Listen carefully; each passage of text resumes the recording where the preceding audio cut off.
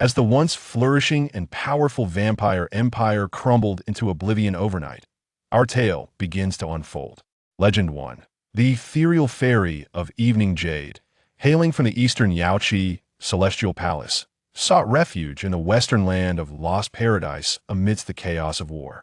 There, she encountered a small vampire, cruel and tempestuous, who arrogantly proclaimed himself as Duke Corby. Inherently bloodthirsty and cold-hearted, he was taken under her wing as she, recalling his youth, endeavored to teach him the virtues of compassion. To nurture his strength, she even permitted him to bite her neck and partake of her blood. Aside from the occasional bout of excessive blood loss, all seemed idyllic until one fateful night, the small vampire transformed into a broodingly handsome adult vampire. Corby, licking his lips, he pinned Evening Jade down. Jade, I find myself rather thirsty. Evening Jade, terrified, clutching her throat. You wish to drink again? Are you not afraid of indigestion? Evening Jade imparted the art of self-restraint upon Corby, who had long regarded her as his possession. However, their dynamic shifted when another celestial being from the east arrived to reclaim Evening Jade and fulfill a marriage pact. Thus, in the fortress of the Duke, fortified like a bastion, Corby forcefully held Evening Jade upon the couch. Jade, you are forbidden to go anywhere but by my side. Here lies the western continent, the prosperous imperial island of the Saan Vampire Empire. The island, rich in natural resources, is flanked by the sea on 3 sides, with a connection to the mainland on one. It boasts an abundance of coconut and oak trees, alongside grand imperial structures crafted from the island's distinctive white stone, adorned with gold and pearls.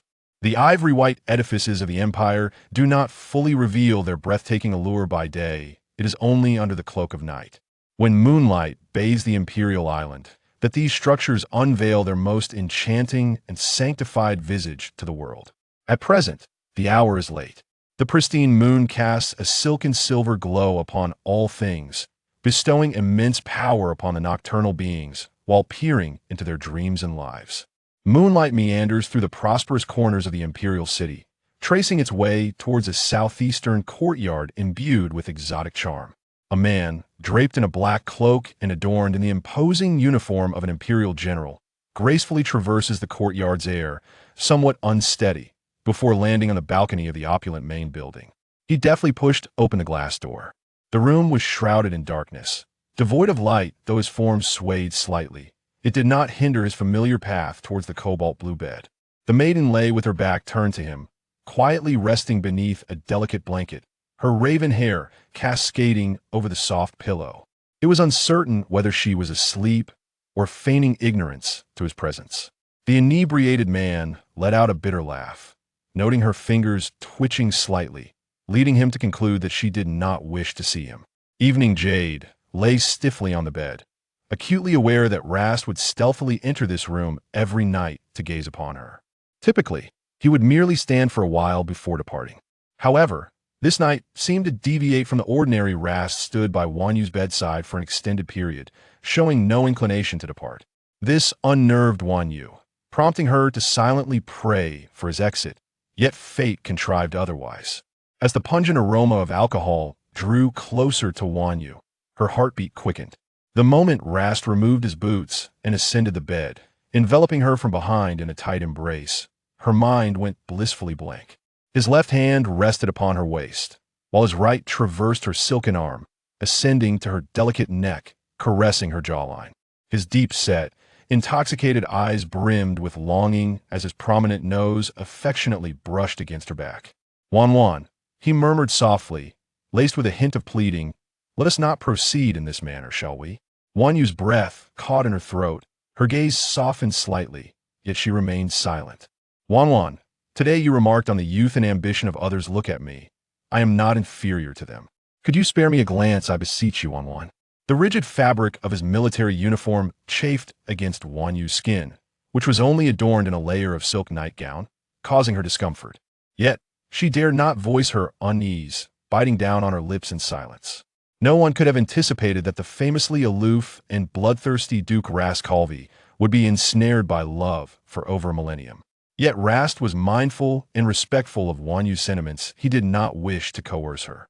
He yearned for her genuine acceptance, and thus, He bided his time, investing every ounce of patience and tenderness in hopes that she would willingly choose to remain by his side. However, this endeavor proved challenging. For one, you had been confined by Rast for a full 81 days, yet still exhibited no signs of emotional awakening. After a prolonged silence, Rast sat up, withdrawing his hand from the soft yet restless beauty. I have reconsidered. One, I do not wish to grant you any further time for contemplation. To be incapable of love is inconsequential. All I desire is for you never to leave me again.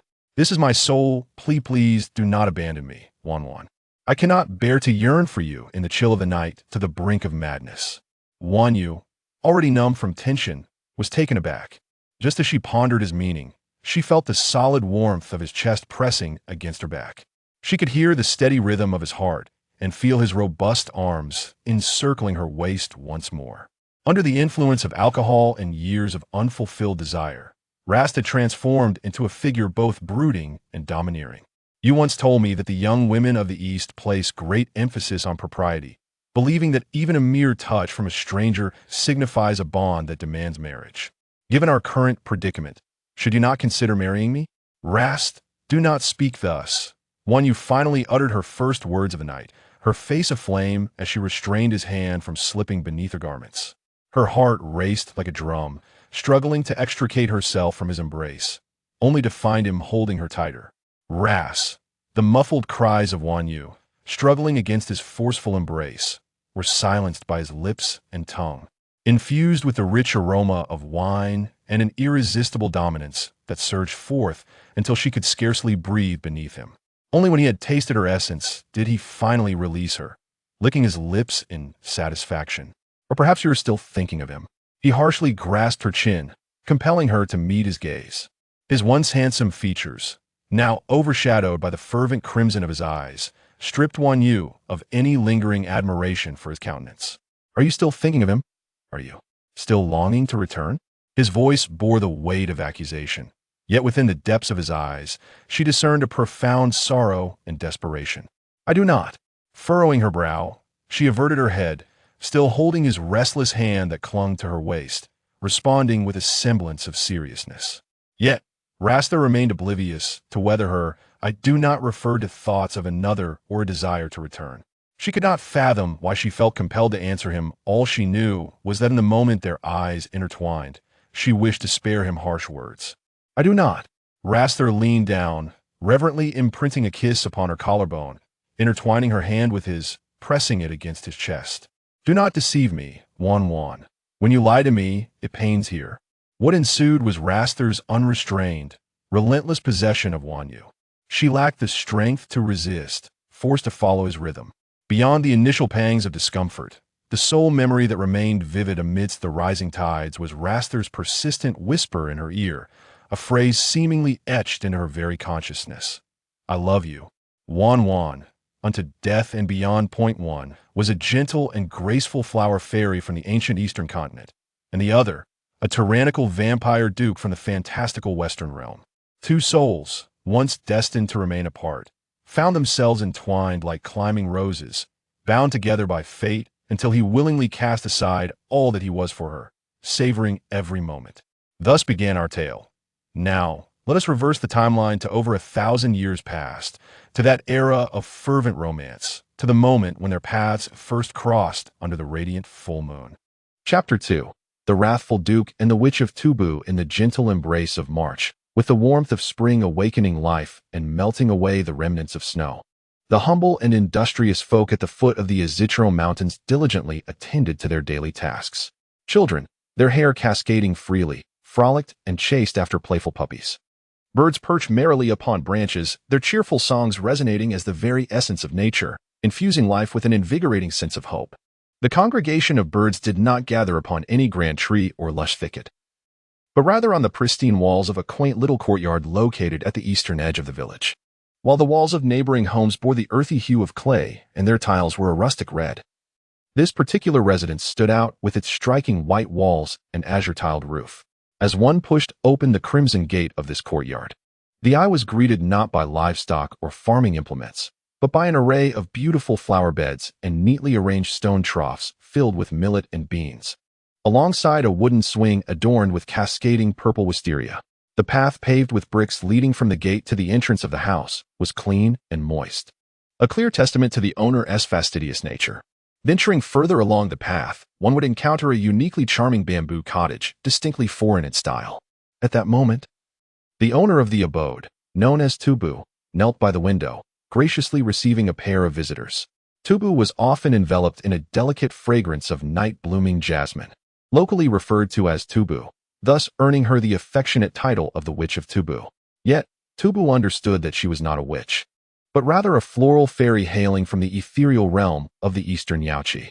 Within a radius of several miles, none were unaware of Tubu's esteemed reputation.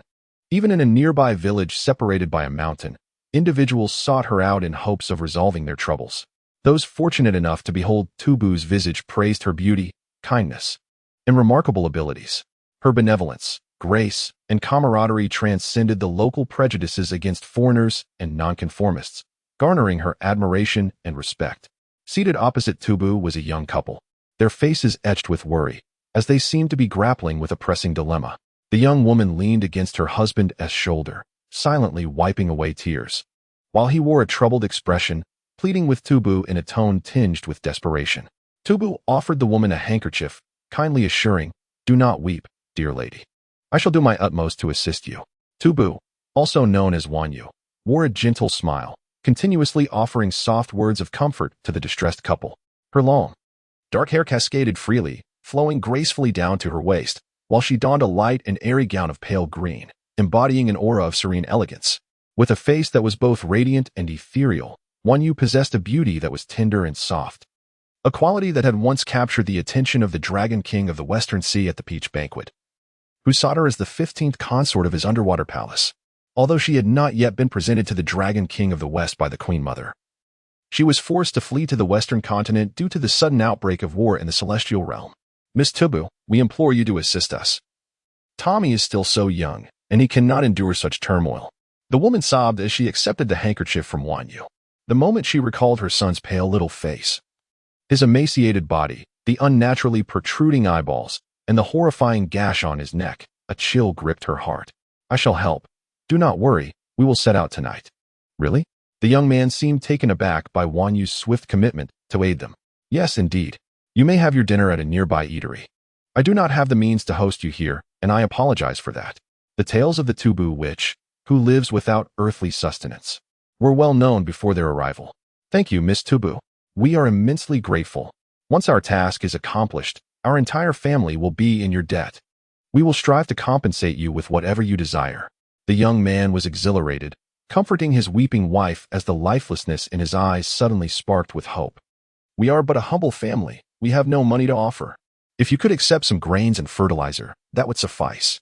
The grains are for feeding birds, and the fertilizer is for nurturing flowers." Wanyu's thoughts were simple and straightforward. As for money, she was indifferent, for she had no need for food or clothing. Why concern herself with material possessions? As the last vestige of the orange sunset was consumed by the night sky, the stars scattered across the expanse, and the moon bore a crescent, as though a piece had been carved away. In a day or two, it would be a full moon.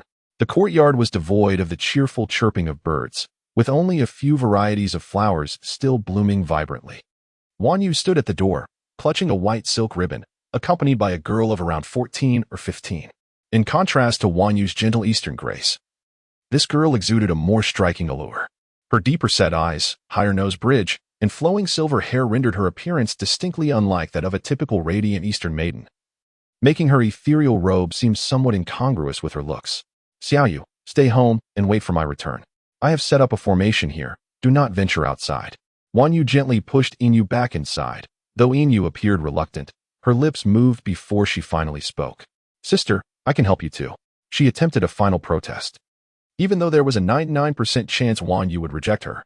No, Wanyu indeed refused her. "Xiaoyu, mere skill in archery is insufficient. Your foundation is unstable, and you cannot go to such perilous places." Inu was no ordinary being. Wanyu had known this since the day she found her in the mortal realm. Thus, even after being brought to the Celestial Palace, Inu would not suffer the burns from the pure celestial energy like a mortal would. Unbeknownst to her, Inu possessed a remarkably deficient talent for cultivating celestial arts. so much so that even the weakest celestial child in the heavens surpassed her prowess. Wanyu had made countless attempts to instruct her in the ways of cultivation, yet no matter how she tried to guide her, Inyu's progress remained painfully slow. Well, Inyu lowered her head, refraining from protest. She was acutely aware of her own limitations compared to Wanyu. Beyond her exceptional skill in archery, she found herself lacking in all other pursuits. Yet, Wanyu often insisted that unless one could infuse their celestial power into the arrowhead, even the most precise and forceful shot would fail to harm any being beyond mere mortals. "Return early, dear sister," she said, "and do rest well tonight." With a flick of the silk ribbon in her hand, it transformed into a silver mark nestled in her palm. The young couple awaited her in a nearby tavern, and it was time for her to depart. At that moment, the long night was just beginning. Chapter 3. The Ferocious Duke. The malevolent youth in a quaint corner of an ancient town, a relatively new courtyard housed a young couple, trembling behind Wanyu, who clutched the silk ribbon. Their hearts were filled with dread for their 2-year-old son, Tommy, who was trapped inside the house. Remarkably, the courtyard had appeared perfectly normal the previous day, but as night fell, eerie occurrences began to unfold. In the early hours of the previous night, while the young couple slumbered peacefully, a piercing scream erupted from their son's room next door. Following this, the sound of the child's wailing filled the air, prompting the anxious mother to rush to her son's side. However, regardless of their attempts to open the door to the room, an invisible and formidable force repelled them. The window had been sealed from within, and any effort to touch it resulted in the same repulsion. In their desperation, they resorted to peering through a narrow crack in the wall to ascertain the situation. The view was limited, yet they could discern their son's small frame. Blood gushing from his neck, his eyes grotesquely bulging, and his form reduced to little more than bones. Simultaneously, they could faintly make out a menacing, translucent gray figure in the room, its face obscured, drawing ever closer to their child's neck. Inside, the child's breathing weakened, seemingly devoid of strength to scream or cry. Outside, the young couple, engulfed in anxiety and terror, felt utterly helpless and despairing. The mother wept uncontrollably, while the father struck the wall fiercely, vociferously denouncing the unknown creature within. As time crept by, their shouts gradually transformed into pleas. Yet, regardless of their entreaties, the malevolent entity showed no inclination to cease its torment. The stench of blood thickened in the air. Meanwhile, dawn began to break. At the break of dawn in the east, as the sun ascended above the horizon, the enigmatic creature within the room vanished inexplicably, leaving behind a feeble infant and an enveloping silence. Even more astonishing to the couple was that, upon venturing out to seek the tea witch, they had yet to witness the reappearance of the creature within their abode. You must remain outside the main door, regardless of what transpires within, Wanyu hastily instructed before stepping into the courtyard with a silk ribbon in hand. Blood, infants, night. Such associations easily led Wanyu to recall the malevolent spirits of the East, notorious for emerging at night to siphon human essence for their own enhancement, with infant blood being the purest and most sought-after delicacy among such creatures. Yet, at this moment, Wanyu felt no trace of demonic energy. Instead, she was enveloped by a palpable aura of death.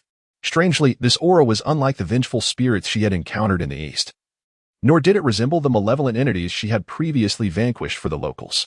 It appeared to emanate from a new species with which Wanyu was entirely unfamiliar. Considering the villagers' arduous efforts in constructing their homes, she refrained from forcefully demolishing the structure, opting instead to enter through the front door and seek an entry point from the infant's room. Her so-called entry point, however, merely involved a direct approach of breaking down the door. With a resounding crash, the door splintered, its wooden fragments suspended momentarily in the air before settling neatly in the corners. Thus commenced an unexpected encounter. The creature within seemed taken aback by the breach of its barrier, pausing in its grip on the infant's neck, its expression shifting to one of astonishment as it regarded the shattered door frame. Its skin was a ghastly, semi-transparent gray, hair disheveled, and garments tattered, resembling a vagabond who had recently emerged from the ruins of despair. The fearsome countenance, coupled with sharp fangs and eyes brimming with malice, sent a chill down Wanyu's spine. In that moment, her mind raced. What manner of being is this? Why does it bear the form of a child? Indeed, it was a child, specifically a youth of approximately 14 or 15 years. Despite its fearsome visage, characterized by a grotesque expression and ghastly skin, it bore an infantile softness in its cheeks and a youthful awkwardness in its tangled hair. "Release him," Wan Yu commanded. The fierce youth and Wan Yu locked gazes for nearly a minute before she regained her composure, utilizing the silk ribbon to bind him. With ease, she secured him tightly, leaving no room for resistance. With a thud, the fierce youth struggled against his restraints, ultimately losing his balance and crashing onto the wooden floor, producing a dull thump. Damnable commoner, you dare to bind me. Though the youth was bound, his aura remained undiminished. He glared fiercely at Wan Yu, gritting his teeth as he threatened her, as if he were poised to break free from the silken restraints and sink his fangs into her neck. However, Wan Yu's silken ties were enchanted artifacts, appearing soft and fragile yet embodying an indestructible essence, impervious to both water and fire. Vile wretch, I shall drain your blood. Abomination. Heretic. The boy continued to boast with reckless abandon, but Wan Yu had no intention of engaging with this impudent child. She stepped forward, swiftly rendering him unconscious and temporarily sealing him within the silken bonds. Shaking her head, she mused how pathetically fragile he was. The room was in disarray, not merely due to the door Wan Yu had shattered earlier, but because of the blood that flowed from the young Tommy, dripping incessantly and saturating the surroundings. Tommy's pallid face lay upon the bedding, stained with fresh and dried blood alike. Wan Yu hovered her hand above Tommy's forehead, where a soft yellow glow flickered in her palm. Phew, fortunate indeed. Little one, you are quite resilient. As a refreshing celestial energy enveloped him, the wound on Tommy's neck began to heal, his emaciated form gradually regaining its previous roundness, while his complexion transformed from ashen to a healthy hue. Yet, concurrently, Wan Yu felt her own vitality depleting significantly. With each passing moment, as her energy ebbed away, fatigue enveloped her, and the desire for slumber grew stronger. Fear not, dear ones, the child is safe. However, you may need a new door. Having tidied up the bloodstains in the room, Wan Yu called out loudly towards the door. The young couple hurried inside, and upon confirming their son's safety, they expressed their profound gratitude to Wan Yu. The evening breeze gently tousled her long hair. It was yet another beautiful night of benevolence and altruism, and as Wan Yu soared towards home, she couldn't help but wonder about the nature of the boy she had sealed away. Was he a demon, a ghost, or something entirely different? Chapter 4. The Wrathful Duke. Scorched a splendid day commenced with a delightful morning. Outside, the rain fell incessantly, replacing the previous day's clear skies with a dreary gloom. Large raindrops pattered joyfully against the broad leaves of the plants in the courtyard, creating a lively rhythm. The layers of petals were washed clean by the rain, some unable to withstand the deluge, falling to the ground in a display of melancholic beauty. Inside, the occupant of the bamboo bed remained in deep slumber. Inyu had knocked on Wan Yu's door 3 times that morning, yet she did not awaken, even neglecting to remove her dress, exhausted from expending considerable energy to save young Tommy. Compounded by the dim light within due to the rain, Wan Yu slept through to midday the following day. Ultimately, she was roused by peculiar sounds emanating from the room, akin to the rustling of fabric or something taut on the verge of tearing. Wan Yu's first thought was that the fabric of her clothing had come to life. Startled, she quickly ran her hands from her collar down to her legs, only to discover that the fabric of her clothing clung obediently to her form, showing no signs of becoming sentient. The room had fallen silent once more. Wan Yu furrowed her brow, scanning the surroundings from her bed, but finding no anomalies. A strange sound pierced the stillness again, and at long last, Wan Yu discerned its source beneath the bed. Half a minute later, she pulled out the silk ribbon that inexplicably found itself under the bed, yet the ribbon seemed reluctant to emerge, persistently shrinking back, while simultaneously striking the back of Wan Yu's hand. To be candid, this was an unprecedented scene for Wan Yu. Ever since the ribbon was bestowed upon her by the Queen Mother, it had remained faithfully by her side, as gentle and steady as she herself, never resembling the mischievous and rebellious weapons belonging to others, which would follow their master's whims without question. So what was amiss today? Wan Yu, momentarily dazed, had forgotten that she had sealed the monstrous entity within the ribbon the previous night. However, as she tugged the ribbon out and beheld its rather dull surface, realization struck her. Soft silver. Unseal. Soft silver was the name she had given to the ribbon, as she had always found its luster enchanting and its texture delicate, resembling a strand of supple silver.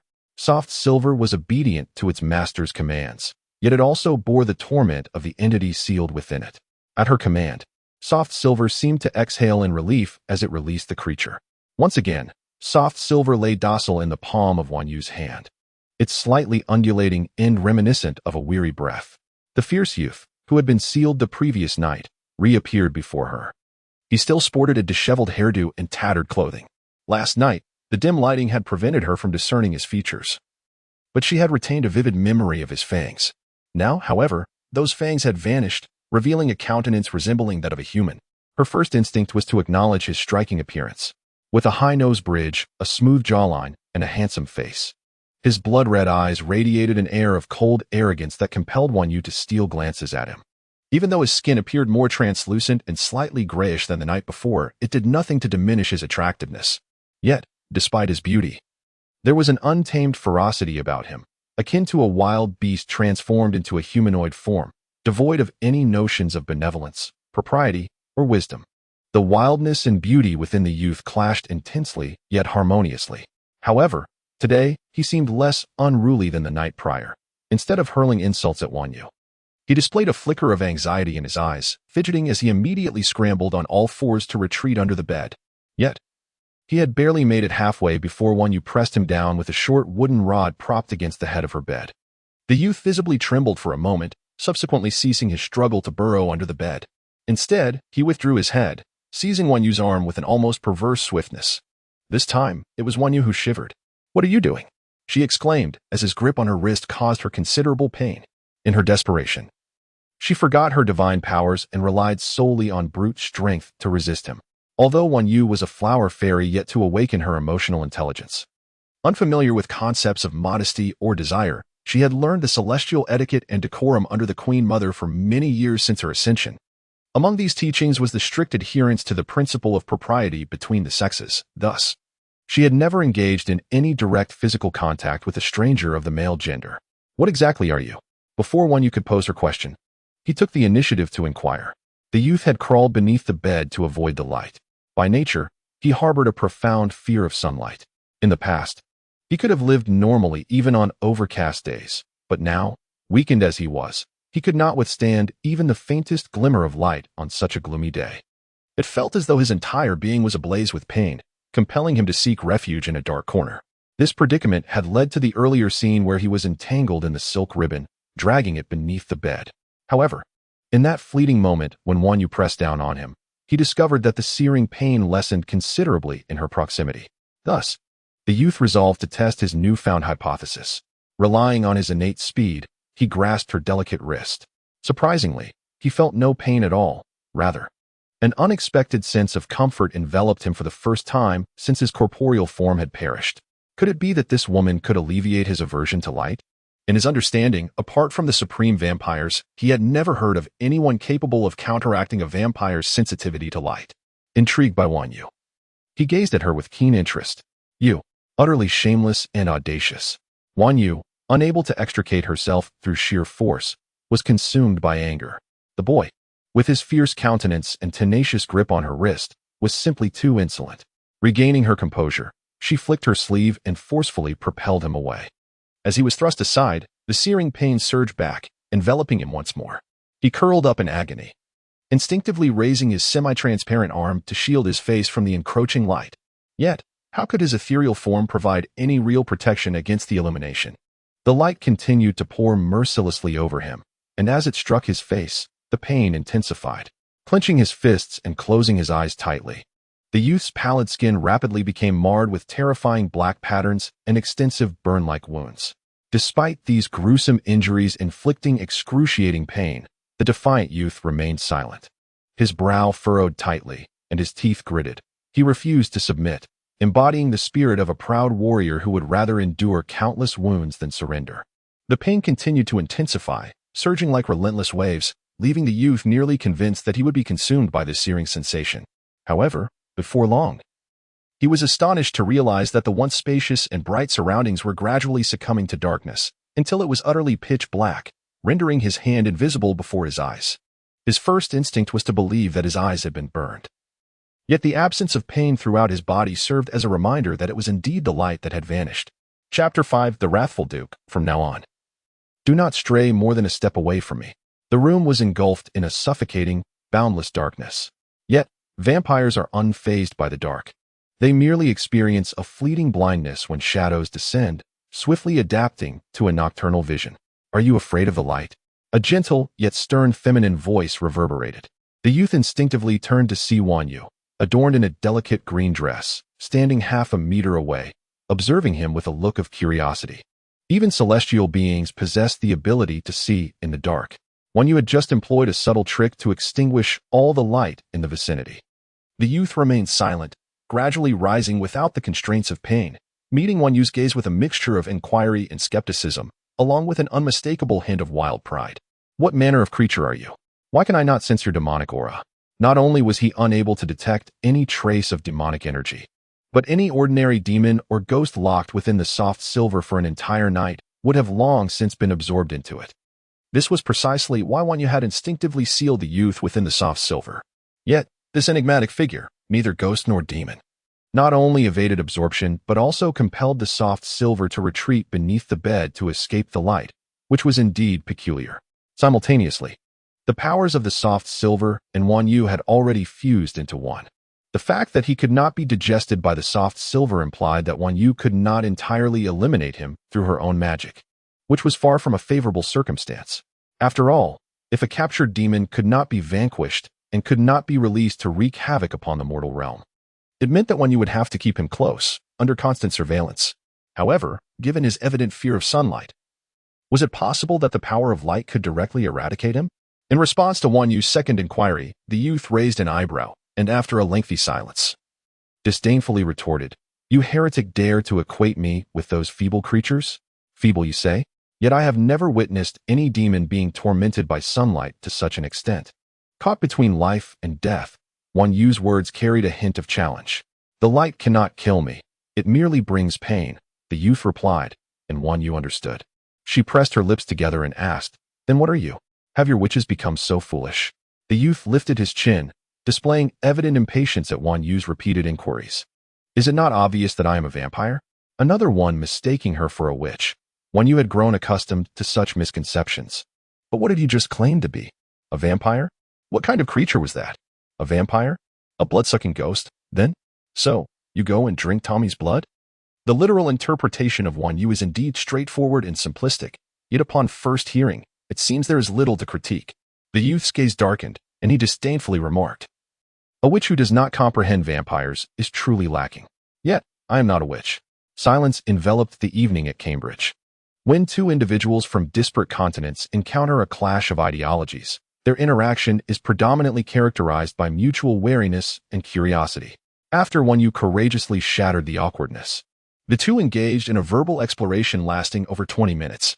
Although this exchange saw Wanyu articulate 80% of the dialogue, the youth responded intermittently with a cool and austere tone, either answering her inquiries or posing succinct questions to satiate his curiosity. Wanyu recounted her origins and homeland, and the youth finally revealed his name, albeit accompanied by an aristocratic suffix. Duke Raskolf, one of the few high nobles of the empire to have received the Kerry medal, signifying the bravest of generals. I would consider this the inaugural exchange between Eastern and Western cultures. You became a general at such a young age? Do you think I am young? Rast's gaze turned icy. Wanyu silently mocked. You can't be offended by being called young. You clearly appear to be a mere adolescent. Unbeknownst to her, Rast had just turned 1,500 years old, merely 200 years her junior. But you need not slay that child. I had no intention of killing him. However, I am a vampire. Wanyu retorted. What an absurdly disjointed rationale. So, do you perpetuate slaughter in the name of blood consumption? I have killed even without feeding. What transpires if a vampire abstains from blood? A lower-tier vampire would perish from starvation, but I shall not. Rast cast a fleeting glance at Wanyu. His consumption of the infant's blood was merely to expedite his own recovery. Since the war centuries ago, his body and soul had been grievously wounded by a sacred artifact, leading to his corporeal annihilation and a fragmented spirit. Otherwise, given his prowess, Wanyu could never have captured him. You may refrain from blood consumption, but henceforth, do not emerge to harm others. With her somewhat unassertive tone, Wanyu was less issuing a command than negotiating with him. Humph, Rast scoffed, stretching his arms to reveal his sharp fangs and elongated claws, casting a challenging glance at Wanyu. Why should he heed her? It was laughable. He not only desired blood but sought an abundance of it. This provocation successfully ignited Wanyu's fighting spirit. From this day forth, I shall not allow you to stray from my side. You shall not escape to cause harm. With utmost seriousness and righteous fervor. Wan Yu resembled a Taoist priest capturing demons. Rast froze, his hands suspended mid-air, clearly taken aback by Wan Yu's bold resolution. Yet Rast's ambition and greed would never permit him to forfeit an opportunity. He was merely momentarily astonished. Her implication was to observe herself, which inevitably meant remaining by her side, did it not? A glimmer of cunning flickered in Rast's eyes. Though he did not comprehend why he felt increasingly at ease and comfortable in her proximity, it was undoubtedly a favorable sign. From what he had just gathered, she was not an ordinary human. If he lingered by her side, perhaps he could seize the opportunity to drain her blood. After all, the essence of her blood seemed far superior and purer than that of an infant, given that it was of higher quality. The benefits of absorbing it would undoubtedly be immense. Rast turned his head, gazing into Wan Yu's clear eyes, his heart swelling with elation while his expression feigned calmness. Very well. Thus, two individuals with vastly different mindsets forged a bond. One aimed to teach compassion and kindness to the creature he could not eliminate, while the other coveted her blood, determined to indulge in it one day. Today, Wan Yu had spoken fiercely and resolutely, never imagining that one day the untamed Rast would confine her to his side, humbly whispering her words back to her, repeatedly seeking her permission to uphold their agreement and never stray from her side. Chapter 6. The Wrathful Duke. The will to kill kindness alleviates suffering more effectively than wealth. Rousseau. Today marks the 15th. In the clear midnight, a full moon hung in the sky, casting silvery rays that felt as cool as water. Silence enveloped the world, and Wan Yu's small courtyard was no exception. The courtyard comprised 3 rooms, one for Wan Yu, one for Inu, and one left unoccupied. Now, having taken Rast Colville in, Wan Yu allocated the vacant room for him. The sounds of breathing were distinctly audible in Wan Yu's and Inu's rooms, yet Rast's room was eerily silent, for its occupant had stealthily slipped out of his domain and stood at Wan Yu's door. The tall, slender youth stood there, his gaze somber, his handsome face devoid of expression. His pale, slender hand rested upon the doorframe, seemingly concocting a grand scheme to draw forth Wan Yu's blood under the light of the full moon. Visions of the day's fleeting contact with Wan Yu's skin surged through his mind, evoking a profound yearning from the depths of his soul. The fragrance of her blood and the desire for rebirth lured Rast forward. His notorious coldness and ruthlessness had long been established, and no prey had ever eluded his grasp. Soon, Wan Yu would become yet another lost soul within his clutches, with a mere flicker of imagination of himself reborn and restored to his former glory. His murderous intent intensified. Thus, he exerted a slight force, gently pushing the door open. Unbeknownst to him, the craftsmanship of Wan Yu's door remained a mystery, as it made not a single sound upon being pushed, emboldening Rast to open it wider and slip inside. A rich and intoxicating fragrance was abruptly inhaled by Rast, a scent he recognized from his time spent with Wan Yu during the day. However, the aroma then was far more delicate compared to its current intensity, akin to the difference between a bouquet and a solitary blossom. Her chamber retained the decor of daylight, with little alteration, save for the fact that Wan Yu had chosen to forego her bed tonight, opting instead for the bamboo couch by the window. The window stood ajar, devoid of wind, allowing the expansive moonlight to cascade over Wan Yu's entire being. She lay with her face turned towards the window, seemingly inviting the moonlight's gentle embrace. Clothed in a sheer veil that barely concealed her skin, which appeared even more ethereal under the moon's glow, Rast approached the bamboo couch with utmost caution, inching closer to Wan Yu, who lay with her back to him. The delicate curve of her alabaster neck was tantalizingly exposed before him, as if he could snap it with a mere flick of his wrist. He raised his arm in a mock display of aggression, his predatory fangs bared once more. His eyes filled with a murderous intent, resembling a beast ready to devour the prey before him. Yet, he hesitated, for some inexplicable reason, as he drew near. He was irresistibly drawn to the exquisite outline barely veiled by the gossamer fabric. His initial urge to sever her throat transformed into a yearning to tear away that delicate layer. Simultaneously, Rast's throat parched, engulfed by an unfamiliar warmth that surged from the depths of his being, an unusual sensation for a vampire who was inherently cold-blooded and wary of sunlight. He had never experienced heat in such a manner, yet now he found himself enveloped by a fervor emanating from his heart, ears, cheeks, and neck. Having come from humble beginnings, Rast had seldom interacted with women, even during his later service. The encounters he had with either flamboyant or lofty women were limited to imperial banquets and balls, occasions he had never cherished. To him, they were mere distractions. Trifles compared to his comrades who reveled in recounting their conquests. Rast preferred to boast of the heads he had severed, the corpses he had torn apart, and the slaves he had captured. He believed that a vampire general's worth should be measured by his martial prowess, deeming time wasted on the frivolities of women as a detriment to his killing efficiency. Thus, Rast was somewhat of an outsider. Yet this did not hinder the widespread notoriety of his brutal and relentless reputation among vampires.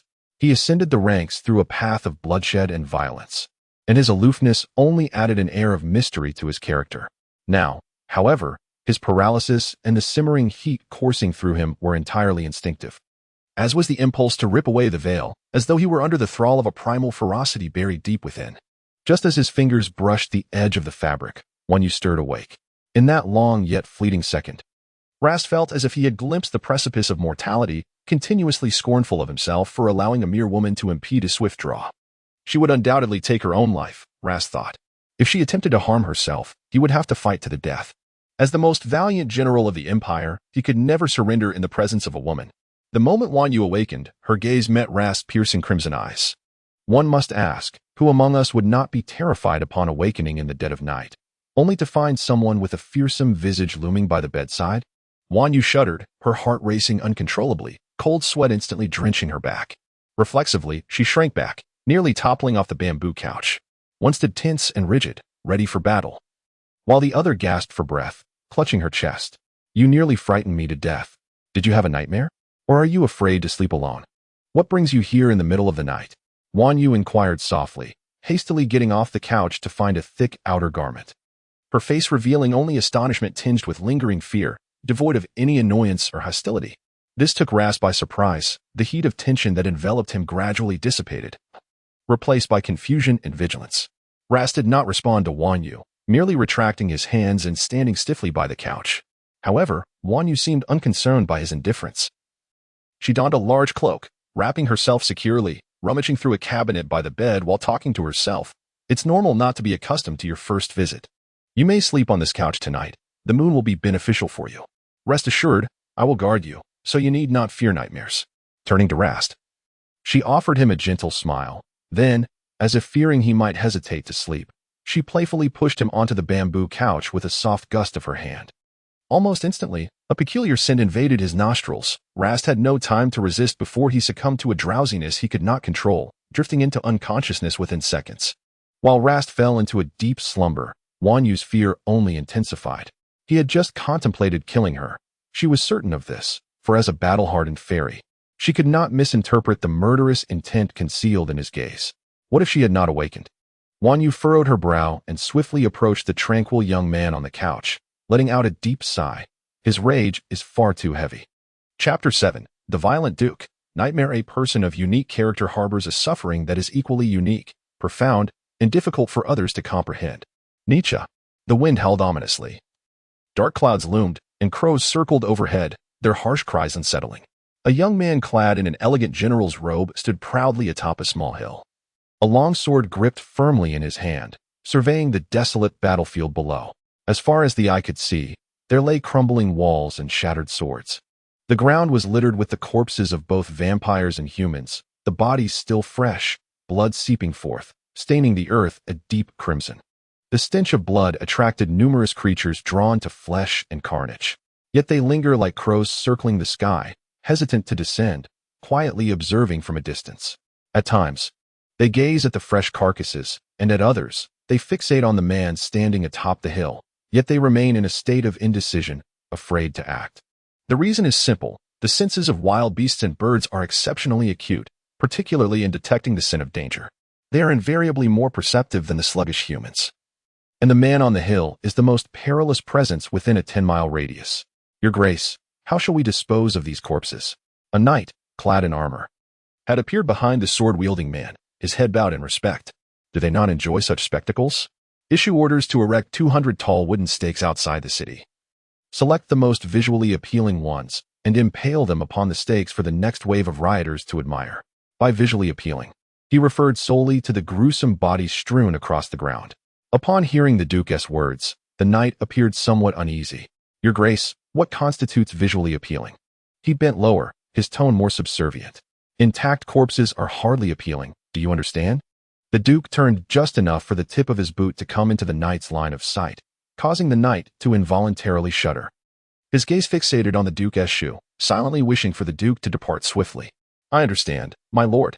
The knight replied promptly, though his voice lacked conviction, clearly shaken by the Duke's presence. Only when the sound of the Duke's footsteps receded did the knight dare to lift his head and straighten his back. Duke Corvi was, as ever, ruthlessly brutal, and the knight felt a bead of sweat trickle down his brow.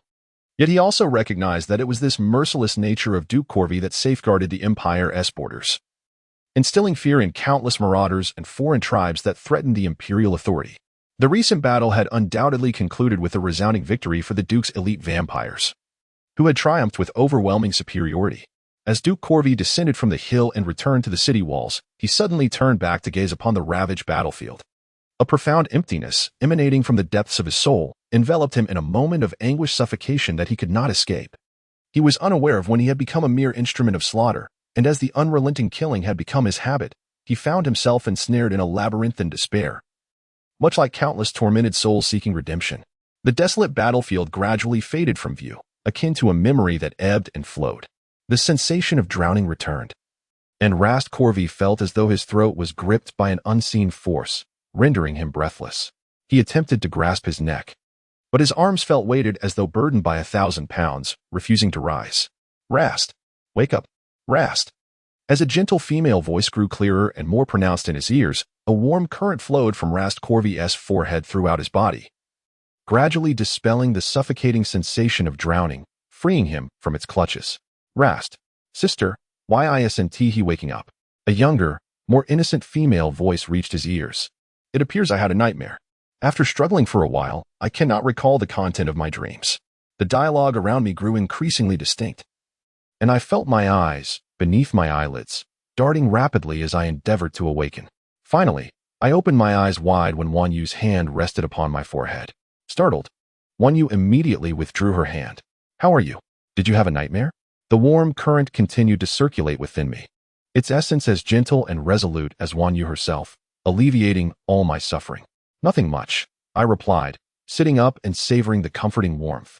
My thoughts increasingly inclined toward claiming Wan Yu's strength as my own.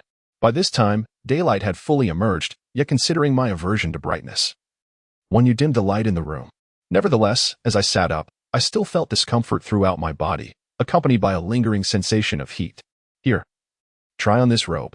Before I could fully rise from the bed, Wan Yu thrust a long robe of indeterminate color into my embrace. The garment appeared only large enough for my upper body, yet upon unfolding it, it astonishingly adjusted its size, conforming perfectly to my height. What is this? I marveled, finding it quite extraordinary. Despite having encountered various treasures in the Empire, I had never seen a garment that could expand and contract in such a manner. This robe is crafted from celestial silk from the Yao Pool, designed to shield one from sunlight. It will envelop you snugly, allowing you to walk in the daylight. Wan Yu explained. Really?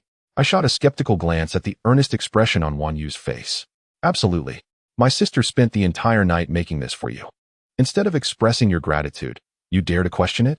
Before Wan Yu could continue, Yin Yu, unable to contain herself, cast a cold look at the boy who appeared to be of similar stature and scoffed derisively.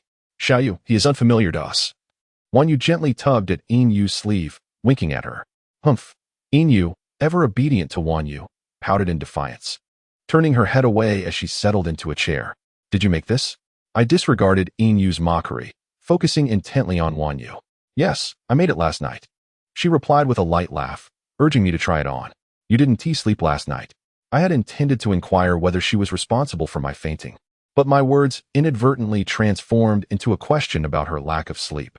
I felt as though my tongue was not cooperating today. I finished it a day early so that you might suffer one day less. Wouldn't you agree? Wan Yu countered, subtly affirming the fact that she had indeed gone without sleep. She had not tormented herself while I was unconscious. Rather, she had awakened from her nightmares to craft this robe for me throughout the night. As I pondered Wan Yu's intentions, I donned the robe.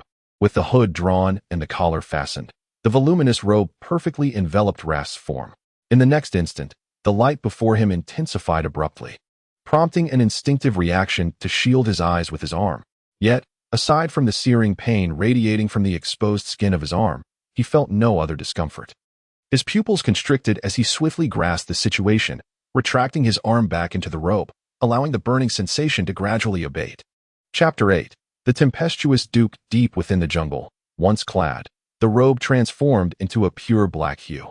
The ample black garment cloaked the youth's tall, yet slender physique, the hood obscuring his head, while the hem of the long robe cascaded down to the ground. 3 exquisite pearl buttons adorned the collar, while 2 golden embroidered patterns extended elegantly from beneath the pearls to the robe's hem. Truly, sister's craftsmanship is remarkable. Inu found herself irresistibly drawn to the grand and elegant robe, yet the boy wearing it displayed no sign of emotion. This robe, is it truly for me? The youth raised his gaze, questioning Wanyu with a look of bewilderment. Such a garment, capable of warding off light, could only be deemed a treasure of divine worth. Could she genuinely intend to gift it to him? It is made especially for you, so of course it is yours. Wanyu replied without hesitation. What are the conditions? In Rast's eyes, the adage no merit, no reward had been validated countless times throughout his 15 centuries of existence. He had ascended through sheer strength, earning every accolade through valor. Within the empire, while vampire warriors responsible for slaughter and protection might attain nobility through their glorious deeds, their actual status would forever lag behind that of the noble families. Those vampires who rose through military prowess were often regarded by the old aristocracy as mere upstarts, and Rast was one such figure scorned by the elite. Coupled with his ruthless reputation, which had long since spread throughout the empire, most either looked down upon him or dared not approach him. Rast was an entity devoid of personal connections. Having no acquaintances, he had never received a gift from anyone. What conditions? He queried. There are no conditions. What are you talking about? This is a gift for you. Wanyu blinked innocently. A gift? A gift for myself? Rast appeared somewhat flustered, uncertain of how to respond. Should he say thank you? Yet, he couldn't shake the feeling that the garment was somehow peculiar. Perhaps a means for this woman to manipulate him. Before Rast could articulate his thoughts, Wanyu produced a piece of parchment from her sleeve. All right, both of you. We must depart. She raised the parchment, while Inu, with a composed demeanor, retrieved a bow and a quiver of arrows from beneath the table, leaving Rast in a state of confusion. Where are we going? Rast inquired. To the residence of the individual who penned this letter. They have encountered difficulties. At the southern foothills of Mount Azitro, there exists a dense and primordial jungle, interwoven with thick vines and inhabited by venomous serpents and fierce beasts. The lush vegetation shields the sunlight, casting the ground into perpetual gloom, perpetually suffused with a damp, musty aroma. However, just a few months prior, a mysterious mist began to manifest within the jungle, intensifying the deeper one ventured. In the heart of this ancient and enigmatic wilderness, where the fog thickens the most, stands a church steeped in history. Miss, it's just ahead, old Hunter said, stooping with a long staff and a torch, leading the way slowly, followed closely by Wanyu, Inu, and Rast. This letter was discovered here. This church is quite sinister. We dare not approach. Yet, it is the only path the villagers take to reach the town. If we don't traverse this way, we would have to scale several mountains to circumvent it. A journey far too lengthy. Every month, someone goes missing. This month alone, 3 individuals have vanished. Those audacious enough to traverse the path by the church never return. Old Hunter recounted the events in a rambling manner, but was abruptly interrupted by a sound akin to a massive, heavy door slamming shut. Startled, he nearly dropped the torch, stumbling a few steps back to hide behind Wanyu, his face etched with terror as he gazed into the thick mist. Old man, what is it? Wanyu asked, protectively positioning herself in front of him, ready to confront any threat. Beside her, Inu strung his bow, scanning the fog with keen vigilance. Rast frowned, his displeasure evident as he surveyed their surroundings, seemingly sensing an ominous presence. This is the door of the church, just as it was long ago. Old Hunter stammered, trembling as he retreated, moving from behind Wanyu to Rast, who cast a cold, disdainful glance at him, sending the poor man shuddering once more. What is wrong with the church closing its door? I do not know, but the supplier of provisions for the church vanished last month. It has now been a month without any food supplies reaching the church. Then how do they survive? I do not know, miss, sir. The letter was discovered nearby. You should go in. I shall not accompany you. My partner at home awaits my return. Old Hunter stuttered, hastily retreating along the path they had come, limping away in fear. "Sister, shall we proceed?" Inu inquired.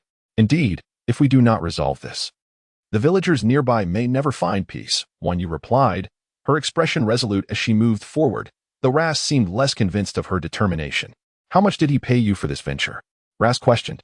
"There is no reward, just a plea for help," Wanyu responded, turning back to him with a smile. Her concern evident. "Stay close, do not stray." Though Ras still struggled to comprehend why Wanyu would undertake such a perilous and unrewarded endeavor. Her smile and sudden display of concern sparked a peculiar reaction within him, as if something had unexpectedly collided with his heart. "Very well," he responded almost instinctively, his doubts fading away as he tightened his robe and strode forward. The fog thickened, and Wanyu continuously pressed her hands together to disperse it, only to find the mist reassembling, never truly vanishing. The fog was peculiar. As the denser it became, the more resentment and ghostly energy Wanyu sensed within it. When the ancient cathedral came into view, the atmosphere of resentment and spectral presence peaked. The cathedral was tall and grand, evidently a masterful creation that had once basked in glory. The thick stone walls, meticulously chiseled steps, the deep crimson wooden doors, ancient ornate windows, and black wrought iron railings, alongside vivid reliefs of celestial beings and the classic, elegant candelabras flanking the grand entrance, all spoke of its former splendor and enduring antiquity. Yet, what Wanyu and her companions beheld was not merely the cathedral's past magnificence but also its current decline. The steps were overgrown with moss, suggesting a long absence of visitors, while the stone walls were entwined with ivy and other vines, among which serpents could be vaguely discerned. Water droplets clung to the red wooden doors and iron railings, and even the celestial reliefs were partially obscured by rampant weeds. Chapter 9, The Wrathful Duke. The eerie cathedral. Every aspect of this place seemed to indicate that no one had entered or resided here for some time. Yet, they had just heard the sound of the grand door closing, and more strangely, the candles on the candelabras were alight, flickering orange flames illuminating a small space, becoming the most intriguing sight here. "Xiaoyu, Laster, stay close behind me. There's moss, be cautious of slipping." Wanyu drew forth a silk ribbon, leading the way as she ascended the steps, stopping before the grand red door. The door was adorned with patterns, though due to years of neglect and lack of repainting, the designs were indistinct, which had prevented them from seeing the details from afar. Upon closer inspection, she discovered that the patterns depicted a strange symbol, repeating in succession to form a dark line encircling the edges of the grand red door. As Wanyu leaned in, ready to touch the design, Laster suddenly interjected, "Do not move." At that moment, the previously calm flames flickered violently. "What is it?" Wanyu withdrew her hand, glancing back at Laster. "This symbol signifies the curse of the Cryan sect. You are too weak to touch it," Laster replied nonchalantly, though devoid of any derogatory tone, as if he were offering an objective assessment of Wanyu's capabilities. However, Wanyu felt a twinge of offense. "Very well," she nodded. "So how do we open the door?" "There's a bell on your right. Can't you see it?" Laster added with a hint of mockery. "Oh?" Wanyu turned her head and indeed spotted a rope dangling inconspicuously, its end tied to a brass bell. "Should I shake it? What else would you do?" Laster appeared to disdain her, directly bypassing Wanyu and raising a hand to lightly touch the bell. The bell emitted a clear and melodious chime, a sound that, under the oppressive silence surrounding them, took on an eerie quality. Laster only grazed the bell once, yet it continued to ring incessantly as if an unseen hand lingered, shaking it perpetually. Creak. The great red wooden door began to turn on its hinges. The door, resembling a massive ancient wooden gear, slowly swung inward, the gap widening. However, the dim light from outside rendered Wanyu unable to discern the interior. Moreover, as the wooden door opened, a heavy, musty odor mixed with dust surged forth, the only distinction from the outside being the absence of mist. Of course, there was no one present. The door had opened of its own accord. Yet Wanyu stood outside for a considerable time without anyone coming forth to greet her. "Let us enter and take a look." Aji, with her bow in hand, attempted to dash in front of Wanyu, but was halted by Wanyu's gesture. "You should stay behind me." After speaking, Wanyu turned to Laster and urged, "You too, otherwise I cannot protect you." Laster initially intended to retort, "Just you?" But when he met her clear, earnest gaze, he inexplicably swallowed the words that had risen to his lips. The light within the church grew even dimmer. As soon as Wanyu and her companions stepped inside, the great red wooden door slammed shut with a thunderous roar, startling Wanyu. The spacious church featured a towering, intricately carved statue of a great archangel at the front. The archangel, wielding a long spear, appeared poised to charge forward, as if preparing to pierce something with the weapon. Chapter 10. The Ferocious Duke. The Eerie Church 2 Wanyu was no stranger to archangel statues. Every village surrounding Mount Azitro possessed its own small church, where the angelic figures embodied compassion, kindness, and beauty. In stark contrast, the statue before her bore an expression of ferocity, eyes filled with murderous intent, and was caught in a threatening pose with its spear. The church hall measured approximately 30 meters in length and 20 meters in width, adorned with large windows, all of which were sealed shut. The only illumination came from a row of small, ventilated windows near the ceiling. The hall contained no benches for resting. Instead, it was dominated by vast expanses of empty space and suffocating darkness. The archangel's statue occupied the innermost position at the front of the church, surrounded by a circle of ground that was an inch lower than the rest, covered in blood-red tiles, streaked with white paint akin to the ribs of an umbrella. The church seemed to possess side chambers or corridors that receded into ominous darkness, devoid of any light. Whenever their gaze swept past, it felt as though something unseen might emerge from the shadows, something they had never encountered before. Is anyone there? Wanyu summoned her courage to call out, her anxiety palpable as evidenced by the whiteness of her fingers gripping the silk ribbon. Despite her trepidation, she resolutely positioned herself before Inu and Raster. The church stood desolate, her voice echoing into the void, met only by silence. Is anyone there? She ventured, emboldened, stepping further inside until she reached the sunken edge at the feet of the archangel statue. Yet, the moment she touched that edge, a cacophony of flames surged forth from all directions, crackling ominously. It became apparent that numerous classical candlesticks lined this area near the walls, and had it not been for their sudden and synchronized illumination, Wanyu and the others might have remained oblivious to their presence. Concurrently, the surrounding malevolence dissipated somewhat, though the ghostly essence lingered undiminished. The flickering flames cast a warm light, their dancing tongues of fire offering a flicker of solace to those ensconced in darkness. In the shimmering glow, the ancient, weathered walls of the church revealed bizarre and exaggerated murals. Rich hues of russet, black, pale green, and white intertwined upon the dim yellowed walls, forming grand images.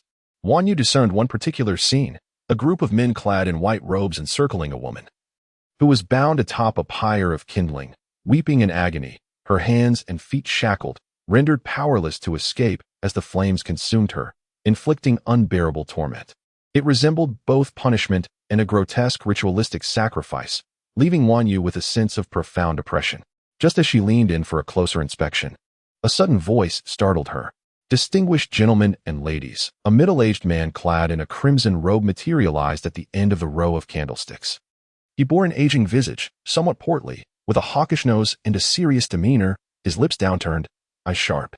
His robe was ample and sweeping, lacking a hood, adorned only by a few ribbon-like strips cascading behind him. Flanking him were two younger, similarly robed men, though theirs bore hoods that obscured their faces in shadow, rendering them unrecognizable to Wanyu. Gentlemen, ladies, there shall be no prayers in the church today, the middle-aged man declared, standing at the threshold of light and darkness, exuding an air of arrogance as he asserted his dominion. Forgive me, are you the bishop here? Wanyu offered a courteous smile. Is there someone here in need of assistance? Assistance? This church is a sanctuary for aiding others. How could we require help ourselves? As he spoke, the bishop's voice took on an odd quality, akin to vocal cords grating against sandpaper, sharp, thin, hoarse, with a barely perceptible tremor. Yet we received a letter requesting help, sent from this church. Wanyu slowly approached the bishop, attempting to discern his true form. Her senses revealed to her that the bishop was steeped in a heavy aura of malevolence, suggesting he was possessed by something sinister. A letter?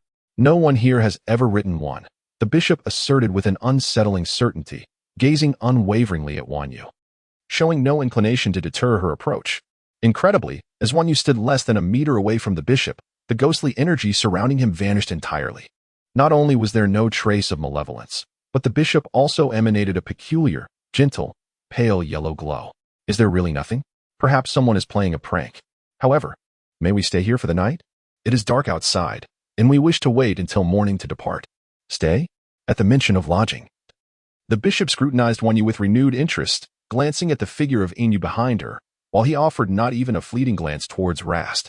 Very well. You ladies may follow me to this side, while that gentleman will stay on the opposite end. The bishop acquiesced with surprising eagerness. Yet his lingering gaze upon Wan Yu was unsettling. But I am concerned for his safety. Might we have him stay with us? Wan Yu implored. My dear lady, this is a church, a sacred place.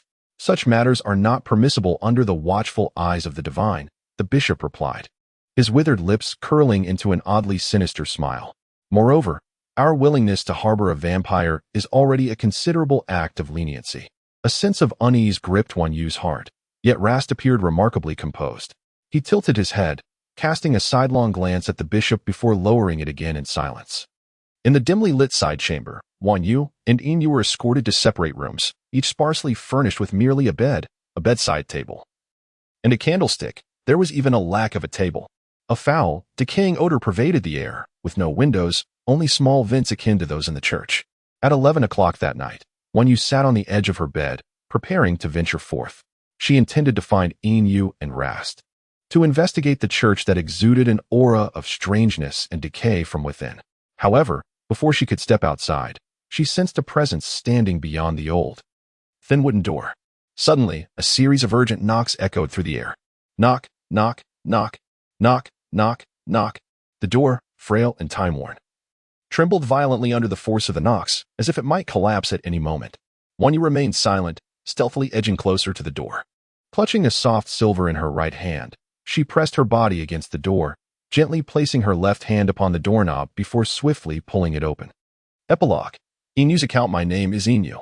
It was bestowed upon me by my elder sister when she found me in the mortal realm, and I have long forgotten what my original name was. I do not know where I come from, nor do I know my age. My memories are a blank slate. My elder sister remarked upon the stark contrast between my appearance and that of the maidens here, declaring that I am neither mortal nor demon, neither ghost nor immortal. Yet, she remains uncertain of my true nature and origins. Prior to encountering her, I wandered aimlessly in the mortal realm, but upon our meeting, she clandestinely guided me to a place known as the Yao Pool. My sister endeavored to teach me the arts of immortality, yet I struggled to grasp them. Thus, she resorted to instructing me in the foundational practices suited for mortals and ordinary beings, but I still stumbled and faltered in my understanding. The sole skill I acquired from her was the art of playing the zither, although my proficiency is but mediocre, far inferior to her exquisite talents in song and dance. Nevertheless, my sister never chastised or complained. She would often say that my extraordinary talent in archery had monopolized my other abilities, assuring me that it mattered not if I never mastered the rest, for she would safeguard me, always. My sister embodies such tenderness. I have never witnessed her lose her temper or raise her voice at anyone, nor have I seen her engage in quarrels. Despite their prevalence among the celestial maidens of the Yao Pool, who often engage in petty disputes and gossip. Speaking of the Yao Pool, it is truly a breathtaking realm, adorned with tranquil, swaying lakes, crystal-clear streams, elegant lotus flowers, railings and pavements of white jade, and various intricately designed structures, all illuminated by radiant spiritual flora. The abundance of spiritual energy here fills me with joy, yet my sister forbids me from venturing outside. I understand her protective instincts, for should the other deities discover my presence, I would be in grave peril. Yet, even such a beautiful Yao Pool cannot escape the ravages of war. One fateful day, my sister informed me that a conflict had erupted between the divine and shamanic clans, and the divine forces were facing relentless setbacks, with the flames of war soon to reach the ninth heaven. However, she reassured me not to worry, for she would ensure my safety. She promised to find an opportunity for our escape.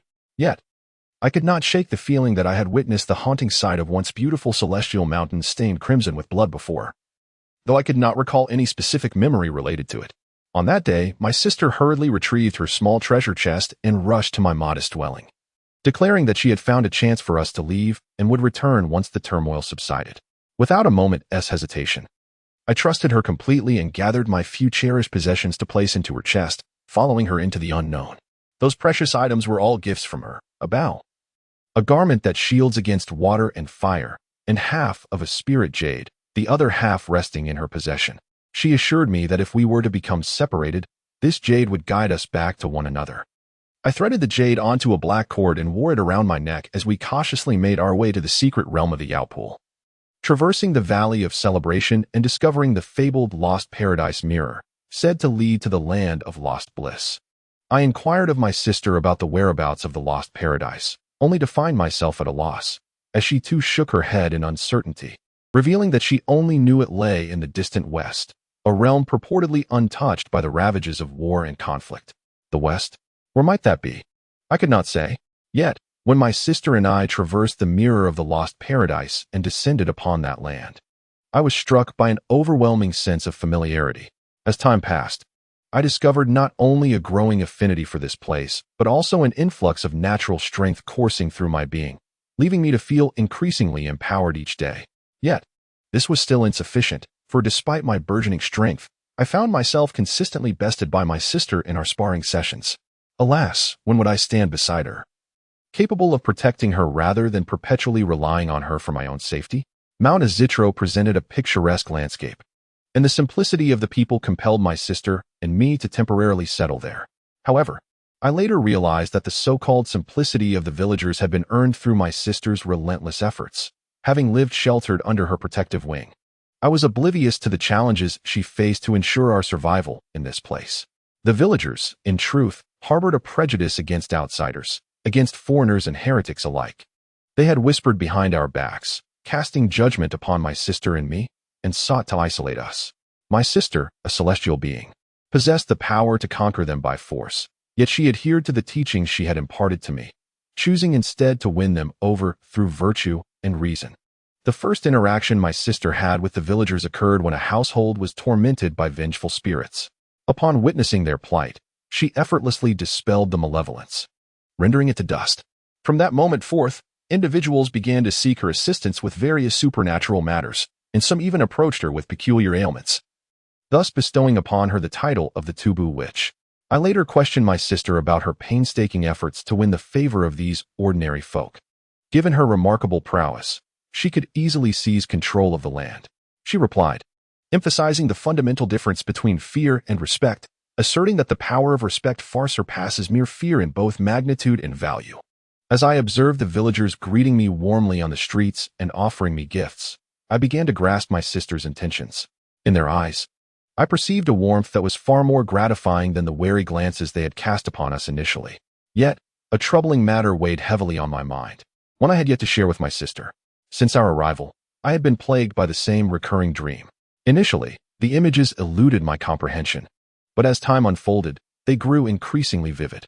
In my dreams, there loomed an extraordinarily large, round moon, accompanied by a broad and level black road, towering grandstands, and groups of soldiers clad in identical black robes.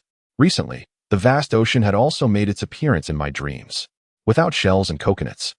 Devoid of sea levels and pristine beaches, and lacking the ebb and flow of waves, there exists a suffocating underwater realm, an abyssal world. Initially, it appeared as a vague underwater tableau, gradually revealing long, broad strands of mossy green seaweed. Then, an inexplicable thought arose within me. Someone was imprisoned somewhere, awaiting my rescue. Yet, who could it be, other than my sister? I was certain I recognized no one else. Chapter 11. The ferocious Duke, the woman in the crimson gown, prepared for battle, caught Wanyu off guard as she discovered that the figure at the door was not some monstrous entity, but rather a woman clad in a wine-red gown. The woman appeared anxious, holding a candlestick aloft. Her long skirt trailed on the ground, yet remained untouched by the dust below. Upon seeing Wanyu, she immediately raised the candlestick high between them, seemingly trying to discern Wanyu's face in the candlelight. The woman scrutinized Wanyu, while Wanyu, in turn, regarded her with caution, observing that this woman did not seem capable of the strength required to knock on the door. One could have presumed that the assailant was a burly man or perhaps a formidable creature. As Wanyu was about to voice her doubts, the woman abruptly turned left, offering no words and moving away with the candlestick held high, heading towards the corridor. Wanyu was taken aback. She could not fathom the intentions of this woman in the red dress. It seemed she wished to lead Wanyu somewhere. Even as a cascade of questions flooded her mind. Why was there a woman in this church? Was she also seeking refuge? How could she dare to come to this place, reputed to be particularly terrifying? Why had she chosen not to communicate? Perhaps she simply could not speak? No. Even the mute would at least gesture. Confused, Wanyu hastily closed the door, eager to follow the woman, but as she lifted her leg, she recalled the presence of Xiangyu next door. Tapping softly, The surroundings fell once more into an oppressive silence, rendering her knocking rather jarring. Xiangyu, Xiangyu, she called out repeatedly, but the room remained unresponsive, causing Wan Yu's heart to race with anxiety. With a resounding crash, the flimsy door gave way under Wan Yu's palm, revealing a room that was precisely the scenario she dreaded, utterly empty. Wan Yu stood frozen, her mind blank, recklessly rushing into the cramped space, which was small enough to survey entirely at a glance, yet she found no signs of struggle or conflict. Indeed, she had not heard any unusual sounds emanating from the adjacent room earlier. Could it be that Xiangyu had left voluntarily? In a daze, Wan Yu remained rooted in place, only to realize that the woman in the red dress had somehow reappeared behind her, her expression inscrutable in the flickering candlelight. The dancing flame cast her elongated shadow against the wall, resembling a grotesque black beast. Wan Yu was startled, taking a few steps back and nearly losing her balance. No matter how celestial she was, she could not withstand the sudden strangeness. After taking several deep breaths to steady her nerves, she turned her gaze toward the woman in the red dress. Have you returned to find me? The woman in the crimson attire did not respond, her lifeless eyes fixed on Wan Yu with an unsettling intensity. After a moment of silence, Wan Yu suddenly recalled something and excitedly approached the woman in red, asking, "Do you know where that girl in this room is? Did you see her when you arrived?" The woman remained silent, offering no gestures of affirmation or denial. Instead, upon hearing Wan Yu's inquiry, she made a left turn and paused, seemingly waiting for Wan Yu to follow her. Wan Yu ceased her questioning, sensing instinctively that this woman must have encountered Yu. Quietly, she trailed behind her as they traversed the lengthy, narrow corridor. Earlier, due to the tumult of her emotions, she had scarcely paid attention to her surroundings, but now, as she calmed, she noticed that the woman also emanated a ghostly aura, accompanied by a dense and fierce resentment even more potent than the spectral energy. The corridor seemed interminable, its narrow passageway bordered by vertical walls that felt oppressively close, as if they might crush her. At last, they reached the end of the corridor, where a small hall illuminated by a circle of candles awaited. In the center stood a large group of women. At once, Wan Yu recognized Yu, who was positioned in the corner of the circle. Her arrival sparked considerable commotion among the group. "Xiaoyu," Wan Yu exclaimed, stepping anxiously into the circle, her lengthy skirt nearly extinguishing several candles, prompting discontent among some of the women. "Sister, you have come too? Did they bring you here?" Yu, both startled and overjoyed, rushed into Wan Yu's embrace, clinging tightly to her waist. "Yes, a woman in a red dress," Wan Yu began, but was interrupted by a female voice. It was Lucy who brought her here. A woman dressed in a black gown, evidently of high status among the group, stepped through the throng to stand before Wan Yu. She appeared dignified and gracious, exuding an air of gentility that suggested a noble lineage. "Is that lady in the red dress Lucy? But why have you brought us here? We must hide you, otherwise you will be captured by those cultivators tonight for sacrifice." The woman in black spoke, suddenly covering her face and breaking into tears. Upon hearing her weep, some of the other women began to sob as well, while many remained expressionless, their faces blank and numb, much like Lucy. "Are you all sacrifices? Have you escaped?" Wan Yu inquired, but her words incited the woman in black to frenzy. "Help! Help! Help me!" The woman in black began to scream, first stamping her feet, and then violently tearing at her own clothing until it lay in tatters, before she began to slap her own face mercilessly. "Gannard, I didn't save me. I beg you. They forced me. They compelled me. Oh, I implore you, Gannard, do not surrender me to them. I have not betrayed you. Truly I have not. I beg you, I beseech you." The woman in the black dress has entirely lost the air of nobility she once possessed, descending into a state of hysteria utterly irrational. It is as if she is under some malevolent influence, weeping profusely, convulsing, and collapsing to the ground while relentlessly tearing at the tattered remnants of her clothing. Yet she is not the only one who has succumbed to this sudden madness. Upon hearing her cries, the others appear to be collectively infected, spiraling into a frenzy. Some clutch at their throats, pleading loudly for mercy, others prostrate themselves on the ground, banging their heads until blood flows, refusing to cease. Some tear out their own hair, others lash their bodies with whips, and still others incessantly cut their wrists with blades, crying as they do so. Wan Yu and Yu are rendered speechless by the grotesque spectacle before them. They exchange a glance and quietly retreat from the circle of candles, pressing against the stone wall nearby. "Sister, what shall we do now? We must seek out Rast." If that woman was indeed referring to the bishop, then Rast is surely in peril. Chapter 12. The Wrathful Duke. Ryan Kane's sin is but a fleeting conclusion, while religion is a lifetime of torment. Balzac, what Wan Yu and Inyu do not realize is that Rast's chamber is now deserted. This ancient church belonging to the Cryan faith boasts a labyrinthine structure. Its design a reflection of the fervent zeal of its followers over the years. Countless hidden chambers and altars were meticulously crafted within its walls, adorned with supernatural murals and curses that consumed vast amounts of time and effort. In a sense, this church itself is a curse, originally named Ryan Kane, which signifies the afterlife and infinite reincarnation. Cryan doctrine teaches that reincarnation does not imply mere repetition, but rather embodies death and rebirth.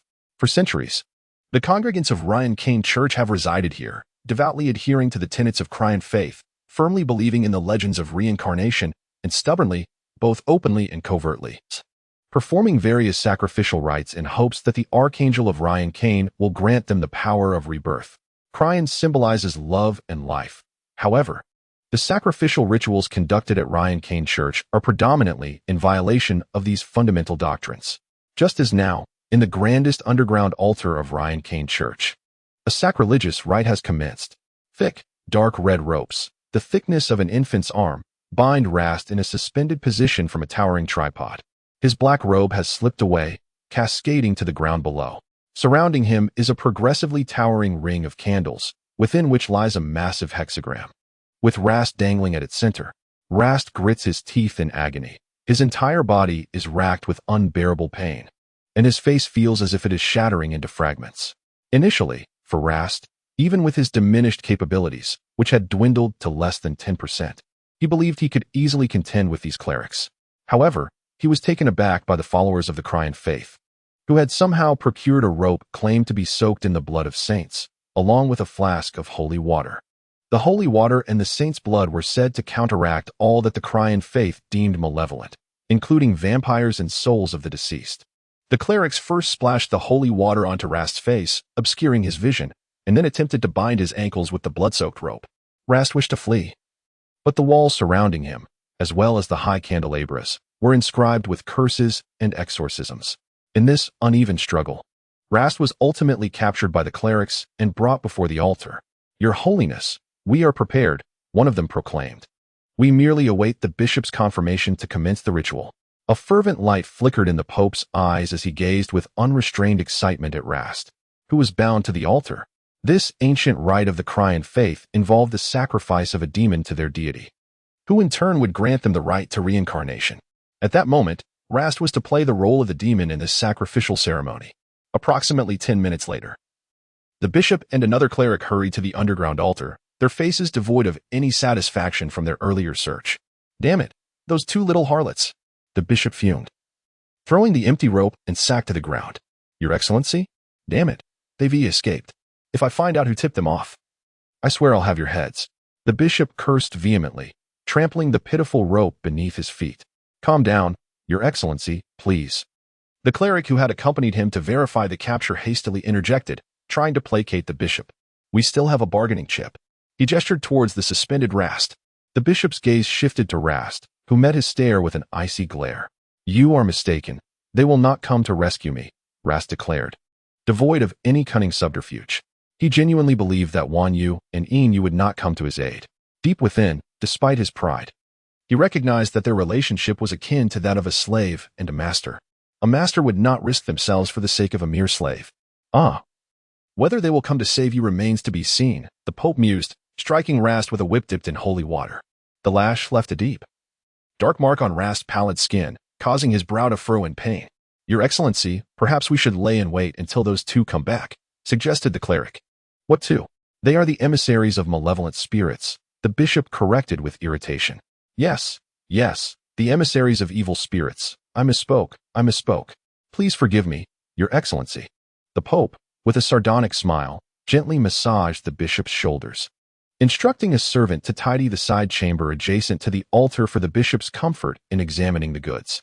"Yes, go ahead," the bishop nodded with satisfaction, prompting the Pope to hastily direct the two nearest monks to prepare the room.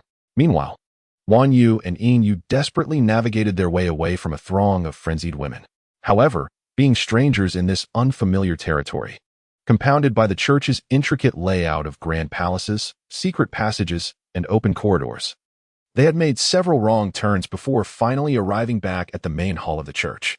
The hall was now deserted. Wan Yu and Yin Yu cautiously edged along the walls, retracing their steps in search of Rast's room. Upon reaching the room, they found it utterly vacant. In haste, they decided to explore elsewhere, but at that moment, a man clad in a brown robe, resembling a monk, suddenly appeared, blocking their path. As he raised his head, a conspicuous scar marred the right side of his face, yet his features remained strikingly handsome. The scar was not of random design, but formed half of a hexagram, grotesquely etched into his skin with lines that were either straight or curved. "Are you looking for him?" The man opened his mouth to speak, but the movement of his facial muscles, hindered by the scar, rendered his speech exaggerated and almost comical, akin to an ill-assembled puppet. "We are searching for the child you had arranged to be here. Do you know where he is?" Wan Yu inquired. "Yes," the man replied. But Wan Yu's tone had shifted, lacking her usual gentility. The silk ribbon in her hand had transformed into a dagger, now poised against the man's chest. "Both the living and the dead have their vulnerable points. I trust you are aware of that." Alarmed, the man dared not move. He had intended to infiltrate Wan Yu and Yin Yu with information, disguised as an ordinary monk under the Pope's orders. Yet he was taken aback by Wan Yu's unexpected ferocity. Chapter 13. The Malevolent Duke. "The demon sacrifice the man stammered, momentarily forgetting the lines he had rehearsed.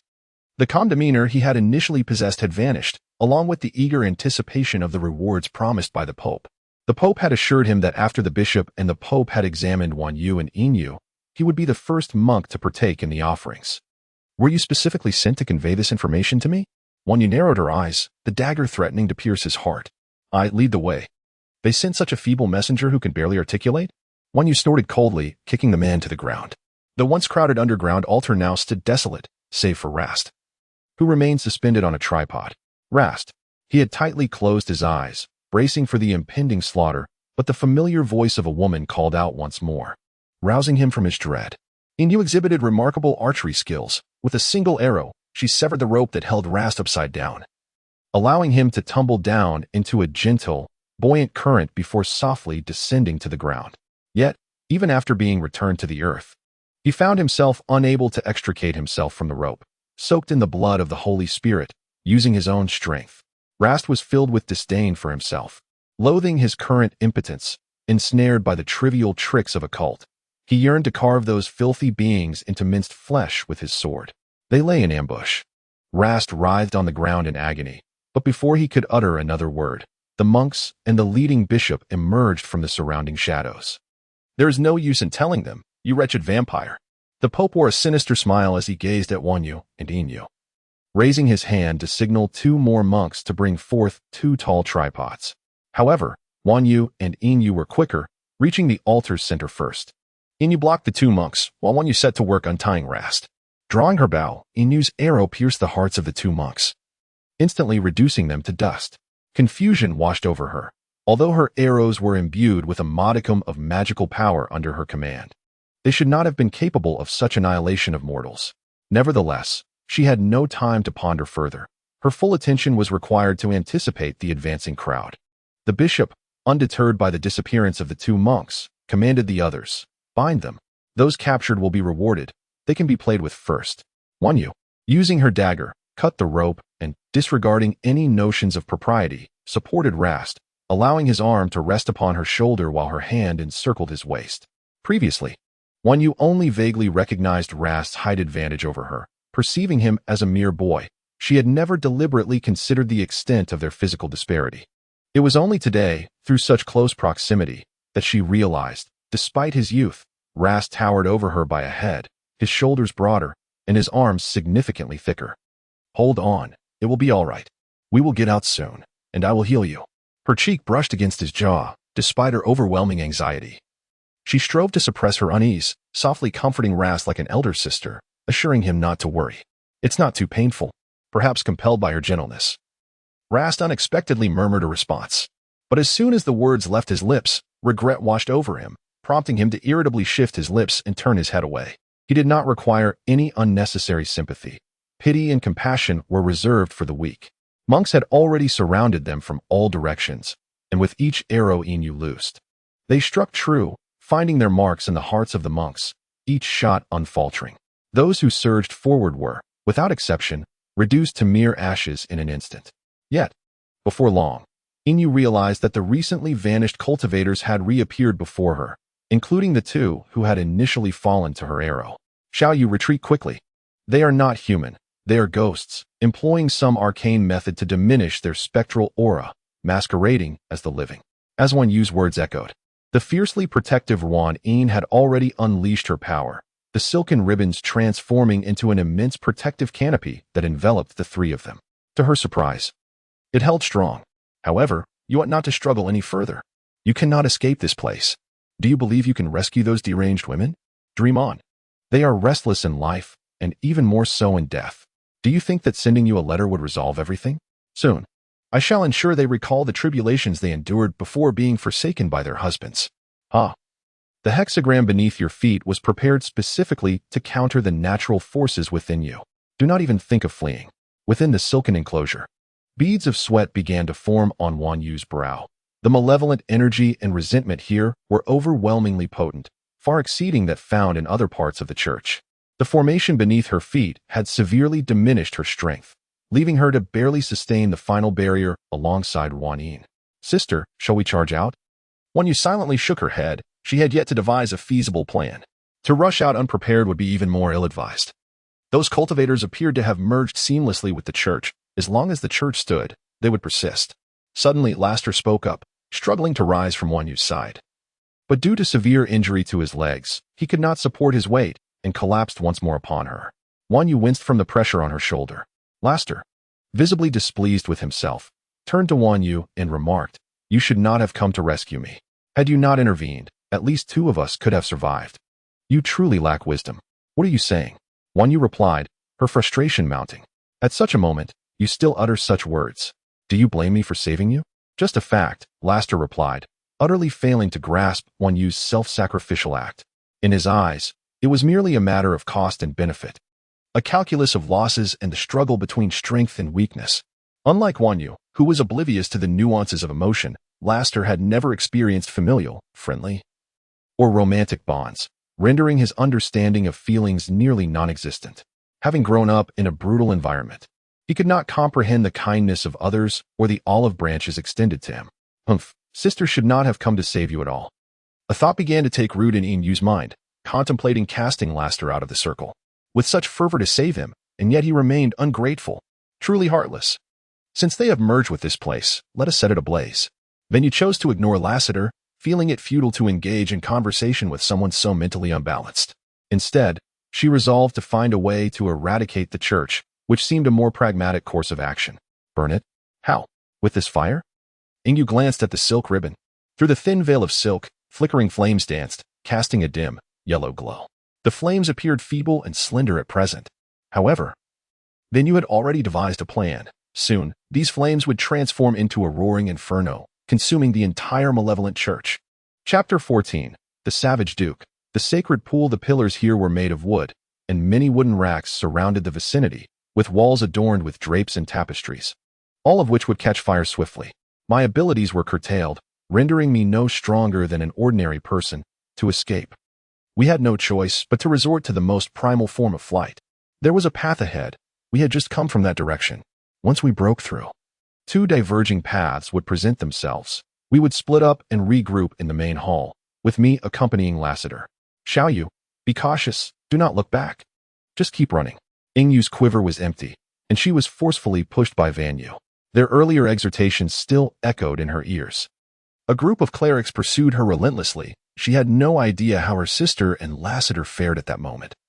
So she desperately followed the route etched in her memory towards the main hall. Yet, those cunning clerics had somehow blocked her path. The entrance that had once led to the main hall was now shrouded in darkness. In a state of heightened anxiety, Ingyu's heart raced. She fumbled in the dark, only to discover that the previously clear passage had transformed into a solid wall. The clerics were closing in behind her, leaving her no choice but to blindly choose another route. She was oblivious to where this path would lead, but in such dire circumstances, one thought consumed her mind: escape. The sounds of pursuit, shouts, and footsteps echoed around her. Countless paths lay before her, numerous dark openings that might either lead to safety or a dead end, and many small chambers reminiscent of the main hall. Yet, none of them offered a refuge. The church was convoluted, with the unknown ahead and pursuers behind. Despair washed over Inu. However, she soon realized that her despair was not limited to these circumstances, for above all loomed the imminent threat of fire. The flames that Vanu had ignited were now wreaking havoc throughout the church. The fire raged fiercely, rapidly spreading along the roofs, pillars, and floors, scorching everything in its path with intense heat, occasionally erupting from a corridor to engulf those unfortunate enough to cross its path. Simultaneously, and you noticed that her pursuers seemed to have vanished. Yet, she dared not linger. After a brief pause, she continued running towards the direction untouched by flames. Wanyue was at a loss as to how she had arrived in this vast chamber, reminiscent of an underground water palace. Fleeing alongside Raster, she had relied solely on her instincts to navigate a series of turns that led her here. The room was stark and desolate, its walls a pristine white, devoid of any furnishings or adornments, save for a colossal, sapphire blue circular pool at its center. Surrounding the pool were finely crushed pebbles, and at its heart, a spring gushed forth, sending forth splashes of azure water. The liquid within the pool appeared a delicate blue, seemingly clear and pure. However, peering down into its depths revealed a darker hue, obscuring the bottom entirely. The construction of the pool was a mystery, standing no more than half a meter tall. Its outer walls a yellowish white, etched with runes and designs unknown to both Wanwei and Raster. Yet, despite the pool's peculiarities, there was no time for them to investigate further, as their pursuers had caught up with them. Unfortunately, this chamber offered no other means of escape. Wanwei positioned herself protectively in front of Raster, her petite frame contrasting sharply with his towering stature. In that moment, she was imbued with an extraordinary courage and a fierce desire to shield him. "I shall capture you for the sacrifice, sister." The frantic shout of the bishop echoed, coinciding with a familiar call that emerged from behind Wanwei. Startled, she turned to see Inu, breathless and leaning against a stone door that had just been pushed open. "Inu, how did you end up here?" "I have no idea. But there's no way out, sister. It's all ablaze." Inu hurried to Wanyue's side, but the stone door behind her had already sealed shut, its hidden mechanisms rendering it impossible to push open again with mere force. Given the current circumstances, it seemed they were destined to face a grim fate alongside the monsters pursuing them. "Do you think you can burn us all?" The bishop sneered as he drew closer, the remaining ghostly clerics having perished in the flames, leaving only him and 2 popes, one of whom bore severe burns. "I will indeed burn you, you treacherous scoundrel." Wanwei steeled herself for the worst, simultaneously seeking an opportunity for Inu to lead Raster to safety. "Treacherous? It is you who have come willingly to this fate." The bishop grinned ominously. "Do you dare admit to what you have done to those women?" In truth, Wanyue was unaware of the fate that had befallen those women, but she was certain their time here had not been kind. The bishop's subsequent reaction confirmed her suspicions. "Admit? What is there to admit? Admit that they were favored by the divine? Admit that they were cast aside by their husbands and fiancés for losing their virtue? They brought this upon themselves. It has nothing to do with me. Moreover, being sacrificed to the divine is their honor." The bishop, as he spoke, exhibited an unusual fervor, his excitement directed fervently towards Wanyu, yet in the next moment, this enthusiasm transformed into sheer astonishment. The bishop stared, slack-jawed, at Wanyu. No, to be precise, he was fixated on what lay behind her. It was the sudden emergence of a colossal tree that startled the surroundings. This tree had appeared unannounced, and as it grew, it expanded rapidly, evolving from a size no larger than a bowl to one that could be embraced by a person. Its crown soared high, with dark green leaves rustling and branches swaying gently, shedding a few leaves in the process. How strikingly similar this tree was to those in the forest outside.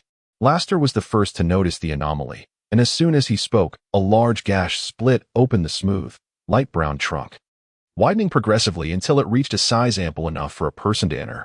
Within, a faint milky light flickered. "The mirror of Ruin Cane?" The bishop stammered, regaining some composure. "Ruin Cane. The ritual has succeeded. I can be resurrected. I can be resurrected." The injured pope, brimming with even greater excitement than the bishop, erupted into manic laughter, scrambling to his feet despite the excruciating burns on his body, eager to charge forward. Yet, before he could take a step, something constricted around his waist. Silently and mercilessly, A fierce inferno had already reached their vicinity. Chapter 15, The Wrathful Duke. The mirror of ruin came where good and evil go unpunished. The universe must harbor grievances. Sighted from journey to the west water, and fire show no compassion. These clergymen, who were entwined with the church, harbored a profound fear of flames. However, at that moment, what lay within the fire was far more loathsome and terrifying than the flames themselves. The anguished cries and shrieks of women pierced the air, one after another. Ladies adorned in either opulent or simple attire emerged from the flames, as though they were queens descending from the heavens. They were the very women who fluctuated between lucidity and madness, but now they were bereft of their previous stupor, appearing even more fearsome than the archangels in the main hall. Flames enveloped their bodies. They were not human. They too feared the agony and utter annihilation wrought by the flames, yet, in contrast to obliteration, they yearned for frenzied retribution. They bared their teeth, clawing viciously, one by one lunging at the remaining bishop and 2 popes, using themselves as bait to ignite their own bodies. Ah, help me. I seek rebirth. I long for resurrection. Ah! The bishop screamed in terror, flailing helplessly, especially when he witnessed the heads of the other 2 popes reduced to mere halves, rendering him utterly speechless with horror. In the throes of intense struggle and endless despair, the once mighty bishop, who had commanded respect for centuries, was ultimately dragged back into the raging inferno by those fierce women, never to emerge again. Sister, Laster. Inu had yet to process the situation. She had intended to inquire if one you wished to explore the tree hollow referred to by the bishop as the mirror of Ryan Kane, in hopes of finding an escape. However, to her astonishment, one you suddenly cried out the name of Rast. When Inu turned around, she was immediately struck dumb by the scene that unfolded before her. The once vast blue pool had transformed into an abyssal maw, its stone walls shattered and perilously close to collapsing. The surface of the blue liquid had formed a colossal vortex at the site of the spring, with a bottomless black chasm at its center, greedily drawing in everything that approached the pool's edge. Unfortunately, Rast was closest to the pool's mouth and had no time to react before being ensnared by the immense gravitational pull of the black hole, dragging him into the depths. Wan Yu, quick to respond, knelt at the pool's edge and clutched Rast's arm with all her might. Yet the force of the black hole was overwhelming. She could only watch helplessly as Rast sank, and in a fleeting moment, she too was pulled into the pool. The interval from Rast's entrapment to Wan Yu's was less than 5 seconds. By the time Inu rushed over to grasp the hem of Wan Yu's garment, it was already too late. Both Wan Yu and Rast were consumed by the black hole, unable to utter a cry for help. Following their disappearance, the black hole vanished, and the spring reappeared at the center of the pool. Strangely, the once azure liquid had become as clear and colorless as water, revealing a previously unseen pool bottom, where the small pebbles were now distinctly visible through the crystalline layer of water. Sister. The abruptness of the events left Inu in despair, her anguished cries resonating as the ancient church was engulfed in flames. The inhabitants near Mount Azitro remained oblivious to the occurrences at the Ryan Kane Church during that fateful night, nor did they know the fate of the once renowned witch, Tubu. The witch's cottage, which stood in stark contrast to local architecture, had inexplicably vanished overnight. Some claimed to have seen the girl who once accompanied Tubu near the witch's cottage, but it was merely a fleeting glimpse, and she was never seen again. Conversely, on the opposite side of the mountain, the ancient forest, once shrouded in mist, had completely shed its fog. The now clear forest appeared significantly more normal. At least the flora no longer exhibited the wild and frenzied growth it once did. Consequently, a daring young man ventured once more along the path that inevitably led to the church. Yet, the feared Ryan Kane Church was nowhere to be found. In its place was merely a modest spring pool. The suddenly emerged spring was dubbed the Spirit Spring, though the walls of the pool were shattered and in disarray. They had not truly collapsed. Clear spring water continuously bubbled forth from the center, never overflowing the low walls. By the side of the spiritual spring stands a tall, robust tree, upon which lies a remarkably deep, elongated crack, now closed, presenting an oddity as if it once gaped wide open. Beneath this tree, a nameless stele stands quietly, surrounded by a profusion of evening primroses. Each summer night, this vast expanse of flowers releases an intoxicating fragrance, adding an air of mystery to this ancient forest.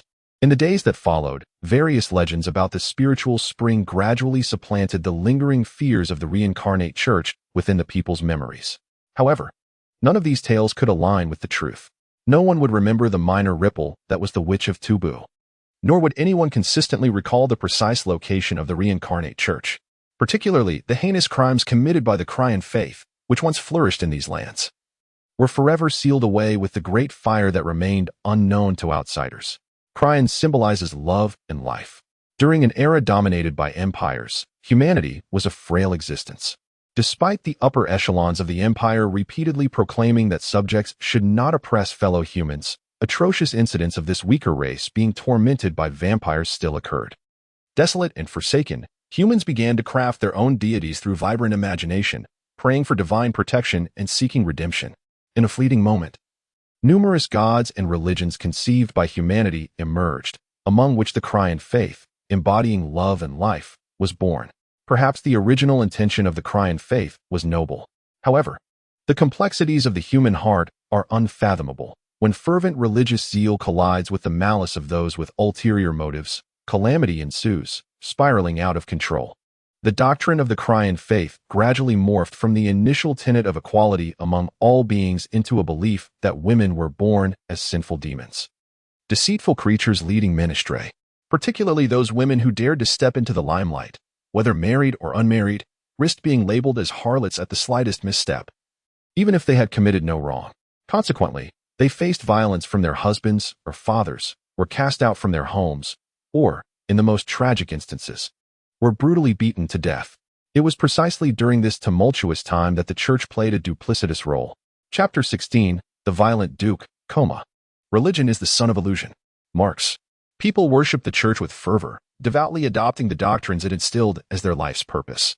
In this extreme and pathological environment, the church continued to propagate the twisted doctrine that women were inherently sinful, while simultaneously advocating for the equal tolerance of all life. What does it mean to grant life tolerance?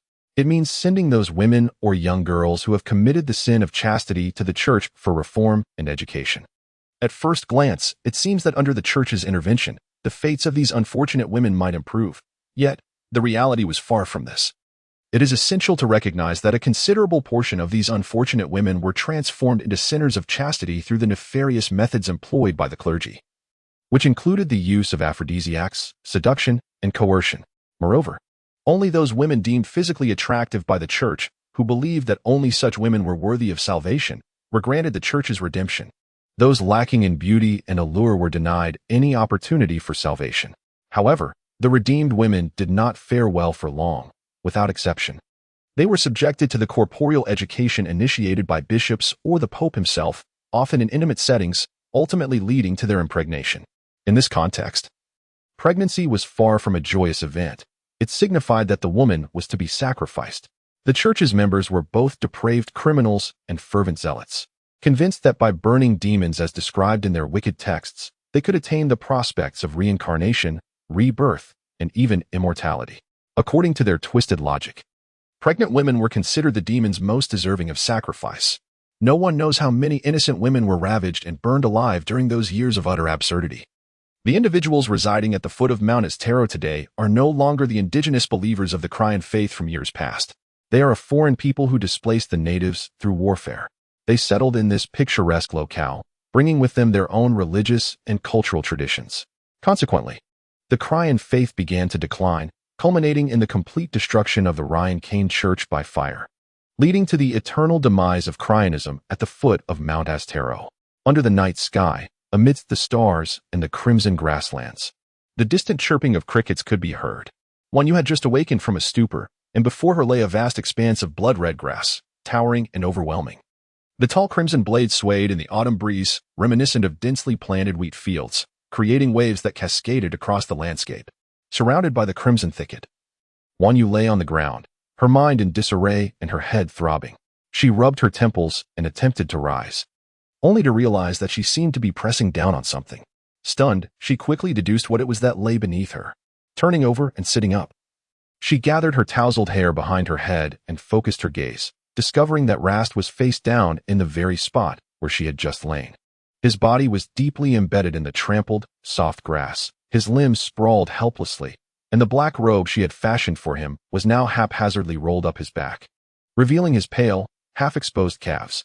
Wan Yu smacked her forehead in dismay, hurriedly covering his exposed skin with the robe, internally lamenting her misdeeds. How could it be that she and Rast had fallen together, yet now it appeared she was the one atop him, pressing him into the grass? Overwhelmed with guilt, she knelt down to search for Rast's body. The chorus of crickets persisted, the evening breeze carrying a faint, inexplicable scent of blood that wafted into Wanyu's nostrils. However, she had no inclination to heed this ominous aroma, for no matter how vigorously she shook Rast, he showed no sign of awakening. Rast, wake up! She called his name repeatedly, yet all she received in return were Rast's tightly shut eyes and lips, shrouded in an endless silence. He resembled a lifeless corpse, devoid of warmth, with a pallid visage, soft limbs, and disheveled hair. Delving into his being with her spiritual powers, Wanyu would have truly believed him to be deceased had she not sensed that his soul remained intact. In this desolate wilderness, she found herself alone, burdened by a comatose vampire, engulfed in despair and helplessness. She yearned to extract him from this place, yet was uncertain of her surroundings, apprehensive of lurking dangers that might pose threats nearby, which rendered her cautious in her actions. However, being prudent did not equate to remaining stagnant in inaction. The gravity of Rast's condition was dire. Intuition whispered to Wanyu that if she failed to devise a swift plan to rescue him, Rast might indeed slip away from life altogether. Yet, her knowledge of vampires was woefully scant. She had once learned some divine healing arts from the fairies who governed herbs in the Jade Pool, but having applied each technique on Rast, she found none to be effective. Moonlight bathed Wanyu's face as she closed her eyes, seeking guidance from the celestial orb. How could one save a vampire whose physical form had perished, lying in a stupor? She sighed. Wait, a vampire? In a moment of clarity, Wanyu suddenly realized that if the deities could not save him, could the blood of a deity not offer salvation? Was he not a vampire? Using her fingertip as a blade, Wanyu sliced her wrist and forcefully pried open Rast's tightly sealed lavender lips, allowing her blood to trickle slowly into the crevices of his mouth. The instant her blood touched his lips, a faint yellow luminescence flickered. Ephemeral, yet enough to send Wanyu into a frenzy of joy. It seemed her blood retained its potency, as the dripping was too sluggish. She widened the cut on her wrist, allowing the crimson liquid to flow more freely into Rast's mouth. Deities too possess flesh and blood. The distinction lies in that after undergoing enlightenment or trials, they shed their mortal forms to attain their true essence, commonly referred to as a metamorphosis. Subsequently, their blood and flesh become unlike that of mere mortals. The blood of a deity serves as the vessel for their magical abilities and cultivation. Now, as Rast consumed Wanyu's blood, he was simultaneously sharing in her millennia of divine cultivation. While this might suffice for other deities, Wanyu, being the embodiment of the tuberose, harbored within her centuries of cultivation the very lunar essence that vampires crave most. Thus, even if Rast were gravely injured, by consuming a significant quantity of Wanyu's blood, he would surely return to his former self. However, the late Yu fell unconscious due to excessive blood loss in a short period.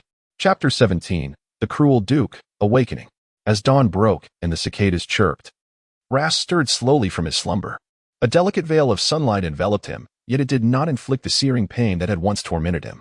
He had slept soundly and comfortably, a gentle, yet robust force coursing through his body, revitalizing his senses and imparting a long-forgotten sense of fulfillment. This force did not belong to him, yet it seemed intrinsically aligned with his essence, guiding Rast in mending the deficiencies of his soul and flesh, like a patient teacher or an infinitely nurturing embrace.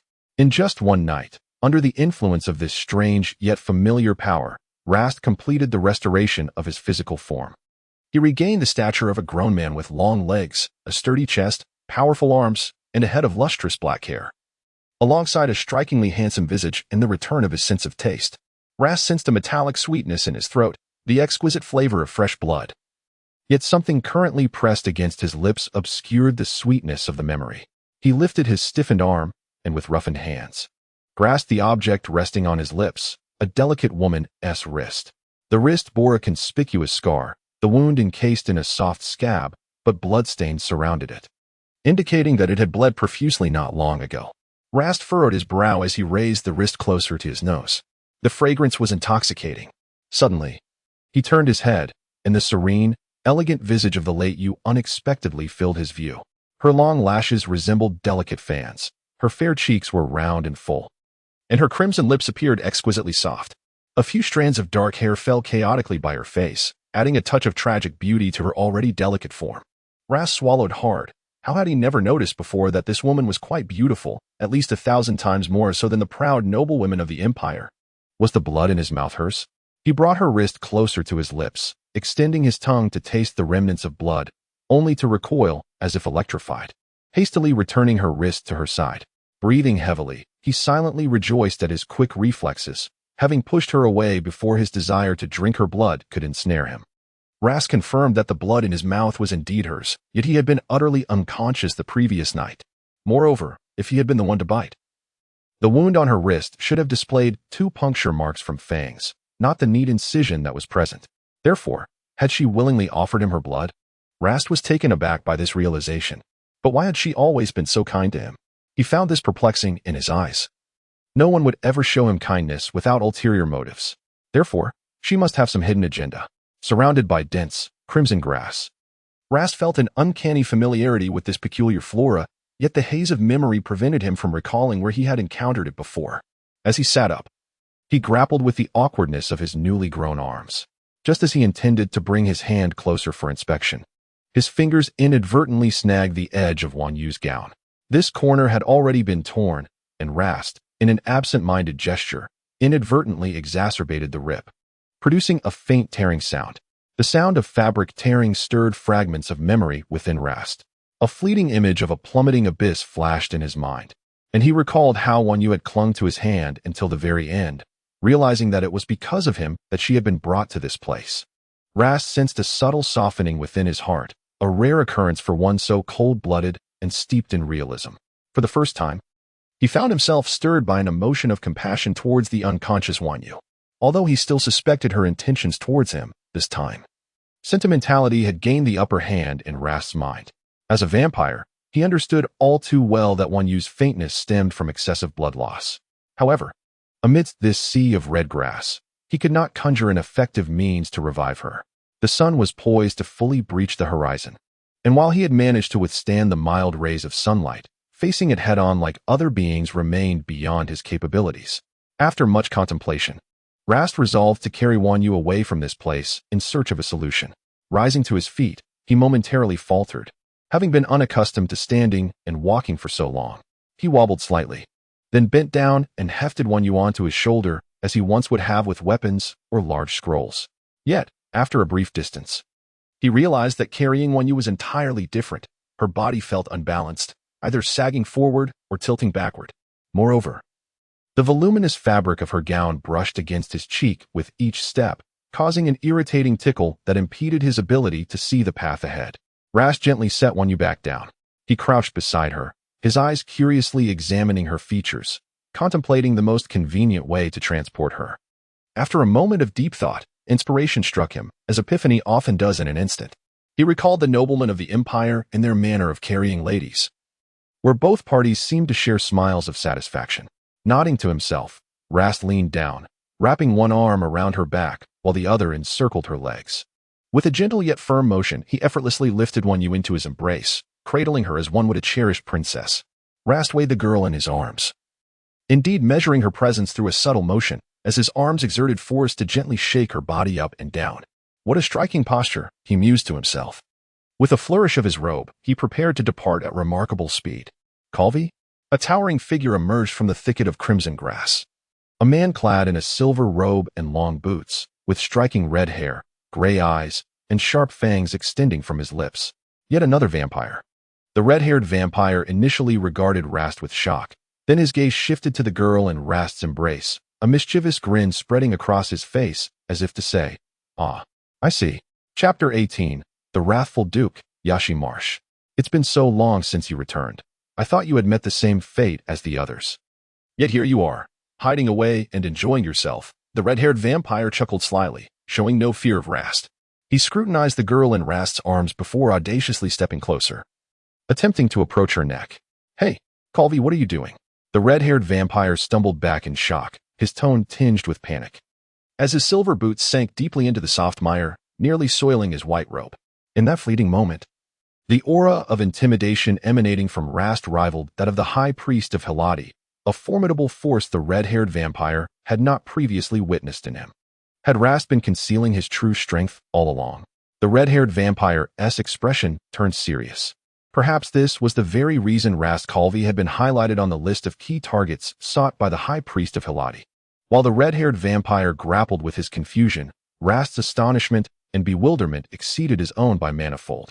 For in Rast's memory, the vampire before him, Jonathan Miller, should have perished during a mission long ago, leaving behind no trace of his corporeal form. Jonathan had once belonged to the Empire's Silver Knights alongside Rast, and they had both been subsequently promoted to the Golden Knights. Tragically, Jonathan had met his demise shortly after his promotion during a skirmish with werewolves. Rast had witnessed the royal guard entombing Jonathan's dismembered remains in a black wooden coffin, had seen the coffin laid to rest. How could he now appear here, lively and unscathed? Rast regarded Jonathan with suspicion. Could it be that he too had suffered the destruction of his body, yet somehow reformed it? Yet that seemed implausible. Only vampires of a rank higher than a duke possess the ability to resurrect themselves post-mortem. Higher-ranking vampires can discern the ranks of those beneath them, and Rast could immediately tell that Jonathan's rank barely qualified him as a formidable knight. So, she is your blood servant? Did you render her unconscious? Huh. I thought you had no interest in women, that you had become deranged from your killings. The crimson-haired vampire, somewhat displeased, made a sardonic remark. Yet since I have found you, your revelry must come to an end. Quickly return to the imperial capital. Lord Hiladi is awaiting your presence. What? Hiladi? Rast's eyes widened in disbelief. Surely he had not misheard. How audacious, to brazenly utter the name of the High Priest. Jonathan's eyes blazed with anger, stating that he had a mission to attend to and urged Rast to return promptly, admonishing him to cease his incessant prattle. Hiladi, one of the three great priests of the Empire, hailed from the ancient vampire lineage of the St. Rig family. Vampires from the St. Rig clan typically possessed remarkable clairvoyant abilities, rendering them one of the most authoritative and priestly families in the Western continent. However, as time passed, the St. Rig family began its decline even before the establishment of the Empire, with the number of its members dwindling. By the time Hiladi was born, during the Empire's nascent period, he was the sole surviving pure-blooded vampire endowed with clairvoyance from the St. Rig family. Subsequently, Hiladi inherited the legacy of his forebears, becoming one of the three esteemed priests of the Empire at a young age. Yet, had not Emperor Austin recently annihilated Hiladi and his family? Although Rast was unaware of the precise transgressions committed by the High Priest, he had never taken an interest in political affairs. As the wind tousled Rast's hair, Jonathan had already cast him a disdainful glance before vanishing into the breeze. The summer morning air, imbued with a humid warmth, brushed against Rast's face, carrying the familiar, briny scent of the sea, once more stirring dormant memories within him. He lifted his gaze, momentarily lost as he surveyed his surroundings, suddenly recalling where he had encountered the vivid red grassland before. It was on the opposite shore of the imperial capital, at the beach of Yashi. Yet, Rast had scarcely visited Yashi throughout his life. His hazy recollections consisted of only 3 instances. The first 2 were fleeting passings, while the third occurred during a mission when he had collapsed from exhaustion on his way back to the imperial capital. Coincidentally, it was Jonathan who had first discovered him during that fainting spell. Their conversations had been few, as Rast tended to undertake missions alone, just as Jonathan did, with no overlap between their paths. Furthermore, Jonathan had always looked down upon Rast, whose humble origins were a source of disdain, making the prospect of him reaching out to Rast utterly implausible. The only instance that could prompt Jonathan to engage with Rast was through a command issued by Hiladi. It was precisely Jonathan who had approached him just moments ago, expressing his urgency in locating Rast, having searched for him for quite some time. Jonathan, Hiladi, Yashi Beach. The imperial capital, sacrifice, summer. As Rast pieced together these keywords, he pondered deeply, gradually arriving at a startling conclusion. It seemed he had returned to Yashi Beach, a place from 1,200 years past.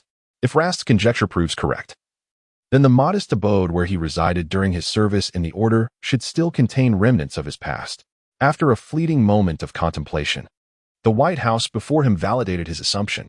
The residence, adorned with a gently arched azure roof, boasted towering oak trees flourishing in the yard, while the somewhat rudimentary lattice windows partitioned the sky and sunlight, creating a barrier between the outside world and the dim interior.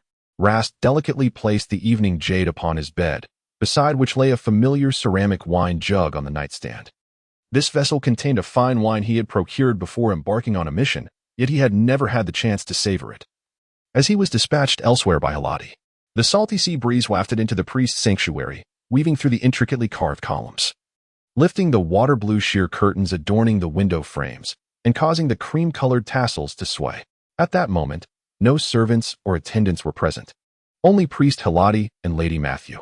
Lady Matthew's chestnut hair was disheveled, her fair and delicate skin intertwined with the pearl-white sheets. She had arrived quite early, and Hiladi's spirits were notably high.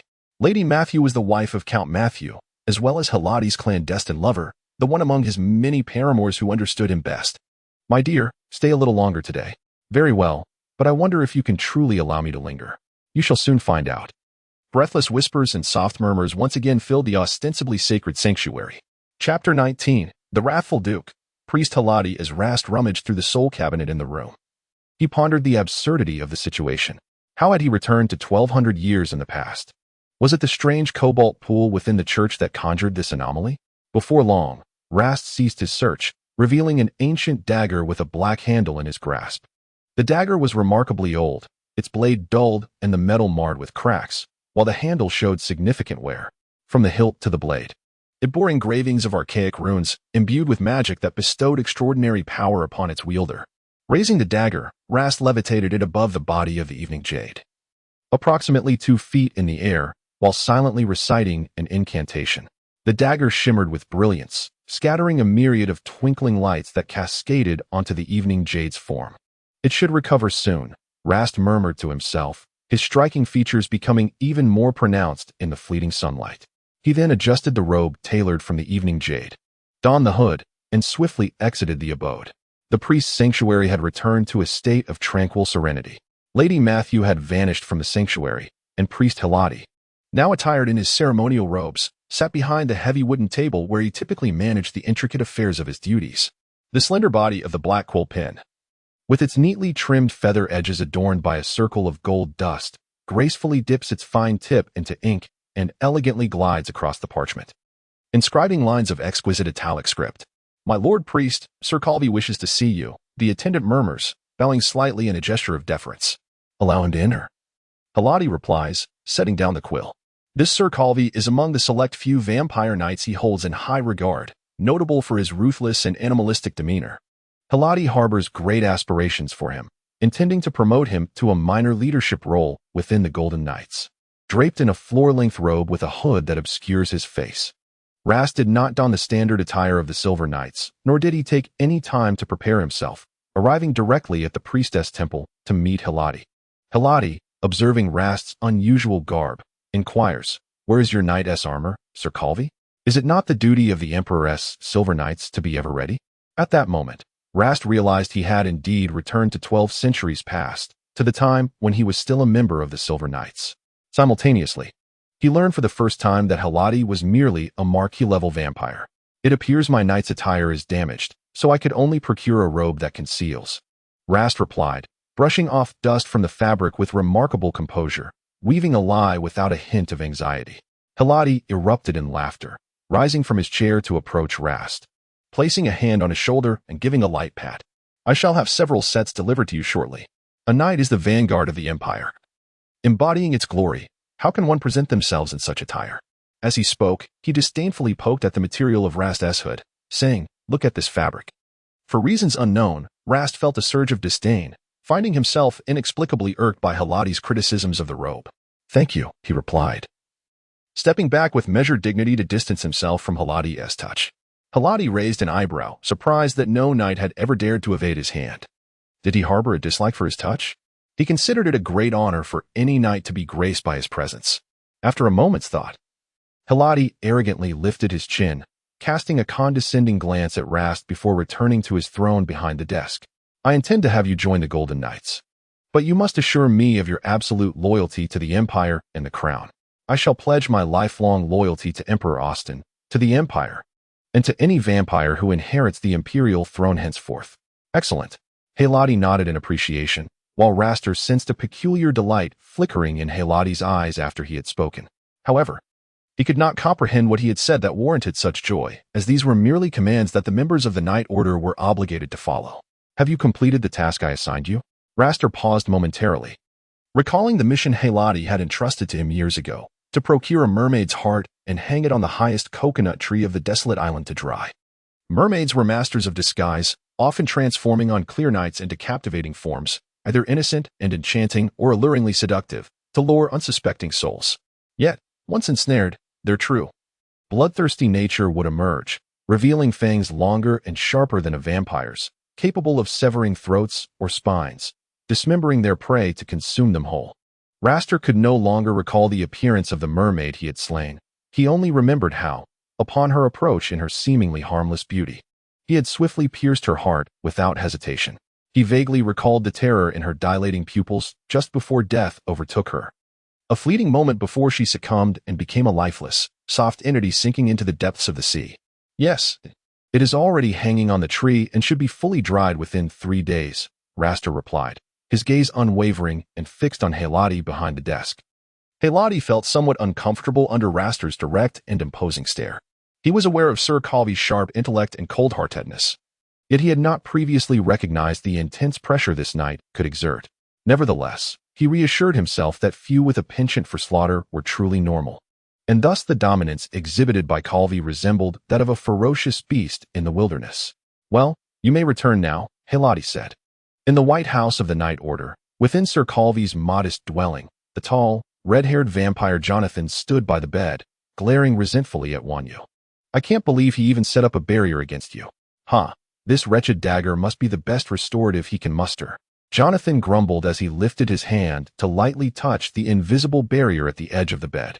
Damn, it's really that strong. A piercing pain surged through Jonathan's nerves once more. However, even though he could not breach Raster's barrier, he would never abandon his intense desire. Your blood smells so sweet. Like a delicacy, no wonder he cherishes you so. But I will drink every drop of your blood eventually. Calvi, that despicable wretch, is unworthy to compete with me. Chapter 20. The brutal Duke. Sharing a bed as the sun hung at the pinnacle of the coconut tree, Raster returned to the White House. He gently pushed the door open, allowing sunlight to stream through the crack and cast a long shadow of Raster upon the floor. After a morning of self-repair, Rast's perceptive abilities experienced a rapid enhancement. As he approached the vicinity of his carefully arranged barrier, he detected a presence that belonged neither to himself nor to Wanyu. An intruder, stealthy and audacious. Rast, feeling irked, flung open the window for ventilation and shut the door behind him. Possessing a strong sense of territoriality, he had little tolerance for anyone trespassing upon his domain, especially when they dared to tamper with his possessions in his absence. The actions of Jonathan, who had clandestinely infiltrated this space while Rast was away, were sufficient to incite a desire within him to crush the man's skull. However, Rast seemed in no haste to act upon this impulse. He strode purposefully to the bedside and repositioned the dagger closer to Wanyu's forehead. Wanyu lay in peaceful slumber. The dagger hovering above her head had lost the luster it possessed when first drawn that morning. Its blade had dulled considerably, and the cracks upon it had multiplied and deepened. Yet, Wanyu's complexion had improved significantly. She no longer bore the pallor and frailty that Rast had observed upon waking.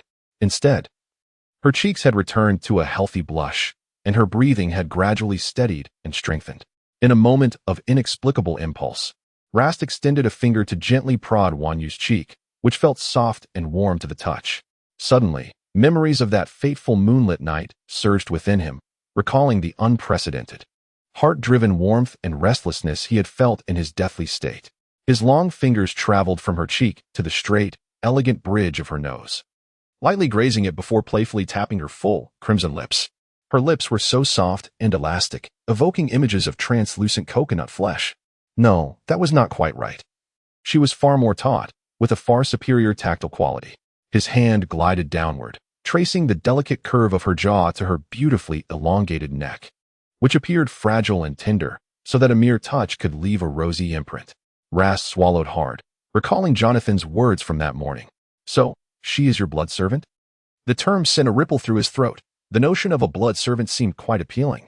If he were to nurture her as such, he would have a continuous supply of blood to savor, a far more advantageous proposition than merely draining her lifeblood. Not only did he relish the fragrance and flavor of her blood, but he also found himself harboring less disdain for this woman than he once did.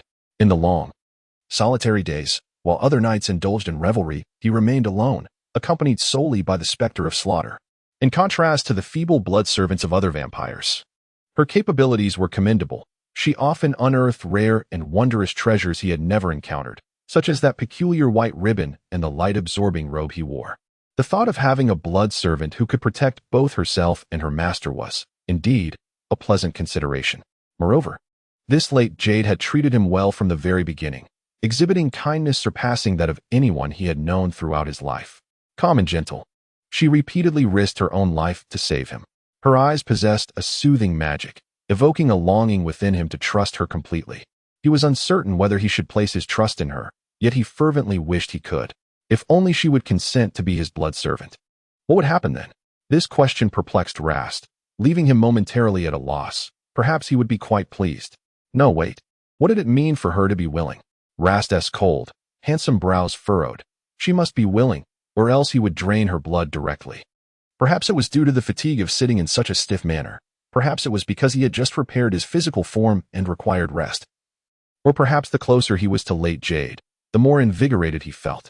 Rast grew dissatisfied with merely occupying a small space at the edge of the bed, and he gently nudged late Jade closer, climbing onto the bed himself. He rummaged through a nearby cabinet for 2 thick blankets, rolling one into a pillow and draping the other over himself. After casting a final glance at late Jade's sleeping visage, he turned onto his side to face her and closed his eyes. When late Jade awoke, her eyelids felt as heavy as if they were laden with lead. She exerted herself with great effort, finally managing to open her eyes fully. The dark ceiling came into view, and the soft bed enveloped her waist. However, what intrigued her most was the sight of a tattered dagger hovering directly above her face. Blinking in confusion, she attempted to lift her right hand to grasp the dagger. But despite her efforts, it remained immobile, as if some unseen force held it down. Puzzled, late Jade turned her head to investigate the cause of her predicament. To her astonishment, she found a handsome stranger lying less than 2 inches away from her, breathing steadily in deep slumber. His robust arm protruded from beneath the blanket, inadvertently resting upon her right wrist. The disparity in their wrist sizes was striking. Late Jade found it impossible to lift her hand against his firm pressure. However, the pressing weight on her wrist soon became inconsequential compared to the shocking realization that she was sharing a bed with an unfamiliar man. This was utterly improper. Her nerves instantly tensed, and she questioned her surroundings. Where was she? Who was this man? How had she ended up here? In a panic, late Jade's emotions surged as she struggled to withdraw her arm, attempting to rise. Yet, midway through her endeavor, she accidentally bumped her head against the dagger that still hovered above her. Ouch! The dagger was hard, and the pain was sharp. Rast chuckled softly. He was always alert. And the moment late Jade abruptly withdrew her arm, he awoke instantly, his eyes opening just in time to witness her head colliding with the dagger. How foolish, he thought, finding it amusing enough to elicit a laugh from him. You. Who are you? Of course, Wanyu was aware that he was laughing at her. Embarrassed and irate, she sprang up from the bed, hastily covering her slightly disheveled attire with one hand while extending a finger to point accusingly at the corner of Rast's mouth, which still bore a hint of amusement. After a sufficient interval of laughter, Rast, observing her flustered demeanor, surmised that she had failed to recognize him. However, her appearance, akin to a startled rabbit, was extraordinarily amusing, prompting him to indulge in a playful whim. Thus, instead of promptly addressing her inquiry, he leisurely rested his arms behind his head, raised an eyebrow, and provocatively remarked, "So, how's the dagger? Is it formidable? Is there a hardened tip?" Epilogue 2. Wanyu's narrative. I am Wanyu, a late jasmine flower flourishing within the confines of the Haiyun Temple on Qianlu Mountain. Initially, I possessed neither a name nor consciousness, yet the elderly Taoist priest at the temple took pleasure in sitting beside me daily, imparting wisdom to his disciples. Coupled with the unparalleled beauty of Qianlu Mountain, a rare sanctuary for cultivation, I gradually awakened to awareness amidst the priest's teachings and the essence of the sun and moon. Upon gaining consciousness, I learned from the dialogues between the old priest and the young acolytes that I was indeed a flower named Late Jasmine. However, I felt that among the myriad of late jasmine flowers in the world, the singular one on Qianlu Mountain was uniquely mine, and I wished to retain my individuality. Thus, I adopted the name Wanyu, omitting the character xiang that denoted fragrance. I spent my days observing the acolytes practice swordsmanship, learning herbal identification, and treating simple ailments under the old priest's guidance. I watched them respond to his queries, witnessing their moments of confusion met with gentle admonitions rather than harsh reprimands. The old priest's teachings, though firm, were imbued with heartfelt patience and diligence. In contrast, the elder disciple was notably more irritable. He frequently chastised those who did not diligently pursue their studies, his stern demeanor striking fear into the hearts of his younger peers, even instilling a shiver in me whenever he raised his voice. I often heard the old priest advise him to temper his impatience, to embody the tranquility of water that nourishes all. Yet, the elder disciple struggled to amend his fiery temperament. As time passed, I grew accustomed to the old priest's teachings.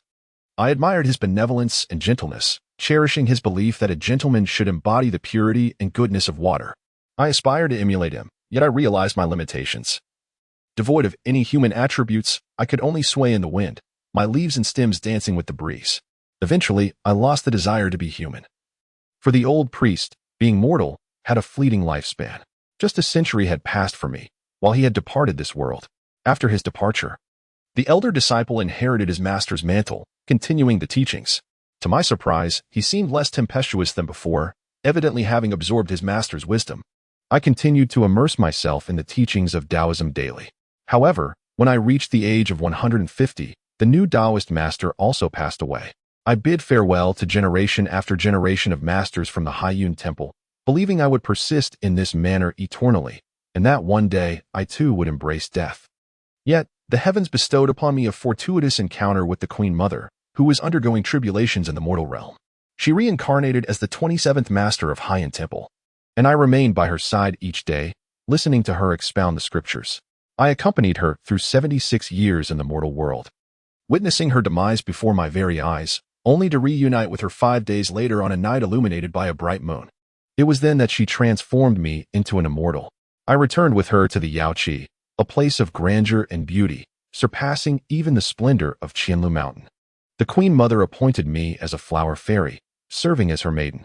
Nearly all my skills were taught to me directly by her or under the guidance of other deities. She treated me with great kindness, her demeanor as gentle and compassionate as that of the old master.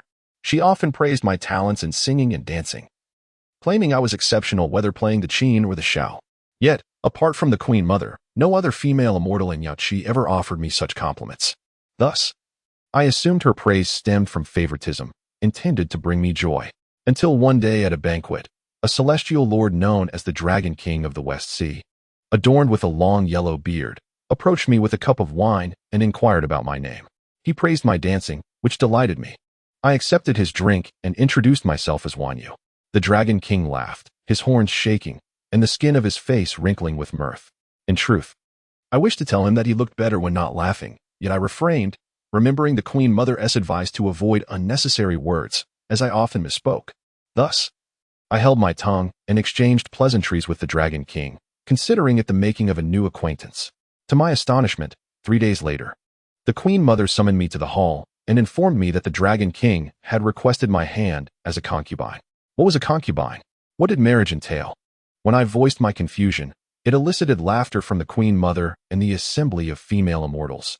She explained that a concubine was one of the highest-ranking women in the West Sea, enjoying a life of leisure with servants to attend to her every need. She also mentioned that the Dragon King was exceedingly wealthy and treated his female companions well, expressing her hope that I would accept the proposal. I felt immense gratitude towards the Queen Mother for her kindness, which I could never repay, and how could I refuse her request? Therefore, I replied affirmatively. My betrothal to the Dragon King was thus established. During this time, several of my sisters from Yaoqi discreetly approached me, revealing that the Dragon King had a primary wife and 14 concubines, and after my marriage, I would become the 15th. Their words were hesitant, and I could not comprehend the underlying concerns reflected in their eyes. I reiterated that this was the Queen Mother's wish, so I would certainly comply. Afterward, they ceased their discussions, yet their apprehension was now even more palpable. During the days of anticipation for my marriage in the heavens, I often descended to the mortal realm, gradually grasping the reason behind the goddess's constant remark that I lacked eloquence. After witnessing the secluded courtyards of mortal abodes and the lonely lives of wives and concubines, I began to understand the unspoken worries reflected in the eyes of the maidens of Yaoqi. Was marriage truly such a painful affair? Did it mean I would, like them, gradually wither away in sorrow? A sense of trepidation crept in, yet upon reflecting on the goddess's years of kindness, I felt that repaying her kindness was of greater importance. In the mortal world, I stumbled upon a young girl. She possessed a delicate beauty, her demeanor cool and serene, reminiscent of the moonlight above. When I inquired about her name, she replied that she did not know. When I asked her where she came from, she also had no answer. Sensing that she was neither a mortal nor a malevolent spirit, I took her back to Yaoqi, believing she would be homeless otherwise. This decision posed a significant risk. Should other deities discover her presence, it would surely be reported to the goddess, and I feared for the girl's very essence if she were to be found out. I concealed her in my private chamber, pondering a name for her. I asked if she had any preferences, and she revealed her fondness for throwing stones, claiming she was remarkably accurate. I chuckled at her amusing talent. I procured a bow and arrows for her, and before I could teach her the art of archery, she instinctively grasped the technique, hitting her targets with astonishing precision. Inspired by a saying that associates the name Inu with exceptional archery skills, I decided to name her thus. In a supplementary narrative, I recount my experiences with little Yu. She is remarkably intelligent and understanding, obediently following my guidance without the typical whims of childhood. We have grown to rely on each other within the secluded halls of Yaoqi. However, I find myself perplexed by her seemingly negligible aptitude for cultivation. Even the most mediocre disciples would grasp my teachings after a few repetitions. Yet little Yu struggles even after 10 attempts. I began to wonder if my methods were flawed. Perhaps they were. Nonetheless, I resolved that it was not her fault. If she could not grow stronger, I would take it upon myself to protect her. I aspire to be a devoted sister, and despite her lack of prowess and cultivation, little Yu excels in archery, a skill that would be hard to rival in the heavenly realm. As for her musical talents, well, as long as she can play, that suffices. I decided to cherish the remaining moments before marriage with little Yu in Yaoqi, planning to discreetly take her along when the time came. I diligently oversaw her practice of transformation techniques, yet her progress was painfully slow, raising my concerns. Little did I anticipate that the event of marriage would be interrupted by the forces of war. Peaceful days, though often mundane, are rarely cherished without the contrasting backdrop of turmoil. In my travels through the mortal realm, I have had the misfortune of witnessing the horrors of war. I vividly recall the desolation, the crumbling edifices, the rivers of blood, and the plight of displaced souls. Innocent children, barely a few years old, wailed for their lost parents amidst the chaos, while the prices of sustenance soared, leaving ordinary folk either caught in the flames of conflict or succumbing to starvation and thirst. The devastation was far beyond mere words of tragedy could encapsulate. Yet, I never imagined that even the celestial realm, resplendent with joy and harmony, could one day be engulfed in war. The flames of battle ignited first among mortals, as the human race clashed with the demon kin, resulting in a stalemate that eventually drew in the formidable powers behind them, the celestial deities of the heavenly palace and the shamans of Wushan. The shamans, known for their formidable combat prowess, pushed the front lines from the borders of their territories to the southern heavenly gate. Supported by the might of the Eastern Emperor and other powerful deities wielding the four symbols formation, I heard tales of many young and beautiful celestial maidens abducted by the fierce soldiers of the shaman clan, leaving behind a trail of death and injury. Fear gripped my heart, and I longed to escape, taking Xiaoyu with me. But in both heaven and earth, turmoil reigned supreme. Where could I flee? It was perhaps a twist of fate that as I was tidying the Empress's chamber today, I stumbled upon an illustrated tome that spoke of a place known as the Land of Lost Joy. A note within the tome read, "Unconcerned by worldly strife, eternal happiness awaits." Could eternal joy truly be attainable? Could one truly be isolated from the world? I resolved to take a chance. It was certainly preferable to remaining idle in despair. The outcome of the war remained uncertain, and if the shamans were victorious, neither Xiaoyu nor I would have a favorable fate. The tome mentioned a mirror, the mirror of lost joy, through which one could reach the land of lost joy. I diligently consulted ancient texts, striving to uncover the mirror's location, and ultimately, my efforts bore fruit. I gathered my belongings, and alongside Xiaoyu, leaped into the mirror of lost joy, arriving in the land of lost joy. Here, indeed, there was no warfare, only a picturesque landscape, albeit inhabited by villagers who held disdain for outsiders and those of different races. Nevertheless, I recalled the teachings of the old Taoist, who advised to be as adaptable and permeable as water. The highest virtue is like water. It benefits all things without contention. By exchanging sincerity for sincerity, I was confident I could coexist harmoniously with them. The day I encountered last was an utterly mundane evening. Aside from my curiosity regarding his racial identity, I found nothing particularly remarkable about him. He was weak, and with a mere flick of my soft silver, he was captured. I thought that would be the end of it, as I usually confined such mischievous spirits within my soft silver, which would then absorb and refine them. Yet, to my astonishment, upon awakening the next morning, I discovered this peculiar being cohabiting with my soft silver. He had even taken refuge beneath my bed, holding it hostage. From that moment on, I began to take notice of this young man, when he shed his fangs and no longer appeared menacing. He turned out to be quite handsome, strikingly so, with a cold pride and an underlying fierceness. He grasped my wrist, and I felt a flicker of irritation. Did he not understand the propriety of distance between men and women? Under the bright light of day, how could one engage in such a brazen display with me? In a fit of anger, I thrust him away. His hands were chillingly cold, and his gaze bore an intensity that spoke of murder. Had I lacked the means to subdue him, I would surely have become a mere specter beneath his dominion. I was uncertain of his origins, yet the malevolent aura that surrounded him certainly did not align with that of a typical living being. Intrigued, I discovered that he was a vampire. At that time, I was unaware of what a vampire truly entailed, leading to his cold mockery of my ignorance. Through our ensuing conversation, I discerned one thing. This vampire, named Raster Kalui, harbored an exceptionally heavy malice. Was this peculiar demeanor common in such places? It was troubling that someone so young was thrust into the role of a general, yet carried such a burden of wrath. Upon reflection, I surmised that his intense bitterness was likely a consequence of his early exposure to the horrors of battle. Having witnessed the brutality of war myself, I felt an immense sympathy for this youth at his age. He should not be embroiled in the affairs of adults, but rather should be living joyfully and untroubled. After a moment's hesitation, I resolved to keep him close. Driven by numerous reasons, the foremost being my desire to compensate for the joy he had missed in his childhood, hoping to alleviate his violent nature.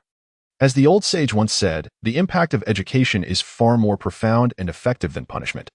And I believe that this young man still had the potential for growth and the opportunity to be molded into a kind-hearted individual. Even that night, when I realized his intention was to take my life, I refrained from exposing him. Instead, I gifted him a hastily crafted cloak to shield him from the light. When I witnessed the surprise in his eyes, I knew that my endeavor to reform him was not in vain. He reveled in looking down upon others with disdain, often resorting to crude and violent methods to eliminate those he found displeasing, while frequently delivering cold retorts towards me. At times, I genuinely questioned whether his mental state was somewhat impaired, but upon calming my thoughts, I considered that perhaps the ravages of war had inflicted wounds upon him, disrupting his understanding of basic emotions. Alas, the world is not abundant in miraculous remedies. I resolved that gentle kindness and patience would be the key to reaching him. After all, the art of education cannot be rushed. It requires a gradual approach, akin to water dripping steadily upon stone. Chapter 21. The Wrathful Duke. Be my blood's servant, you. You are utterly outrageous. In an instant, you shifted from Raster's side of the bed to the floor. A soft silver blade materializing in her grasp, aimed directly at the languid Rastu upon the bed. Speak. Who are you? Why have you bound me here? Did I bind you? He retorted, bemused, as he glanced at his own form, finding no ropes ensnaring him. Despite the blade pointed at his nose, he felt no anger. Even Raster himself could not fathom why he felt no ire, and a hint of amusement flickered within him. Wanyu surveyed her own attire, noting only the tattered edges. Yet otherwise, she found nothing amiss. Let them watch if they wish, he remarked nonchalantly. Wanyu scoffed, what a shameless wretch, as she raised her leg to depart. Her hand barely grazed the doorknob before Laster seized her wrist. As a vampire, Laster possessed astonishing speed, rendering Wanyu incapable of reacting before she was restrained. Did I permit you to leave? Where do you think you're going? His face devoid of mirth, Laster's icy grip tightened around her wrist, effortlessly tossing the delicate Wanyu back onto the bed. The vast disparity in their strength instilled a measure of fear in Wanyu. Her previous bravado dissipated as she hurriedly scrambled off the bed, drawing her soft sword to guard herself. Who are you, and why have you captured me? Who am I? Can you not discern? Laster shook his robe, raising an eyebrow. It was then that Wanyu realized he was adorned in the very robe she had sewn for young Laster. And clarity dawned upon her. He must have pilfered it from Laster. What have you done to Laster? The righteous inquiry slipped from her lips, and disregarding her lingering fear, she aimed her sword at his collar, locking her gaze onto his eyes. In that moment, The visage she had hastily overlooked in her prior panic was laid bare before her. He resembled a matured version of Laster, his features unchanged yet more defined. The childishness faded away. His complexion, though still unnaturally pale, appeared somewhat healthier, and he seemed taller and more robust. If I were to kill Laster, what would happen? Laster himself was unsure why he posed such a question, but it escaped his lips impulsively, and he felt an urgent need for the answer. Was he truly Laster? Wan Yu found herself ensnared in confusion. Initially, she believed she had misjudged the situation, mistaking him for Laster, yet his words now cast doubt. Could he be a creature that consumes vampires and alters its form? But why would a monster inquire about the consequences of killing Laster?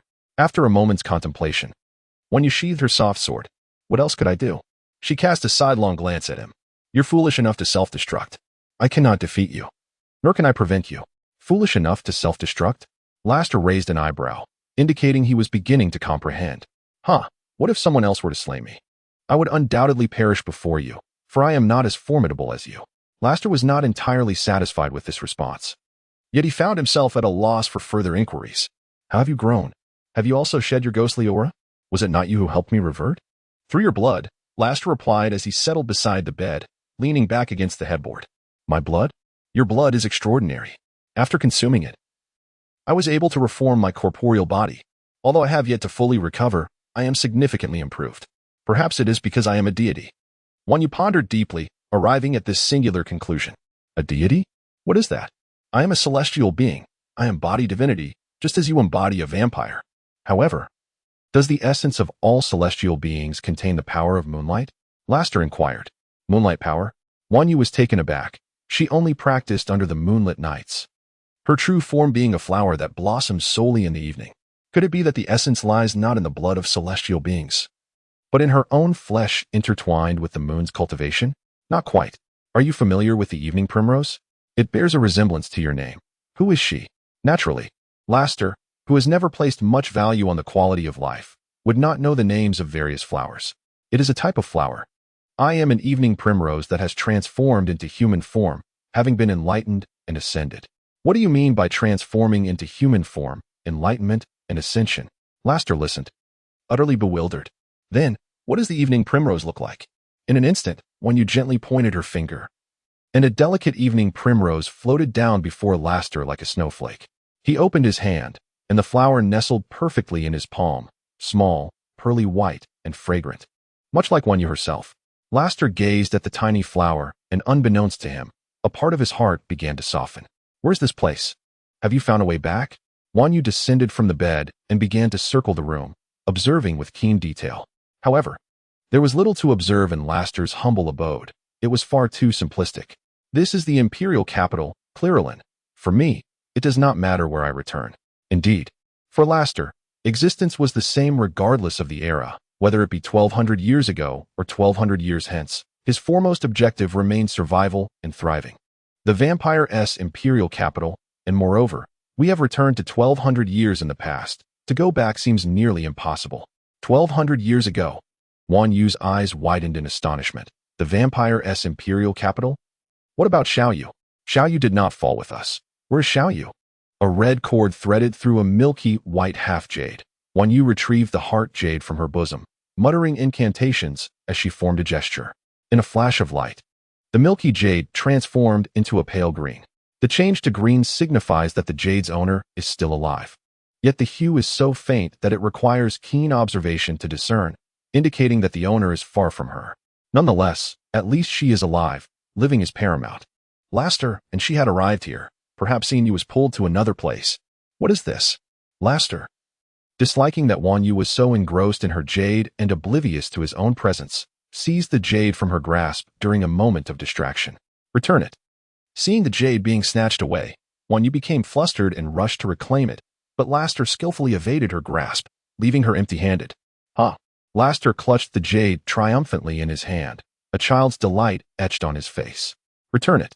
Wan Yu extended her hand, her expression a mix of annoyance and reproach. Let us make a trade.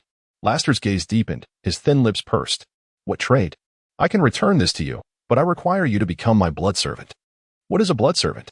Wan Yu blinked innocently, unaware that she had already become the prey that Rast coveted. Chapter 22. The wrathful Duke Rast adjusted his collar.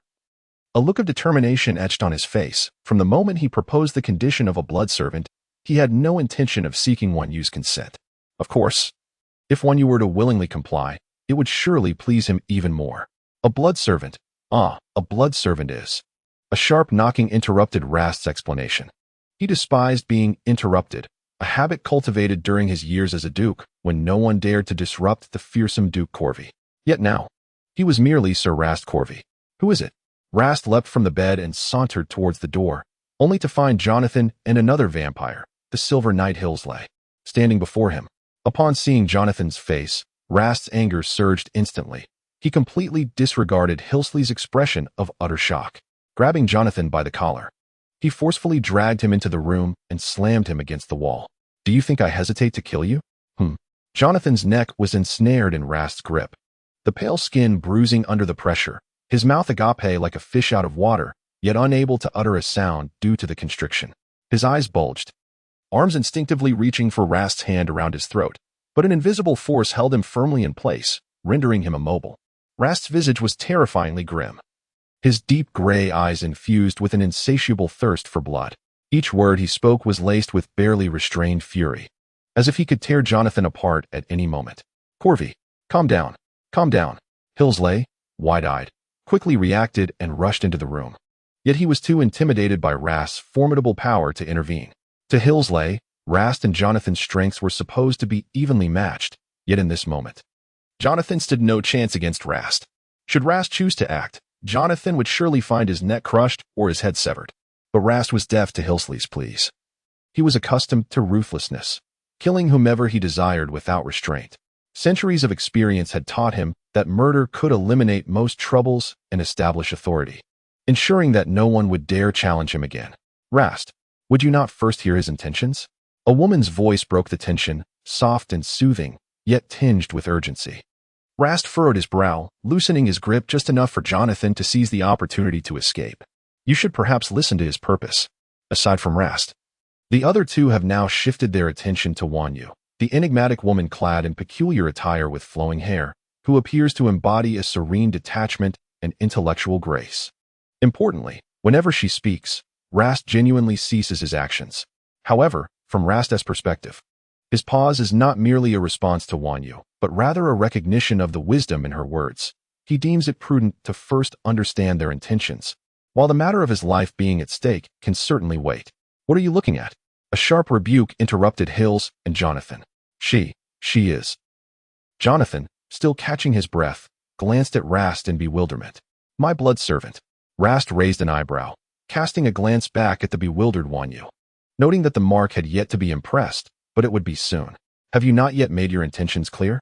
Wan Yu, uncertain of Rast's cryptic mention of a mark, felt a twinge of anxiety for the two oblivious vampires. Should they not hasten to speak?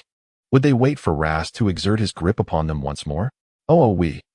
We are here to inform you that Lord Haladi has decided to hold the Golden Knight conferral ceremony tomorrow, and we are here to notify you. Hills was the first to regain his composure, stammering through the message. Is that all? Rast's countenance revealed no trace of surprise or emotion, remaining as frigid as before. Did you hear that? The you referred to Wan Yu. Upon being unexpectedly singled out, Wan Yu felt a jolt at the sight of Rast's eyes, which gleamed with an ominous intensity. Her instinct for survival surged forth before her mind could fully process it. I heard. Rast nodded, then in a flash, pivoted and reached for Jonathan's collar once more. Even though Jonathan had braced himself to flee, Rast's speed was formidable. As Jonathan barely began to open the door, Rast was already before him, seizing his hair and forcefully pressing him onto the table. The hardwood surface collided violently with Jonathan's facial cartilage, producing a dull thud that made Wan Yu wince in sympathy for him. Yet, this heavy slam was far from the end, for Rast followed it with a chilling declaration that sent shivers down the spines of the remaining three. This room's entrance lacks a wind flag. The pole shall be made from your leg bones and spine, and the flag itself from this robe upon your person, as well as your skin. From Rast's demeanor and tone, it was evident he spoke with utmost seriousness. Wan Yu and Hills were left aghast, their jaws nearly dropping. Wan Yu muttered, is he truly so devoid of humanity? Hills pondered, has Rast's former silence and unremarkable prowess merely been a fade? Surely he cannot intend to skin Jonathan. However, the most fearsome presence was undoubtedly Jonathan, trembling beneath the oppressive gaze of Rast. His body quaked, breath came in heavy gasps, and his heart raced at an alarming pace. A weight of immense pressure bore down upon his head, causing an agonizing headache and constricting his chest as if a colossal stone were lodged there, nearly suffocating him. In such moments, one typically pleads for mercy. Yet, Jonathan found himself utterly speechless. For the sense of dread and intimidation exuded by Rast was overwhelmingly potent, not merely a psychological terror, but an intangible physical restraint stemming from an insurmountable disparity in strength. Similarly, Hills stood nearby, so frightened that he dared only to brush his trembling lips together, unable to utter even a single syllable. Rast, you know, that priestess name. What was it again?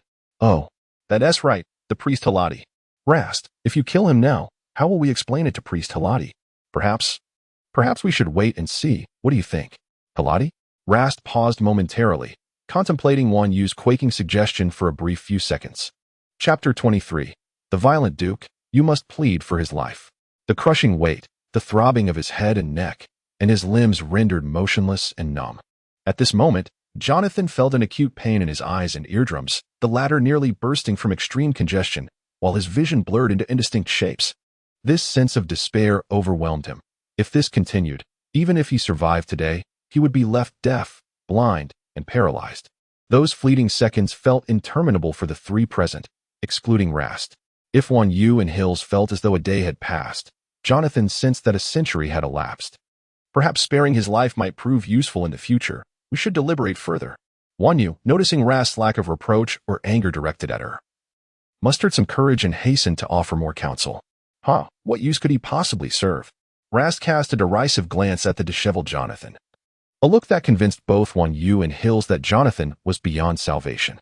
Yet, in the next moment, the capricious Rast shifted the conversation. However, Haladi may still be of value.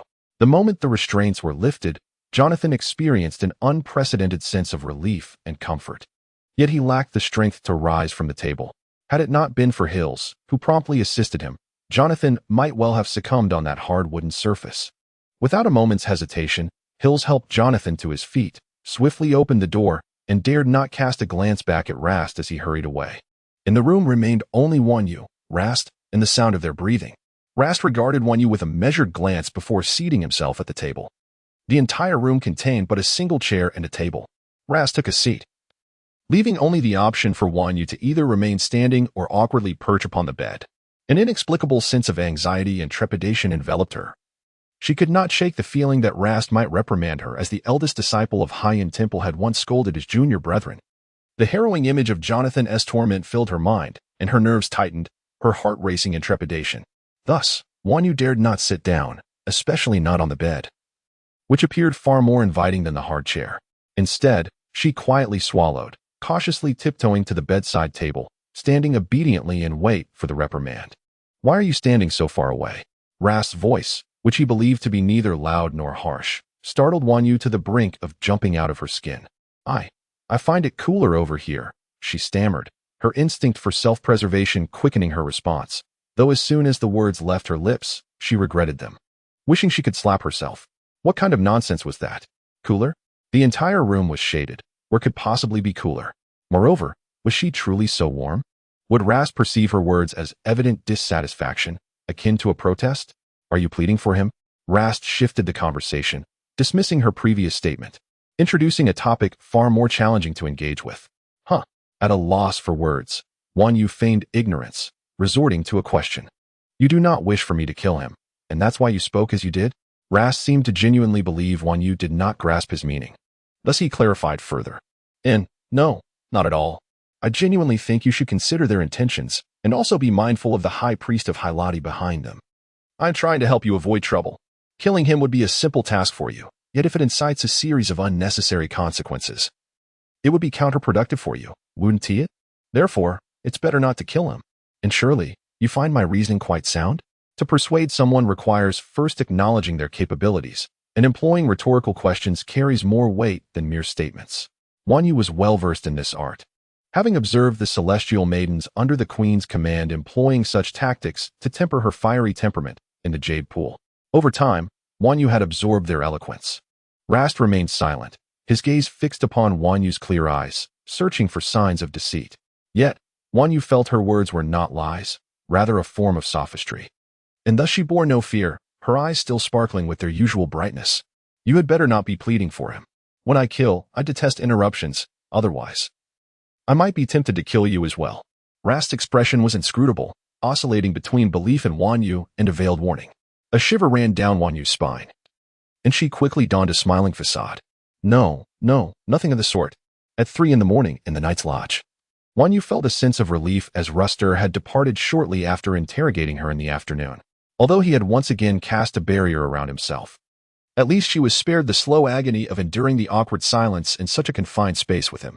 Since nightfall, Wan Yu had been peacefully lying on the small bed, her mind far from the impractical notion of escape.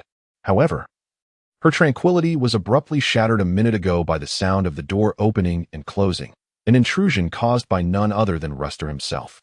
Wan Yu dared not dwell on the annoyance of being awakened from a deep slumber. Rather, her concern lay with the sight of Ruster standing straight by her bedside, undressing.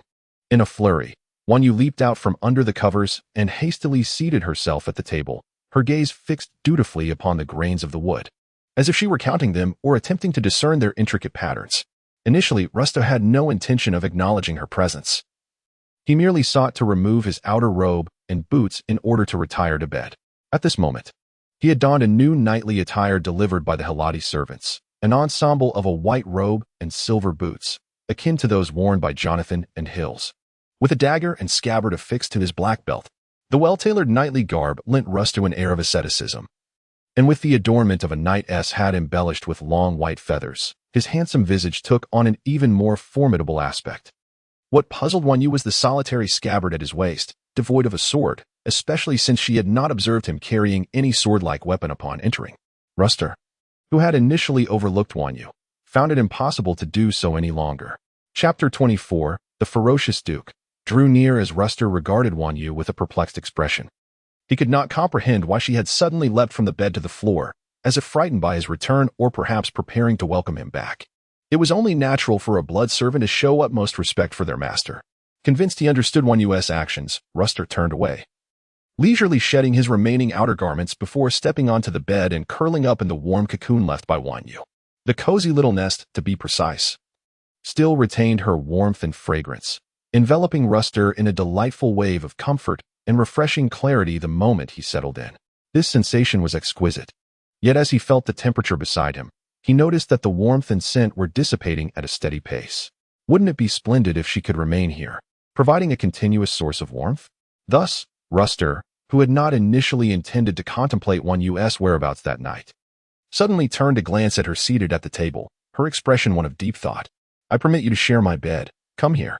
This amalgamation of clemency, authority, and an array of superior sentiments instilled within Wan Yu an instinctive sensation of profound indignation at the violation of her dignity. Setting aside her inherent reluctance to share a chamber with a man, even one with whom she held a mere acquaintance, his condescending demeanor conveyed an unmistakable message. His allowance for her to share his space was a privilege he conferred upon her, which she found exceedingly displeasing. Moreover, what had he uttered earlier? Ah, yes, blood servant. What could that possibly entail? Surely, it could not imply a servant in the traditional sense. Was he audacious enough to expect her to serve him? Wan Yu felt a surge of vexation, her true emotions unmasked upon her visage, which did not go unnoticed by Rast. Rast, perplexed, questioned her apparent unwillingness. Was she not honored enough? Did he need to personally extend an invitation? What are you waiting for? Come here. Wan Yu discerned a hint of irritation in his tone, yet she was resolute in her refusal to submit to such dominance. Thank you, but we cannot share a bed. I shall sleep alone. As she spoke, she conjured a magnificent petal of the evening primrose, its elongated, pearly petals hovering in the air, exuding an even more potent fragrance. With a graceful leap, she settled upon the petal, reclining elegantly, turning her back to Rast on the bed. Very well, let us sleep. While she reveled in her clever resolution of the sleeping arrangement, Rast's ire simmered beneath the surface. Why can't we sleep together? If I say we can, then we shall. Is there room for dissent? The moment Wan Yu closed her eyes, she felt a tight grip around her waist, and in an instant, she was forcefully thrust onto the bed. What are you doing? She gasped, struggling to rise. But before she could gather her bearings, a cold, rough hand seized her delicate neck. Rast's grip was formidable, his strength overwhelming. even in his ethereal state. Wan Yu had been powerless against him, and now, returned to his corporeal form, she was utterly at his mercy. Conversely, Rast could easily extinguish her life, as evidenced by the intense pressure that enveloped her celestial frame, causing excruciating pain as if her very essence were on the verge of shattering. Instantly, Wan Yu froze, her eyes widening with terror as they met the dangerously handsome yet menacing visage of Rast. Faced with the choice between death and the preservation of her dignity and decorum, the decision was starkly clear. She promptly acquiesced, lying still and ceasing her struggles until his hand relinquished its hold. Only then did she dare to turn, facing the wall, refusing to confront Rast as she sought solace in sleep. This act of not facing him while resting was the last vestige of her dignity. Fortunately, Rast did not trouble her further after that, as he was not particularly concerned about her orientation. His sole interest lay in whether she could warm his bed and provide the soothing fragrance he needed before slumber. Thus, to fully utilize Wan Yu's role as a human incense burner, Rast did not merely cover himself with the blanket this time, but instead draped it over both of them, wrapping his arm around her waist to draw her closer. For Rast, this embrace was no different than grasping a pillow or a blanket, yet for Wan Yu, the impact of such an embrace was akin to the destruction of the Yao Pool or the collapse of the Ling Shao. She froze, her eyes wide open, her body stiffening like a fish on the brink of death, capable of no more than breath. Wan Yu, both startled and frightened, awaited Rast's next move, entirely oblivious to the implications of romantic entanglements. Having no knowledge of the lessons imparted by the old Taoist at Haiyun Temple concerning the matters of Wushan clouds and rain or the frivolities of love, she merely understood that girls and boys should not make contact, and was utterly unaware of the consequences that might follow such an act. In her innocence, she believed that this physical intimacy constituted the entirety of Wushan clouds and rain, yet even this level of contact was already at the limits of her understanding. However, Rast refrained from any further actions, his hand resting on her waist remaining still. Wan Yu could not recall when she fell asleep. She only remembered lying stiffly on the bed for quite some time before finally succumbing to drowsiness. Rast, too, was not at ease. He had been preoccupied with trivial matters throughout the first half of the night, utterly exhausted, and after finally falling asleep around 3 a.m, he slumbered for a considerable duration. They both awakened close to noon the following day. Nevertheless, neither of them seemed inclined to rise until Wan Yu broke the silence. "Isn't today the day of the Golden Knight's investiture? When do you plan to go?" "That will be tonight." His voice carried a unique raspiness and languor characteristic of one just roused from slumber. An immediate silence ensued again. After a long pause, Rast withdrew the hand that had lingered on her waist throughout the night. At that moment, Wan Yu released a long, silent sigh of relief. Yet Rast's subsequent inquiry left her in bewilderment. "Why did you say last night that we couldn't sleep in the same bed? They had just woken up." And he still remembered that? Wan Yu pressed her forehead in frustration, pondering how to explain it to him. Because men and women should not touch, and certainly cannot just sleep in the same bed. Men and women should not touch? What does that mean? Chapter 25, The Wrathful Duke, left no room for refusal. It means, one cannot casually make contact, cannot be overly intimate. Overly intimate? How could that be? Rast scoffed derisively, a cold smile curling his lips. For some reason, he suddenly thought of the debauched noble women of the empire, perhaps because apart from Wan Yu and Ying Yu, they were the only ones he had encountered. Empowered by their lineage and heritage, these women are not only proud but also audaciously unrestrained. It is a rare occurrence for noble ladies or young misses to maintain unwavering fidelity to their partners. The majority marry their husbands while simultaneously indulging in one or even several lovers, a widely acknowledged fact that hardly qualifies as a secret. This reality is an affront to Rast, who, despite dismissing the erroneous notion that women are mere cacophonous, troublesome, and feeble amalgamations, cannot fathom sharing a wife or mistress with another man, not even in thought. How could that be possible? I have never engaged with any man, not even a touch. How could it be? You have never even held a man's hand? Never. One wore an expression of incredulity while the other displayed righteous indignation. Rast fell silent, contemplating for a long moment before finally uttering, "So, am I the only one who has touched you?" This sentiment was rather peculiar. Wan Yu had never experienced romantic emotions. She was entirely unfamiliar with feelings of bashfulness or shyness. Embarrassment and awkwardness surfaced only when others praised her, prompting a sense of humility. However, upon hearing Rast's words, She suddenly felt a string within her mind vibrate, releasing a deluge of warmth that washed over her, leaving her momentarily at a loss for words and hesitant to meet Rast's peculiar gaze. Wanyu felt an intense heat rise from her face to her neck, prompting her, in a fluster, to turn over, once again presenting her back to Rast. Meanwhile, Rast, observing her ability to turn but not to respond to his inquiry, grew somewhat impatient. Is it true? Are you deceiving me? Or have other men touched you? The final question of his trio struck a nerve with Wanyu, who angrily pounded the bed and retorted, Who touched me? I did not. Rast parted his lips, inhaled sharply, then exhaled a long sigh, remarking, It is somewhat pitiable. But there is no need to be excessively distressed over such matters. This exemplified a disparity in thinking. Wanyu was momentarily taken aback upon hearing the word distressed. Had she displayed any signs of sorrow? Or had he perceived her to be upset over not having interacted with men? Why should she feel sorrow over this? Was this not a rule to be adhered to? Her mother had always taught her thus. Yet, to Rast, any noble young lady of the empire, prior to marriage, regardless of her beauty, or even if she were merely of modest attractiveness, would invariably have one or two suitors, admirers who would wish to dance with her at balls or take her out on excursions. Moreover, although Wanyu belonged to a different ethnicity, he found her quite beautiful and imbued with a transcendent purity that set her apart from the mundane world, making it all the more surprising that she had not yet encountered a man's touch. Rast misinterpreted Wanyu's ire as an expression of sorrow and regret over his perceived lack of allure. Distress? Certainly, I am quite satisfied with this arrangement. Henceforth, you shall be the sole person permitted to approach me. Remember this. The tone of command, the irrevocable decision, and the attitude that unsettles Wanyu are all too apparent. She let out a soft sigh and shifted her body further into the bed. She found Raster's mindset somewhat peculiar. Yet she was too weary to engage in a debate with him, choosing instead to remain silent and enjoy her peace. Am I to accompany you as well? Wanyu gazed at the white cloak he offered, her eyes blinking in bewilderment as she looked at Raster's retreating figure, in the presence of a master with a blood servant. When the master is conferred a title, the blood servant must also be present. Raster tugged at his collar and adjusted the final buttons of his attire using the mirror lent to him by Wanyu. Delicately, she grasped the cloak in her hands, biting her lip, and finally mustered the hesitation-laden words she had long contemplated. Raster. Raster did not even lift his eyelids. Lost in memories of the night he first learned of his selection as a golden knight. I recall you should address me as master. Do you understand? Wanyu's initial words were abruptly interrupted by Raster, this time in a manner she found utterly unacceptable. Master? She was struck dumb, a laugh bubbling up from within her. Raster. There is one thing you must understand. I am not your servant. The air in the room thickened in that moment.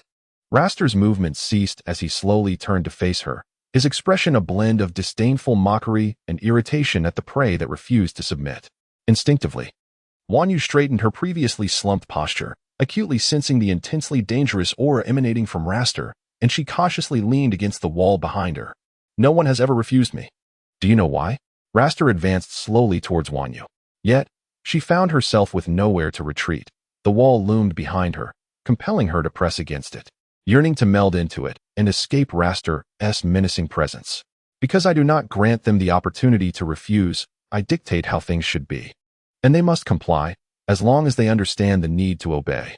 As anticipated, his hand once again reached for Wanyu's neck. But this time it was not to choke or squeeze. Rather, it glided over her skin inch by inch, as if selecting exquisite fabric. Admiring the beauty of a delicate porcelain, Wanyu trembled, a shiver beyond her control, tilting her head to the side, her alabaster neck laid bare before him, the slightly thicker veins clearly visible. You are of a different kind. This time, I can interpret your disobedience as a failure to learn how to comply. So I shall teach you, but there will be no next time.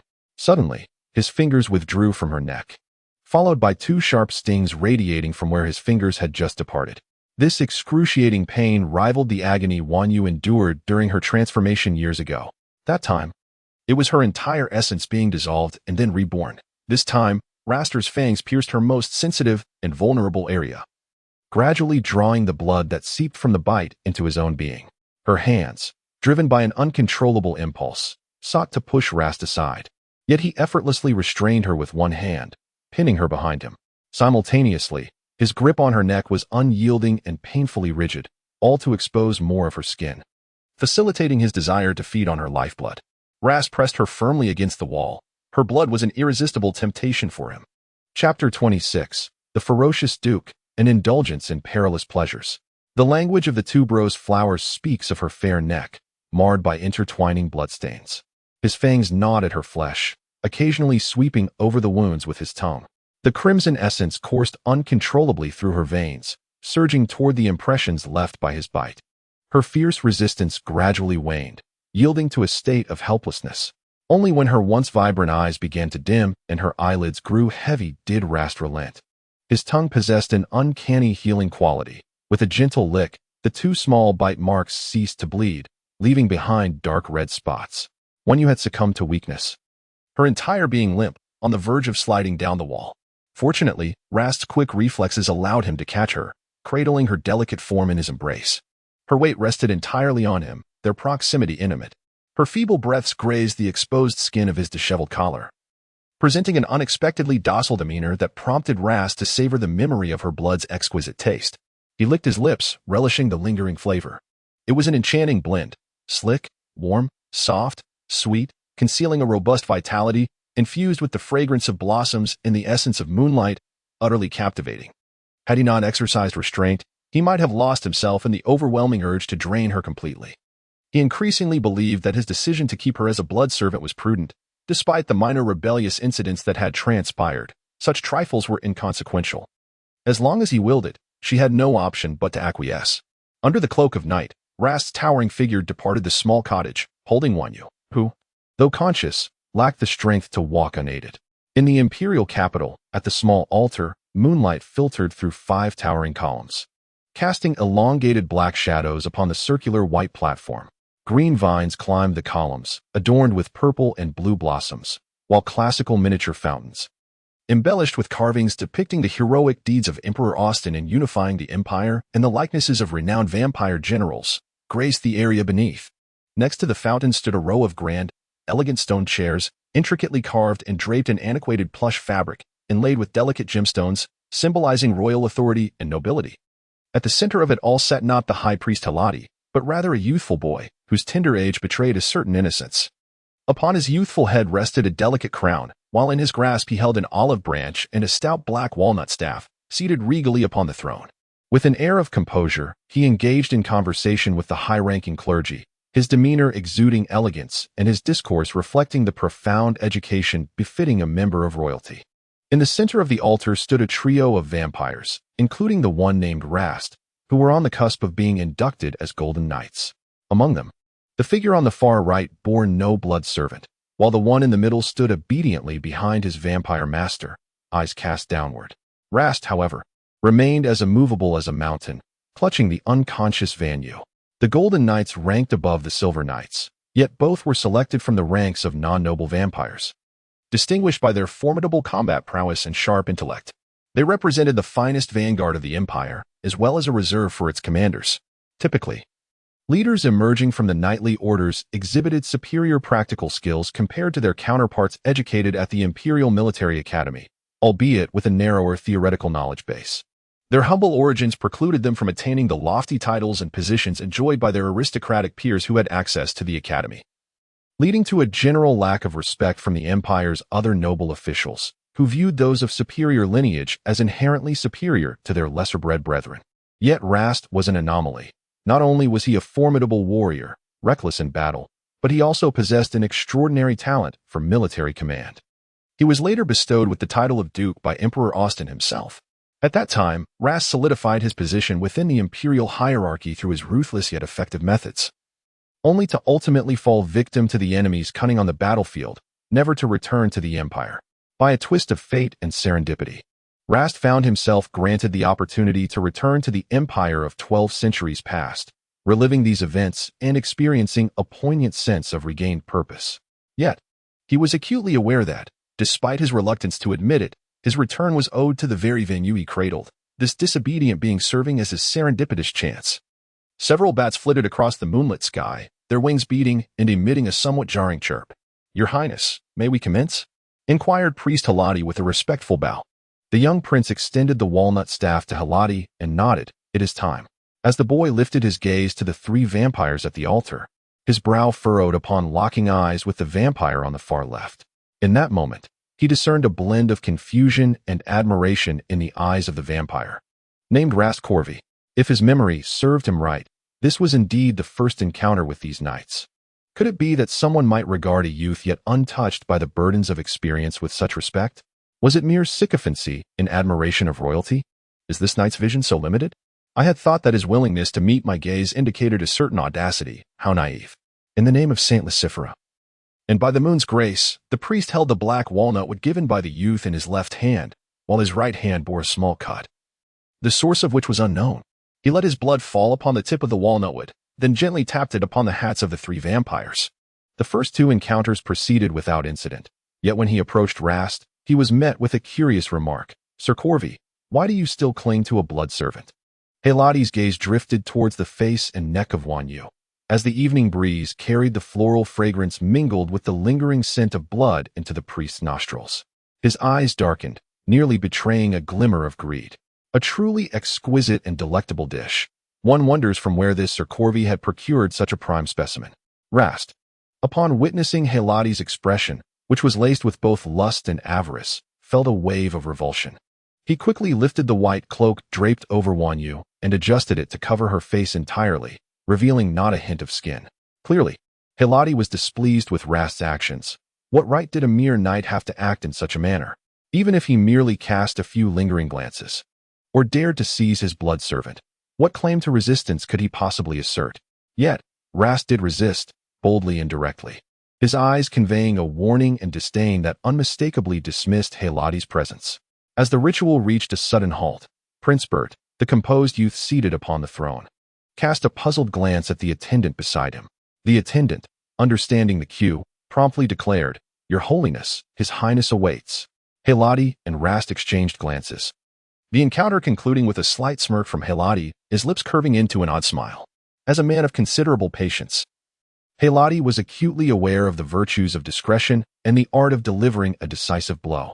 His choice of Rast to enter the Golden Knight Order was deliberate, and under the influence of this rationale, he was not in haste to confront Rast openly.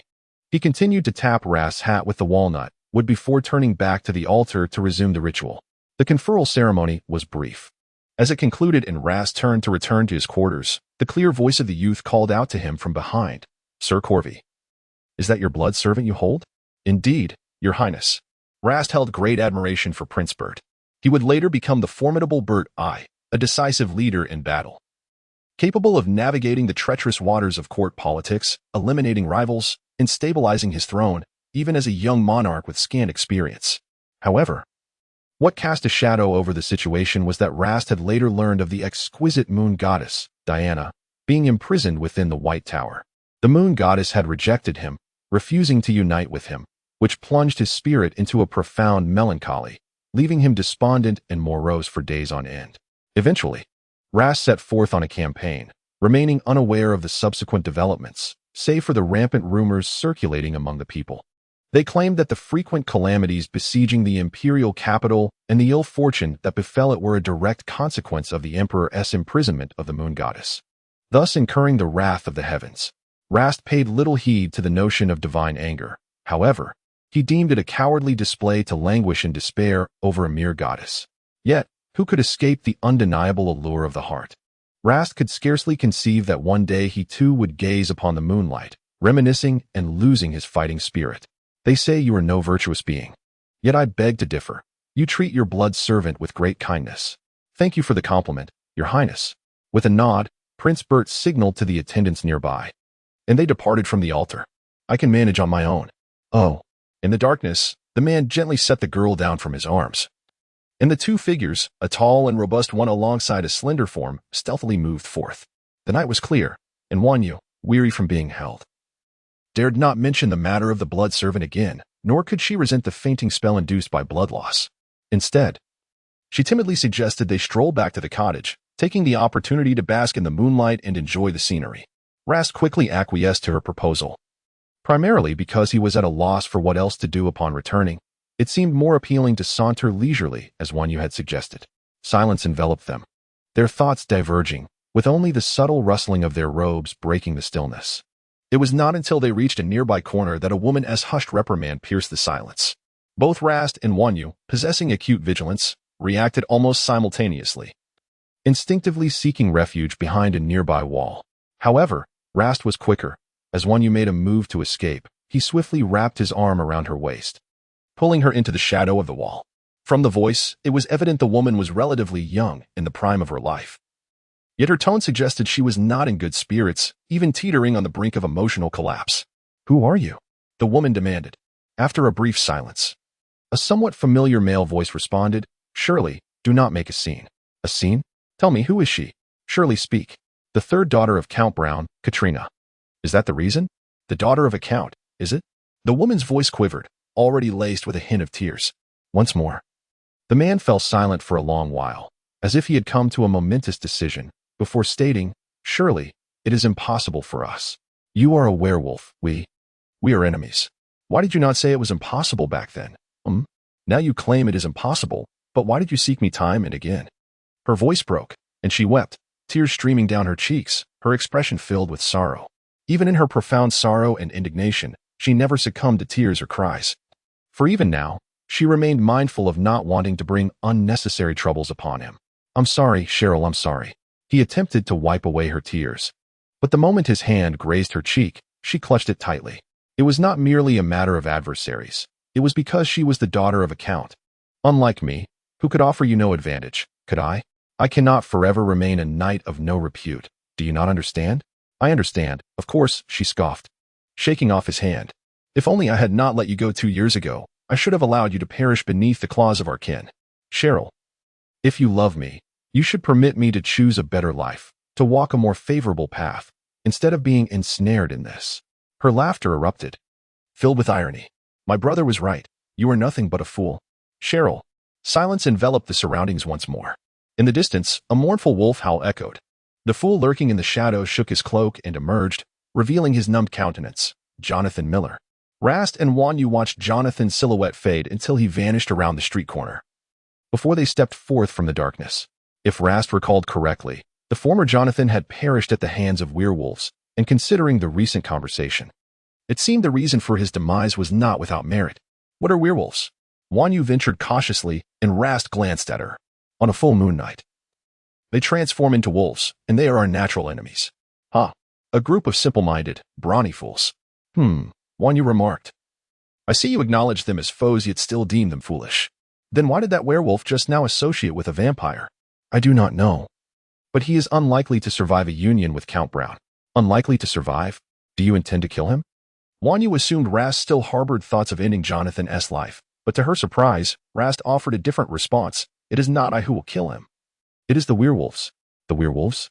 Wanyu found Rast's words bewildering, yet she dared not inquire further, as just before she opened her mouth, she fortuitously locked eyes with Rast and discerned his impatience in his gaze.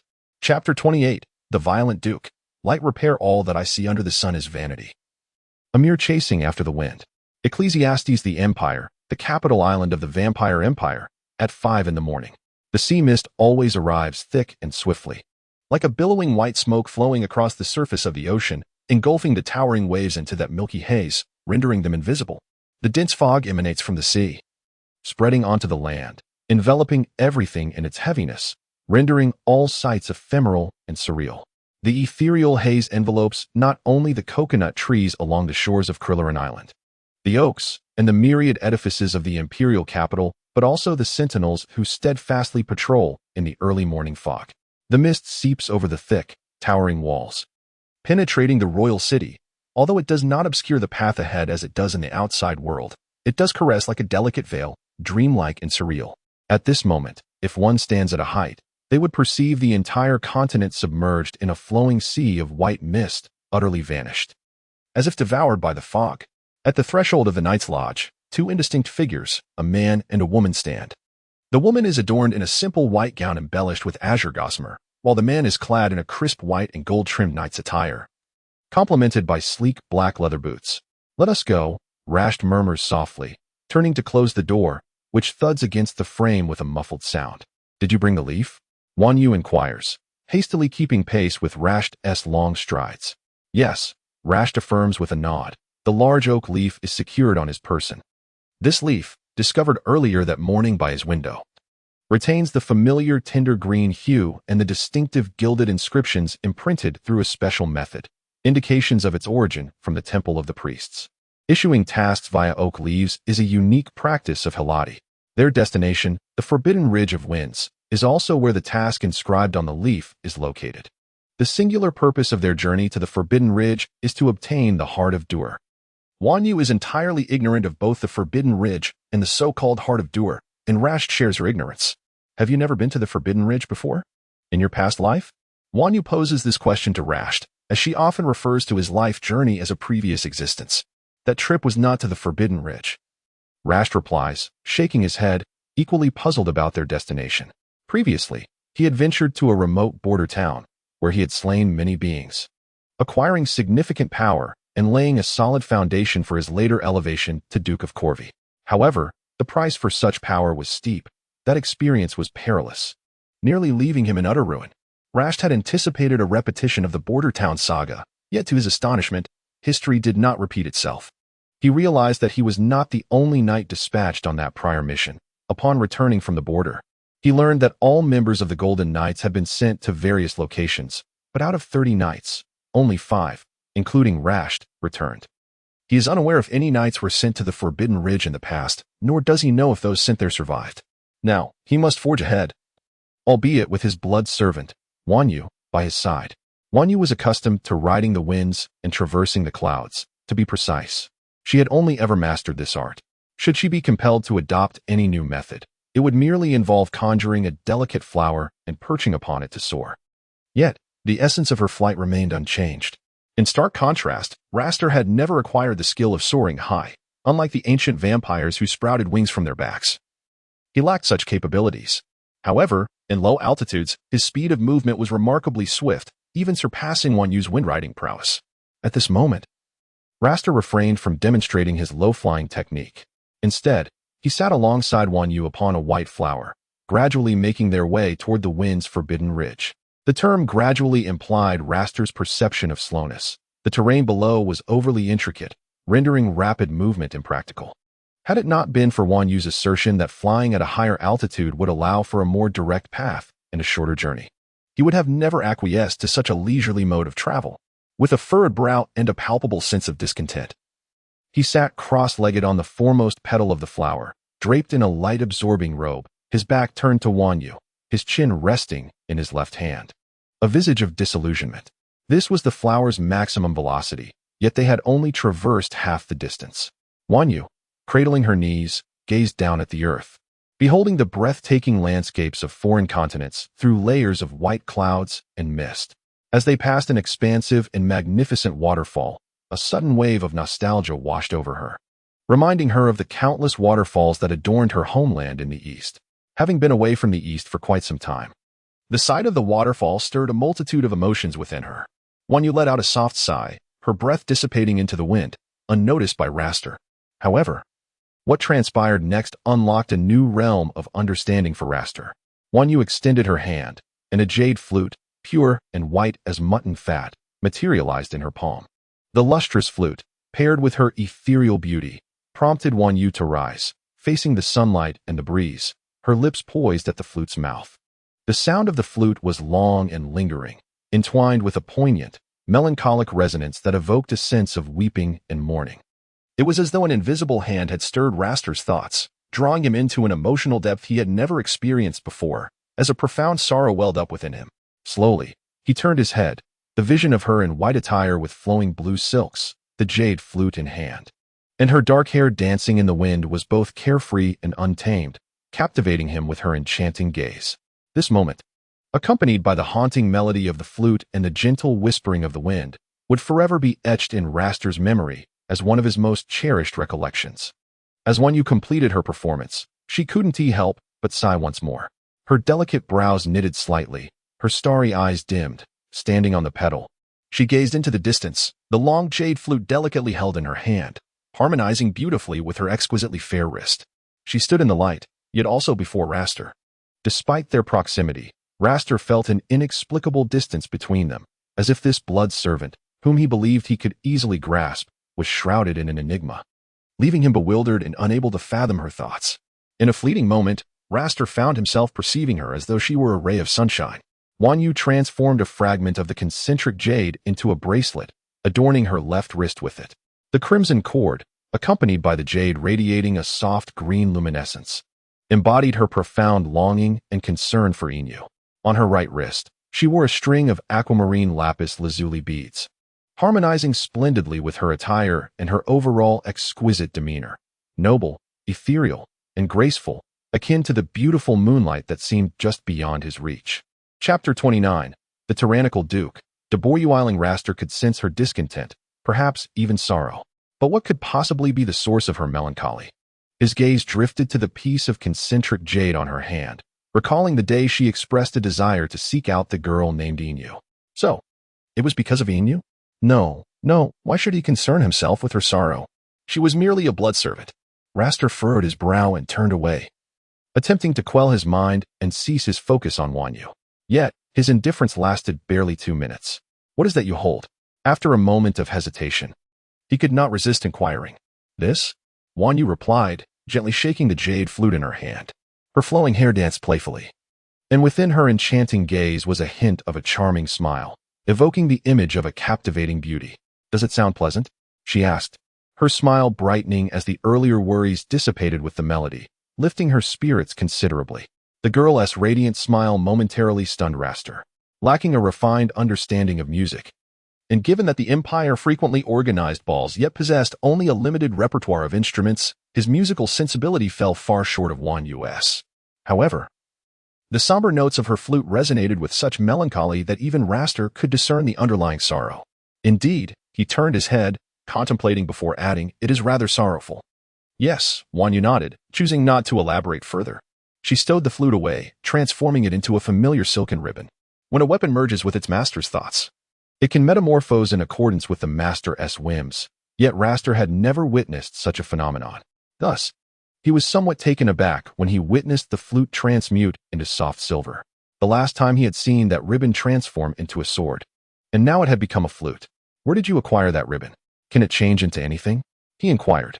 It was a gift from someone. However, it cannot transform into just anything.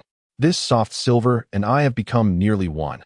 I'm its master, and only I can command its transformations at will. Master? Can I also command your transformations? Raster teased. Wan Yu bit her lip, yearning to vehemently contest the notion that she was merely his servant.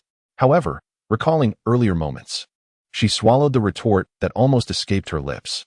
Choosing silence, she turned her back to him, yet Raster was discontent with her silence, interpreting it as a form of silent defiance. Indeed, the truth is as such. Respond to me. His voice was laced with evident impatience and anger as he swiftly moved behind Wan Yu, roughly seizing her shoulder to turn her around. His large hand clutched her chin, compelling her to tilt her head upwards to meet his gaze. It appeared she had yet to learn the art of obedience, and he was more than willing to instruct her. Caught off guard, Wan Yu found herself under his control, his penetrating and aggressive eyes invading her vision like a ferocious beast poised to devour her, sending a shiver down her spine. I cannot change at will, she acquiesced, averting her gaze from his dangerous stare, her arms hanging limply at her sides like a doll at the mercy of its master. After an eternity, when her chin ached painfully from his grip, Raster finally released her, his fingers trailing over the evident bite mark on her smooth neck, his eyes brimming with extreme possessiveness. The bite was his mark, a symbol of her status as his blood servant. No matter her disobedience, she would ultimately yield to him. Just as she had moments before, succumbing at the slightest threat, he discerned that Wan Yu's nature was gentle, in stark contrast to his own aggressive demeanor. She was more accustomed to tolerance and retreat, a quality he relished and savored. Answer me next time, he coldly uttered, then turned back towards the flowers. Wan Yu concealed her disdain and aversion, closing her eyes to avoid looking at him, thus missing the subtle smile that lingered at the corner of his mouth, one he himself was oblivious to. What Raster failed to comprehend was that the seemingly delicate flower often harbors an unyielding resilience within. The journey was long, yet after this minor upheaval, they exchanged no further words, particularly Wan Yu, who knelt to one side, repeatedly massaging the jade bracelet on her wrist, contemplating how to seize an opportunity to escape this cursed place, and Raster himself, The ominous winds howled in every corner of the wind-forbidden ridge. Gloomy, oppressive, and devoid of sunshine. The sky, once clear and bright, darkened heavily the moment they entered the wind-forbidden ridge, where each segment of the sky felt suffocating. Reminiscent of storm clouds gathering before a tempest, they descended at the periphery of the wind-forbidden ridge, landing amidst a sparse grove, where the branches and leaves of each tree unnaturally stretched towards a singular direction, displaying an abnormal deep green hue. The first peculiar incident transpired as they landed. As Ruster's toes touched the ground, the scene before him underwent a dramatic transformation. The once clear and transparent environment abruptly became blurred. When clarity returned, the previously sparse woodland had inexplicably thickened. The branches that had only reached in one direction now swayed grotesquely like human limbs, and soon after, stakes began to emerge from the earth, adorned with viscous, unidentifiable liquids and the dismembered remains of various creatures. Certainly, this is not the most bizarre aspect. The most peculiar thing is that everything visible to Rast is, without exception, suffused with red skies, red trunks, red leaves, red soil, red stakes, and red corpses. The world is awash in crimson. A profound silence envelopes the surroundings. Suddenly, a wail shatters the stillness, an eerie, chilling cry that seems to emerge from nowhere, sending shivers down the spine of any listener. Rast feels suffocated, a sharp pain seizing his chest, while his legs and arms grow heavy and numb, as if burdened with lead. When his legs can no longer support him, he collapses forward onto the ground. Rast. Rast. A familiar warmth and the scent of flowers beckon him. As Rast opens his eyes, he sees Wonyu's blurred face swaying before him. Rast. Wonyu places her hand on his forehead, continuously channeling her vital energy into him. She is uncertain of what has transpired. She merely recalls that as soon as she landed, she witnessed Rast teetering unsteadily before dramatically falling to the ground after approximately 5 seconds. With no other choice, she gathers him into her embrace, resting his head on her lap while attempting to rouse him and simultaneously extending her spiritual awareness to survey their surroundings. Yet, this place possesses an unsettling aura. Her consciousness ventures forth like a solitary boat lost at sea, returning with no trace. Chapter 30, The Wrathful Duke, Sacred Relics. Just moments ago, it appeared to be the opportune moment for Wonyu to abandon Rast as he lay rigidly beside her. Her first instinct was to flee. Yet Wonyu, possessing intelligence, recognized the folly of such an action. In this unfamiliar land, where could she possibly escape? Her magical prowess is limited. While proximity to Rast subjects her to vampiric enslavement, would any other location truly be safer than being near him? The answer is uncertain. Given this ambiguity, she cannot recklessly provoke Rast's anger until she devises a flawless means of escape. After a brief moment of blurred vision, Rast's world returns to normalcy. The monotony of crimson fades away. Wonyu assists the awakening Rast to a sitting position. How do you feel? Is there any improvement? Her voice is gentle. Her gaze is clear as tranquil waters, akin to a warm fire that gradually melts the icy demeanor enveloping Rast's heart. Yet, as the ice thaws, his possessiveness and dependence on her grows silently and inexorably. Thus, upon regaining consciousness, Rast's first utterance is not one of concern for Wonyu, but a direct inquiry. Where have you just been? I haven't gone anywhere. I have been by your side the whole time, Wonyu replies, her expression one of bewilderment, seemingly devoid of deceit. But I couldn't find you just now. Laster's expression softened somewhat as he impatiently braced himself against the ground in an attempt to rise. However, his legs, having fallen numb for an extended period, offered him little support, and he nearly stumbled upon standing. Had it not been for Wonyu's timely assistance, he would have surely fallen hard. Perhaps it was an illusion, a trick of the mind. Wonyu, with the patience of a caregiver, gently brushed away the dry leaves and dust that clung to his robe. As she did so, Laster stiffened momentarily forgetting what he had intended to say. Shall we continue our journey? She inquired, lifting her gaze to meet his eyes, only to find him flinch away from her gaze in mild panic. Let us go? Laster uttered a single word, seemingly evading something, before striding forward with purpose. Leaving the spot behind, they traversed the path in silence. Although Wonyu was not short by any means, she felt dwarfed in comparison to Laster. Initially, she found herself jogging to keep pace with his long strides, but soon she noticed that Laster seemed to deliberately slow his pace, allowing her to follow comfortably behind him. He possessed a degree of understanding, she mused, yet she still struggled to endure his tendency to assert an air of superiority over her. The Wind's Forbidden Ridge was a complex region characterized by mountains and basins, quietly situated in the southwest corner of the continent. Its capricious weather and environment cloaked it in an aura of profound mystery. Little information about this area was provided in the Oak Leaf, aside from the mention of the ultimate mission objective, the Heart of Misfortune. Thus, when Laster and Wan Yu emerged from the sparse thicket to discover a town nestled beneath the Wind's Forbidden Ridge, they were taken aback. The fact that such a desolate place harbored a settlement of humanity was astounding. Not only did it exist, but it was also quite well established. All the buildings were concentrated in the broadest expanse of the basin plain, encircled by mountains and trees that cradled the town protectively. There was but a single road leading to the town, intersecting the circular plain, and one could only reach this enigmatic settlement by taking a turn at the designated entrance. At the entrance stood a directional structure crafted from wooden planks and poles, resembling an archway that Wan Yu had once seen in the east. To one side hung a relatively smooth wooden board, upon which were inscribed several characters in an unknown yellow pigment. Holy Mark, Karsak, in the name of the Yellow King. Yellow King? Wan Yu murmured, repeating the words.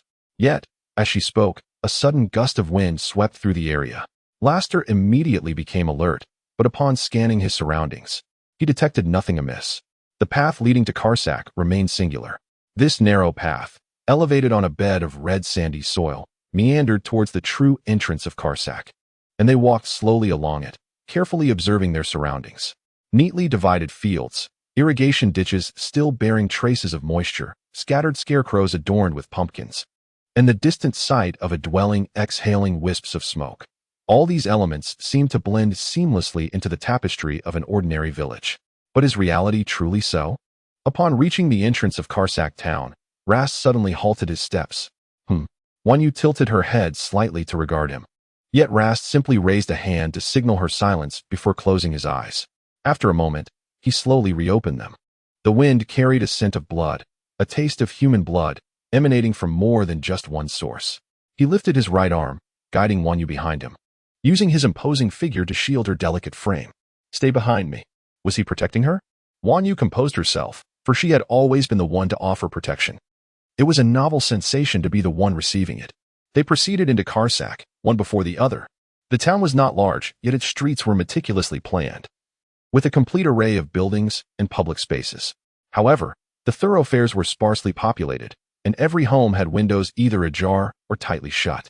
Only a few taverns had their doors flung open, but peering inside revealed dim lighting and few patrons engaged in conversation over drinks. The scant pedestrians wore pale yellow cloaks, their hoods concealing their heads and the hems shrouding their lower limbs. Were it not for the minuscule swaying of their cloaks, Wan Yu might have doubted if they were gliding along the ground. It appeared that the curiosity of these townsfolk was nearly non-existent throughout their walk. Every passerby maintained a fixed gaze ahead, intent on their path, with not a single glance of inquiry or scrutiny cast towards Wan Yu and Rast. This behavior seemed somewhat peculiar. After all, one would expect that the sudden presence of outsiders in a secluded town would provoke astonishment and curiosity. Rast tightened his grip on the empty scabbard at his waist, seemingly searching for something. Wan Yu could not discern his expression, but based on his movements, she inferred he was looking for his sword. Yet, she had never seen the blade that resided within his scabbard. Lost in thought, she suddenly felt her wrist grasped firmly by Rast, who swiftly pulled her into the nearest tavern. Wan Yu felt a twinge of helplessness. The grip on her wrist was painful, yet she dared not resist. In a matter of days, she had transformed from a celestial envoy adhering strictly to the propriety of gender relations into a blood servant forced to endure indignities for the sake of survival. Epilogue 3. Rast's monologue. In this world, we coexist with a plethora of evils and sorrows. Charles Dickens. Rast Colvey is my name. Perhaps amidst the names of other notable members of the Colvey family intertwined with that of Last, a few others linger in my memory, though they elude me now. After all, my mother, who taught me to read and write my own name, was cruelly torn apart by the rabble of the Northern Blood tribe after merely a decade of companionship. Indeed, torn apart, in a manner most gruesome. A sight I witnessed behind the cowardly figure of my father, who dared not advance. My mother was merely a commoner among vampires of unremarkable lineage. While my father hailed from a once noble but now decaying aristocracy, he often took pride in his bloodline. Yet I discerned no trace of the formidable nobility within him. Or perhaps, Do all nobles present themselves as my father does, blustering on the surface while cowering in weakness beneath? I loathe my father's impotence. In the quiet hours of night, I often reflect on my mother's words, who advised that in the absence of noble blood, one must cultivate a heart more ruthless than others and exert tenfold the effort to carve out one's place in the world. As a vampire, the most effective means of enhancing one's strength lies in hunting down others of our kind to seize their power. The higher the rank of the slain vampire, the greater the strength I would acquire. Fortunately, I possessed a commendable talent, and during those tumultuous days spent wandering with my father, I gradually adapted to resolving 80% of my troubles through the very methods of killing, whilst accumulating an extraordinary prowess beyond the reach of my peers. Rather than my father protecting me as I grew, it was I who shielded him, until one fateful day when he, in a fit of madness, shattered his own skull with a stone. I would describe his insanity as a perpetual guilt born from my mother's demise. On the year of my centenary, a massive uprising erupted within the northern tribe, and as a native residing closest to their territory within the empire, I was inevitably swept into the turmoil. The mob came prepared, and the guards stationed at the border failed to withstand their assault. They were vanquished and, lacking the courage to hold their ground, fled southward. The moment I laid eyes upon those northern marauders, I could not help but be transported back to that fateful afternoon when my mother was torn asunder. Thus, before the imperial reinforcements arrived, I stealthily infiltrated northern territory during broad daylight, seizing the opportunity while they were in disarray, and assassinated the leader of their vanguard. It remains vivid in my memory, for it was my first attempt at severing a vampire's head with a dagger. I hung his head upon the tall wooden post they used to display their banners, binding his hair with the fringes of the flag. When the imperial reinforcements eventually arrived, I was unaware of how they learned it was I who had slain the vanguard leader. In any case, they inquired if I would accompany them as a reserve for the Empire's guards. I readily consented, for in the company of the Empire's vampires, obtaining a sustenance of blood would be far simpler, and the northern border had become devoid of any worthy adversaries for me to hunt. I have endured a rigorous training in the reserves for a full 50 years. At the age of 150, due to the resurgence of turmoil in the northern territories and the lack of support at the front lines, I enlisted formally into the military. Thus commenced my path of carnage. To vanquish a vampire, it is far swifter to slice along their arteries with a silver blade than to directly sever their throat. The blood would spurt forth, cool and pungent, disarticulating bones, flaying skin, severing heads, draining life. These acts of cold-blooded brutality, which others might find abhorrent, became my daily routine, executed with greater speed and finesse than my fellow warriors. It was not born from a fondness for violence, but rather a realization that those who once deemed me an easy target due to my youth became notably more subdued after witnessing my methods of dismemberment and slaughter. I traversed the empire, engaging in numerous campaigns, spilling blood by the gallon, and receiving fresh supplies of blood and gold weekly. Life, though grim, was not without its rewards.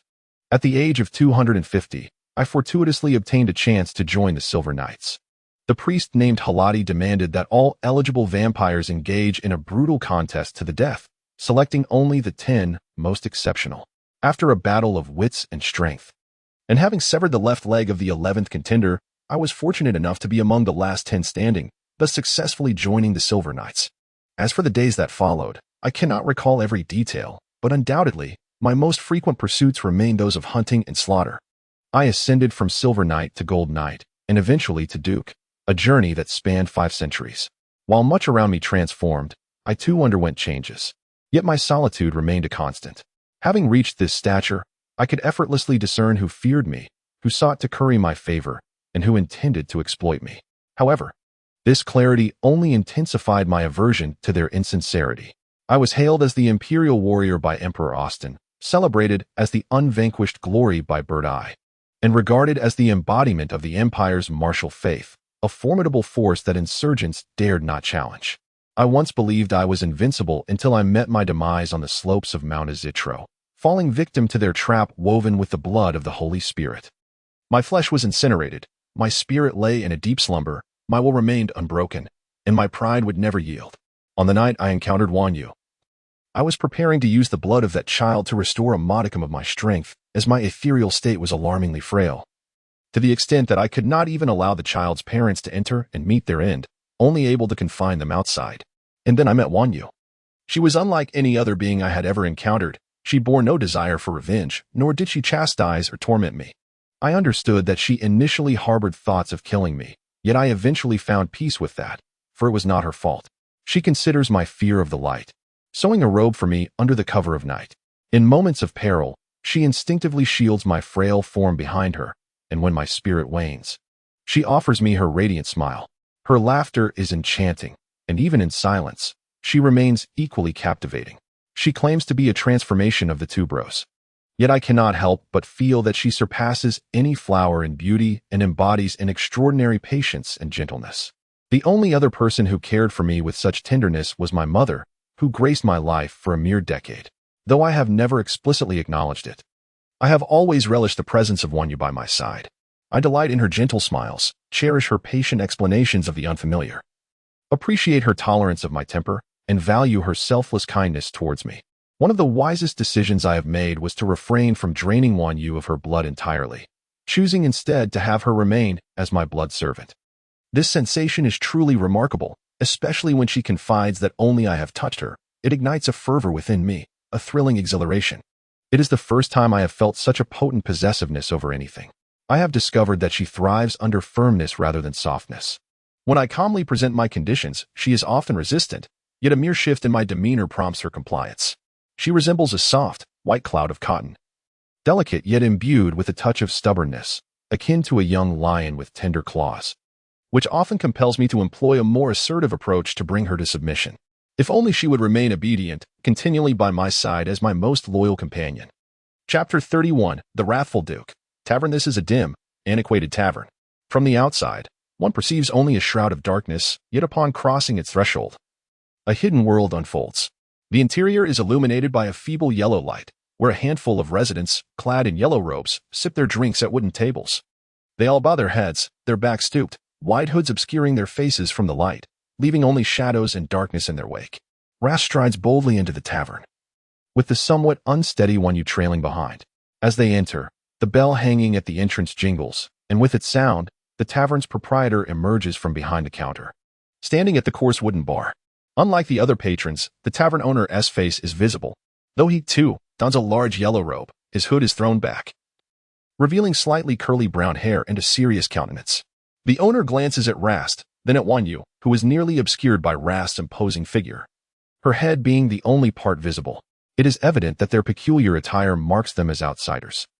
Wanyu's appearance and demeanor starkly contrast with those of the local women, while Rast possesses an aristocratic air with his striking features.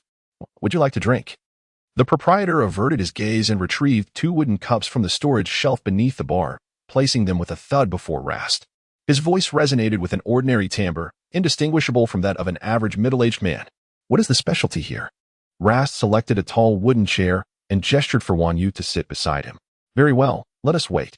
The owner did not disclose the signature drink of the establishment. Instead, he languidly instructed them to wait as he turned to fetch the beverages from behind the curtain. Before long, he returned to the bar, holding 2 cups of wine. He placed one before Rast and the other before Wanyu, then picked up an old rag from the shelf to meticulously clean the drinking vessels, exhibiting no inclination to pry into Rast and Wanyu's interactions. Wanyu glanced at the cup before her. It was a large wooden goblet, resembling a smaller version of a wooden barrel. It could not be deemed exquisite or particularly attractive. It was merely a utilitarian vessel, equipped with a right-angled handle for ease of lifting. The liquid within was a pale violet, its surface adorned with delicate bubbles, interspersed with small white fragments. An aromatic scent of herbs and woods wafted from the drink, allowing Wanyu to deduce that its ingredients were predominantly sourced from nature. As she raised the cup to her nose for a sniff, a slender hand suddenly interjected between her and the goblet. Wanyu turned to Rast, her expression one of confusion, eager to convey that she had no intention of consuming the drink, as a fairy who had long since renounced mortal fare. How could she possibly partake in such a worldly indulgence? However, Rast seemed oblivious to her sentiments, regarding her with a reproachful look that suggested, "If you know what this is, you should dare to drink it." Wanyu arched an eyebrow and decided against inhaling the aroma. She set the cup back on the table, prompting Rast to retract his hand in relief. Expecting Rast to take further action, Wanyu silently observed him, only to be taken aback when he, having just dissuaded her from drinking, proceeded to down the contents of his cup in one go. The wooden cup thudded against the table, producing a sound that drew the attention of all patrons within the tavern, including those who had been engrossed in their drinks without a glance upwards. They regarded Rast with peculiar expressions, and soon, the first among them placed his cup down, rose, and hurried to the door, exiting with remarkable speed. With one gone, another soon followed. Within mere minutes, the tavern was emptied of its clientele, leaving behind disheveled tables, empty cups, and Wanyu and Rast at the bar. There's nothing to worry about. Go ahead and drink, Rast urged, gently pushing the cup toward Wanyu. His voice bore an unusual steadiness and calmness. Wanyu blinked, lifted the cup of wine to her nose to inhale its fragrance, and then handed it to Raster. You drink it. I shall abstain. Do you not wish to? Raster inquired, puzzled as he accepted the cup from her. I cannot partake of mortal sustenance. I merely wish to savor the aroma. How peculiar, Raster remarked with a smirk, tipping the cup back and consuming the wine in one go. The beverage was refreshing, piquant, and left a lingering sweetness. Even though Raster was accustomed to the imperial spirits, he felt compelled to commend the exquisite nature of this wine. Owner, Raster called to the tavern keeper, who was still busy cleaning the glassware. The proprietor glanced at him, set down his cleaning tools, wiped his hands on his apron, and ambled over to Raster. Is there something you need? Why do the townsfolk don yellow attire? Raster asked. Curious, are we? The owner countered. And Raster immediately understood that he was expected to provide a gratuity. In the past, he might have seized the owner by the collar and dunked him into the drink. But prudence was paramount now. Of course, Raster produced a small piece of gold and slid it before the owner. The proprietor picked up the gold and tested it with his teeth, confirming its authenticity before moving behind the counter to secure the tavern's entrance. This single piece of gold could sustain him for several weeks. He would not let this business opportunity slip away. Returning to the counter, the owner gestured for Raster and Wanyu to lean in closer, lowering his voice. Did you not notice the name of the supreme deity upon your arrival in the town? Raster recalled the words etched upon the wooden plaque. Are you referring to Kalsak or the King in Yellow? Kalsak is the name of this village. The King in Yellow, yes, he is our supreme deity, who dons a yellow robe and conceals his face beneath a hood. I see. Is there any particular significance to the name Daibalai? Since you have settled beneath the wind's forbidden ridge, why bestow this name upon the mountain? Raster inquired with a composed demeanor, while Wanyu listened, somewhat astonished. To her, Raster's gentlemanly tone was a stark contrast to his usual cold and callous manner, resembling a fragilized sculpture on the verge of shattering. Do you know the meaning of Daibalai? The owner whispered, even more quietly. What does it signify? Eternal despair and suffering. Chapter 32, The Vicious Duke. The strange portrait long ago, the wind's forbidden ridge was referred to as Daibalai. This moniker did not originate from the current inhabitants, but was instead a term crafted by an ancient race, whose origins are now shrouded in mystery. It symbolizes despair and boundless suffering.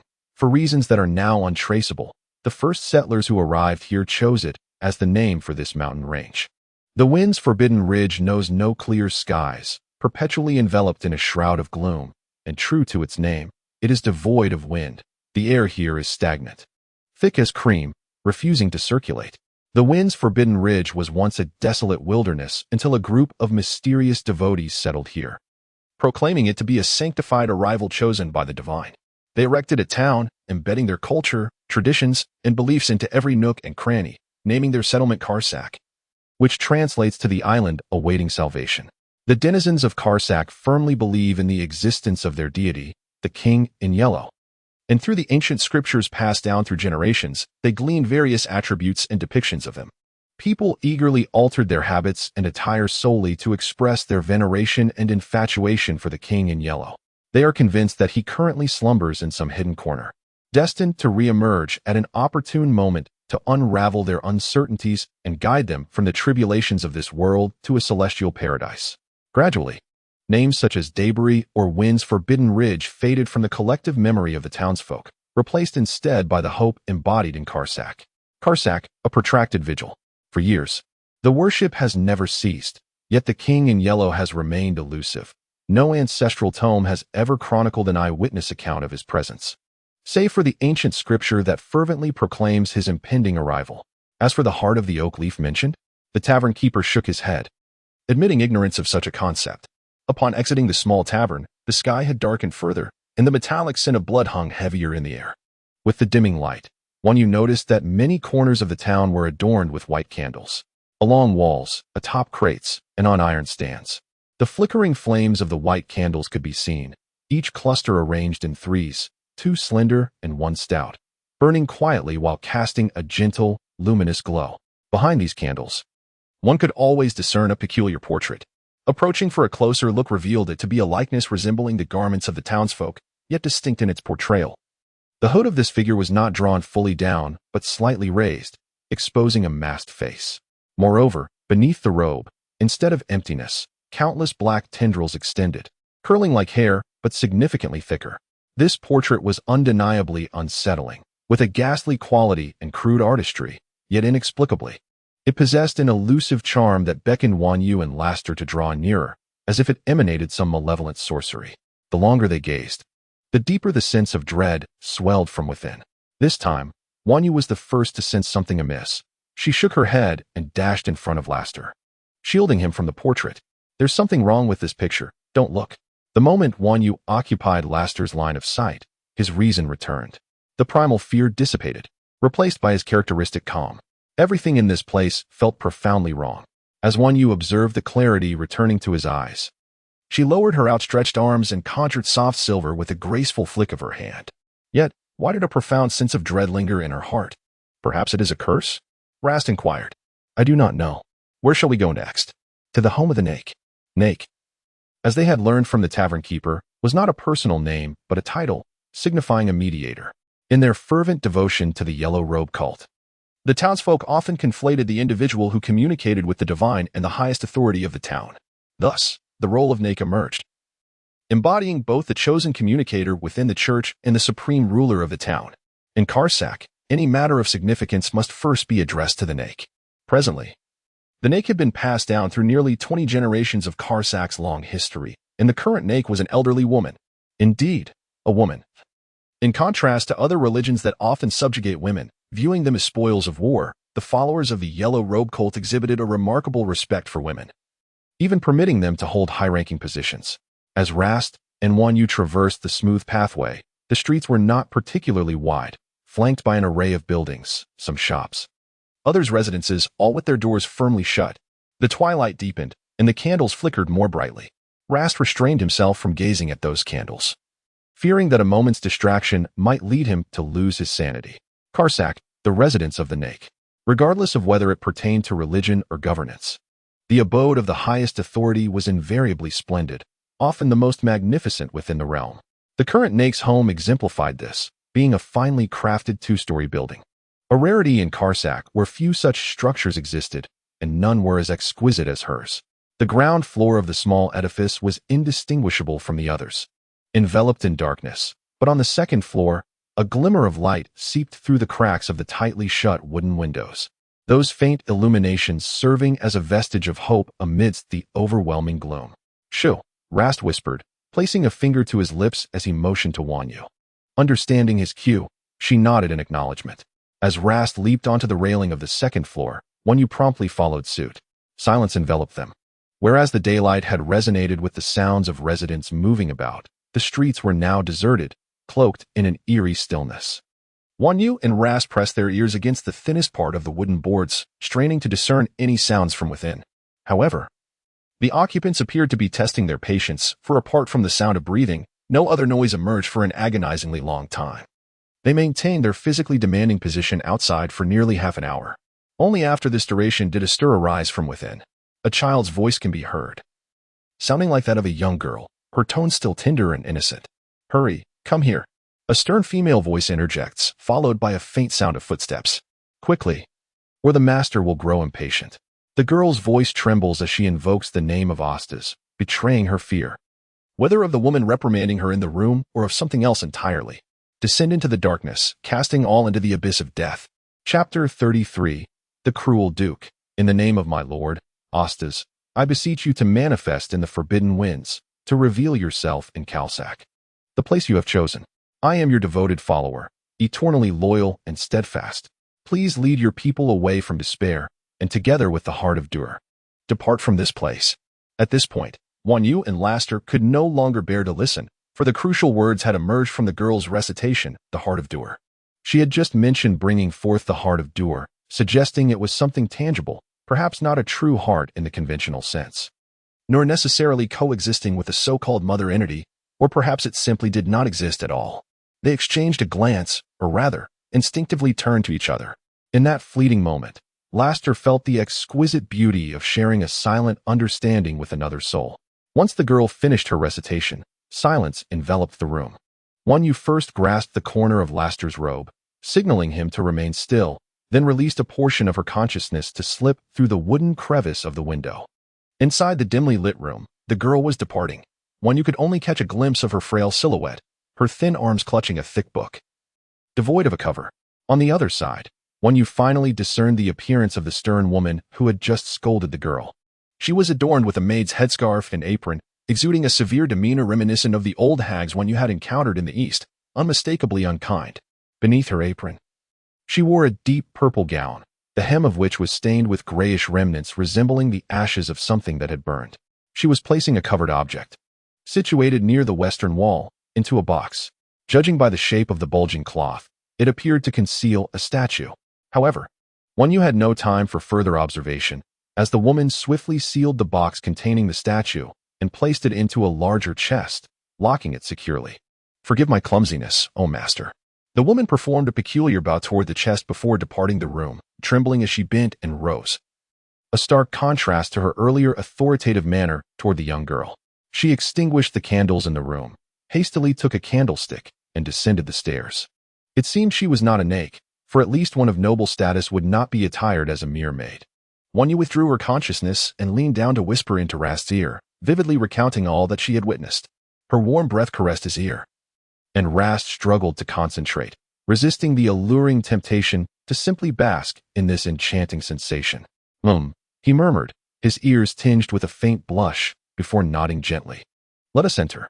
Of course, Rast lacked Yu's remarkable ability to traverse walls effortlessly. Thus, his notion of entering referred to Yu opening the window from within, allowing him to step inside. The room was enveloped in darkness, yet this did not hinder Rast. Rather, it enhanced his ability to perceive his surroundings with clarity. He nimbly searched for potential hiding spots, even exploring the crevices in the floorboards. Aside from the chest, which Yu had indicated contained something of interest, they found nothing else of suspicion. Just as they hesitated to open the chest and reveal its contents, Rast suddenly noticed a booklet wedged between the chest and a table. It appeared worn and tattered, adorned with cobwebs, yet Rast felt an instinctive sense that this booklet held greater significance than its appearance suggested. He forcefully extracted it from its confinement and opened the first page. Upon revealing the first page, Rast quickly turned to the next, for the first page displayed the very peculiar portrait they had encountered outside. The second page, however, was more conventional, filled with lengthy passages of text. "When the stars align, evil is vanquished and immortality is attained." Rast read swiftly, attempting to glean any information regarding the heart of misfortune from the lines. Yet, the booklet seemed to mock him, as it was only upon reaching the final page that he stumbled upon the term heart of misfortune. Frustratingly, the last page was not truly the end. The genuine conclusion had been violently torn away along with others. Disheartened, Rast closed the booklet, pondering why it was so thin. Reflecting on the final sentence that mentioned the heart of misfortune, it seemed to imply that it was indeed a lifeless entity. Having exited the naik residence, it was already late at night. After quietly returning the booklet to its place, Yu and Rast descended the stairs to survey the area. Aside from the slumbering young girl and the stern woman resting in the adjacent room, no one else was present. Given that naik was absent, she could only be at one place, the church. As they made their way to the church, Rast and Yu refrained from speaking, wary that their voices might draw the attention of the local inhabitants. Stealth and silence were fundamental tenets for any operative, and it seemed that Yu shared Rast's sentiments on this matter. This was the shortest church Rast had ever encountered. Not only was it diminutive, but its color was peculiar as well. A church with pale pink exterior walls was a first for him. Surrounding the church, there are no additional structures. The residents have consciously chosen to build their homes at a considerable distance, as if out of reverence or perhaps fear. As one walks along the outer walls of the church, it becomes evident that not only do the inhabitants avoid this vicinity, but even the flora and fauna seem reluctant to encroach. Logically, in a mountainous region like Kalsak, one would expect a diverse array of plants and animals. Particularly, the vegetation should be abundant. In other areas of Kalsak, one can find weeds or small shrubs, and some households boast grand trees at their doorsteps. However, around the church, there is nothing, just barren ground, devoid of life. The only other edifice that might rival this church in its unsettling aura is the Ryan Kane Church. Yet the distinction lies in the fact that Ryan Kane emanates a ghostly presence, while this one exudes a palpable sense of death. As Wanyu was about to extend his consciousness, he suddenly heard a series of rapid footsteps approaching, orderly and harmonious, suggesting more than one individual was near. In an instant, Raster positioned himself protectively behind Wanyu, facing the direction from which the sound originated. To their surprise, a group of monks, clad in yellow robes, emerged from an unknown origin, their heads bowed and hands clasped, swiftly approaching Raster and Wanyu. It was only as they drew closer that Wanyu realized these monks were not merely bowing their heads. They were, in fact, headless, their hoods concealing empty voids. Chapter 34, The Wrathful Duke. Part of Doom, this was a congregation of headless monks. Yet, despite their lack of heads, their chanting remained undeterred. Like shadows, they formed a circle around Wanyu and Raster, and from their large, dark hoods, a continuous recitation of scriptures emanated. Raster, who had prepared for combat, was taken aback by the monks' actions. In over 1,000 years of warfare, he had never encountered foes who began with incantations. The night was still, the streets empty, and the chanting of headless monks created a scene that was both bizarre and harmonious. But what was it like to be encircled by such chanting? It felt akin to being besieged by swarms of flies buzzing incessantly in one's ears. No amount of effort could dispel them. Raster and Wanyu struggled to discern the words being chanted, yet they were engulfed by an overwhelming sense of headache and anxiety, comparable to the panic they felt upon seeing the portrait in the street. Simultaneously, Raster's affliction was far more severe than Wanyu's. While Wanyu retained a flicker of clarity, Raster was nearly completely subjugated by the power of the scriptures. His grip on the hilt of his sword tightened, turning his knuckles white, beads of sweat forming on his brow. His teeth clenched in a grimace as he fought against the overwhelming force of the incantations. Wanyu attempted to assist Raster, but as he lowered his gaze, he noticed an unexpected circle had formed beneath their feet, glowing with an eerie green luminescence, encasing them in a prison-like barrier, while the monks remained outside the circle, standing in solemn silence. The green fluorescence seemed to intensify, growing brighter and thicker, while a sense of panic surged within Wanyu, to the extent that she entertained thoughts of seeking death as a means of escape. At such a moment, there was no time left to break through the restraints and flee. The soft silver ribbon materialized in Wanyu's hand, swiftly coiling around Rast's waist like a serpent. With a sudden tug, she pulled Rast, leveraging the ribbon's strength to draw him out of the circle. As Wanyu grasped the silver ribbon, she intended to use its force to extricate herself, but the moment she stepped onto the circle, a monk's hand yanked her back. Just as Rast emerged from the circle, clarity returned to him, and the overwhelming fear of dying dissipated entirely. It dawned on him, albeit belatedly, that he had been pushed out, the familiar silk ribbon still binding his waist. When he glanced up, he caught sight of the monks dragging Wanyu back into their midst, vanishing like phantoms into the vastness of the night. The once boisterous scene fell silent once more. With Wanyu's disappearance, only Rast remained, having been forcefully expelled from the circle, alongside the silver ribbon, which, free from its master-esque control, reverted to its original form. The ribbon lay limply in Rast's hand, its smooth surface evoking memories of Wanyu's skin.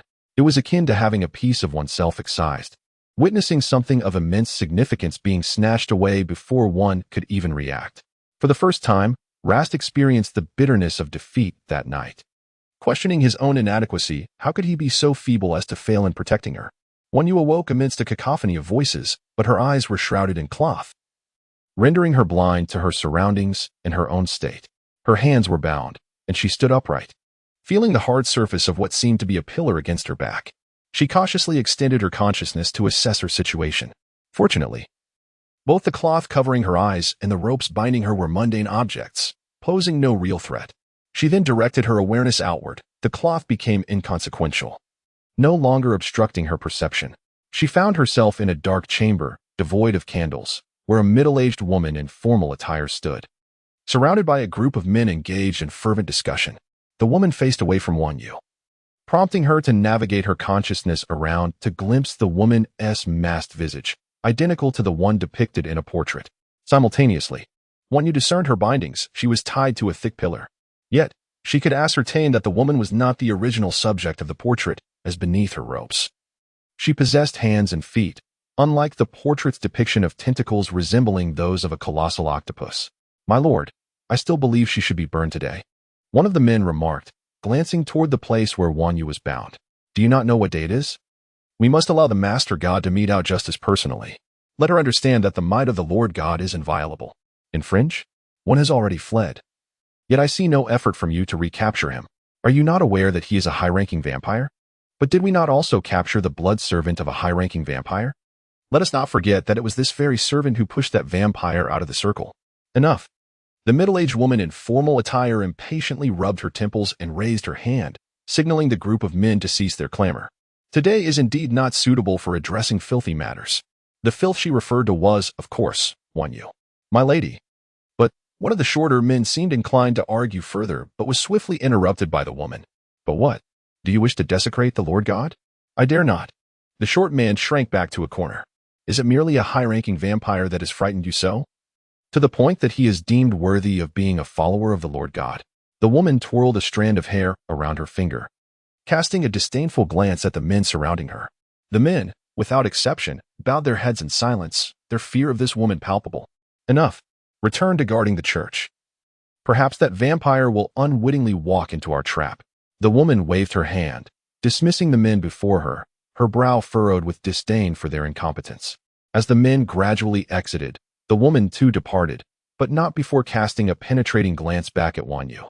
That gaze sent a shiver down Wanyu's spine. As if the woman could see right through her, at the moment their eyes met, an overwhelming fear coursed through Wanyu, nearly leading her to believe that her very essence had been detected. The woman forcefully shut the door behind her. This was a dim, damp chamber.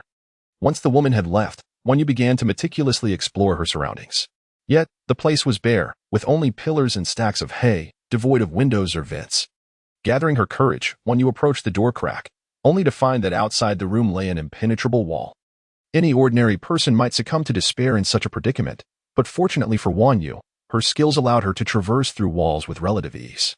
Thus, she adeptly maneuvered through the walls, discovering an abundance of enlarged portraits adorning every room and corner.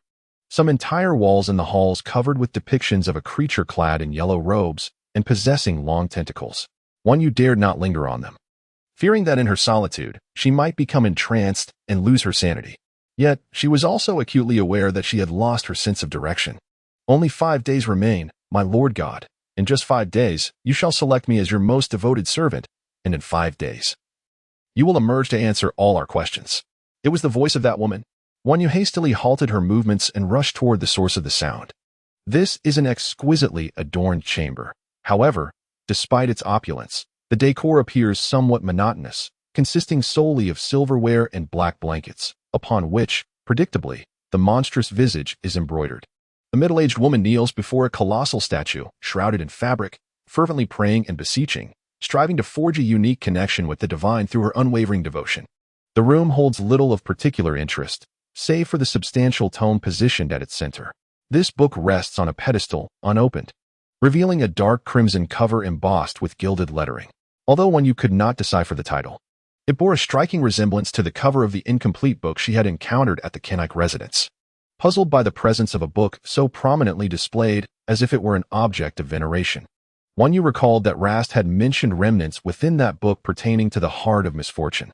Could it be that this tome contained the complete account?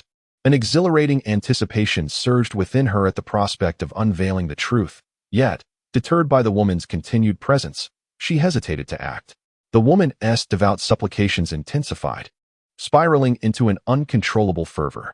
Her posture shifted from kneeling to a curled position on the ground, her body trembling violently. The mask adorning her face slipped away, revealing a skeletal visage, her sunken eyes brimming with dread. The whites of her eyes diminished, while the pupils expanded, and she murmured incomprehensible words.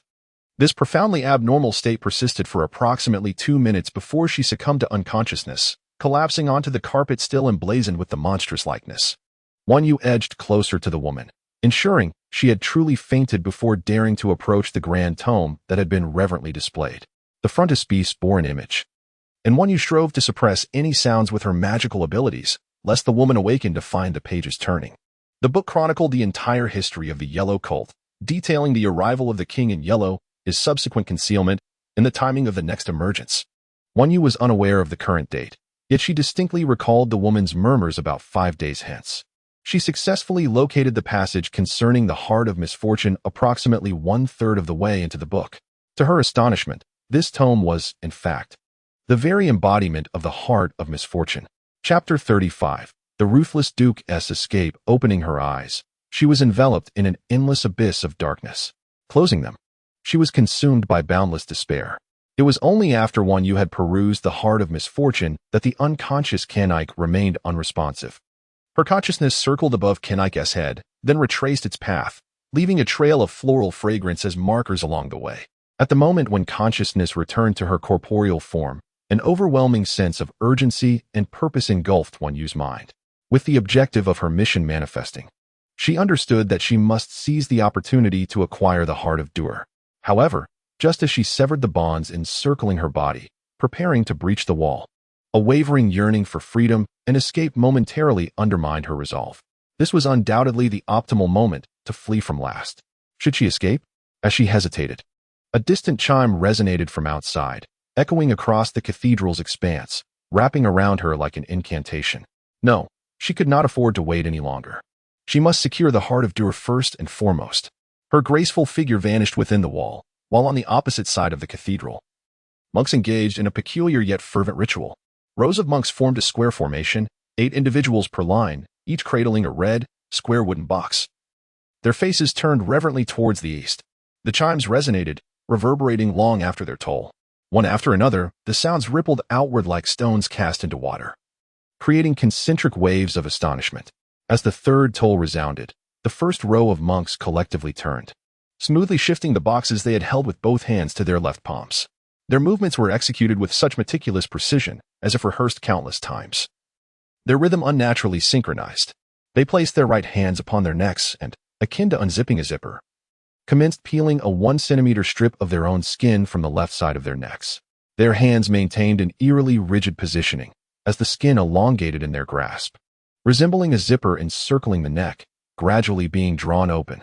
When the human skin zipper was drawn back to its original point on the left, a complete piece of flesh, deep red and sanguine, was gently lifted like a fragile infant. Treating it with utmost delicacy, they placed the skin into the boxes held by the monks standing before them. Where the skin had been removed, a luminous crack appeared on their necks, and once more, they uniformly reached for their necks, proceeding to detach their heads in unison. Cradling their heads in their palms, they carefully placed them into the boxes, just as they had done with the skin. The eyes within the boxes still flickered with life, while the headless monks bore knife-like severed necks, revealing the cross-sections of marrow, spine, and nerves within. Yet, not a single drop of blood was shed, as if the heads had long been removed, rendering them mere walking corpses, devoid of life. The headless monks exchanged boxes, slowly closing the lids, and then passed their own boxes to one another. Following suit, the next row of monks, yet to detach their heads, mirrored the actions of the first row, turning their heads to methodically remove them and place them into the empty boxes held by their comrades behind. The long night stretched endlessly, and dawn was nearly upon them. Before the first light of day, all the monks completed their head-shaving ceremony, forming a long procession that moved in unison towards the westernmost sanctuary. Along the wall of willow trees planted by the church, Wan Yu successfully retraced her steps back to the room marked by her previous passage, only to her surprise, Nak was nowhere to be found. The spot where Nak had collapsed was meticulously arranged, devoid of any signs of disturbance. Believing herself to be reasonably swift, Wan Yu reasoned that if Nak could regain consciousness in such a brief interval, it was plausible that she too could return to this chamber in a similarly short span of time. She needed to hasten her movements while also devising a clever ruse to pave her way. The heart of Dur was still quietly placed at the center, and it seemed that Nak had not anticipated anyone could locate this place and steal the heart. Thus she had not taken additional precautions. Grabbing a nearby candlestick, Wan Yu deftly conjured a book that bore an uncanny resemblance to the heart of Dur. With a playful grimace and a teasing tone, she set the counterfeit heart upon the base and tucked the genuine article into her bosom. Her movements were agile and fluid, and in the blink of an eye, she vanished once more into the wall. Yet, Wan Yu was perplexed. Despite the heart being merely a book, it felt as though it weighed dozens of pounds in her grasp. She pressed the book against her chest, furrowing her brow as she followed her previous markings. However, After what felt like an eternity of wandering, she found herself back at the starting point, utterly dumbfounded. She had followed the markings precisely, traversing both sides. So why had she failed now? Could it be that Nak had discovered her presence and employed some form of illusion to mislead her? No, judging by Nak's demeanor. She hardly appeared to be adept at such sophisticated sorcery. She was merely a foolish, ignorant leader among the congregation. Wanyu shook her head. Where, then, lay the fault? Her gaze fell upon the book nestled in her arms. Could it be that this book was somehow influencing her path unbeknownst to her? Steadying her mind, she withdrew the heart of Dur from her clothing, only to witness the stone wall before her stir, emitting the sound of massive stones grinding against one another. In the area where the stones shifted most dramatically, a fissure emerged, widening from nothingness to form a black hole of ordinary door size. Wanyu stood frozen, striving to use her vision or spiritual awareness to discern what lay within. However, her released awareness sank into an abyss, not only failing to return but seeming to be absorbed by some unseen force. Her vision was equally ineffective, so blurred she could hardly perceive the ornate patterns at the edges of the black hole. To enter or not to enter became a pressing dilemma. Yet time was not on her side, for not far off, she heard the monks' loud shouts. The sole content of their cries was that the locked female prisoner had vanished. With no other option, Wanyu closed her eyes, steeled her resolve, and stepped into the dark abyss. As she first entered the black hole, Wanyu found herself enveloped in darkness, a state that lasted merely 5 seconds. Following this brief interval, the stone door behind her crashed down heavily, severing her escape, while a burst of brilliant light erupted around her. This radiant illumination, whose origin she could not discern, instantaneously dispelled the shadows that pervaded the room. It was a vast chamber devoid of any furnishings, yet it could hardly be deemed empty. The walls were adorned with intricate runes and murals, extending even to the gray floor beneath her feet. Chapter 36. The Tyrannical Duke.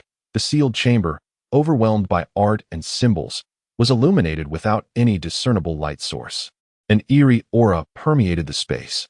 With trepidation, Wanyu cautiously approached the wall, beginning her examination of the artwork from the vicinity of the stone door. The ground beneath her seemed almost alive. With each step she took, she sensed a rhythmic movement in the seemingly dull and solid floor, reminiscent of a breathing entity. For a fleeting moment, she felt as though the very house itself was sentient. Thus, she dared not tread heavily, fearing that she might awaken something that ought to remain undisturbed. Her delicate, pale hand reached out to touch the ancient wall, but recoiled suddenly just before contact. The impulse to touch was not born of her own volition. Rather, an inexplicable force seemed to urge her forward. She shuddered at the thought of what might transpire should she actually make contact with the murals, yet her intuition warned her that the outcome would be far from favorable. Wanyu's breath quickened as she anxiously turned to glance behind her. Upon realizing there was naught but emptiness, she exhaled in relief and redirected her attention to the murals. After several minutes of careful scrutiny, she discerned that the entire curved wall of the room depicted a singular narrative. The illustrations on the floor and ceiling were part of the same scene, portraying the king in yellow receiving the veneration of his followers. The immense figure of the king was illustrated using one of its tendrils to ensnare a particularly favored devotee, dissolving them in its viscous essence, and drawing them into the infinite embrace of its robes, forever transforming them into a loyal disciple, a mere tendril among many. Reflecting on the contents recorded in the heart of Dur, Wanyu recalled the peculiar description of the king in yellow, a towering, elongated figure whose yellow robe was an intrinsic aspect of its being, concealing countless black, hair-like appendages. Beneath its hood, it wore a white mask, and beneath that mask lay a visage that could scarcely be identified as a face, but rather an indescribable mass. The formidable power of this uniquely shaped entity was such that any representation of it, whether in paintings or sculptures, seemed to inherit some of its attributes and abilities, compelling witnesses to confront their own past sins and plunging them into an abyss of unending terror. The weight of their transgressions directly correlated to the intensity of their fear. Witnesses gradually succumbed to the insidious influence of paintings and statues, ultimately losing their sanity and becoming consumed by these very images. However, what fate awaits those who directly behold the true form of the king in yellow? It can only be said that their demise would be relatively swift, as their sanity would instantaneously shatter, plunging them into madness before being assimilated by the king in yellow. From the moment Wanyu read about the king in yellow's impending appearance, a chill crept down her spine. The mere thought of Nake's words, that the deity would descend in 5 days, inevitably led her to consider that all the adherents of the Yellow cult would witness the king in Yellow's true form, transforming into irrevocably doomed madmen, ultimately perishing beneath the weight of the king's horrifying presence, their very essence consumed and merged into his being. Uncertain of Rast's whereabouts, Wanyu sighed, her head bowed. She dared not examine the mural closely, as it depicted a colossal image of the king in yellow, potent enough to ensnare her in terror and strip her of reason.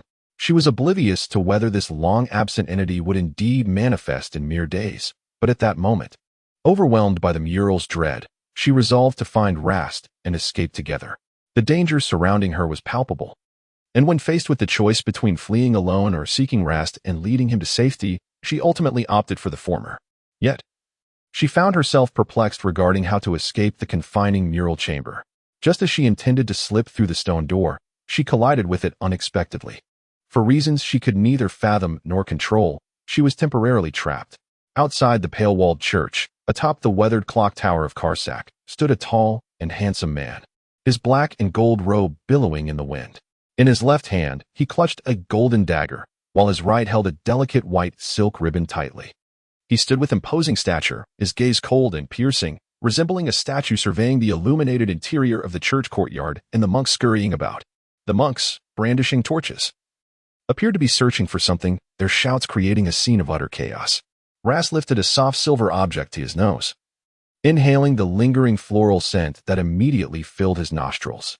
Wanyu had been taken by the monks for nearly 2 hours, a fact that gnawed at Rast's concern.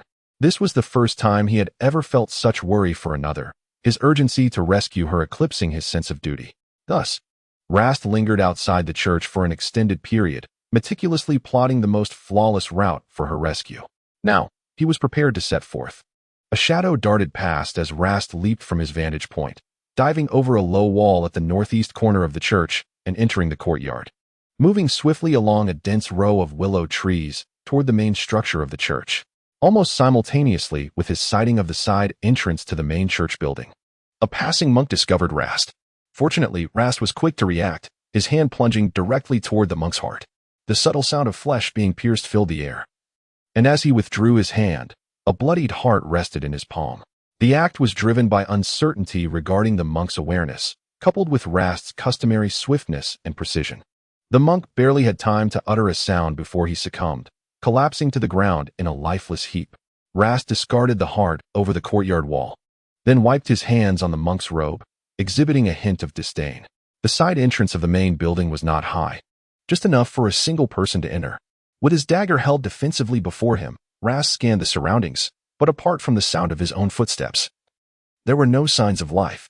He slipped into the shadows, cautiously advancing while remaining vigilant, all the while searching for any potential hidden chambers, as rescuing Wanyu was now his foremost priority.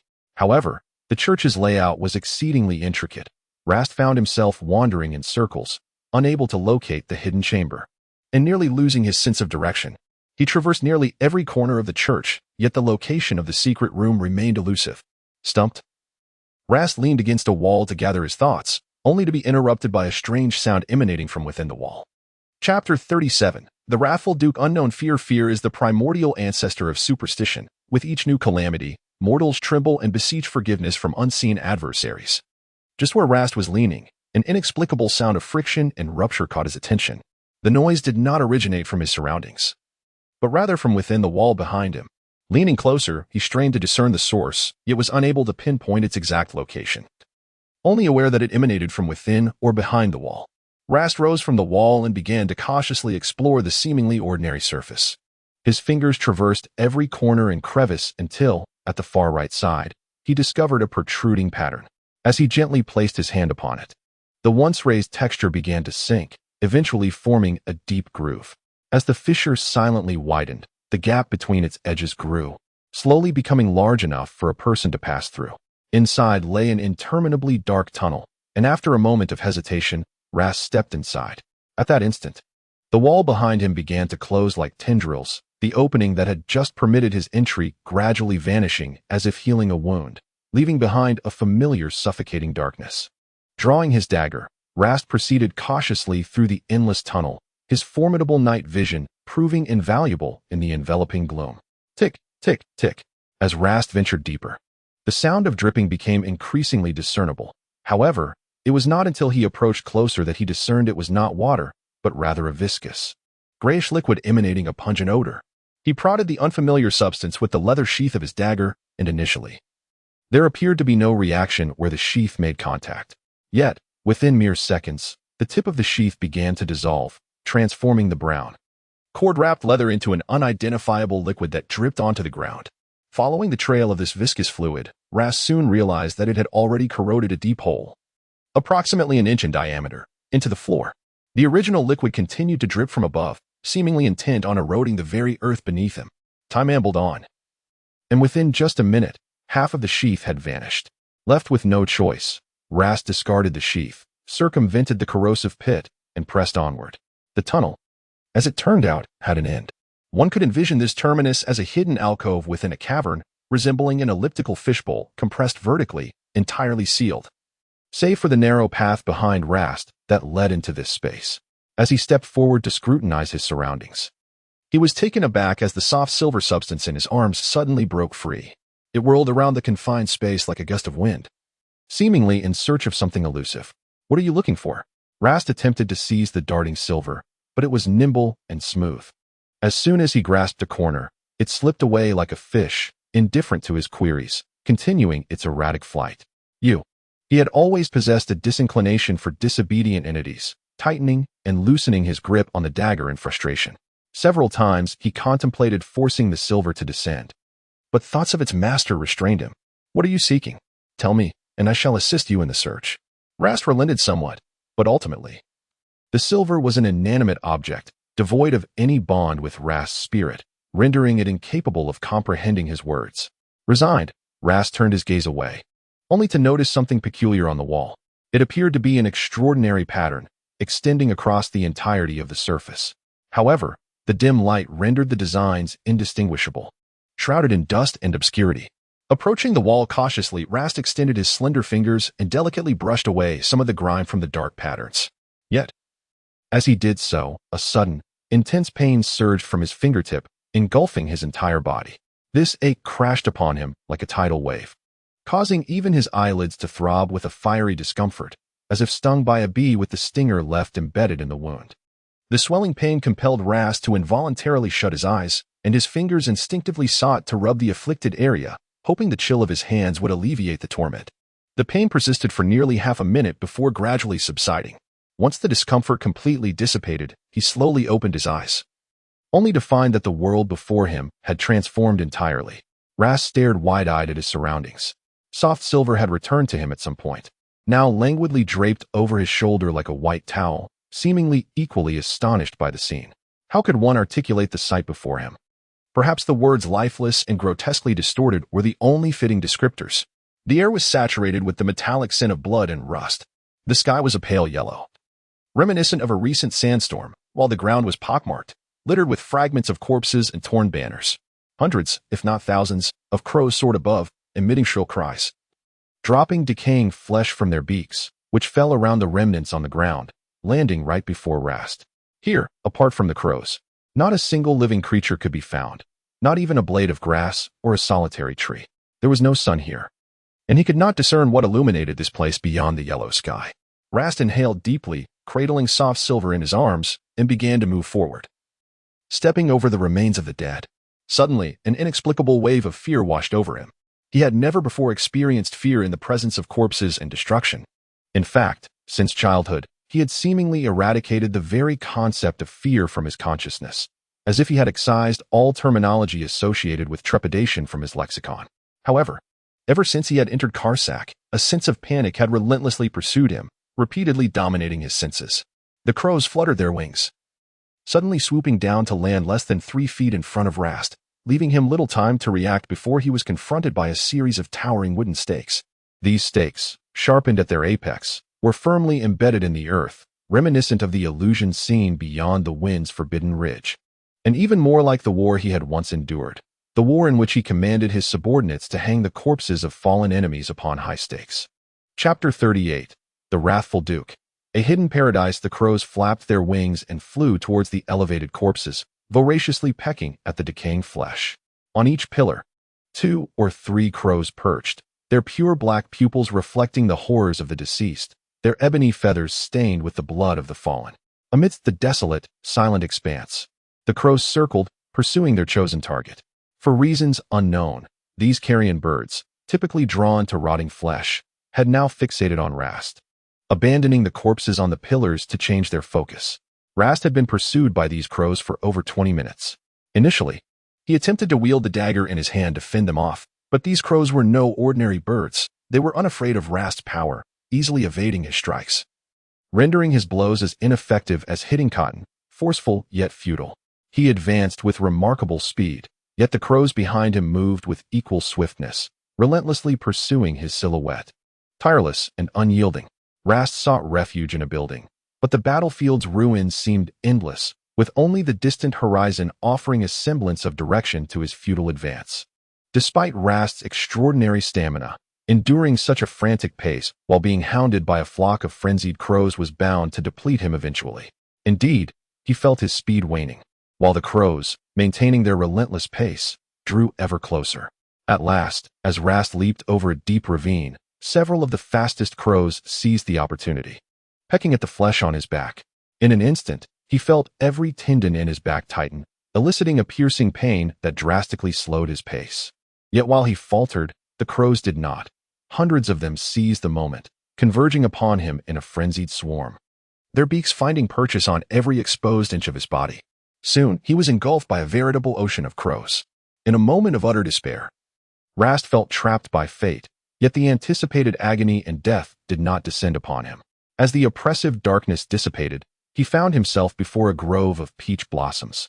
Nestled within was a quaint bamboo cottage, through which a clear, babbling brook meandered, nurturing the life surrounding it. Birds chirped merrily among the branches, while numerous rabbits frolicked on the grass, their playful antics radiating joy. Fish leaped playfully from the brook's depths, seemingly peeking into the world beyond the water's surface. The sky was high and clear, the air fragrant with the fresh scent of rain-soaked herbs. Petals fell like confetti, their aroma lingering delightfully, as a grand water wheel in front of the bamboo cottage turned leisurely, producing a rhythmic splashing sound. The fine droplets of water formed a mist that refracted the warm sunlight into a spectrum of colors, enhancing the beauty of the peach grove. Beneath the water wheel, a trellis of verdant grapevines cast a cool shade, where a small daybed was conveniently placed, accompanied by a petite table adorned with a white jade lotus leaf holding a cluster of purple grapes, revealing the owner's appreciation for life's pleasures. Remarkably, despite the glaring sunlight, Rast felt no pain whatsoever. Standing in place, he gazed in bewilderment at this extraordinarily tranquil scene, a multitude of questions brewing in his mind. Suddenly, a realization struck him, prompting him to hastily check his chest. The soft silver was gone, yet he distinctly remembered tucking it into his bosom. Having had no chance to lose it, how could it be missing? Just then, he felt a weight on his shoulder and turned to find the delicate figure of Wanyu, adorned in gossamer, standing beside him. You escaped? He wore an expression of astonishment, yet Wanyu did not respond to his words. Instead, she maintained a stoic demeanor and gestured for him to follow, gracefully making her way along the stone bridge that arched over the babbling brook towards the quaint bamboo cottage. Was she implying that he should accompany her? Rast tightened his grip on the dagger in his hand. Instinctively, he sensed something amiss about Wanyu, though he could not pinpoint the source of his discomfort. Reluctantly, he decided to follow her. Without uttering a word, Wanyu halted before the bamboo cottage and motioned for him to take a seat on the couch. She then turned away, her expression still icy, and entered the cottage. Confused, Rast complied and sat as instructed. When he glanced up again, he was met with the sight of Wanyu approaching, carrying a small basin of cool water. A white cloth draped over the edge. "Remove your robe," she stated, her voice as crisp as a mountain spring in May, though devoid of warmth, reminiscent of a cold automaton. What? Rast could hardly believe it. Was she truly asking him to disrobe? Yet, Wanyu did not afford him a second chance to respond. With silent determination, she moved beside him and began to unfasten his outer robe. Rast was taken aback by her unexpected fervor, his previously steady heartbeat now erratic. Her breath was mere inches away, her long lashes fluttering, her hair wafting an intoxicating fragrance, and her full, crimson lips resembling a delicious cherry, enticing one to indulge. This was the second time Rast felt that blush-inducing warmth because of her. It wasn't until she had completely removed his upper garment that he regained his senses. "What are you doing?" he exclaimed, applying medicine. "Does it not hurt?" Wan Yu's voice remained icy and devoid of any superfluous emotion. Her cool fingers pressed against the wound on his shoulder, sending a jolt through Rast. His fair yet broad shoulders, typically stoic, now bore a faint blush from his flustered state. He fidgeted, his arms unsure of where to rest, first in front of him, then by his sides, while his usually composed face betrayed a profound embarrassment. His deep-set eyes darted from the ground to the earnest expression on Wan Yu's face.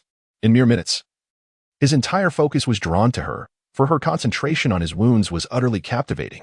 Her serious demeanor compelled him to refrain from interrupting. In truth, the injuries were not particularly painful, a triviality to one so accustomed to suffering. However, the sight of his skin, marred by the ravages of crows, beginning to rot, made him acutely aware of the gravity of his condition. Yet, Wan Yu was remarkably skilled. She produced a small knife, dipped it into the basin of cool water, and delicately scraped away the necrotic tissue from the wound. Then, using the damp white cloth, she gently wiped away the filth surrounding the injury. Chapter 39, The Wrathful Duke, Forged. It was unclear what special method she employed, but remarkably, the wound did not bleed. The blood around it seemed to have solidified, frozen in place. Her touch was far gentler than her spoken tone, and the blush on Rast's face gradually faded, replaced by an overwhelming sense of possessiveness and wicked desire. He watched her as she tended to his wounds, sprinkling an unfamiliar white powder onto his injuries, carefully dressing them with layers of breathable fabric. There are moments when we suddenly recognize the beauty in another, when we find ourselves irresistibly drawn to someone, leading to an uncontrollable passion. Such was Rast's feeling now. He relished the thought of her focusing entirely on him, to the point of wanting to lock her away in his castle, to create a world where only he existed in her memories. Once Wan Yu finished tending to the last of his wounds, she stretched her back, stood up, and tossed the now soiled white handkerchief into a wooden basin. From the moment she rose to when she returned to the bamboo house with the basin, Rast's gaze never left her. Even as her figure disappeared into the building, he found himself rising and walking towards the door. However, as soon as he reached the entrance, Wan Yu emerged to greet him. "Who told you to move?" she exclaimed, her brows furrowing as she pushed him onto the cloud bed in the room. "You must not move your body. You still have internal injuries. Are you not aware of that?" Her scolding demeanor resembled that of a concerned guardian. Yet it inexplicably struck Rast as endearing and playful. He smiled softly, obediently lying down on the cloud bed, allowing her to arrange him as she wished, his eyes brimming with affection.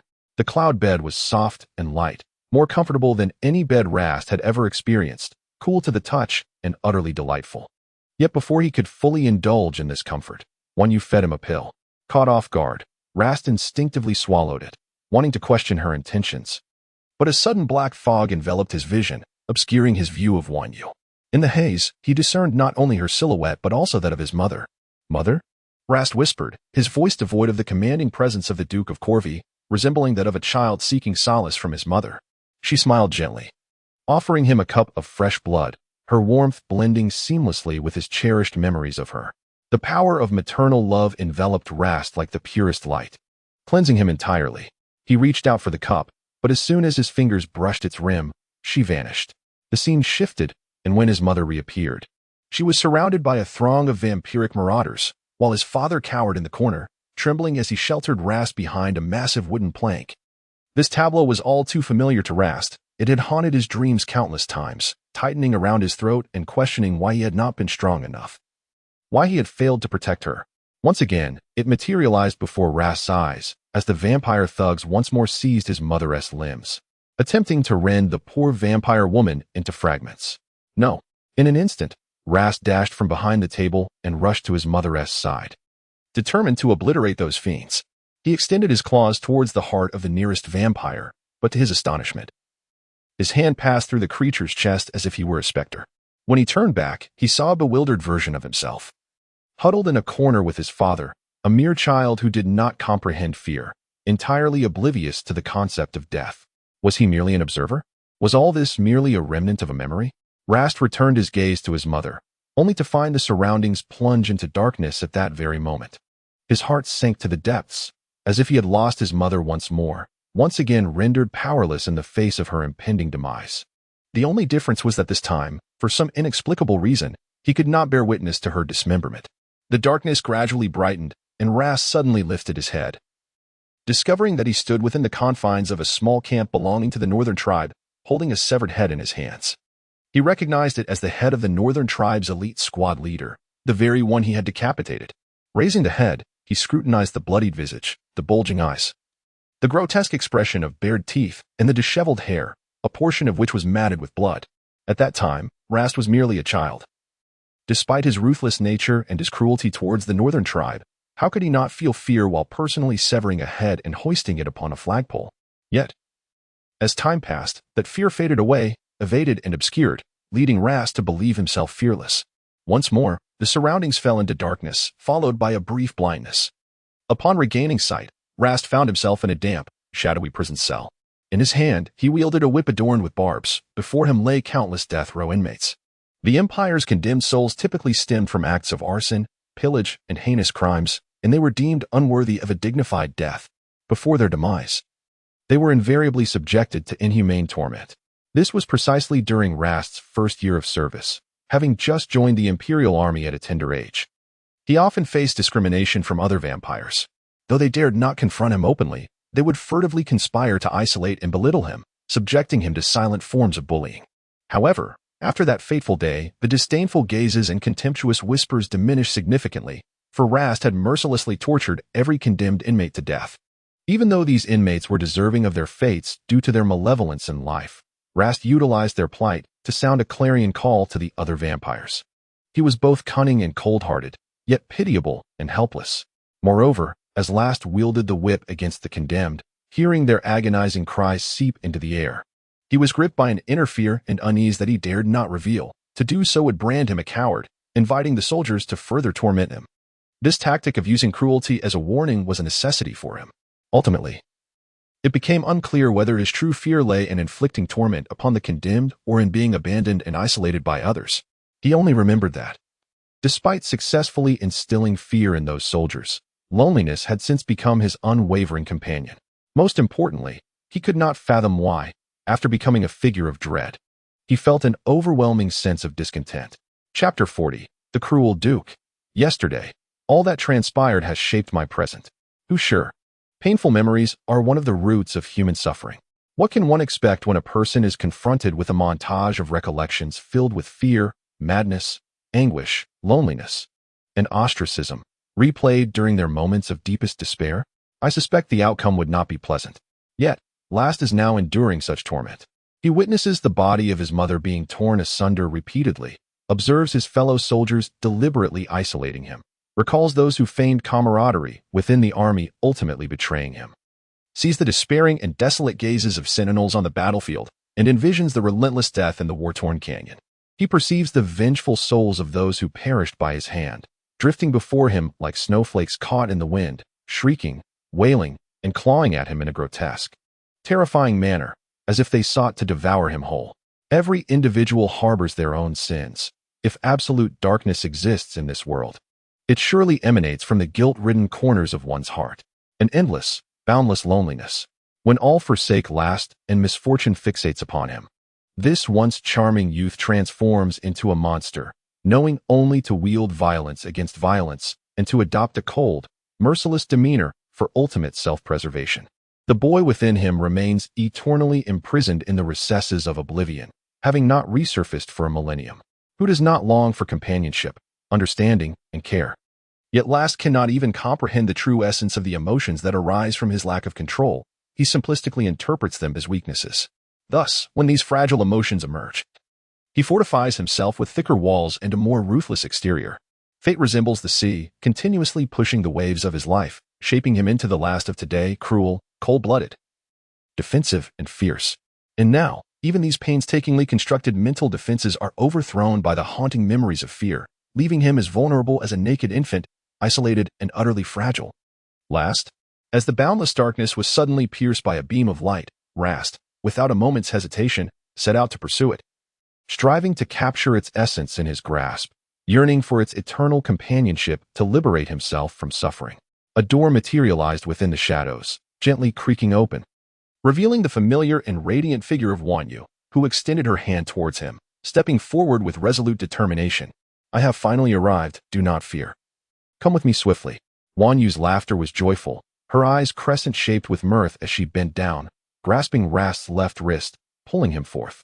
Your realm of consciousness is rather challenging to penetrate. She chattered cheerfully ahead, while he trailed behind, dazed, feeling the warmth of her hand upon his arm. Just as they crossed the threshold, his wrist unexpectedly twisted, enclosing her hand within his grasp. Rast regarded the point where their fingers intertwined with a knowing smile. Yet Wan Yu, walking ahead, suddenly stiffened. Panic surged within her as she attempted to withdraw her hand, but could not withstand Rast's firm grip. You, release me. Was it not you who initiated this connection? Rast raised an eyebrow with a playful smirk. When did I hold your hand? Oh, so grasping my wrist doesn't count as an intimate gesture? I remember fine. Let go then. Had I known, I wouldn't have rescued you. Wan Yu huffed, turning her head away in frustration. Not save me? Wan Yu felt his grip tighten, and without needing to glance back, she sensed that Rast's expression must be as dark as storm clouds. Nonsense. I have proven my worth through action. Wan Yu chuckled softly, daring not to look back, inwardly lamenting. How did I end up with someone so unreasonable? He responded with a murmur, his spirits noticeably lifted since Wan Yu's arrival, akin to the sun breaking through a long, dreary rain. Yet, the shadows of his heart remained unwaveringly intact. Where are you taking me? Upon stepping through the door, they found themselves in a vast expanse of white, a strange and unfamiliar realm where nothingness enveloped them. Rast glanced at Wan Yu in confusion. To heal you, she replied, blinking her eyes playfully as her finger gently tapped his forehead. In an instant, a refreshing sensation flowed through Rast's body like a gentle stream. The scene began to blur, transforming from obscurity to clarity, though this newfound clarity bore no resemblance to the initial white void. The first sight to greet Rast was an endless snowy plain, swiftly followed by the biting cold wind laced with snow, stinging his cheeks. Then, a small dark figure approached from the distance, petite and slender, dragging something behind it, leaving a long trail in the white snow. You are truly impressive. Had it been me, I would have perished long ago in this frigid wilderness. Unbeknownst to him, Wan Yu had appeared at his left side, her expression earnest as she observed the swaying shadow ahead. Indeed, that small shadow was none other than the 200-year-old Rast, struggling amidst the swirling snow, clutching 9 severed elven heads, still dripping with blood. As Rast gazed upon his younger self, he was suddenly plunged into deep contemplation.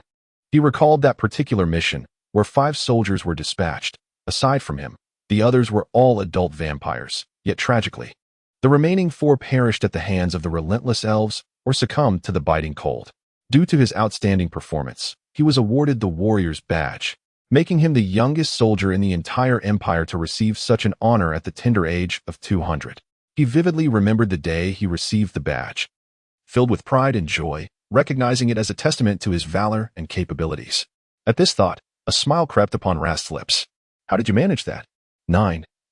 Indeed, those creatures appeared formidable, Wan Yu remarked, unfamiliar with elves, merely recognizing them as grotesque beings with elongated ears and narrow eyes amidst a gory tableau. I don't know, Rast replied, a hint of pride swelling within him, perhaps born from an early understanding of the art of hunting. Truly, a hero emerges in youth. Wan Yu praised. Ah, what a delightful sentiment. How I relish such accolades. Rast chuckled softly, realizing that the bloodshed of those years, along with his innate talents, had not only conferred burdens, but also benefits. He continued to observe that stubborn, diminutive version of himself, yet in an instant, the scene shifted dramatically, and he found himself amidst the battleground in the northern expanse of the empire. Chapter 41. The Violent Duke. Sword of the Bearer. Here lay the northern realm of the empire. The ferocious and savage rebel vampires, entangled with a new force, had once again severed the northernmost territories of the empire as their own, igniting a new wave of insurrection. By then, Rast was 210 years old, having served for 60 years. The once diminutive boy had now matured into a striking figure, and even clad in a small battle robe, wielding only a short sword. He remained an imposing presence on the battlefield. What is it that you hold? Wan Yu inquired, pointing at the gleaming small horn in young Rast's hand. It is a beast flute, adult Rast replied, his brow furrowing slightly as he explained. It is an instrument used by the rebels to summon colossal beasts, whose immense size greatly hinders our combat efforts. Thus, the commander decided to send a soldier to stealthily acquire the beast flute. They must have possessed exceptional discernment to select you for such a perilous task behind enemy lines, she remarked. Perhaps, he mused, watching his youthful self traversing mountains. Weary yet unscathed, and he could not help but secretly admire his own cleverness at such a tender age. However, the scene was fleeting, morphing into yet another moment. This was the day he was first bestowed with the title of Golden Knight. The youth has blossomed into a handsome and tall young man. Full of vigor and unwavering determination, his mind unclouded by distractions, solely occupied by the glory and safety of the Empire. Indeed, Rast had once been a dashing young man in this very place, his heart devoted to the noble cause of the Empire's honor and security. And he had once been bestowed the title of an honorary knight by the prince himself. As Rast gazed at the altar, where he was being knighted by the priest Hiladi, he noticed the glimmer of hope in his own eyes and could not help but murmur, in those youthful days, many things seemed simple. Am I now so old? Wanyu hastily interjected, fearing that Rast might succumb to negative emotions at this moment. Otherwise, the elaborate illusion crafted to help him conquer his fears would lose its purpose. With clear, lively eyes, Wanyu met Rast's gaze. He looked at her deeply for a moment, then smiled with a sense of relief. His carefree laughter was charming, reminiscent of the warmth of the sun, contrasting starkly with the mischievous grin that had once chilled the spine. Truly remarkable, a height I can only aspire to. Just think, when I reach 300. Rast chuckled. At 300, I would still be a mere blade of grass, forced to attend classes every day. Observing her worried expression, he burst into laughter. In that case, you are indeed far behind me. Humph. Even a few compliments and you still don't know how to appreciate them. The young girl retorted, cheeks flushed, eyes filled with playful reproach, blooming like the most vibrant peach blossoms in a grove, piercing deeply into Rast's heart and soul. Ha ha, Rast laughed, tightening his grip on Wanyu's hand. Unbeknownst to him, in the softest corner of his heart, a tender sprout of affection had quietly flourished. However, as his grip unexpectedly tightened, Wanyu felt a jolt at her temple, and her cheeks inexplicably reddened even further, causing her to shyly turn her head away from Rast's face. If Rast could be described as numb and indifferent, then Wanyu embodied a pure blank slate, her understanding of emotions still in its infancy. While he remained oblivious to the complexities of the world, they both fell into an unspoken silence, and in an effort to dispel the awkwardness, Wanyu transitioned the illusion to the next scene. Here lay the Empire's most exalted altar. The expressionless, stern, and unsmiling Rast had matured into a figure resembling his current self, yet devoid of the despair and disillusionment he now bore. Draped in the most exquisite velvet robe, adorned with an array of badges and medals, the golden tassels on his shoulders, symbols of glory and strength, swayed gently with his every movement. The neatly tailored military uniform accentuated his striking appearance, imposing a formidable pressure on all vampires of equal or lesser rank present in the vicinity. The polished black boots upon his feet struck the ground, producing a crisp and rhythmic sound. His neatly groomed hair and handsome visage captivated the attention of all the women present. Meanwhile, his hands firmly grasped an empty box. Those rugged hands, defined by prominent knuckles, were remarkably attractive. He resembled a perfect statue, freshly sculpted by an artist, with sharp angles and unparalleled charm. Rash stood before the Emperor Austin, gazing at the approaching figure with eyes filled with reverence and humility, slightly bowing his head in a gesture of respect. He presented the box, raising it above his own head. The Empire's most valiant commander, Rash Calvi, I hereby bestow upon you the title of Duke, elevating the Calvi family to nobility as a testament to the Empire's grace. May the deities bless you in the days to come, and may you forever remember that you fight for the Empire. Upon concluding his words, Emperor Austin gestured to the side, and the attendants promptly understood. Hurrying forth with an array of items in hand, Austin first placed the sash, medal, and the golden seal symbolizing ducal status into the box held by Rash. Following this, he took from another attendant a magnificent sword, its blade gleaming with a cold luster. Duke Calvi, you may lift your gaze to behold this sword. Every action of Emperor Austin was marked by elegance and authority. A sword? Rash questioned, lifting his head to meet the sight of the sword with a black core and white edges, its hilt adorned with a blue gem that sparkled with a chilling brilliance. The blade was long and appeared heavy, embellished with exquisite patterns. Your Majesty, what is this? This is an ancient sword, forged from the essence of an angel I once vanquished. It has lain dormant in my private treasury for many years. And now it is time for it to see the light of day.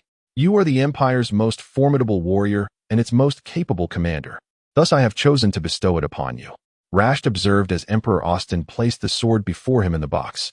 The weight of the sword was considerable, as was the weight of Austin's trust, yet Rasht held the box steadily, without a hint of trembling or panic. This elicited a nod of satisfaction from Emperor Austin, who privately commended his courage and composure. When wielding this sword, do not forget whom you fight for the Empire's warriors. Chapter 42. The Ferocious Duke.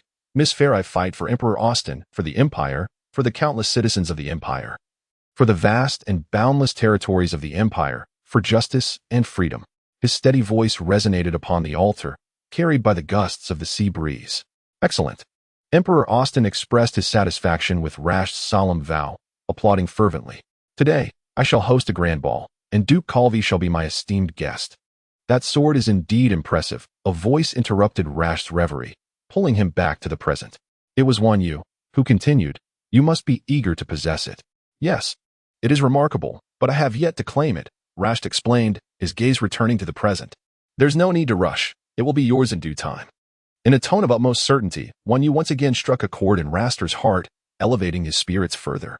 The scene shifted, transporting them to the grand ballroom, where His Majesty Austin had organized a lavish soiree in honor of Raster. There he sat, somewhat awkwardly, beside the Emperor, flanked on all sides by elegantly adorned noble ladies. These ladies were draped in resplendent evening gowns, clutching their goblets, laughing and whispering while casting furtive glances at the evening's guest of honor, Duke Raster Corvi. With a countenance as cold as ice and a demeanor devoid of mirth, Raster endeavored to ignore the women's chatter, yet their words infiltrated his ears uncontrollably. "Oh, he's so handsome. Indeed, but what a pity." "What do you mean, what a pity? Is he not a man of great achievements?" "Alas, his lineage. Despite his valiant deeds, he remains a commoner at heart. I heard his father was a fallen noble." "What fallen noble?" "Merely a minor viscount, and his mother a lowly commoner." "Oh, I see." "Yes. But hasn't His Majesty already elevated the Corvi family to nobility?" "What of it? Without pure blood, he can never be a true noble. His lineage is tainted." "Indeed. How unfortunate. No wonder my father warned me to avoid him before I came here." "Who wouldn't? We're merely here to pay our respects to the Emperor. Yet I wonder who he will invite to dance later." "Ha ha ha. Surely it will be you." "No way, it will be you." The laughter of the noble ladies echoed incessantly in Raster's ears, tightening his brow as the blood surged through his veins. His hand, resting on the hilt of his sword, alternated between tension and release. At that moment, Duke Corvi was unexpectedly addressed by His Majesty Austin, but Raster, consumed by unexpressed fury, failed to hear the Emperor's summons. "Duke Corvi." Austin raised his voice slightly, jolting Raster back to reality. "Your Majesty, what are you pondering so deeply? The dance is about to commence. You remain unwed. So I have summoned all the unmarried noble ladies of the city. Why not choose one and ask her for a dance? I shall personally ensure she is persuaded to wed you." At the mere mention of dancing and marriage, Raster was instantly reminded of the earlier conversations among the noble ladies. He understood that Austin meant well, yet he was painfully aware of how he was perceived by those ladies and their families, as nothing more than a lowly insect of impure lineage. "Your Majesty, I cannot dance. Perhaps it is best to forego it." "What? One can learn to dance. I hear that the eldest daughter of the Marquis of Fair is exceptionally skilled in dance, beautiful, and unmarried. How about I have her teach you the first dance?"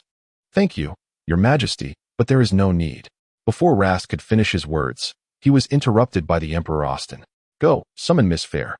The Emperor gestured to a nearby attendant, who replied with a quick, "Yes, Your Majesty," and hurried off to the Fair family's table. Rast felt a headache coming on as he watched Miss Fair return with the attendant, casting a disdainful glance at him when the Emperor was not looking. Then raising her head with an air of pride, Rast turned away with a sense of helplessness and impatience. He had no desire to behold her. "Your Majesty." Upon seeing Emperor Austin, Miss Fair's previously haughty demeanor softened considerably. She appeared delicate and demure, curtsying gracefully to him. "Yes, Miss Fair, may I request?"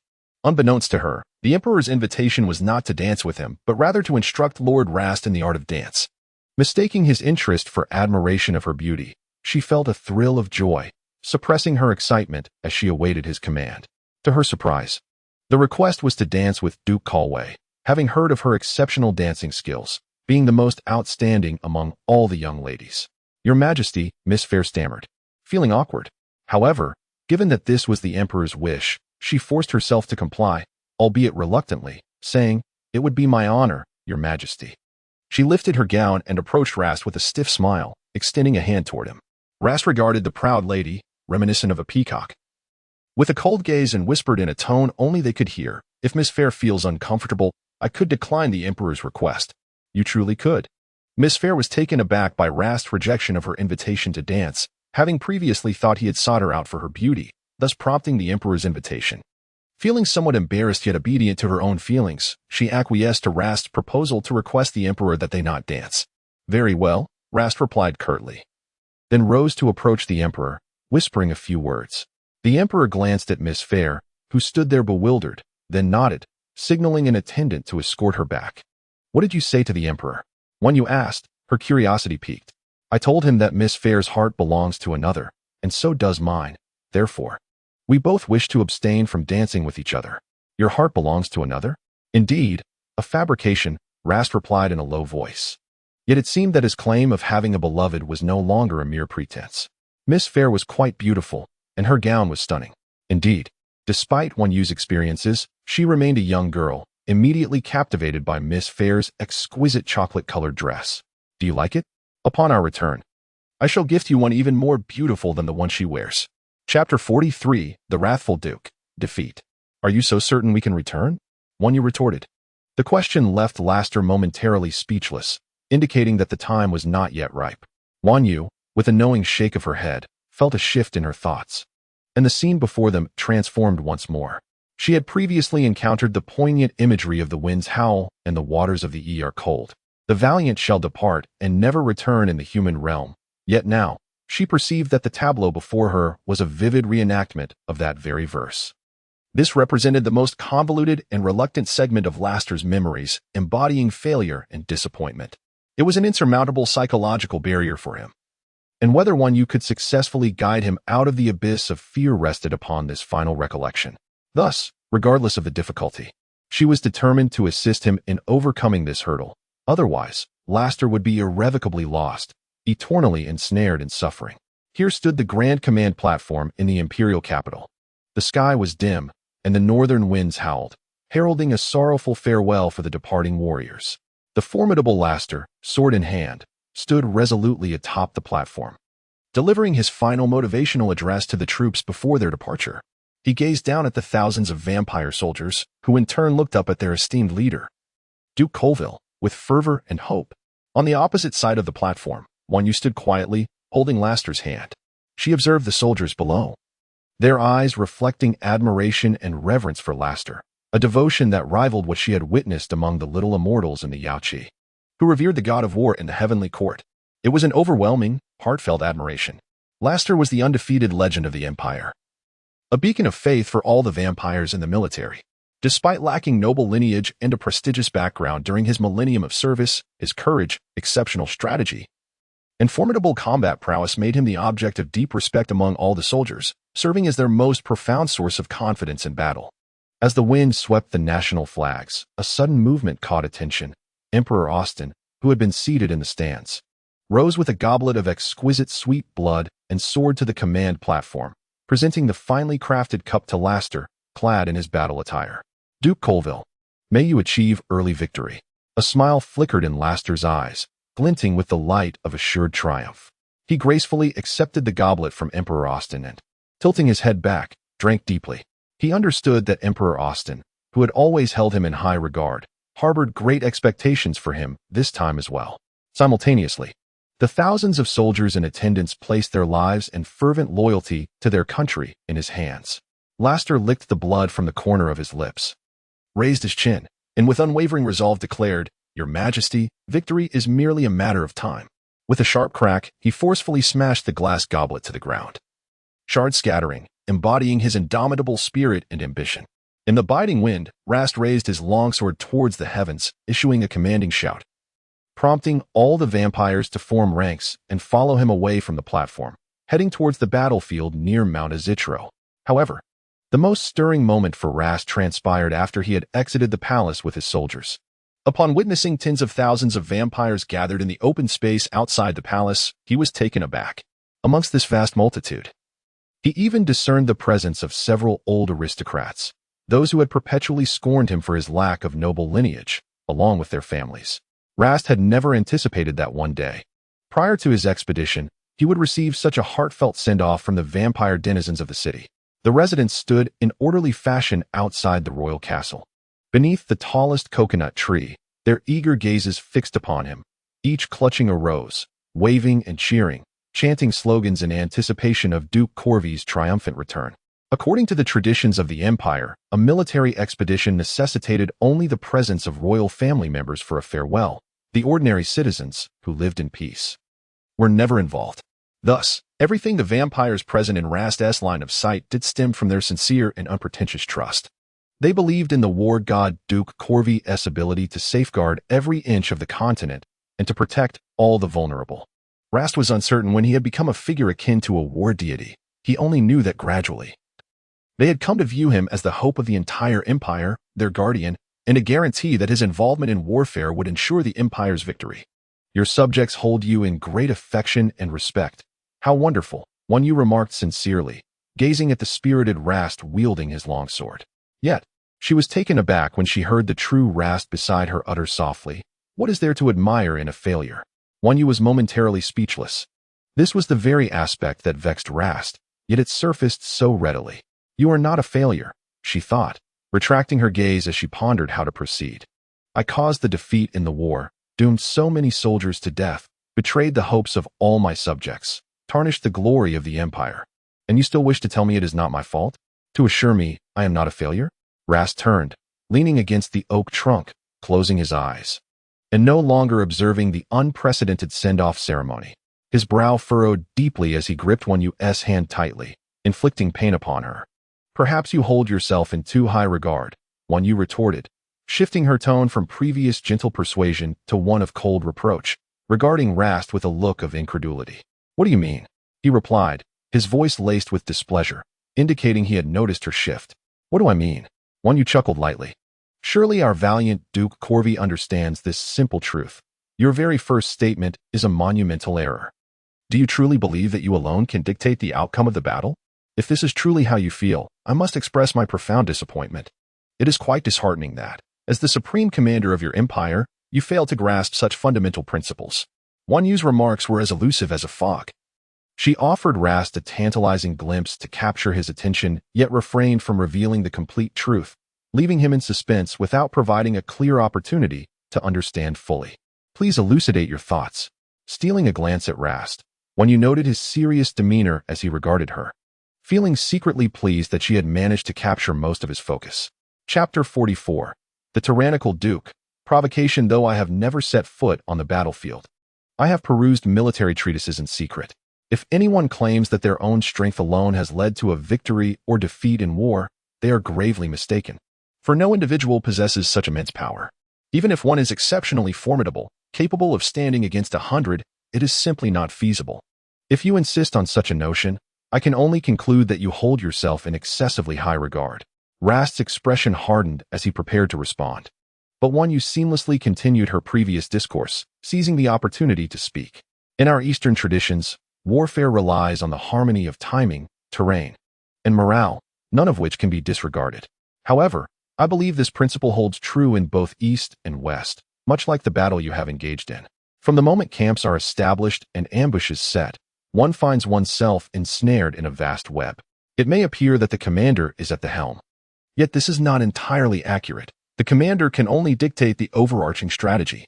Once these strategies are translated into the minutiae of execution, it is unreasonable to attribute all failures solely to the commander. Allow me to illustrate. Should you issue orders for deployment, yet your subordinates miscalculate provisions and troop numbers, this will inevitably impact your campaign. Furthermore, if you are marching swiftly and an unexpected boulder blocks your path, whether you command its removal or choose to navigate around it will delay your advance, thereby affecting your timing for battle. Of course, after this lengthy discourse, the essence of my argument is singular. I do not assert that you bear no responsibility. The role of the commander is indeed significant. However, to shoulder all faults upon yourself seems excessive. Moreover, from my perspective, Your remarkable record of victories over the years suggests that your final unforeseen defeat cannot simply be attributed to your command or deployment strategies. After this extensive exchange, both parties exchanged glances, enveloped in a prolonged silence. "Do you know how I met my demise?" Rast suddenly inquired. Wanyu blinked. Realizing that the memories she could access regarding Rast did not include those connected to his death, that particular segment was firmly locked away within his subconscious, never to be revealed. "I do not know," she replied honestly, shaking her head. "One of my most trusted subordinates betrayed me. On the battlefield. Leveraging the trust one placed in him, he shot an arrow soaked in sacred blood into my back. I did not even have the time to discern who it was before my body began to burn, leaving not even ashes behind. How did you come to know that the one who betrayed you is one of your most trusted subordinates? I never allow those I do not trust to stand behind me. So the only one capable of launching that arrow from my rear was among the few vampires I hold in the highest regard. You did not foresee his treachery." Rast nodded, acknowledging that the arrow was indeed a factor beyond his control. "What was the situation at that time?" Wanyu inquired. "At that moment, I anticipated that in 3 days, I would have ensured their eternal disappearance from that land." Rast's gaze turned cold as his thoughts drifted back to the battlefield of yesteryears. Had you survived, would victory have been yours? Perhaps. Following that defeat, Rast lost the unwavering conviction he once shared with the great Emperor Austin. Hence, even with a 99% certainty, he hesitated to assert that he could achieve victory. "Very well, you were indeed at fault." Wanyu raised an eyebrow. "Pardon?" Rast queried, perplexed. "Your error lies in your inability to discern character. It is a grave mistake to harbor wolves disguised as loyal hounds by your side. This is a failure in your role as commander." Wanyu articulated her views with unwavering poise, unflinchingly highlighting Rast's blunders. Rast remained silent, letting out a deep sigh as he fell into contemplation. Why the silence? Do you intend to repeat your past mistakes? Is this what they call the foremost warrior of the Empire? Struck down by an unforeseen calamity, now despondent and too timid to confront it? Even when fate grants you a second chance, you remain oblivious, unwilling to seize the opportunity for redemption? Is this your valor, Rast? Will your subjects and soldiers revere a coward who falters at adversity and cannot rise again? Do you lack the courage to alter the outcome and steer your destiny? You truly do a disservice to your emperor's trust, to your people's expectations, to the lives of the fallen warriors. Wanyu's impassioned reprimand was abruptly cut off by Rast's fierce interruption. "Enough. I will find out who that wretched bastard is who sought my life. I will win that battle." The veins on Rast's forehead bulged, revealing his agitation at Wanyu's words. Otherwise, he would not have her pinned against the tree, gripping her chin tightly. "Ouch, that hurts." "But I appreciate it," Wanyu remarked. "I love to provoke, even if it stings a bit." Rast stood momentarily stunned, realizing that Wanyu's intent was to ignite his fighting spirit, to help him conquer his fears through her contrarian approach. It must be said, she was remarkably astute. He felt as though she understood his character better than he did himself, for how else could she wield this method of encouragement so adeptly? In that moment, Rast felt fortunate to have crossed paths with Wanyu. "Thank you." His tone was rarely so gentle. His gaze soft as he cradled her face in his hands and tenderly pressed a kiss upon her forehead. From the moment that Wanyu's face was held in his hands, it flushed a deep crimson, akin to a cooked shrimp. Not to mention, when he kissed her forehead, her body became utterly rigid, forgetting how to breathe. Her heartbeat quickening like the rhythmic pattering of summer rain upon banana leaves. Wanyu exclaimed, "You can thank me, but why? Why did you kiss me? It is utterly rude." As the sacred kiss upon her forehead concluded, she inadvertently caught a glimpse of Rusta's profound and shadowed eyes, which concealed an emotion that felt foreign to Wanyu. She could not comprehend the potent possessiveness intermingled with a hint of gentleness and caution in his gaze, yet instinctively, she felt a surge of fear. Consequently, she pressed her hands against his chest and seized the opportunity while Rusta was momentarily distracted, loosening her grip to free herself from his embrace. Rusta pondered why she would evade him each time she withdrew. He was reminded of those high-born ladies who had mocked him for his lineage. He feared that Wanyu might also distance herself from him for the same reason. Chapter 45. The Wrathful Duke. Back to reality, Rusta was indifferent to the opinions of those high-born ladies. Yet he was deeply concerned about Wanyu, whether she despised him or looked down upon his heritage. Wanyu, who had never been subjected to any indoctrination concerning lineage since childhood, did not dwell much on the recollection of the disdainful noblewomen. She remained unaware of Rusta's inner apprehensions and worries. However, it seemed she had anticipated his inquiries. preparing herself accordingly. With a swift motion of her eyes, she deftly redirected the conversation. Wait, I have more to say. When you stepped back, turning her back to him, it is not only the dreadful sufferings that have shaped the person you are today. There are also those radiant moments that have left their mark on your life. Both your fears and your prides have collectively forged the individual you have become. Therefore, do not allow those dismal memories to control you. Do not be governed by fear. You have always been a being worthy of pride. Perhaps you should endeavor to embrace all aspects, both good and bad.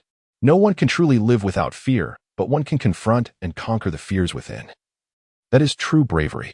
Bestowing strength upon a lonely, despondent soul is not merely about letting them know you are by their side and care for them. That is far from sufficient.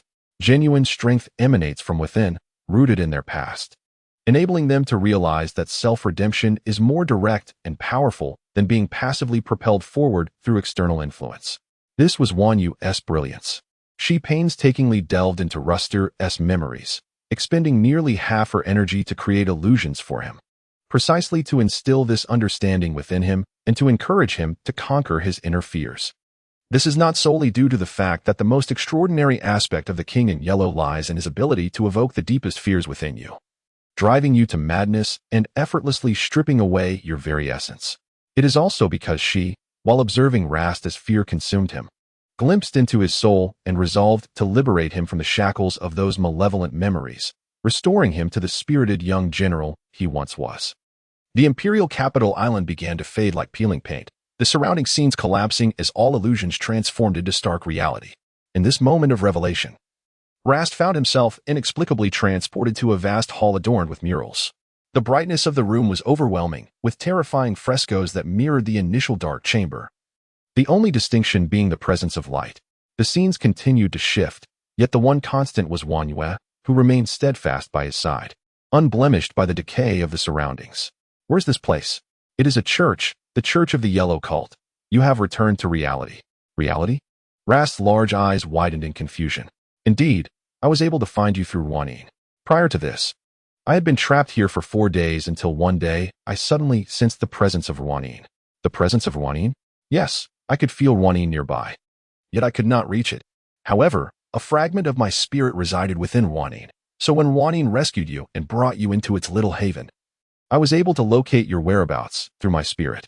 Unfortunately, I arrived just in time to see you unconscious on the ground, ensnared by some force. So, where was I initially? According to Wanin's memory, it should be the same place we are now. The same place? Yes, otherwise I would not have sensed Wanin's existence. Yet, I cannot comprehend why, despite being in the same location, we were unable to see each other at first. Wan Yue explained extensively, but just as Rast was about to respond, her complexion turned pale, and her legs gave way, collapsing uncontrollably to the ground. Her knees struck the floor, the pain acutely sharp. Yet Wan Yue could not afford to dwell on the agony in her legs, for at that moment her mind was a void, her limbs numb and powerless. What is wrong with you? Rast instinctively rushed over, enveloping her in his arms. Wan Yue's initial instinct was to resist the embrace, but she was far too weary to muster the energy to chastise him or extricate herself from his hold. I am simply drained of spiritual energy. The church bells rang out once more, their distant, resonant sound echoing through the layers of walls, reaching the ears of Wan Yue and Rast. At that moment, Wan Yue had been nestled in Laster's arms for a full 6 hours. During this time, Laster had made several attempts to persuade her to consume his blood to regain her strength, yet Wan Yue stubbornly clenched her jaw, refusing to drink. As a celestial being, she would not resort to such peculiar methods to restore her vitality. Otherwise, she would be no different from a vampire. It was already the 5th day. She had regained some strength, sufficient to rise from Laster's embrace and walk like a normal fairy, yet Laster continued to hold her firmly, insisting that she needed rest. His voice, slightly hoarse and tinged with weariness, resonated as he sat on the ground, his arms tightly encircling Wan Yu's waist. The King in Yellow would make his appearance on the 5th day. Shall we rise? I have acquired the Heart of Dread, Wan Yu said, attempting to lift her arm to summon the thick tome. You got it. Yes. Let me up, and I shall present it to you. She softly tried to negotiate a trade. You are still quite weak. Being weak does not necessarily mean I have to lean on you. As Wan Yu hesitated, Laster's brow furrowed deeper, prompting her to shift the topic. Besides, I am nearly recovered. Moreover, once the King in Yellow appears, All beings who lay eyes upon him will descend into absolute madness, and then we shall be unable to leave. Laster fell silent, evidently contemplating the feasibility of her words. After a long pause, he released his grip and pushed Wan Yu upright. In that instant, as she rose, a sigh of relief escaped her heart. She extended her hand, summoning the Heart of Dread and handing it to Laster. It is indeed this book. See, it is written here. Laster took the book and opened to the page Wan Yu had indicated, swiftly scanning the content. Indeed, he found a description of the Heart of Dread in the middle of the text. But what does Hellet want with this book? I do not know. Perhaps it conceals some secret. She stood, straightening her wrinkled dress, then knelt again, conjuring a small mirror to begin untangling her disheveled hair. Although her back was turned to Laster, he found it difficult to divert his attention from the beauty of her silhouette to the book. Chapter 46. The Wrathful Duke. Arousal. She was his precipice. The moment he looked down, he fell in love with her. In the film Blue Valentine, do not ask me why I added a period. You understand? Keywords will be starred. She straightened her back, her delicate, fair arms gracefully lifting to the back of her head. With nimble fingers, she deftly removed hairpins and various ornaments, slowly using a peachwood comb to smooth her lustrous black hair. Her long tresses cascaded down to her waist, flowing to the ground alongside her pristine garments, each strand swaying gently with her movements. Her silhouette was slender and enchanting, every motion imbued with elegance, akin to a swan dancing upon a lake, captivating Laster's undivided attention. Yet, Wan Yu remained blissfully unaware of the fervent gaze that lingered behind her. With meticulous care, she braided her hair into a single plait, each strand adorned with a delicate ivy-green ribbon, each bearing a tiny bell that chimed gently with her movements. A pair of jade butterfly-shaped hairpins secured the excess strands, and she concluded her intricate arrangement with a pomegranate blossom hairpin, as she gathered the long braid close to her chest. The soft tinkling of the bells accompanied her every motion, presenting a picture of grace and charm from behind. We must devise a way to escape. After inserting the final hairpin, Wan Yu slowly turned her head, her gaze landing upon the entranced Raster. Her bright eyes and radiant smile resembled a celestial being descended from the Yaoqi, and even the most exquisite flower would pale in comparison to her beauty. She was undeniably enchanting, especially with those eyes that sparkled with warmth and mirth, coupled with the fleeting dimples that graced her lips, capturing Raster's undivided attention. Wan Yu, now regarding him with a look of curiosity, remained oblivious to how overtly he admired her. Raster, lost in reverie, paid little heed to her words. He vaguely caught a phrase she uttered, yet his focus was entirely consumed by her visage and form. He merely murmured a response, indicating he was listening, while his fingers unconsciously traced the cover of the book. Raster, what are you looking at? Is something amiss with me? Accompanied by the delightful chiming of the bells, Wan Yu glided closer, raising her hand to wave before his eyes. Raster was jolted back to reality, his grip tightening around the book's spine, and he instinctively pinched it between his thumb and forefinger, just as a sharp sound rang out. Clink. The unexpected noise interrupted Wan Yu's movements, prompting her to glance down. She noticed Raster's fingers still resting on the book's spine, while a small vial of green liquid had tumbled to the ground, the sound having emanated from the collision of the bottle with the floor. Raster's attention finally shifted away from Wan Yu. He picked up the small vial containing the green liquid, inspecting it closely, while Wan Yu settled beside him, equally intrigued by the peculiar, enigmatic bottle. The charming oak cork sealed the vial's mouth, wrapped in a layer of gold, inscribed with peculiar patterns. The vial itself was crafted from crystal, not entirely smooth, but adorned with similar markings. Raster rotated the bottle, tracing the engravings from the opening to the base. As he furrowed his brow deeper in contemplation, Wan Yu sensed the vial's significance and inquired, "Do you recognize this bottle?" "I do not recognize the bottle itself, but I am familiar with the inscriptions upon it." "Inscriptions? Are they these peculiar patterns?" "Indeed." Raster handed the vial to Wan Yu. "I have encountered this script before. However, it is not something that should exist any longer." "Why is that?" Wan Yu took the bottle, caressing the peculiar patterns etched upon its surface. "The race that once wielded this script had long been vanquished by me," Wan Yu remarked, "to annihilate an entire race over a mere disagreement. You truly live up to your reputation, Rast." She fell into silence, unsure of how to continue the conversation. Any further inquiry would inevitably lead her to question why he had exterminated an entire lineage. Little did she know, Rast was indifferent to her perspective on this genocide. What he truly cared about was her opinion of him. When the heart, which had been parched for millennia, first encountered the initial stirrings of emotion. Long before he even comprehended it as love, he had already embarked on a cautious path of concern. Perhaps there was a hint of clumsiness in his affections, yet one must not dismiss his earnestness due to this awkwardness. This delicate fondness, which he did not know how to initiate, was fraught with anxiety. He feared that if he expressed too much, she might recoil, while too little might render him invisible to her. He recognized her inherent kindness. In stark contrast to his own abyssal darkness, she was a pristine canvas of white. It was because she had selflessly aided him time and again, alleviating the suffering of the villagers at the foot of Azetlo Mountain, that he understood their intrinsic differences. Even though she had never commented on his years of carnage, he was acutely aware that she abhorred violence. She might even deem him cruel and tyrannical, treating slaughter as both a pastime and a profession. Well, perhaps he was indeed a callous butcher, incapable of becoming even a slight exception in her eyes. If she disdained his cold-heartedness, could she not pull him from the abyss? If she were to grasp his left hand, he would refrain from taking up his sword with his right. Yet, love is a treacherous thing. Once one has tasted its sweetness and gained a modicum of privilege in her presence, one finds oneself yearning for more, ultimately desiring to consume her entire world. Like a poison, it is easy to indulge in, yet difficult to resist. There was a reason for that battle. After a brief silence, Rast abruptly stated something seemingly out of context. One you blinked in surprise. What battle? The one that annihilated the Sisu. The very race that crafted the script on this bottle. One you, somewhat perplexed, nodded in understanding, quickly realizing that Rast seemed inclined to reveal the true reason behind the conflict. Well, she did not mind offering him an escape route. What reason? Just this single question caused Rast's heart, eager to explain, to leap with joy. Her willingness to inquire indicated, at the very least, that she still desired to understand him. Did it not? Raster felt his lips involuntarily curl into a faint smile, his tone imbued with a hint of delight.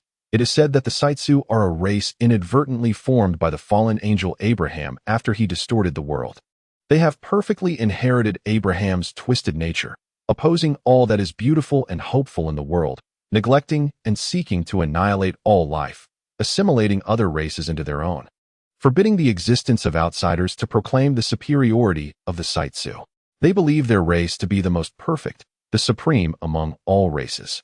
However, most other beings are deemed unworthy of their transformation. Only a scant few of the so-called perfect ones have the opportunity to continue living as Saitsu, while the majority meet a gruesome demise. Chapter 47. The Violent Duke. Blood of the Divine Wanwei's interest was piqued by this peculiar race, and she disdainfully scoffed. What gives them such confidence? The most perfect race? Who knows? Raster chuckled. All I know is that this most perfect race has never won against me in battle. A subtle pride danced in his expression, accompanied by a mischievous smile reminiscent of a child, prompting Wanwei to burst into laughter. It seems that the most perfect race has encountered our most perfect Duke Corvi and must surrender unconditionally. The most perfect Duke Corvi. Raster's heart felt as sweet as honey. His cheeks flushed unnaturally as he lowered his head slightly, and continued, regarding surrender, my initial intention was merely to bind them and bring them back to the imperial capital. However, when I witnessed those living sacrifices in the central garden of the Saitsu, I changed my mind. Living sacrifices? What are living sacrifices? These are the so-called perfect ones chosen for transformation into Saitsu. The elders of the Saitsu first use acid to dissolve the flesh of these perfect beings while they are still alive, and then they forge their bodies anew with a special material. Wanyue gasped, the mere thought of it causing her discomfort. Yet, most of those selected perfect beings perish during the process, a fate the Saitsu attribute to their elimination by Abraham. As I approached the undergoing transformation of these perfect beings, I discovered they hailed from at least dozens of different races. Raster paused, exhaling deeply. What left the deepest impression on me was an ancient Paya elf, whose body was reduced to a third by corrosion. At that moment, I was half kneeling on the central altar, inspecting the situation, uncertain of what to do with these perfect beings. The Saitsu elders asserted that this transformation was irreversible. Then I heard the voice of that Paya elf. She attempted to call me over, stating that she knew I was a vampire and recognized my impending claim over this territory belonging to the Saitsu. She implored me to eradicate the Saitsu, for her kin of the Paya had been slaughtered, leaving only her behind. Initially, I was filled with skepticism until I discovered that not only was she speaking the truth, but also that the extinction of the Baisaya tribe was not an isolated incident. The Sai tribe had eradicated far too many races that once inhabited this land, with their slaughter exceeding tens of thousands of lives within just a month. I realized that Emperor Austin was indifferent to the fate of his adversaries. What mattered to him was the ownership of that land. Consequently, the power of life and death over the Sai tribe rested in my hands. Thus, I obliterated this profoundly twisted and grievously sinful race. After recounting his tale, Ras closed his eyes, seemingly relieved, and sighed softly. As for Wan Yu, she initially listened with rapt attention, but soon began to sense something amiss. "When did you wage that battle?" she inquired.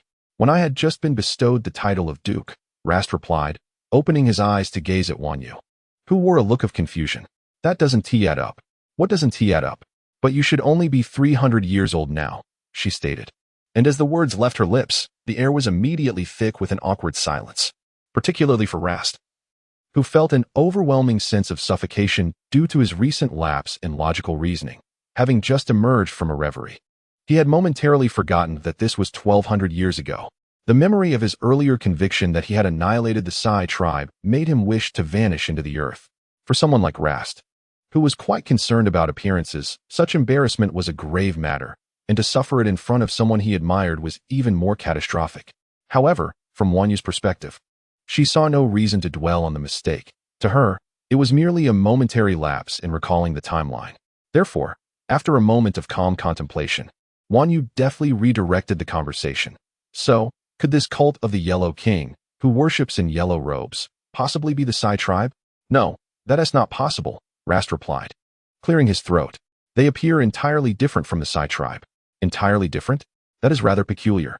Why then would this bottle appear out of nowhere?" "Perhaps it did not appear out of nowhere," Rast suggested, taking the bottle from Wan Yu's hand and pointing to its surface. "It states here, 'The blood of the divine is eternally sealed within the heart of Dewey. The drinker shall gain eternal fearlessness and strength.' This means that the liquid in this vial has fallen from the book for reasons unknown to us, and it bears significant importance. So, Helati sent you to retrieve the heart of Dewey for this vial of divine blood." Wan Yu exclaimed, realization dawning upon her. Rast nodded, ready to respond, but suddenly caught sight of the mural behind her. The grand portrait of the Yellow King was fading away.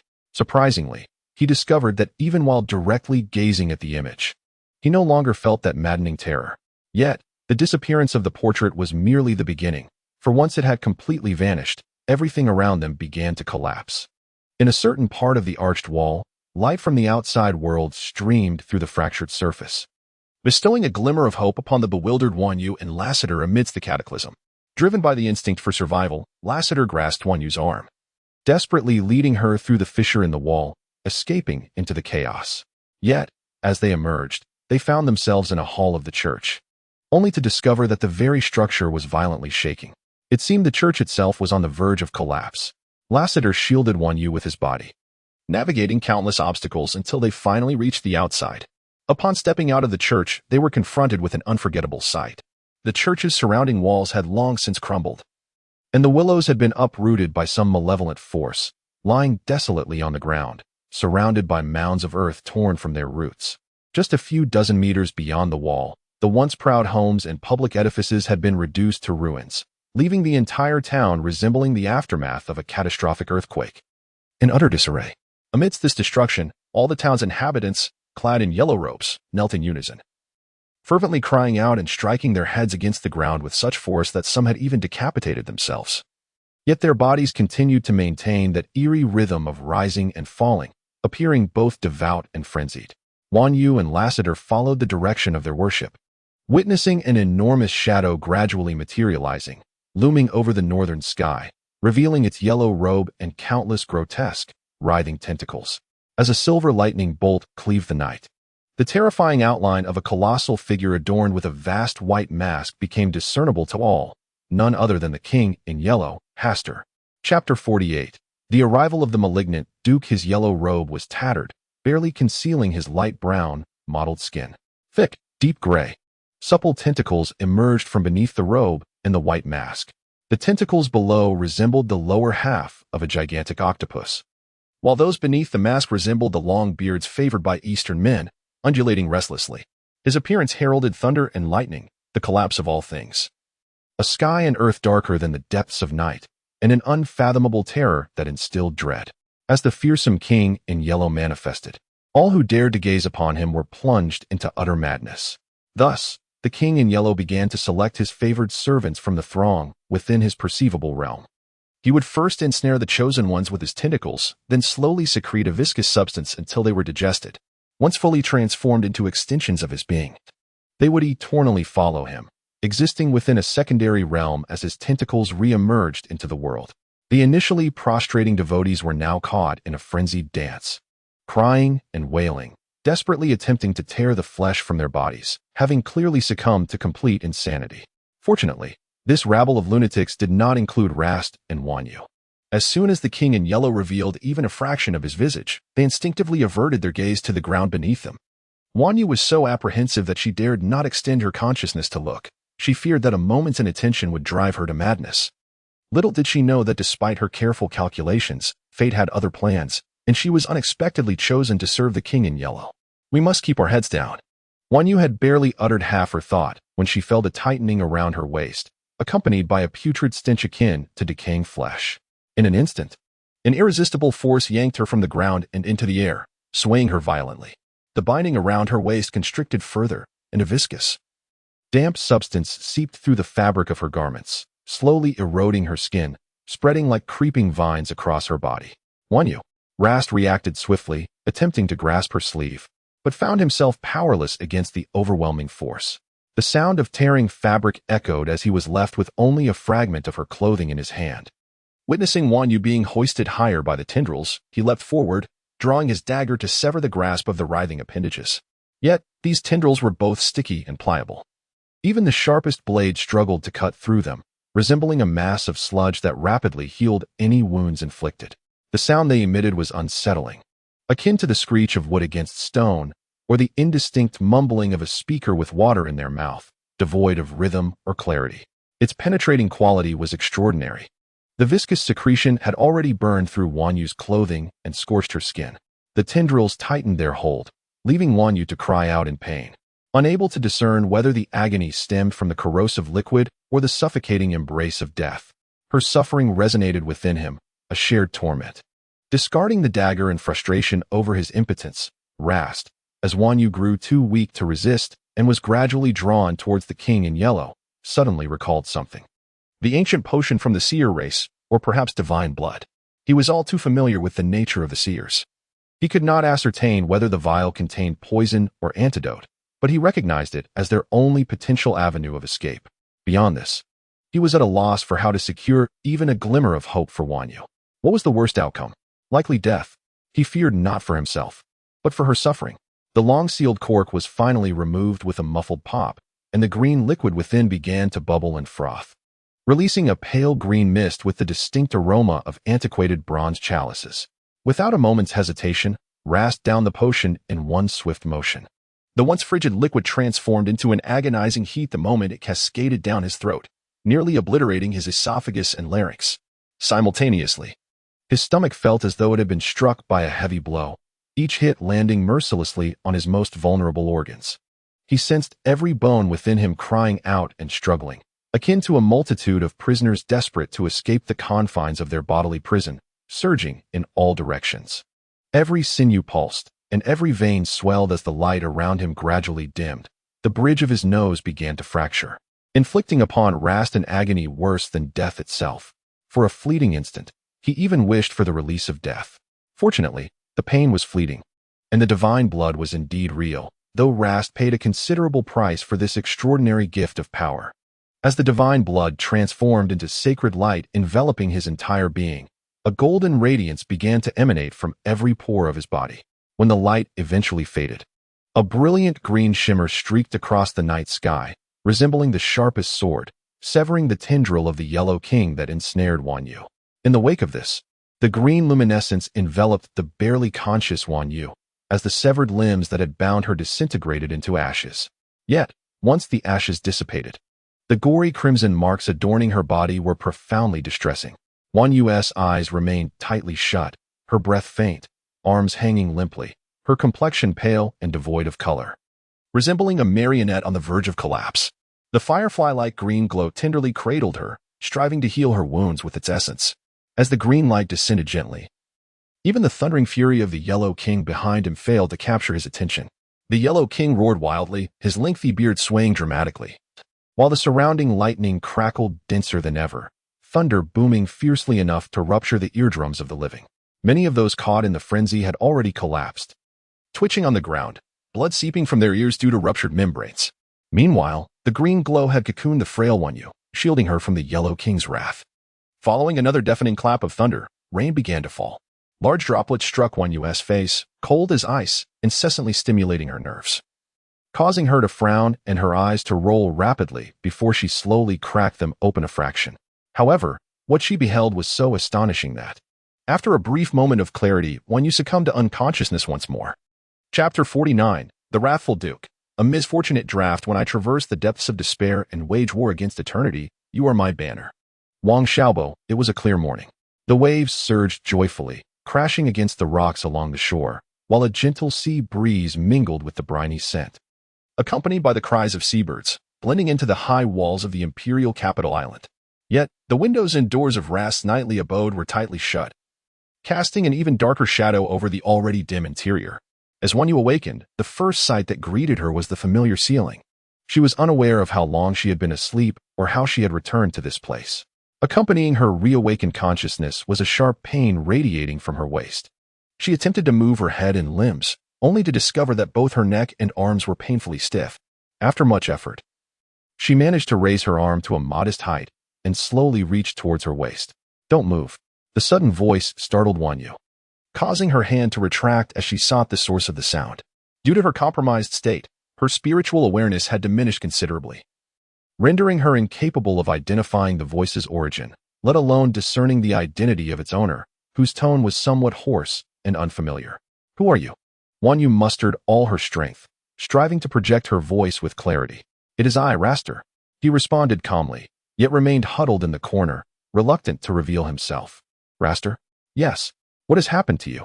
Although Raster refrained from elaborating on anything else, Wanyu instinctively sensed that something troubling had transpired involving him, for he appeared distinctly altered today.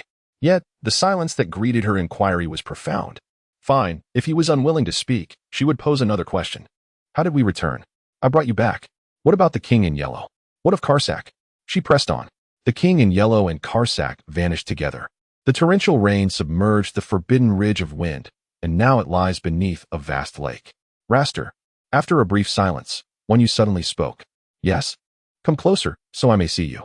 Raster had always appreciated Wanyu's intellect and attentiveness, yet today, he would have preferred her to be a touch less perceptive. Come here. Seeing he remained still, Wanyu raised her voice slightly, reiterating her request. Raster finally stirred, having sat in that corner for an entire day and night, his legs somewhat numb. Thus, as he stood, his form was slightly unsteady. He steadied himself against the edge of a cabinet and cautiously approached Wanyu's bed, eventually halting a short distance away. Wanyu tilted her head slightly to observe Raster. From the outset, she had sensed something amiss, yet she had not anticipated the gravity of the situation. What a peculiar visage he bore. Once an undeniably handsome face, it was now grotesquely divided into two halves. One side retained its flawless beauty, while the other was marred by a monstrous curse. Dark green veins snaked along the contours of his face, stark against his pallid skin, rendering him even more horrifying, as though a verdant vine had taken root beneath the flesh of his cheek. It was evident that Raster had donned a new robe, however. If one were to peer down from his neckline, they would discover that the green veins, which wound down from his cheek, thickened as they traced down his neck, seemingly coalescing into a more dreadful pattern upon his body. The more horrifying conclusion regarding the patterns adorning him was affirmed when Wanyu beheld his left hand. Once slender and elegant, now entirely transformed with a verdant hue on the back. Wanyu wished to conceal the tumult of her emotions, fearing that revealing them might wound Raster's pride, for no one would willingly embrace the metamorphosis from a paragon of grace to a grotesque figure. Yet, the astonishment reflected in her gaze was unmistakable. Raster had envisioned countless reactions Wanyu might exhibit upon witnessing his appearance and had repeatedly prepared himself mentally for such encounters. However, the moment he beheld her expression of disbelief, his heart plummeted to the depths of despair. His growing affection for her rendered her opinion of him increasingly significant. He repeatedly questioned himself, arriving at numerous self-answers. Would she despise him for this visage? Disdain was perhaps to be expected, given the current wretched state of his face. This vicious cycle deepened his despondency. As Wan Yu gazed into his eyes, her heart softened upon encountering the sorrowful, wounded look within them. Was it the Yellow King who had wrought this upon you? Her fingers tightened around the quilt, her mind conjuring images of herself suspended in the air by the Yellow King's tendrils. She endeavored to recall fragments concerning Raster, yearning to discern what had truly transpired. Yet all that remained was a void. Wan Yu distinctly remembered being conscious at that moment, but curiously, her memory fractured once she was hoisted aloft. No matter how hard she tried to recollect, she could not grasp even a trace of what followed. "No, do not look," Raster said as he approached the bedside, seating himself at an angle that allowed him to face Wan Yu, yet he dared not meet her gaze. "No?" she questioned, her mind racing until a seemingly improbable notion flashed through her consciousness. Hesitating for a moment, she tentatively inquired, "Did you drink that vial of divine blood?" Raster fell silent, and she understood that his silence implied acquiescence. However, in Wan Yu's recollection, Raster was not one to act impulsively. Although he craved power, a vampire as astute as he would never recklessly experiment with the unknown, particularly when it pertained to safety. Thus, why would he consume something so perilous? Was it an accident? Although Wan Yu herself found it hard to believe he could mistakenly ingest divine blood, it appeared that no better explanation existed. To her astonishment, Raster nodded slightly. Yes, it was an accident. Could it truly be an accident? Wan Yu's eyes widened, her vitality momentarily restored amidst her astonishment. What audacity it would take to mistakenly consume such a thing. Was it genuinely an accident? She glanced back at Raster, yet he averted his gaze, seemingly reluctant to discuss the matter further. Sighing, she resolved to accept his word, though he appeared profoundly troubled, particularly with the shadows of disappointment and gloom that lingered in his deep-set eyes, evoking a twinge of compassion within her. The proud and godlike Rast, unexpectedly, one day encountered such circumstances. Wan Yu sighed internally, pondering whether she should offer him some advice. Thus, she withdrew her gaze and began to gather her thoughts. Rast. She delicately tugged at the hem of his garment. This subtle, almost instinctive act of affection caused Rast to momentarily falter in his breath, as the clouds of discontent in his heart dissipated by half. His breath became somewhat unsteady, and he slightly turned his face aside, clearing his throat in a feigned attempt at composure. Wan Yu puffed out her cheeks and gently inquired, "Do you like the color crimson?" What? Crimson? Rast was taken aback, pondering the absurdity of the question. Did she favor crimson? While he did not particularly care for the color, he reasoned that if she liked it, he could too. "Crimson is quite nice," he replied. "Oh, but several of my friends have expressed their dislike for crimson. They prefer aquamarine, while I favor vine green." Rast found himself utterly perplexed by Wan Yu's musings, unable to grasp the point she was trying to make. Therefore, you see, aesthetics are not uniform. Just as preferences for colors vary, he likes this, she likes that, everyone's tastes differ. What appears beautiful to her might seem unattractive to another. Indeed, it is different, he nodded, stubbornly presenting only the more appealing side of his face to her. "Thus, I believe you currently look quite handsome. Perhaps you do not appreciate it, but I find it rather appealing," she continued with enthusiasm. "Moreover, in our Eastern culture, we have a tradition called tattooing, where intricate patterns are drawn on the skin using special techniques and dyes. Many pursue beauty through tattoos, and look at you now. You are a natural masterpiece, far surpassing any tattoos I have ever seen. They must envy you greatly." Perhaps influenced by Wan Yu's lively and affable tone, Rast finally turned slightly more towards her, revealing part of his fearsome visage. "Tattoos? Are there individuals who actually desire patterns on their skin?" "Yes. I recall they often tattoo dragons, phoenixes, and the four symbols, among others. Some even inscribe characters directly onto their skin. There is a myriad of styles. I remember that the giant spirit god has a fierce tiger depicted upon him." Wan Yu spoke animatedly, entirely oblivious to the darkening expression on Rast's face. "Who is this giant spirit god you speak of? Is he a man?" "Indeed. He is a man, and also a deity capable of splitting Mount Hua with his bare hands." Wan Yu smiled brightly, eager to recount the glorious exploits of the giant spirit god, only to be met with Rast's cold, disdainful snort. "If he is indeed male, how do you know what tattoos he bears?" He seldom wears a shirt, so it would be difficult not to see. Not just me, but everyone in the Yao Pool knows that the giant spirit god has a tiger extending from his back to his chest. I've heard that when the giant spirit god is enraged, that fierce tiger can even become real. Observing her earnest explanation, Laster's expression softened slightly. After a moment of contemplation, he added, "From now on, you must not gaze at other men's bodies, even if they are unclothed." At first, Wan Yu laughed foolishly and nodded along, but soon she began to realize that Laster's words were rather peculiar. "Why do I feel as though you are implying that I enjoy looking at naked men?" She tugged at the hem of his garment with all her might. Yet her feeble strength was no match for the steadfast Laster. Not only did he remain unmoved, but Wan Yu nearly twisted her wrist in the process. "You said it yourself." Laster replied with a mischievous arch of his brow, a smirk playing at the corners of his lips. "However, if you dare to look at anyone else, I shall personally flay them alive." "You." Wan Yu gasped, momentarily overwhelmed by excitement, causing her to attempt to sit up. This movement, of course, aggravated her extensive injuries, eliciting a sharp intake of breath as she grit her teeth to stifle any sound. "Stay still. Why are you so disobedient?" Laster pressed her back onto the bed, adjusting the pillow behind her head and smoothing out the wrinkled sheets beneath her. His movements were no longer as rough as before. They now bore a touch of gentleness and care.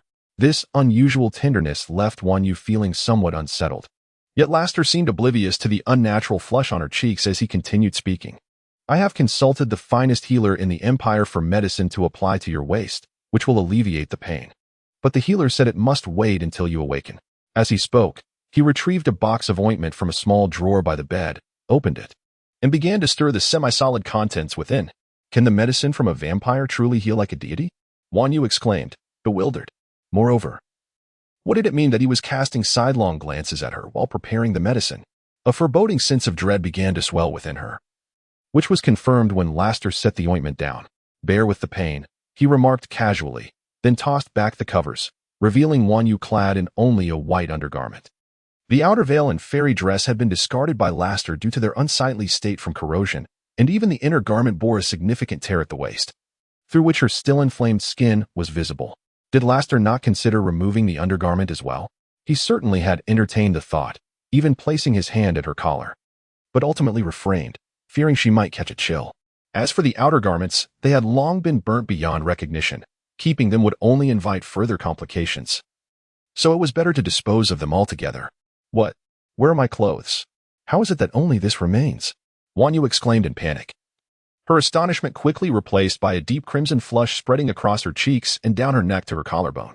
She momentarily forgot about the pain in her waist and hastily reached for the blanket that Laster had just pushed aside. "Do not look. Give me back the blanket." She resembled a disheveled rabbit, her eyes slightly reddened due to the pain in her waist, glistening with unshed tears. Her cheeks puffed gently, and she glared at Rast with indignation. However, this pitiable yet helpless demeanor did not elicit sympathy from Rast. Instead, it ignited a flicker of desire within him to provoke her to weep even louder. Yet, these were merely thoughts, at least for the moment. He could restrain himself from dwelling on such chaotic notions, focusing solely on the simple act of applying medicine to alleviate her pain. "Give it back." Rast piled the blanket into a corner, denying her any opportunity to retrieve it, causing Wan Yu to angrily pound the bed. "Do not move. Lie still." Although Rast's voice had changed significantly due to the burns inflicted by divine blood, it did not hinder Wan Yu from discerning an abnormal rasp in his tone. As he spoke, his hand reached toward the belt at her waist. "Stop." With a mere thought, the soft silver at her side immediately bound Rast's hand firmly, complying with her wishes. However, Rast merely cast a calm glance at the silver entwined around his wrist, his eyes widening as he remarked, "This silk ribbon will shatter at my slightest tug." Chapter 51. The Fierce Duke, Unexpected Tenderness. The soft silver and Wan Yu were almost one entity. What the silver could perceive, Wan Yu could naturally sense as well. Thus, when the overpowering aura emanating from Rast intimidated the silver, Wan Yu understood that Rast was not speaking falsely. He had indeed grown powerful enough to shatter celestial artifacts at will. A palpable tension hung between them, one hand bound by the ribbon while the other gritted teeth in silent defiance. "Do you intend to endure this pain indefinitely without applying the medicine?" Rast inhaled deeply, suppressing the urge to break free from the silver, attempting to reason with her. "But it should not be your responsibility to administer the medicine."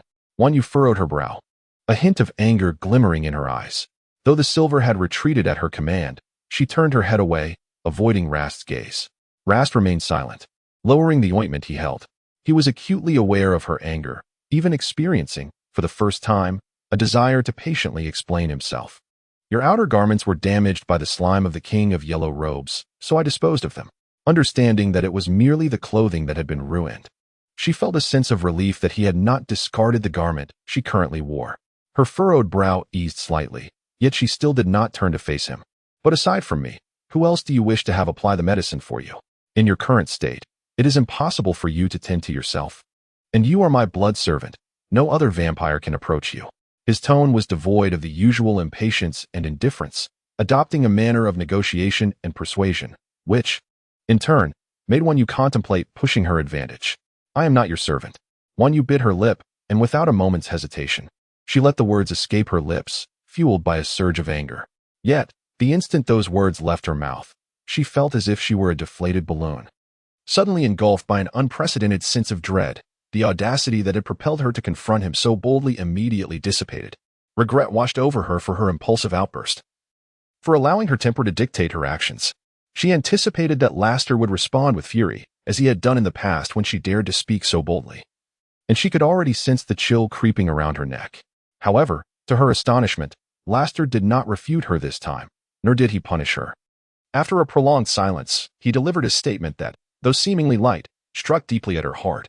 I never claimed you were my servant. In that fleeting moment, Wan Yu was completely taken aback. She distinctly remembered Laster's countless solemn assertions that she was his blood servant, his possession, and his repeated warnings that she must not defy his commands. Just moments before, he had reiterated that she was indeed his blood servant. How could he now declare that she was not his servant? But you just said I was your blood servant, she murmured, her resolve faltering, her voice nearly a whisper, as her hands tightened around the bed sheets to quell her unease. Blood servant and servant are not synonymous, Laster remarked, picking up the ointment box once more. He gently turned her chin with an extraordinary patience and softly said, regardless, that is inconsequential. Let us not quarrel, apply the medicine. Are you not in pain? His tone was as tender as if he were coaxing a child. Wan Yu was startled by Laster's unexpected gentleness. She gazed into his deep, gem-gray eyes, searching for hidden complexities, yet all she found was his genuine concern, devoid of any convoluted motives. The Laster, less frigid than before, appeared far more agreeable to her. His previously sharp features softened, and despite the disfigurement on half of his face, she found herself irresistibly drawn to look at him longer. What's the matter? Why are you staring at me? He inquired, his hand having mysteriously slipped from her chin, as he slowly opened the box and began to stir the ointment once more. Wan Yu was jolted back to reality by his words, her cheeks flushing anew. I wanted to say, she coughed lightly. The remedies for vampires may not be effective for me. I possess a more efficient means of self-healing, but it requires your assistance. Laster's hand paused mid-air. The healer had indeed mentioned to him that Wan Yu's constitution was unlike any he had encountered before, thus the medicine might not cure her. What is it? How can I assist? Laster mused inwardly, amused by the thought that he could ever deny her request. It was an ordinary full moon night, the sea breeze wafted leisurely, and the moonlight continued to grace the world with its silvery glow.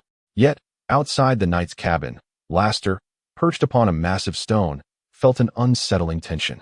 He occasionally cast vigilant glances around him, his left hand clenched tightly into a fist, ever prepared to confront any adversary.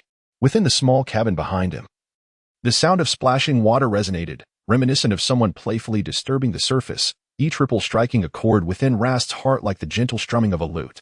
Moonlight filtered through the window, which Rast had intentionally widened, illuminating the interior and gradually revealing the enchanting silhouette of a maiden in the wooden tub. The crystalline liquid in the tub shimmered with a faint lavender hue, a result of the precious jade dew that Wan Yu had stealthily procured from the Queen Motheress garden. This dew was exceedingly rare, and after years of service, Wan Yu had only been granted a diminutive vial, no larger than a thumb. This elixir was renowned for its ability to heal celestial beings, thus naturally alleviating Wan Yu's own injuries. The water in the tub still exuded warmth, and Wan Yu comfortably leaned against its edge, savoring the healing process while contemplating Rast outside. She meticulously reflected on the events that had transpired since their departure from the imperial capital, gradually discerning that Rast's attitude towards her had undergone a perceptible transformation. Throughout their journey, his demeanor had grown increasingly benevolent, and he had begun to engage in patient dialogue with her. Was he, then, slowly mending his ways, Or had her compassion and kindness influenced him positively? Wanyu found herself perplexed, yet one thing was certain. She was quite pleased with this development and firmly believed that if this trend continued, Rast would emerge as a person of impeccable character, gentle and refined as jade. The moonlight cast a soft glow upon the beauty. Wanyu gently scooped a handful of water and sprinkled it upon herself, a scene imbued with purity yet laced with allure, worthy of a painting. While she luxuriated within the cabin, Rast outside began to sense an anomaly. The shadows of the oak trees danced, and amidst the swaying silhouettes, an exceptionally slender shadow darted past. The shadow moved with remarkable speed, drawing closer to Rast's position, yet it seemed to hesitate, deterred by Rast's formidable presence. Veering around to the back of the cabin. Chapter 52, The Ruthless Duke. Warning: Rast was unaware of the nature of that dark figure, but he was certain that it had misjudged his speed. It believed itself to be swift, attempting to circle the vicinity to shake off Rast, who was in pursuit. However, it soon realized that no matter how it maneuvered, even at its utmost speed, it could not elude Rast. As Rast was on the verge of catching up, in a moment of desperation, the shadow darted through the window into the cabin. Although the window was ajar, it was insufficient to accommodate Rast, a vampire of considerable stature. Thus, he swiftly redirected his course, intending to enter through the door. Yet, before he could open it, a sudden splash echoed from within. Something had fallen into the water. Wanyu. Rast hurriedly pushed open the door, only to find a stout, earth-toned skinned sprite, no taller than a low stump, menacingly intimidating Wanyu. The sprite bore a face reminiscent of a human male, yet its eyes bulged prominently, and its wrinkled skin appeared desiccated, as if it had lost all moisture. Its lower limbs were elongated claws, adept at firmly grasping the edges of the barrel, while its upper claws were equally sharp, poised to pounce upon Wanyu. Meanwhile, Wanyu, thoroughly frightened by this grotesque entity, had nearly submerged her entire body beneath the water, leaving only her neck and head visible. Weakened and unable to exert strength due to her injuries, she could only shield her chest with one hand while the other gripped the soft silver tightly in a defensive stance. At the moment Rast opened the door, both Wanyu and the sprite's attention was drawn to him. Instantly, Rast, under Wanyu's gaze, seized one of the sprite's legs with lightning speed, yanking it down from the barrel's edge. His actions were remarkably swift, leaving no opportunity for the sprite to retaliate with its claws. He grasped the sprite's neck with his darkened hand and twisted it gently. Snap! For Rast, breaking the neck of a sprite whose power was leagues beneath his own was astonishingly effortless, as simple as igniting a candle or stirring a cup of coffee. From the moment he entered the room to the instant the sprite's neck was snapped, the entire ordeal took less than 10 seconds. It's all right now. He intended to look up at Wanyu and casually reassure her, but as his gaze inevitably fell upon her shoulders, just emerging from the water, glistening with droplets and smooth as jade, his mind momentarily blanked, and he forgot his intended words, his eyes uncontrollably drawn to the depths below. Her damp, black hair clung to her, with a few strands falling across her forehead due to the recent fright, beads of water continuously rolling off her hair. Her petite, innocent face shimmered with a soft sheen, and her clear, lively eyes were glistening with moisture. Her hands helplessly supported her against the barrel, safeguarding her body. She resembled a delicate flower under the moonlight, so captivatingly enchanting that he longed to taste her blood, to possess this exquisite bloom entirely. Ahem. Wanyu had initially intended to wait for him to finish speaking before expressing her gratitude, but to her surprise, he began to space out mid-sentence. With no other recourse, she turned her face aside, her cheeks flushed, and lightly coughed to draw his attention. The sound of her cough echoed like a morning bell, rousing Rast from his bewildered thoughts. His heart raced like a drum, and a flicker of panic crossed his eyes. Subsequently, he hefted the sprite's lifeless body and solemnly declared, "I'm going out." Then, with purposeful strides, he exited the small room, firmly shutting the door behind him. The first action that Rast undertook upon exiting his humble abode was to sever the head of the elf entirely from its neck. He then retrieved a small pouch of powder from within his garments and sprinkled it upon the gushing wound, causing the blood at the neck's severance to ignite almost instantly. With the tattered vines entwined around the elf's body, he bound its lower limbs together, grasping it like a torch, rendering the lifeless form a blazing beacon. The orange flames roared with a fierce intensity, illuminating Rast's visage and emanating an extraordinarily pungent aroma from the conflagration. Rast first affixed the elf's head to the trunk of an oak at the entrance of the cottage, then leapt gracefully into a nearby coconut tree. Raising the torch into the wind, allowing its scent to waft away, carried by the breeze to the valley across from the Imperial Island. His ashen eyes glimmered with a silvery sheen beneath the moonlight, and he regarded the distant valley with a countenance of hostility, as if anticipating something. In contemplative silence, Rast awaited, for all that he had just executed was not born of cruelty or a desire to obliterate, but rather out of necessity, had he not acted thusly. A swarm of identical elves would soon traverse the path laid out for them to the Imperial Island and to his nightly dwelling. These were nameless elves, yet their formidable presence was well known to every vampire upon the Imperial Island. They resembled elite locusts, lacking a permanent residence but always appearing in swarms, scavenging for their required resources, meticulously dispatching scouts to familiarize themselves with routes before launching a coordinated assault to deplete their targets. The Empire had previously dispatched troops to eradicate them, yet these elves possessed remarkable reproductive capabilities and excelled in the art of disguise, rendering the Imperial cavalry's efforts over many years largely ineffective in eradicating them. Rast's decision to snap the neck of this sentinel and ignite its blood was a deliberate act intended to send the scent of burning flesh drifting toward the only potential hiding place of these elves, the valley across from the Imperial Island, as a warning. Before long, Rast's warning bore fruit. The once pitch-black valley began to shimmer with distant, flickering red points of light, which gradually faded away. These red lights were the eyes of the elves, and approximately 10 minutes later, all the elves had vacated the valley, their destination unknown. The waves crashed against the rocks as Rast descended from the coconut tree, casting the remnants of the charred elf's body into the sea and watching as the tide carried it away into the depths of the ocean. He did not immediately return to the entrance of the cottage, instead choosing to sit upon a dark rock nearby, quietly gazing at his dwelling, the very place that had accompanied him through countless lonely, frigid nights. Unbeknownst to him, he had known Wanyu for quite some time. It was her arrival that made him realize how profoundly solitary his existence had been. Chapter 53, The Wrathful Duke. A mistaken kiss. Once a person becomes accustomed to the clamor and companionship, how could they bear the solitude any longer?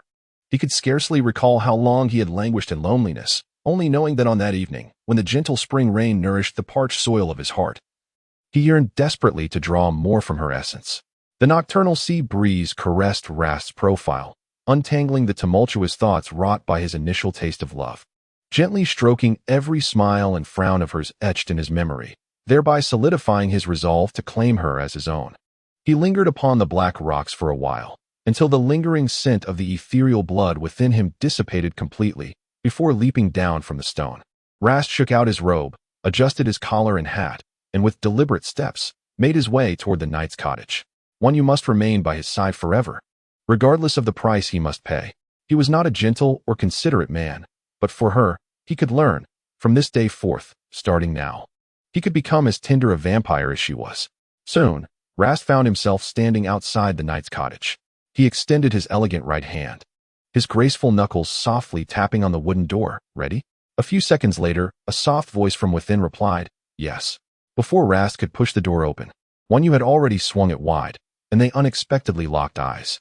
She was as pure as a lotus emerging from clear waters, untouched by cosmetics. Adorned in a light green dress, her long hair cascading naturally, exuding the freshness of the clearest spring. After a brief moment of eye contact, Wanyu was the first to avert her gaze, stepping aside to allow passage, her flowing skirt dancing gently, though he noticed her waist remained somewhat rigid. How are you? Do you feel any better? Rast closed the door behind him, shutting out the chill and chaos of the outside world, pouring all the patience and tenderness he had accumulated in his life into the space within. Much better, Wanyu replied as she settled at the table, one hand resting on its edge and the other on her waist, her serene and unadorned face betraying a hint of fatigue. That is good. But was it merely a soak that sufficed? Rast questioned, still somewhat incredulous. How could she recover so easily from such grievous wounds? Indeed, Wanyu smiled, her eyes sparkling. It was no ordinary soak. The muscles and flesh on my waist have regenerated. Speaking of which, that ugly little creature you just killed? It must have been after the water in my barrel. Oh, you mean the jade you mentioned? Ah, this is no ordinary water. It is the treasured elixir of our revered Queen Mother. It took me a millennium of devoted service to acquire this diminutive vial. As when you spoke, She conjured a delicate porcelain bottle, her slender fingers gracefully shaking it. With a slight furrow of her brow, she lamented, "Alas, only half a vial remains. This yellow-robed king is truly formidable. He has managed to inflict such grievous harm upon my immortal body in mere moments." Suddenly, a sharp tug on her newly healed flesh caused her to clench her fists in pain. "Lie down on the bed," Last commanded, his tone authoritative. He gently scooped her up, as if fearing her disobedience, and carefully placed her on the bed, treating her as though she were a fragile piece of exquisite porcelain, cautious not to aggravate her tender waist. Yet, he had not anticipated that the bed linens were not properly smoothed out, and thus, before she could protest, Wanyu found herself uncomfortably wedged against the crumpled sheets. Involuntarily, her back arched, and her hands grasped Lasta's arm tightly, just as he had delicately set her down. His careful movements caused his weight to lean forward, and with Wanyu's sudden pull, he stumbled and fell onto the bed, not just anywhere, but upon her. Although he managed to brace himself with his arms beside her, averting the tragedy of his robust frame crushing her delicate form, their lips found themselves almost intimately close. They both widened their eyes in surprise. The fragrant warmth of her presence stirred something deep within him, compelled by an irresistible force. Last leaned down and pressed his lips against hers. This marked the second time he had kissed her. Yet this encounter was far more intense than the first, not merely for the contact of their lips, but for the lingering passion that ensnared him, refusing to let go. Beneath her tender, smooth neck lay pulsating veins, exuding the scent of blossoms, as enticing as the most delectable delicacies in the world. What, one might wonder, would a vampire do to express such overwhelming excitement? The answer is evident: to drink. Lasta's sharp fangs gleamed as they pressed against her skin, piercing the fragile surface in an instant. The sudden wave of pain drew a scream from her lips, as blood trickled from the wound, only to be consumed by Last, leaving no trace behind. It seemed that if he did not sate his thirst tonight, he would not relent in his pursuit of her. In the Empire, within the priestly temple, white curtains billowed gently in the breeze, partially veiling the figure of Priest Hilati. He clutched an ancient book in his hands, its cover worn and dark red, stained with dried blood, a testament to its grim history. Since the day Rast entrusted him with the tome, he has tirelessly delved into this ancient book, said to be replete with boundless mysteries. Yet, after many days of study, he remained empty-handed. He turned its pages one by one, employing his family's innate gifts to discern that the book seemed to be ensnared by a potent curse. He uncovered an insidious force within its depths, one that was both unfamiliar and inexplicable to him. The most malevolent of these was the peculiar image on the frontispiece. Had he not been a priest for many years, well-versed in the arts of purification and protection, he would surely have succumbed to that wicked power. After extensive contemplation, Hilati concluded that the book harbored secrets beyond his comprehension, and that he lacked the strength to wrest control from it. He mused that within this vast continent, only Emperor Austin possessed the might to rival the force behind the tome. However, he was reluctant to disclose any information regarding the book to him. In truth, the mission embarked upon by the Golden Knights, including Rast, was one that Hilati had orchestrated under Emperor Austin's directives. Hilati's ambition was singular: to discover a swift means to augment his own power, ideally surpassing that of Emperor Austin. For only in this way could he satiate his ambition and achieve the elusive goals that dwelled deep within his heart. Chapter 54, The Wrathful Duke. The petulant evening primrose. In this world, countless regrets linger, accompanied by those who lament them. For instance, one might rue the late-night revelry that results in a struggle to rise from bed the next morning, or, during an examination, one might encounter a familiar yet elusive question type, regretting the lack of thorough review of notes and practice materials. At this very moment, Rast found himself ensnared in such regret, gazing sorrowfully at the evening primrose that stood proudly atop the dark rocky outcrop before his humble abode. The evening primrose, with its elegant grace, stretched its branches and leaves towards the moon, its luminescent petals exuding a pale yellow fragrance, wafting gently in the evening breeze, pure and enchanting. The only peculiarity lay in the fact that this evening primrose did not take root in the earth but rather extended its tendril-like rhizomes, gripping the dark rock with tenacity. This flower had transformed from the evening primrose, a metamorphosis that had persisted for 4 days and 3 nights, with this night marking the 4th. The evening primrose's reluctance to revert to its original form stemmed from the harrowing events of 4 nights prior, when Rast, disregarding her protests, succumbed to his primal instincts and drained her essence. Angered by this violation, The evening primrose resolved to no longer tolerate his impertinence. Seizing an opportunity while Rast was distracted, she revealed her true form, becoming a striking spectacle upon the dark rock. She had intended to let him do as he wished. Even if it meant uprooting her entirely and consuming her, she could no longer endure the inexplicable violation of her being. Not only did this act convey a profound disrespect towards her, but more importantly, being drained of her essence was excruciating. The pain was so intense that it compelled her to weep against the wind. To Wan Yu's astonishment, Laster did not react with the furious wrath she had anticipated. Instead, he stood in a daze, gazing at her transformed state as a flower. Remarkably, he approached the dark rock and inquired about her well-being, asking if she was unwell again. Wan Yu felt an even greater surge of indignation. How could he question her discomfort? She was uncomfortable in every conceivable way. What? Did he expect her to revert to her former self and accompany him indoors? Not a chance. In her fury, her floral form trembled in the wind, as if she were ready to launch her petals as projectiles at Laster's face. The sound of the waves was somewhat distant, while Laster, arms crossed, leaned against a coconut tree by the rock, his handsome features shadowed by a brooding gaze fixed upon the flower. After much internal conflict, he finally spoke in a low tone. That night, I lost control. I shall endeavor to refrain from such behavior in the future. Centuries of pride prevented Laster from uttering any overt apologies. Indeed, it was the first time he had ever made a concession. Laster had long suspected that her anger stemmed from that fateful night, naively believing that Wan Yu would simply be in a fleeting mood and would soon recover. However, days turned into 3, and still, she remained unchanged. Consequently, Laster panicked. He knew he could not resort to any forceful measures against her. Yet he was utterly at a loss as to how to win her back. After much hesitation, he resolved to yield to her. Wan Yu, in her floral guise, was taken aback, for she had not anticipated Laster would speak such gentle words to her. Had she misheard? Was this truly the formidable Duke of Calvi? He seemed so gentle, almost uncharacteristically so. Wan Yu scoffed inwardly. Did he think a mere concession would win her forgiveness? She yearned to escape this wretched place at every moment. Therefore, forgiveness was out of the question. Thus, she maintained her aloof demeanor, adjusting the orientation of her blossoms so that each flower turned away, as if presenting a small, defiant face, refusing to acknowledge Laster leaning against the coconut tree.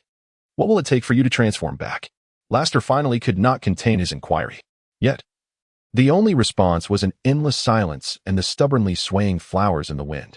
With a resigned sigh, Laster realized he was utterly powerless against her.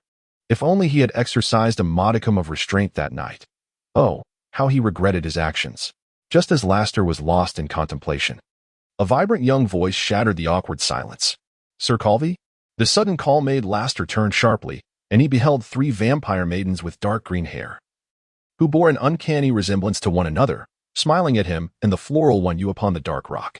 They appeared to be triplets, one donned a yellow dress, another a purple one, and the last a pink. Their voices were remarkably similar, adding a peculiar charm to the scene. Ah, what a unique flower. No wonder Sir Calvi lingers here so long. One of the vampires approached with a smile, intent on plucking a delicate flower of evening jade. However, as she drew near the rocky outcrop, she was abruptly halted by Rast, who flashed in front of her with an icy gaze, exuding an unmistakable warning. Do not touch her.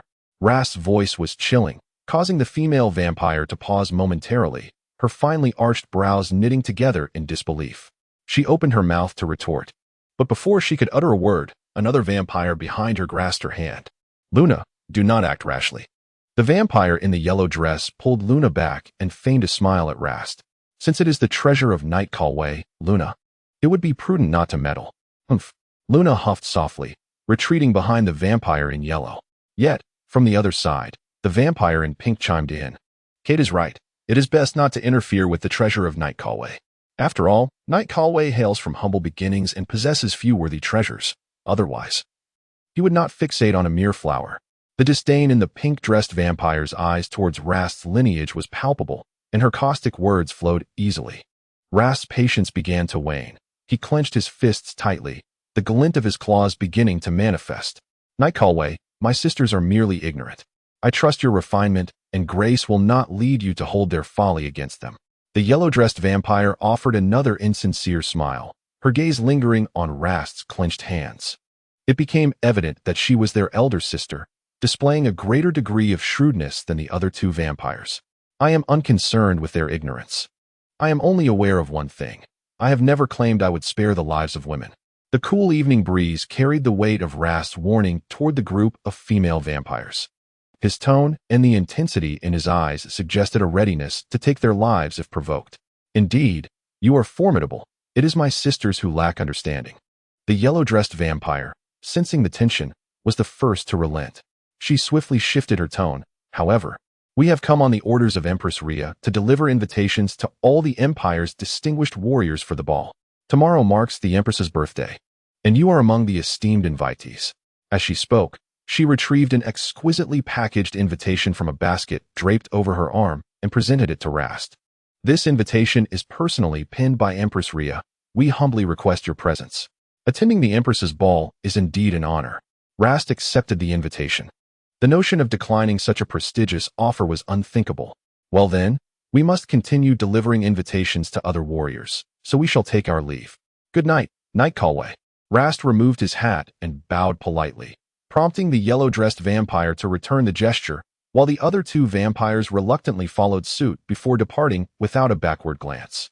Although they departed swiftly, the mischievous evening breeze carried their playful gossip back to Rast, including the haughty remarks of the proud Hua Wanyu perched atop the great black rock. Humph, what are they pretending for? What can he truly do to us? He is merely a mongrel. Indeed, it's outrageous that the Empress would invite him. If you ask me, he can't even find a dance partner. Ha ha ha, it's quite possible that only those female vampires of similar mixed heritage would accept his invitation. However, I've heard that this Sir Calvi has a peculiar and reclusive disposition, making him quite unpopular. He is bound to embarrass himself at the ball. Ha ha ha. I can hardly wait to see this mongrel disgrace himself. Rast's countenance darkened, as if shrouded in the depths of night. He inhaled sharply, striving to restrain the fury boiling within him. Upon hearing the term mongrel repeated incessantly, he could no longer suppress his clenched fists and took a step forward, ready to pursue. Mongrel was the most intolerable insult he had ever encountered, for it not only demeaned him but also belittled his mother, an affront he could not bear. Stop! A surge of energy flashed as Hua Wanyu finally descended from the great black rock, positioning herself before Rast to prevent his impulsive act of aggression. Killing them one T silenced their tongues. For one that leaves, another shall come. Can you truly confront them all? It would be wiser to ascend to the rank of Duke, at which point they would dare not speak ill of you behind your back. Perhaps even come to seek your favor. As Rast gazed at Wanyu, the chill in his eyes gradually yielded to reason and warmth. After a long pause, he managed a bitter smile. You chose to come down. To save a vampire's life is to build a pagoda of merit. Rast raised an eyebrow. He couldn't comprehend her words, yet he yearned for the opportunity to clarify the events of that night with her. Let us not even bring that up. Wanyu's eyes widened in anger, cutting off Rast before he could utter another word. Had she not witnessed his impending violence, she would not have descended. But that did not preclude her from still feeling vexed with him. Fine, then stay in the house tomorrow. I will cast protective wards for you. By the way, what did they mean by dance partner? Is it someone like Miss Fair who dances with you? Wanyu absorbed the mocking remarks directed at Rast by the female vampire. Although she was unfamiliar with the term dance partner, it sounded like something that would strip Rast of his dignity and subject him to ridicule. After all, if even those three seemingly weak vampires dared to mock him as a mongrel, one could only imagine how the higher nobility would deride him. Moreover, Wanyu fully understood the derogatory connotation of mongrel. It was truly outrageous how those individuals shamelessly exploited Rast's vulnerabilities. Moreover, it is of paramount importance that he cannot decline this ball, which means he must bravely face the scorn and derision of all. She is acutely aware of his proud disposition, compounded by the misfortunes of his childhood. He has always held his mother in high regard, thus the barbed mockery. Each word piercing like a dagger to the heart, would undoubtedly inflict profound psychological wounds upon Rast. Well, attending a ball typically requires a partner. And what of your partner? Rast opened his mouth, only to answer, somewhat embarrassed, I have no partner. And what about me? Chapter 56, The Wrathful Duke. Evening gown. If one day I come to understand what love truly is, it will undoubtedly be because of you. Unlike most beings, vampires, fearing the sun, typically remain dormant during the day and emerge at night. Consequently, the vampire merchants in the imperial capital island only open their shops at nightfall, welcoming customers as the city is illuminated. Rast strolled through the most prosperous commercial street of the imperial capital island with Wanyu. Today, Wan Yu donned an oversized reddish-brown cloak that enveloped her from head to toe, her face completely concealed by the hood, as she closely followed Rast's lead. Rast, walking ahead, maintained his usual carefree elegance. The exquisite and enigmatic golden mask adorning half of his face expertly concealed his imperfections, revealing the other half of his strikingly handsome visage. Coupled with his dashing boots and impeccably tailored golden knight uniform, he attracted the gaze of numerous young ladies and gentlemen as he walked down the street, particularly captivating the hearts of many unmarried women. However, the ladies' attention was not solely fixed on Rast. They were also keenly observing the cloaked figure trailing behind him, whose silhouette appeared feminine yet remained shrouded in mystery, refusing to reveal her face and hiding beneath the cloak.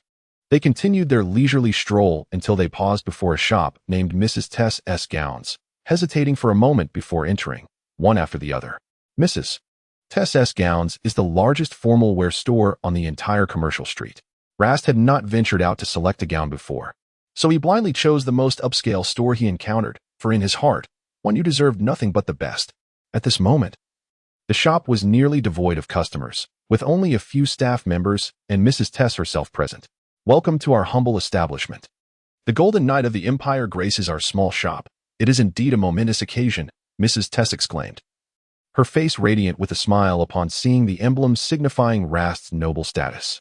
On this commercial street, the various shops are owned by common vampires, and unlike the aristocratic class, these industrious and intelligent commoners hold great respect for mixed-blood vampires like Rast, who, despite humble origins, have carved out a place among the nobility. They believe that this serves as an affirmation of the vampire's prowess by the nobility, while simultaneously bestowing a sense of honor upon the commoners through such a vampire. The entrenched mindset regarding hierarchical bloodlines prevails, from royal aristocrats to the humble populace. Not a single vampire fails to revere the noble pure-blood lineage. An aberration of thought that shackles the mind. Allow me to select a splendid ball gown for this young lady, Laster remarked, offering a subtle nod to Lady Tess before gesturing for Wan Yu to unfasten her cloak. Consequently, the reddish-brown cloak was swiftly removed, revealing a visage strikingly dissimilar to that of the local female vampires and an ethereal gown that Lady Tess had never before encountered. Lady Tess's eyes widened in astonishment. Her mouth agape, rendered momentarily speechless. This was precisely why Laster had insisted that Wan Yu don the cloak, while the vampires here were not exclusionary. They exhibited a profound curiosity towards anything unfamiliar. Laster was confident that the vast majority of them had never laid eyes upon an Eastern fairy like Wan Yu. Had he paraded her through the streets as a knight of the Imperial Golden Order, it could have precipitated unforeseen complications. More importantly, Wan Yu was undeniably beautiful and striking, and he wished to avoid having the male vampire's gazes glued upon her. She was neither a vampire nor an ordinary human. Laster smiled faintly, speaking with deliberate calmness. However, I trust this will not hinder you from assisting her in selecting an appropriate ball gown, Lady Tess? Not at all, not at all. Lady Tess quickly reined in her curiosity upon sensing Laster's tone turn frosty. Being a shrewd businesswoman, she was adept at reading expressions and discerning the nuances of conversation. The finest gowns are over here. Please follow me. With a beaming smile, Lady Tess confidently trod on her high wooden clogs, the rhythmic sound echoing on the wooden floor as she warmly guided Laster and Wan Yu to the northwest corner of the shop. In this brightly illuminated nook, an impressive wooden rack displayed a plethora of exquisitely crafted gowns, adorned with fine materials, alongside matching gloves, stockings, and dance shoes, a dazzling array that left Wan Yu in awe. She glanced at Laster inquisitively, and upon receiving a nod of approval from him, she extended her hand to begin sifting through the garments on the rack. The gowns were extraordinarily opulent, some even embellished with sparkling gems at the neckline. After perusing for a while, Wan Yu's expression shifted to one of concern as she turned back to Laster. Then, amid the puzzled gazes of Laster and Lady Tess, she cautiously approached Laster, tugging gently at the hem of his garment, signaling for him to lean down and listen. Every delicate tug resonated within Laster's heart, and knowing he could never deny her request, he instinctively bent down, inclining his ear to her whispered words. "What is it?" he inquired softly, his eyes betraying a tenderness he himself had yet to recognize. "I fear these must be quite expensive. Do we truly need to purchase them here?" Indeed, Wan Yu had just meticulously surveyed the garments, each piece exemplifying unparalleled craftsmanship and exquisite design. Such splendid dresses would have commanded a princely sum in the celestial realms of the East, whether in the fairyland or the demon realm. Yet, for someone of her modest means, she could only gaze longingly, never having the means to acquire such finery. For centuries, I have relied on the garments bestowed by the Empress to survive. Alas, my plight is dire. Oh no, I am simply impoverished. However, upon hearing her lament, Raster could not help but chuckle. No worries, simply point out which one you fancy, and I shall procure it for you. Really? Wan Yu's luminous eyes blinked earnestly, her adorableness evoking a desire in Raster to pinch her cherubic cheeks. Yet, he dared not, for their relationship had only just begun to thaw, and he was loath to regress. Yes, indeed, he affirmed, nudging her towards the clothing rack to select her dance gown. Their tender and affectionate interaction did not escape the keen eyes of Madame Tess, who, with a shrewd glint, concocted a plan to augment her earnings. By the way, may I inquire how to address this esteemed knight? Knight Raster Calvi. Ah, so it is Sir Calvi. You may not be aware, but our little shop offers a plethora of gentlemen's attire, perfectly coordinated with the ladies' dresses, making them ideal for couples and partners attending grand balls. Chapter 57. The Wrathful Duke. The ball Raster had never been one to invest much thought into his attire. During his time as a duke, his wardrobe for balls and soirees was managed by a steward, and previously, as a knight, he seldom had the opportunity to attend such events. Even on the rare occasions he did, he donned the uniform knightly garb distributed by the Empire. Yet, at that moment, when Madame Tess uttered the words couples and partners, Raster felt a peculiar stirring in his heart, igniting a newfound interest. Wait a moment, let us see which one she prefers. Certainly, sir. Madame Tess beamed, recognizing the potential for profit in his tone, and enthusiastically began assisting the ardently selective Wan Yu in her gown selection. After much deliberation, considering that the color and style should not overshadow the wearer, Wan Yu ultimately chose a gown of simple elegance, alternating between blush pink and ginkgo yellow. The blush pink resembled delicate petals, while the ginkgo yellow evoked the image of fallen leaves, gracefully layered upon the hem of the dress. Adorned with golden threads outlining its edges, the upper portion complemented the same floral pattern and included a white lining, accentuated by a golden yellow cord that cinched at the waist, accentuating her graceful silhouette. Regrettably, Raster did not have the pleasure of witnessing Wan Yu in this exquisite gown that day, thus preserving an air of mystery until the following evening's ball. Raster would forever cherish the memory of the moment before the ball, when Wan Yu emerged from the knight's quarters clad in her gown, a vision to behold. She gathered half of her hair, allowing the other half to cascade naturally before her, adorned with a ribbon embellished with fragments of agate. The pearl necklace around her neck emitted a soft luminescence, accentuating her snow-white complexion. Her flower-like visage was graced with alluring, rosy lips. Your gown is exquisite, she remarked with a smile directed at Raster, before reaffirming, you are certain that after I go where I intend, I need not join you in that particular dance, correct? Indeed, that is your prerogative, Raster replied, nearly lost in her captivating allure. A fleeting diversion of his gaze restored a semblance of composure, and after a brief pause, he added, ahem, you two are quite stunning. Raster's cheeks flushed slightly. Upon reflection, he mused that the warmth of the evening breeze had indeed affected him. Here lies the grandest ballroom on Imperial Island, constructed by the illustrious Emperor Austin in honor of Empress Rhea and named after her cherished violet flower. At this moment, Empress Rhea, draped in an opulent gown, gracefully entered the ballroom, supported by Emperor Austin, her countenance radiating bliss. Throughout their entrance, Emperor Austin meticulously held one side of her gown, cautious that she would not be impeded by its length. In the eyes of outsiders, as well as in the hearts of Austin and Rhea, they constituted the most extraordinary pair of celestial lovers on Imperial Island.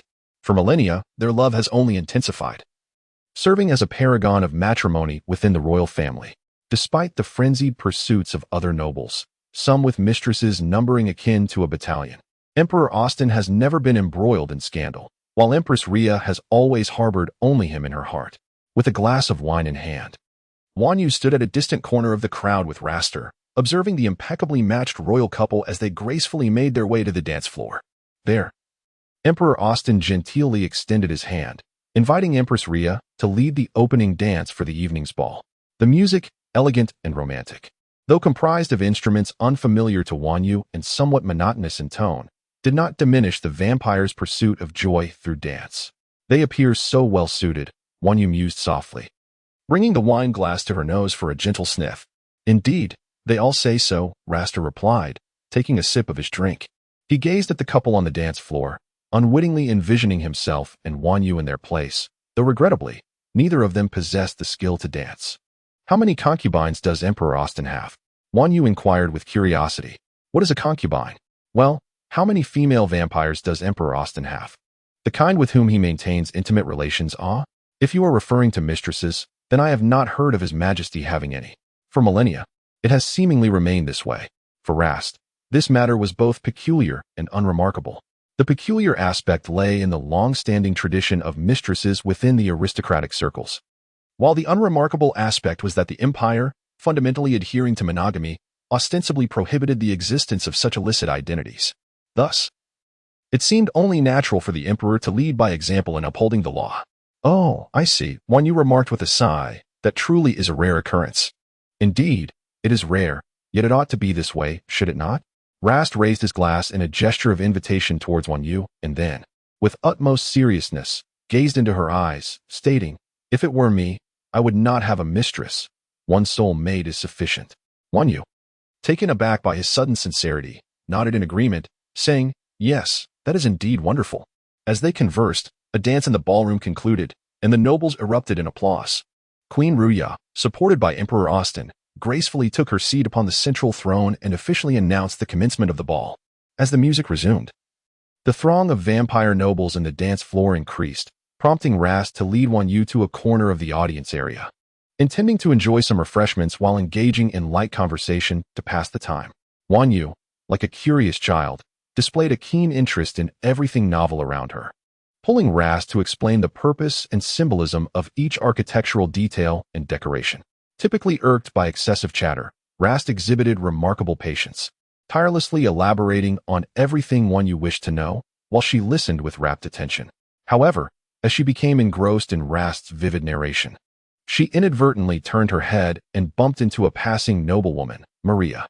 Coincidentally, Maria was holding a glass of wine, which, upon impact, spilled half onto her light yellow gown. Wan Yu, startled, quickly set down her own glass and rushed to inspect Maria's dress. I'm so sorry, she stammered, intending to offer assistance in removing the wine stain, but was abruptly interrupted by an irate Maria. Oh my goodness, what is wrong with you? Maria's blue eyes glimmered with anger and disdain, her brows furrowed as she glared at Wan Yu. Maria? What has happened? A young man with gray hair, a sword at his waist and a glass in hand, hurried over. She is utterly impolite. She knocked over my wine glass without even apologizing. What will become of my gown? Maria's complaints were not loud, nor were her words coarse, yet each phrase resounded with accusations of Wan Yu's discourtesy, laced with an air of superiority. Miss, why can you not simply apologize to Maria?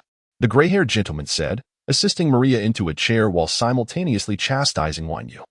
Wan Yu, I truly wish to apologize, yet you have not afforded me the opportunity to speak. She has offered her apologies. Did you not hear? It was Laster who spoke.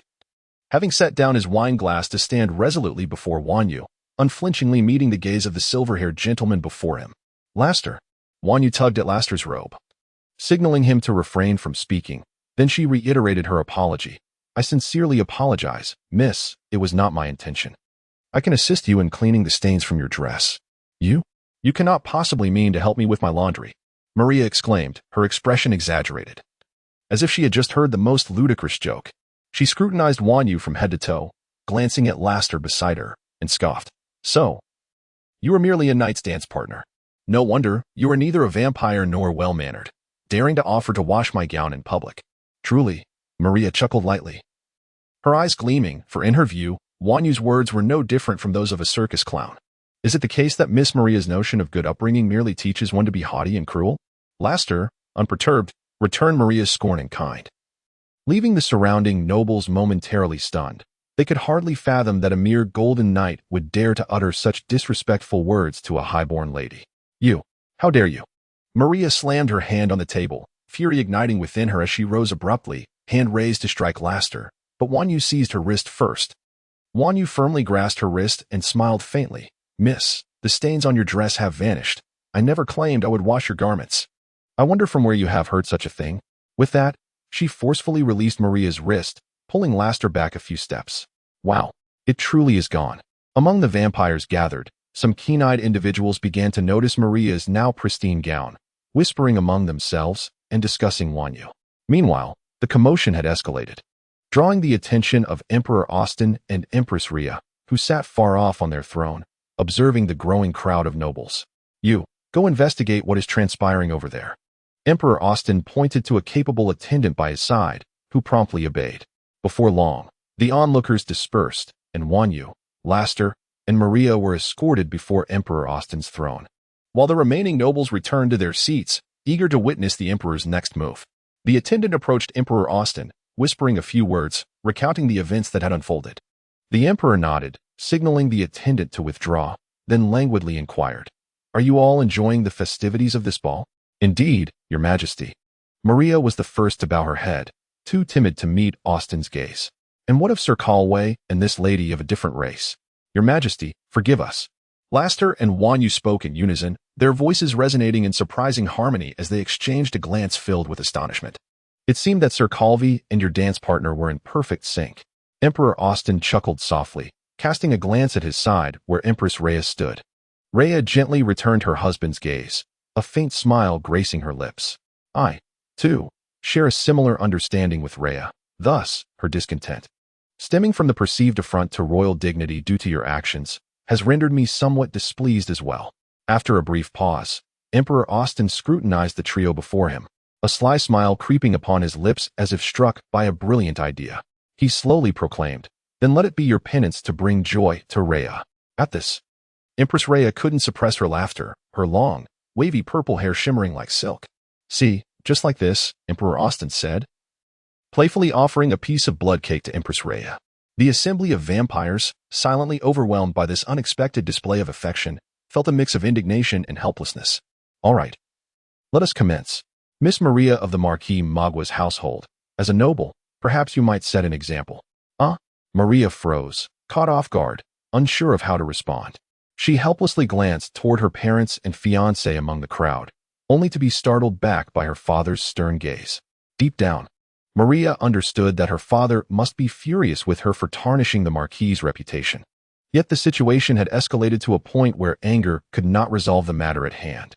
Taking a deep breath, she pondered for what felt like an eternity, finally mustering the courage to share a rather clumsy joke with Empress Rhea.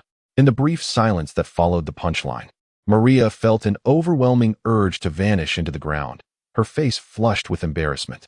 Had it not been for Empress Rhea's gracious chuckles, Maria would have been utterly lost on how to conclude her moment. All right, escort Miss Maria back to her seat." Emperor Austin waved his hand dismissively, turning his attention to Wanyu and Laster. "So, Sir Calvi and this young lady, what about you?" Laster inhaled deeply, bracing himself to offer an apology to Emperor Austin. He recognized that he lacked the status of a noble, and thus did not expect the Emperor and Empress Rhea to let him off lightly. Regardless of the punishment to come, he resolved to accept it, hoping only that Emperor Austin would spare Wanyu. Stepping forward, Laster lifted his robe, preparing to kneel in contrition when Wanyu, with utmost respect, interjected, "Your Majesty, your Empress, I possess no other talents, but if you would permit, I am willing to dance or play a tune for all." "Oh, then do proceed." Emperor Austin raised an eyebrow, reclining lazily against the throne's backrest, gesturing for her to begin. "Dance? But you claimed you could not." Laster exclaimed in shock, momentarily convinced that Wanyu had lost her senses. For she had assured him just before their departure that she was incapable of dancing. "I may not be acquainted with your dance, but does that imply I am unfamiliar with our Eastern dance? Very well, you may wait aside." She pushed Laster out of the venue, and after exchanging glances, Emperor Austin and Lady Rhea did not voice any objections to Wanyu's audacious actions. Rather, they were intrigued by what this non-vampiric, exotic woman might conjure. The circular dance floor, with its marble surface, and a group of vampires eager for amusement, together with Wanyu standing in the vast expanse of the dance floor, formed a peculiar yet remarkably harmonious tableau. Undeterred by the vampires anticipating a spectacle, Wanyu remained composed. She leisurely detached a brooch from her chest and blew gently upon it. The brooch immediately began to transform, becoming increasingly intricate until it ultimately morphed into a yacht chain. This spectacle truly astonished the vampires present. Yet what transpired next was even more unexpected. Wan Yu placed the instrument on the ground and conjured a flower of evening fragrance, which she tossed lightly to the ground. The flower promptly took root and grew into a plant, eventually transforming into a woman strikingly similar to Wan Yu herself. With a subtle pat on the shoulder of her enchanting doppelganger and a nod of her chin, she signaled her to play the instrument.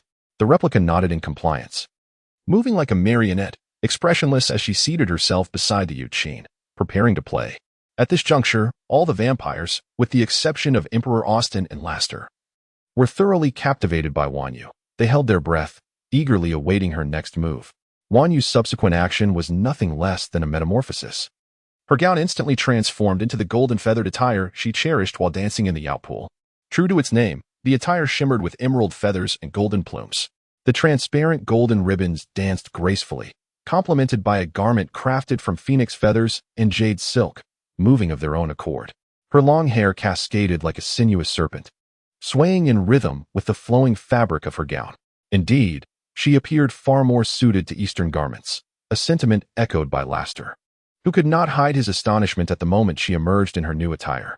With a graceful bow to her conjured musical apparition, Wan Yu signaled her understanding. The apparition's delicate fingers brushed the strings of the Yuqin, producing a gentle, ethereal sound that wafted through the air like wisps of smoke. As the music began, so too did the dance. The lotus flower weaved through waves, and the snowflakes danced in the wind. Fearing they might slip away, she pursued the startled swan. Her long, embroidered sleeves were gracefully cast aside, and with light steps she twirled, her skirt swirling around her. Her waist was impossibly supple, and every inch from fingertip to toe radiated elegance and innate charm. Her eyes sparkled, and her skin glowed like freshly fallen snow. She successfully captured the attention of every vampire present, including the aloof and icy Laster. The vision of Wan Yu, akin to a startled swan, evoked memories of the Wan Yu he had once held beneath him, igniting a fierce desire within him to rush into the dance floor and claim her. However, at this moment, Laster's emotions were not merely characterized by an irresistible attraction, but also by a burning jealousy fueled by possessiveness. He grew increasingly impatient as he observed the male vampires around him, whose gazes seemed to long to devour every aspect of Wan Yu. His disdain intensified, and the flames of his desire for possession blazed brighter within him, leading him to the brink of snatching Wan Yu away several times. She belonged solely to him, and he yearned to hide her away, forbidding anyone else from even casting a glance in her direction. The notion of private desire was akin to embers, once ignited. It would lay the groundwork for an inferno in the future. It was only when Wan Yu completed the dance, just as Laster's patience reached its zenith, that the music ceased and the performance came to a halt. The instruments, along with the illusions, seamlessly reverted to their original forms and leapt into Wan Yu's hands. Initially, the hall was enveloped in a profound silence, but soon, someone began to applaud, and the sound spread contagiously throughout every corner of the room. The atmosphere became electric with applause. Empress Rhea even rose from her seat, beaming as she cheered for Wan Yu, continuously praising her grace and the melody she produced. Wan Yu. Laster immediately returned from the dance floor, grasping Wan Yu's arm, eager to speak, only to be interrupted by the voice of Empress Rhea from the throne. Young lady. With palpable curiosity, Empress Rhea regarded her. Where do you hail from? I come from the east, Wan Yu replied, smiling, poised and unpretentious. Oh, the east? Are you an ethereal being from there? Not quite. I am a flower transformed, neither a demon nor the ethereal beings you speak of. I once resided in the heavens. Wan Yu understood that Empress Rhea could never grasp the concept of divinity.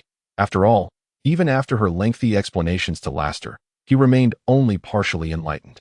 How could she expect Empress Rhea to comprehend it in such a short span? You say you are also a flower? Empress Rhea suddenly became animated, while Emperor Austin gently patted her hand, signaling her to maintain decorum. Indeed, I am. Wan Yu nodded, her curiosity piqued by Empress Rhea's excitement. What did you just say? Also, are there others who have transformed from flowers? A bold hypothesis began to form in Wan Yu's mind, and moments later, Empress Rhea descended from her throne to confirm her suspicions. As the graceful Empress Rhea approached, her long skirt trailing, Wan Yu was momentarily taken aback, quickly extending her hand to support the Empress. Empress Rhea grasped one of Wan Yu's hands and exclaimed, "Ah, how fragrant! With this floral scent, I can tell you speak the truth. Is this the fragrance of the evening primrose?" "You are correct. It is indeed the evening primrose. Now can you guess what I am?" Empress Rhea playfully winked at Wanyu, entirely oblivious to the exasperated expressions of Emperor Austin and the equally bemused Laster standing behind her. The intoxicating fragrance enveloped Wanyu, causing her to furrow her brow. She had encountered hundreds, if not thousands, of flowers, yet the scent emanating from Queen Ruya was unlike any she had ever experienced. It was violet. Gently patting Wanyu's shoulder, she leaned closer and whispered, "I have never seen a flower fairy like myself. You are the first one I have encountered besides me." Neither Wanyu nor Rast could have fathomed that this ball would not only spare them from any adverse repercussions, but would also endear Wanyu to Queen Rhea. The queen generously bestowed upon Wanyu a plethora of gold and jewels, evoking admiration and envy among the other nobles present. Chapter 60. The Fierce Duke. Mars and promises, however, in the eyes of most nobles, while they admired Wanyu's fortuitous favor from Queen Rhea, they did not elevate their regard for either Wanyu or Rast. To them, the queen's affection for Wanyu seemed akin to that of a child entertained by a new toy. The ball continued into the early hours. Had Wanyu not feigned illness to exit the dance floor, she would have remained oblivious to how long the queen would have continued their conversation. Reflecting on Queen Rhea, Wanyu was surprised that a figure of such stature could possess a demeanor so youthful. Surely Emperor Austin must dote on her. As Wanyu walked alongside Rast in the cool breeze, she gazed up at the distant starry sky. Yet Rast, not engaging with Wanyu's musings, shifted the conversation to a seemingly unrelated topic. "I know a splendid spot where one can gaze upon the stars on the ground. Would you care to join me?" Stars on the ground? Wanyu's curiosity was piqued. "Follow me," Rast declared, suddenly taking her hand, offering no chance for resistance. With a firm stomp of his boot, he leaped toward a distant patch of grass. Hey. Regardless of Wanyu's struggles, his grip was steadfast until her feet touched the grass, at which point he reluctantly released her. "I've told you countless times that men and women should keep their distance," Wanyu remarked, rubbing her hand and glaring at him. Pouting as she inquired, "Where are the stars on the ground?" "Right there," Rast pointed, and Wanyu followed his gesture. Like falling stars, they danced in the air. Like blooming flowers, they brushed the trees. In the direction Rast indicated, swarms of yellow-green fireflies flitted about in the grass. Indeed, likening fireflies to fallen stars was a fitting metaphor, an impressive thought for someone like Rast, who often overlooked the finer details of life. "Wow, there are so many fireflies!" Wanyu exclaimed, joyfully darting into the swarm. The fireflies, undeterred by her intrusion, continued to flit freely around the grassy area. Wanyu sat down on the tender green grass, and feeling that this was insufficient to relieve her fatigue, she reclined fully onto the ground. Gazing up at the genuine stars above, Rast's footsteps approached, parting the layers of misty fireflies as he settled beside Wanyu. The wind stirred the grass, and Mars danced across the sky. Wanyu's eyes sparkled with the brilliance of countless stars, while Rast's gaze was solely fixed upon her, the evening's celestial beauty. "Wanyu," he inquired softly, "what do you think of this place?" Immersed in the picturesque scenery, Wanyu did not ponder the deeper meaning behind Rast's words. Assuming he referred to the meadow, "It is exquisite, absolutely beautiful." "That's good," Rast paused. "But will you leave this place, leave me?" At this, Wanyu sensed a shift in the atmosphere. Turning her head, she met Rast's earnest gaze. He seemed particularly sentimental tonight. How should she respond? This was indeed a pressing question. Given the current circumstances, departing was not an option for her. Leaving Rast meant stepping into a realm of endless unknown perils. The prospect of trading the known for the unknown was a perilous gamble Wanyu could not afford. Thus, in light of this realization, she found the answer to Rast's query within her heart. "No," she replied, shaking her head. The fireflies continued their aimless dance, and aside from the gentle rustle of the grass in the evening breeze, silence enveloped them. Both Wanyu and Rast fell into a contemplative silence. However, Wanyu remained carefree, counting the stars, while Rast was unable to shake the echo of her last word, "No." Had she just promised to stay with him? A smile crept upon Rast's lips, his eyes shimmering with joy and hopeful anticipation for the future. "Then I must become Duke Corvi sooner," he mused. Recalling how much Wanyu admired Emperor Austin's love for Empress Rhea, he wished to offer her the same, if not greater, affection, provided she desired it. Chapter 61. The Wrathful Duke. Dreaming since residing with Rast, Wanyu's daily routine had undergone a profound transformation. Take now, for example, in broad daylight, with the sun shining brightly. Wanyu and Rast were nestled in their room, soundly asleep. While Rast remained on his bed, Wanyu had moved to her own ethereal cloud bed. Rast was most reluctant about her departure from his side, yet he refrained from insisting she stay on the bed, striving instead to alter their previously dysfunctional dynamic. Change, after all, must begin with the acceptance of her autonomy. At present, Wan Yu lay on her cloud bed, enveloped in slumber. Yet the softness of the clouds and the warmth of the blanket did not grant her the peace she sought. Her brow furrowed, beads of sweat graced her forehead. Her breath unsteady, and beneath her eyelids, her eyes rolled restlessly, as if yearning to awaken but unable to do so. Yaoqi, the Queen Mother's palace. Wan Yu found herself bound and kneeling before the Queen Mother, surrounded by a host of celestial beings, fairies and deities who had once known her. Some more serious expressions, while others displayed concern. The Queen Mother, seated regally, held a cup of tea in her hands, yet she did not lift the lid to drink. Her gaze fixed on Wan Yu with an expression of disappointment akin to that of a teacher who sees a once promising student falter. Wan Yu, do you understand your transgressions? The Queen Mother admonished, her voice sharp and commanding, causing all present to shudder. Your Majesty, Wan Yu stammered, biting her lip. Wan Yu acknowledges her wrongdoing. She should not have left the Yaoqi, nor abandoned the Queen Mother's domain. Foolishness. I bestowed upon you the gift of immortality not for you to betray me. The Queen Mother, enraged, let the cup slip from her grasp, shattering upon the ground. Your Majesty, please quell your anger.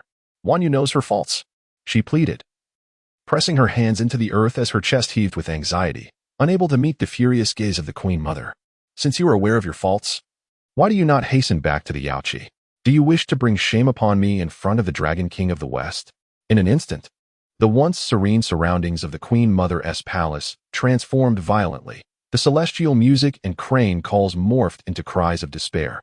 The radiant light turned into thunder and lightning. The lush greenery vanished, leaving only a barren wasteland, and the once benevolent deities, including the Queen Mother, appeared monstrous and terrifying. The attendant fairies morphed into skeletal figures, brandishing iron chains as they lunged towards Wan Yu. Ah, Your Majesty, save me. Wan Yu, Your Majesty, I realize my mistakes. Wan Yu jolted awake, disregarding the identity of her rescuer as she immediately began a flurry of sincere and fearful apologies, leaving Laster somewhat bewildered. Once she recognized that it was Laster and not the Queen Mother of the Yaoqi before her, relief washed over her, only to be swiftly overshadowed by a chilling thought that tightened her heart once more.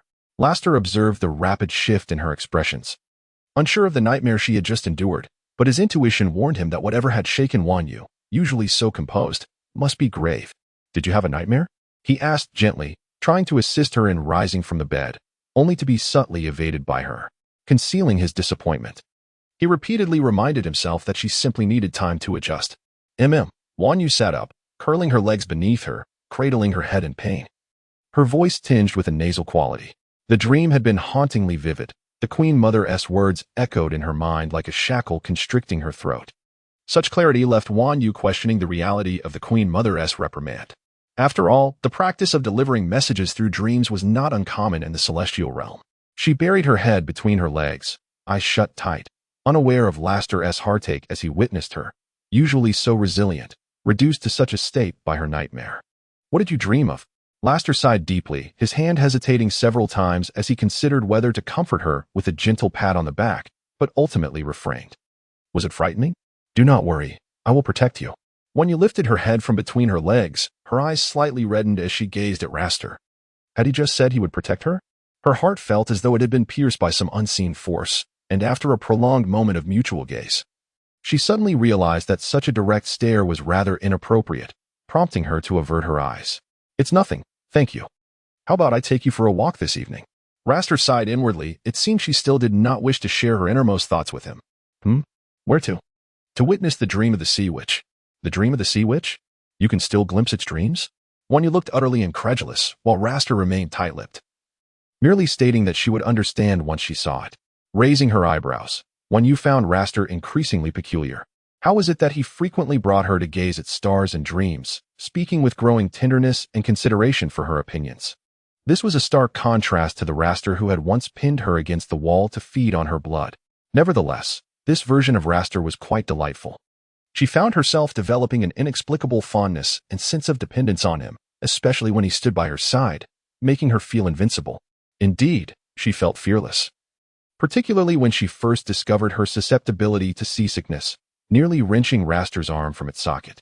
They were now standing on a massive rock amidst the bioluminescent sea, 20 nautical miles off the coast of the imperial capital. Raster had taken her to a large, irregularly shaped rock, which faced a wider expanse of black rock. Yet he did not lead her there. Thus, confronted by the tumultuous waves that threatened to engulf everything, Yu experienced seasickness for the first time. Gripping Raster's right arm tightly, his arm felt numb, and her tugging at his shoulder caused him discomfort, yet he welcomed the pain. Indeed, he would not mind if she held on even tighter, inflicting even more pain upon him. "See, can we go somewhere else?" Yu had to shout to communicate, for the roar of the waves was overwhelming. There was, of course, a reason for choosing this spot. Be patient and wait a moment longer. Unlike Yu, Raster did not raise his voice. Instead, he leaned down, bringing his lips close to her ear, allowing his low, husky tone to slip into her auditory senses. A tingling sensation enveloped her, and Yu's earlobes imperceptibly flushed red, her heartbeat quickening, an unusual feeling coursing down her spine to her brain. "All right," she murmured softly, lowering her head in an effort to calm the turmoil within her, oblivious to the fact that the sound of the waves was gradually diminishing, replaced by an unusual tranquility. Chapter 62, The Wrathful Duke, The Dream of the Sea Witch. It was not until Raster's warm call brought her back to her senses that she realized what was happening. Wan, it is about to begin. Pay close attention to the black rock ahead and the sky above it. Did he just call me Wan? The consciousness of Yu erupted like a flower bursting into bloom, a wave of warmth enveloping her entire being, rendering her oblivious to the haunting melody of the sirens echoing across the desolate sea.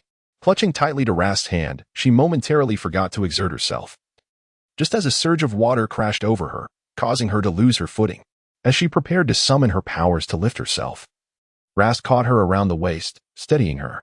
"Be cautious, the rocks here are quite slippery." Another explosion of light erupted like fireworks. "What are you dawdling for? Look, the mermaids are about to appear." With a gentle smile, Rast squeezed her cheek, securely cradling her within his arms, restraining her shoulders. "Rest assured, I won't let you fall again." Mechanically, Yu lifted her gaze, only to discover that the once dark sky had transformed into a delicate pink hue. The soft light emanated from where the pink sky met the horizon, revealing an enormous scallop opening at the end of the beam, gradually unfolding its pale pink shell to unveil a miniature paradise within. A piercing mermaid's call resonated from the depths of the ocean, despite the water's barriers. The sharpness of their cries nearly pierced through Yu's consciousness. Yet, the mermaids only called once before silence reclaimed the surroundings. The vast pink scallop slowly unfurled its thick shell, immediately exposing a magnificent pearl that radiated a kaleidoscope of colors, casting a star-like shimmer across the ethereal mist that surrounded it. As the aura began to swirl, the mermaids commenced their enchanting song. Mermaids, the sirens of the sea, embodying the allure of seduction and the peril of beauty. Legends speak of their unparalleled ability to ensnare hearts, their most potent weapon being their melodious voices. When the mermaids sing, even the most resolute of warriors find themselves captivated by their beguiling allure, succumbing to the mesmerizing beauty of their voices and forms, losing all sense of reason. From the moment one is enchanted and drawn closer to a mermaid, one has already ventured halfway into the realm of the dead. And when one lowers themselves, raising a hand to caress the faces of these seemingly innocent and harmless beauties, peering curiously from the shore, one has received an irresistible invitation from death itself. The mermaids surfaced, each bearing a countenance of breathtaking beauty, their allure almost hypnotic. They glided across the azure sea, singing melodiously while searching for prey to entice. They danced gracefully through the water, their transparent tails reflecting the gentle glow of pearls as they breached the surface. Their gazes appearing innocent and unthreatening, yet beneath their lips lay hidden sharp fangs. They undoubtedly noticed Yu and Rast standing not far away, yet they hesitated to approach. For Rast, the vampire who had once ripped the hearts from their kin, inspired both hatred and fear within them. Thus, the mermaids began to test the waters. First inching closer to the outer reaches of the small reef, then diving below the surface, swimming towards the vicinity of the rocks.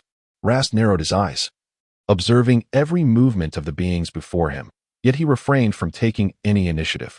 Tonight, he had brought Yu to enjoy the evening's entertainment, not to engage in a brawl that would mar the experience.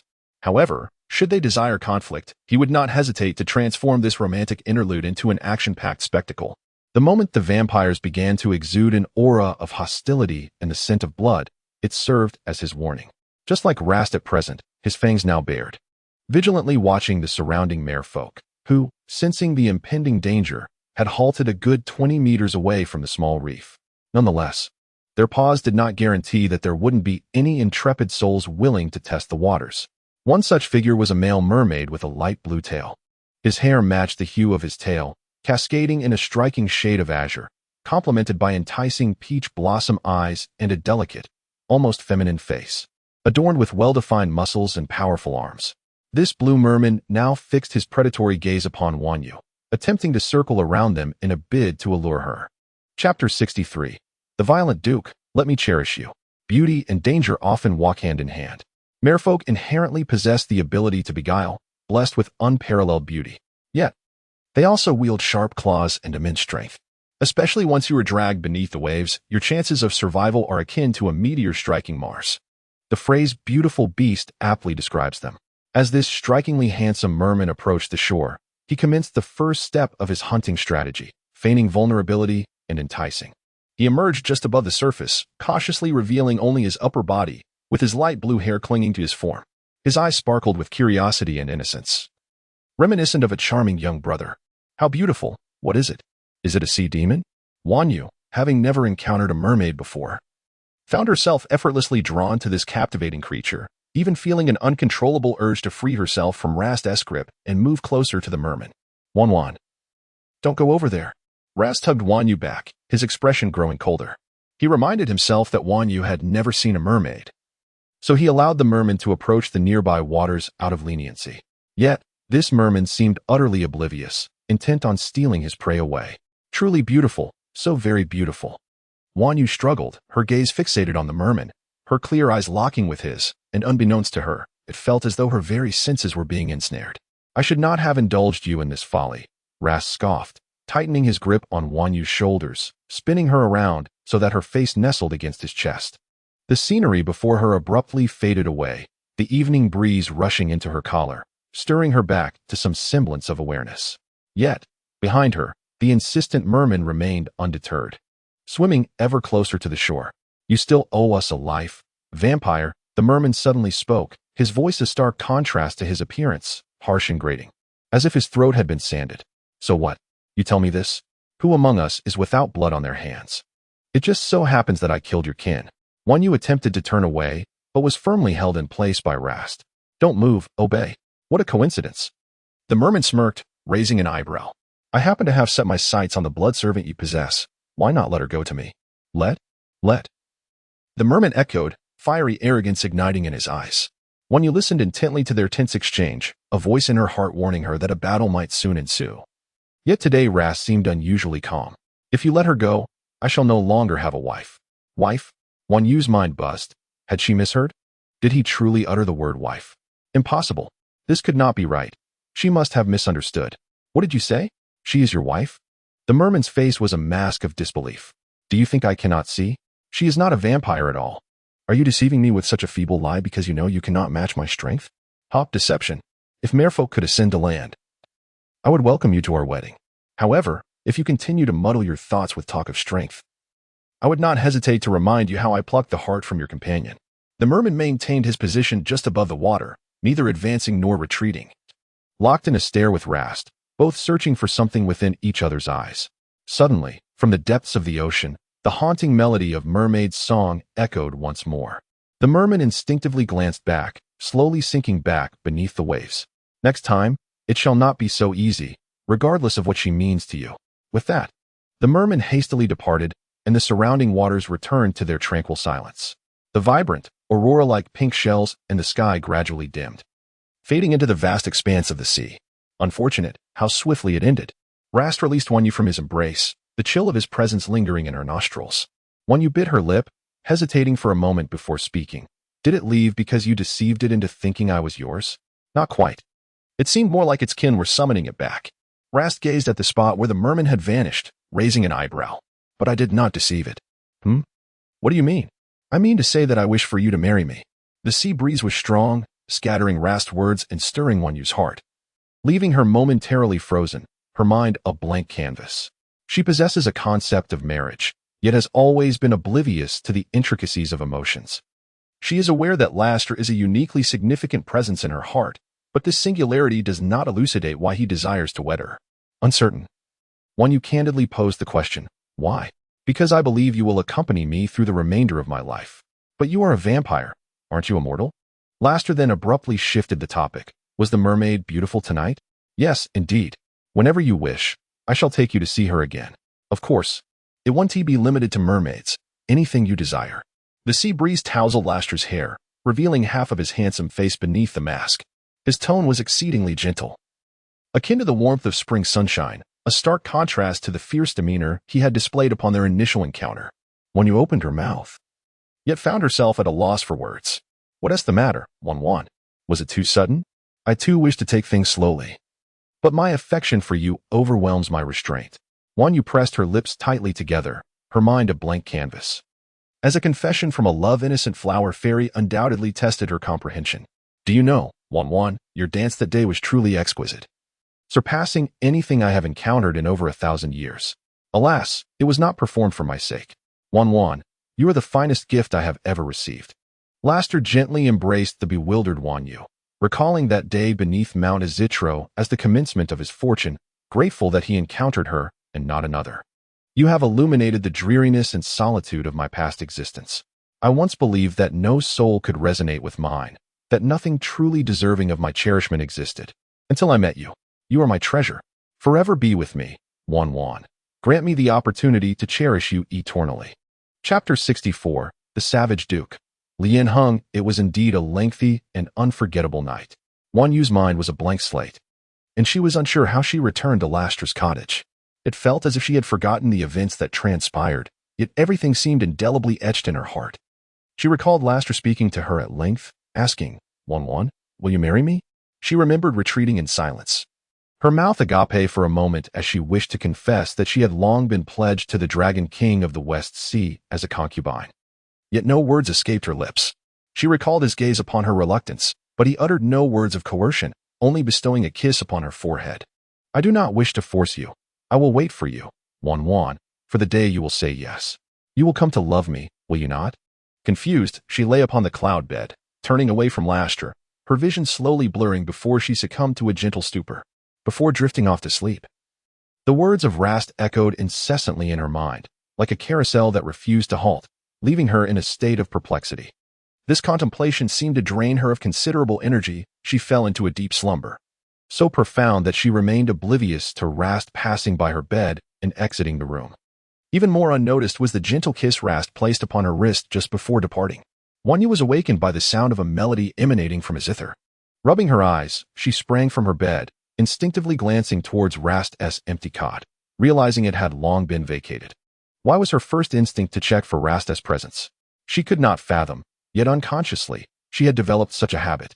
Jumping down from her bed, Wan Yu shook her head and turned towards the window, intent on discerning the source of that peculiar zither music. The sound belonged to a 7-string zither. Yet, such music should not exist upon this continent. Wan Yu opened the door, her hand lightly resting on the 3 feet of empty space beyond it. There were no restrictions, nor barriers. It seemed Rast truly wished to grant them a chance to rebuild their trust, no longer monitoring her every move or confining her as one would a pet. Lifting her skirt, Wan Yu followed the melody, gradually making her way into the vast oak grove of the imperial capital island. As the music drew nearer, it was accompanied by the gentle rustling of pine trees that began to fill her ears. She pondered the origin of these sounds. Wandering deeper into the forest, she found herself nearly lost when a male voice suddenly broke the tranquility. How fares the celestial maiden, Wan Yu, today? This voice, it belonged to the esteemed Lian Hung, the immortal beside the Queen Mother. Wan Yu whirled around, her gaze locking with Lian Hang's yet enchanting eyes. To her astonishment, his corporeal form was not behind her. Instead, it was merely an ancient scroll unfurling. The real Lian Hang sat gracefully within the painting, watching her with an air of leisure. To my surprise, the celestial maiden still remembers this humble immortal, remarked Lian Hung with a slight smile. Indeed, how could I forget the visage of one who has served alongside the Queen Mother for so many years? Wan Yu replied, her voice warm with familiarity. Oh, is that so? I must feel quite honored. However, there is no need for pleasantries, for the Queen Mother has sent me to fetch you. Save your strength for explaining to her why, after our dream communion, you linger here rather than return to the heavens. 1-1. What are you doing here? Rast's voice abruptly pierced the serene atmosphere of the oak grove. Rast? Both Wanyu and Lian Heng turned simultaneously. Witnessing Rast's serious demeanor as he cast several scrutinizing glances at Lian Heng before striding purposefully towards Wanyu. Ah, celestial maiden Wanyu. Surely you do not need me to reiterate the consequences of yearning for the mortal realm, do you? As Lian Heng, the celestial lord, continued his cold mockery. He seemingly recognized that Laster was not to be trifled with. Swiftly, he reached out from the painting, seizing Wanyu's arm with a sudden jerk. By the time Laster reacted and attempted to teleport, Wanyu had already been drawn into the painting, and his outstretched hand could not even graze the edges of the artwork. Wanwan, Wanwan, don't go. Only the oak forest bore witness to Laster's helpless despair. The painting vanished before his eyes. No matter how fiercely Laster clawed or struck at it with his dagger, he could not truly touch its essence. The canvas gradually transformed into a radiant light before ultimately dissipating entirely. Along with the painting's disappearance went Wanyu, the object of his deepest affections, leaving behind only a lingering fragrance of blossoms as a testament to her recent presence. The rustling of the oak leaves in the wind diminished significantly, as if even they were fearful of Laster's brooding fury within the forest.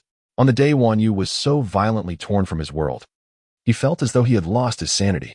How many times in his life had he helplessly watched his beloved fade away, unable to intervene? He could not remember, only aware that the fortune bestowed upon him had been lost once more.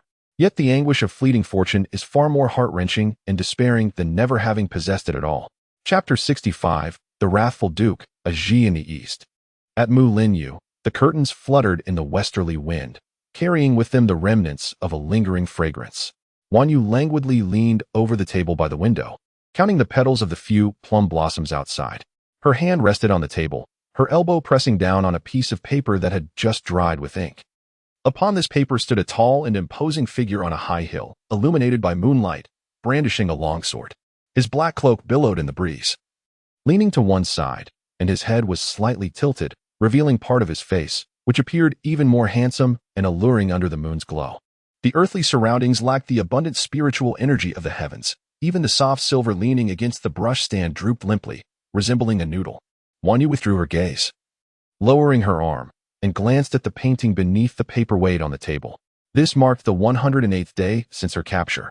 On the day she was seized by Lian Heng, the Queen Mother was furious. Betrayal was a grave sin. Lingering in the mortal realm was another. And failing to summon her back constituted yet another offense, resulting in multiple penalties that nearly stripped her of her celestial status. However, considering Wanyu was merely a minor character, and recalling that she had previously been sent to the Dragon King of the West Sea as a favor, the Queen Mother deemed it unnecessary to sacrifice more for such a trivial flower fairy. Thus, she ordered Lian Heng to confine Wanyu in a secluded mountain close to the West Sea, forbidding her release until the day of the consort selection. Consequently, Wanyu found herself imprisoned in Mu Linyu. Fortunately, while this was indeed the mortal realm, her place of confinement was not shabby. It was a charming and picturesque little courtyard. Each night, Wanyu would play the zither in the courtyard, not to cultivate under the moonlight, but simply because she slept soundly during the day and found herself restless at night. Inexplicably, upon returning to her homeland, one would expect that her peculiar biological clock would show signs of improvement. Yet, her inclination to roam the night has only intensified, and despite her attempts to adjust, she remains unable to find equilibrium. Compounding her turmoil is the persistent shadow of Rast. What is this sensation? Perhaps it is a state where, irrespective of her actions, Rast invades her thoughts. Even the sight of a plum tree adorned with twin blossoms evokes images of him, igniting a desire to pluck a flower and present it to Rast. Uncertain of her own state, Wanyu finds solace in expressing her thoughts on paper. The stack of pages on her desk dwindles, and the day of her impending marriage to the Dragon King of the West draws ever closer. Each time the thought of her union with the Dragon Palace arises, it is accompanied by memories of Rast declaring his desire for her to marry him, promising to keep her by his side. It seems she had vowed to remain with Rast, yet now it appears she may be on the verge of breaking that promise. A choking sensation grips her heart, a dull ache tormenting her, and her mind feels clouded. She drifts through her days in a state of melancholy, sighing at the world around her, unable to find joy. She recalls the celestial maidens from the heavenly palace, who, when she inquired about love, would cryptically reply that love is pain, and when one's heart knows pain, that is the essence of love. Is this truly the case? Has she, indeed, fallen in love with Rast? That night, Wanyu took her zither to the courtyard. Sitting upon the ground, her slender fingers glided over the strings, as if she wished to weave all her thoughts into the music. Crickets serenaded her, stars illuminated the surroundings, and fireflies danced among the grass, seemingly reveling in the exquisite melodies emanating from her hands. A firefly? When a particularly bold firefly ventured closer, Wanyu's attention was captured. Rast had once taken her to witness fireflies, and those from that day seemed far more enchanting than the ones flitting about now. The stars that night had sparkled with greater brilliance than those above her this evening. Sighing deeply, Wanyu halted her playing, only to be startled by a round of applause from beyond the wall. The fairy plays the zither beautifully. The monarch did not deceive me. The sound of a girl's laughter, as melodious as silver bells, reached Wanyu's ears, followed closely by a male voice. Indeed, Fairy Wanyu not only excels at the zither, but also possesses unparalleled dancing skills. Who? Wanyu furrowed her brow, rising swiftly to retreat to the doorway. With a fluid motion, her jade hand swept through the air, transforming her soft silver into a sharp sword, which she grasped tightly. Ha ha ha ha ha. This vigilance and quick-witted qualities our Eiji lacks. Eiji, you must learn from Fairy Wanyu. The man's voice exuded a sense of wild abandon as he playfully bantered with the young maiden. Gradually, a figure clad in a brownish-yellow brocade robe and adorned with a mask emerged from the hazy smoke, slowly revealing himself before the enchanting Wanyu. Do not be afraid. Fairy Wanyu, he said, I am merely idle tonight, and thought to introduce myself in advance. Wanyu's heart sank. Could he possibly be the Dragon King? However, before she could gather her thoughts, a charming young girl dressed in delicate pink gauze flitted out from behind the man, mischievously peeking out with her large, twinkling eyes, gazing eagerly at the wary Wanyu. Wow, Fairy Wanyu, you are so beautiful. The girl giggled, stepping out fully from behind him, playfully tugging at the man's left arm, drawing herself closer to him, and twirling a strand of her hair around her finger as she inched toward Wanyu. Who are you? Wanyu retreated a few steps, instinctively disliking the girl before her. Do not be fierce, the girl pouted, her eyes welling with tears as she slightly turned to the man, her cherry lips forming a cute pout. Beneath the mask, the man's expression shifted, visibly transitioning from playful intrigue to tender concern. Fairy Wanyu, this is a she. She is young and does not understand. However, we shall be a family from now on, and it is essential to get along. The man stepped forward, gently cradling a Ji's small face, affectionately wiping away the non-existent tears from the corners of her eyes. At this moment, Wanyu was nearly certain that this man was none other than the legendary Dragon King of the West Sea, who had taken 14 concubines. Yet, she recalled that her sisters in the heavens had informed her that during her absence of several centuries, he had taken a 15th concubine. Thus, she pondered, was she now the 15th or the 16th in rank? Wanyu rolled her eyes inwardly, incredulous that after a few centuries away, her familial standing had diminished. Are you the esteemed Dragon King of the West Sea? She inquired. Indeed, he replied, one hand covering his face as he slowly removed his mask, revealing a glimmer of admiration in his eyes. No wonder you are a student of the Queen Mother. You possess both insight and courage. You flatter me, Wanyu responded, gracefully collecting herself and bowing, meeting the Dragon King's gaze directly. She recalled the Dragon King who had once toasted to her at the peach banquet in Yaochi. Now, he appeared little changed from that time.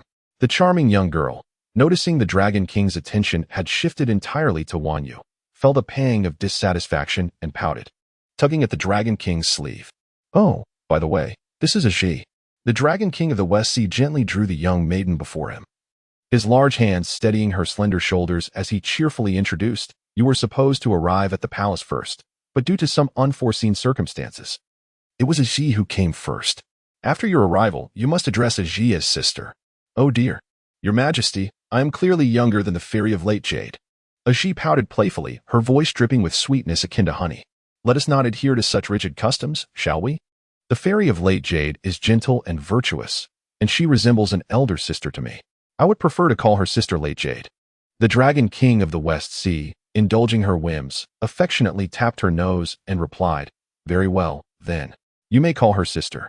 I find myself utterly helpless against your charm. In the evening breeze, Ling Wanyu felt that she should not be inside the carriage but rather beneath it. Why must I be the intruder in such a display of affection? She pondered. after enduring their affectionate antics for several minutes.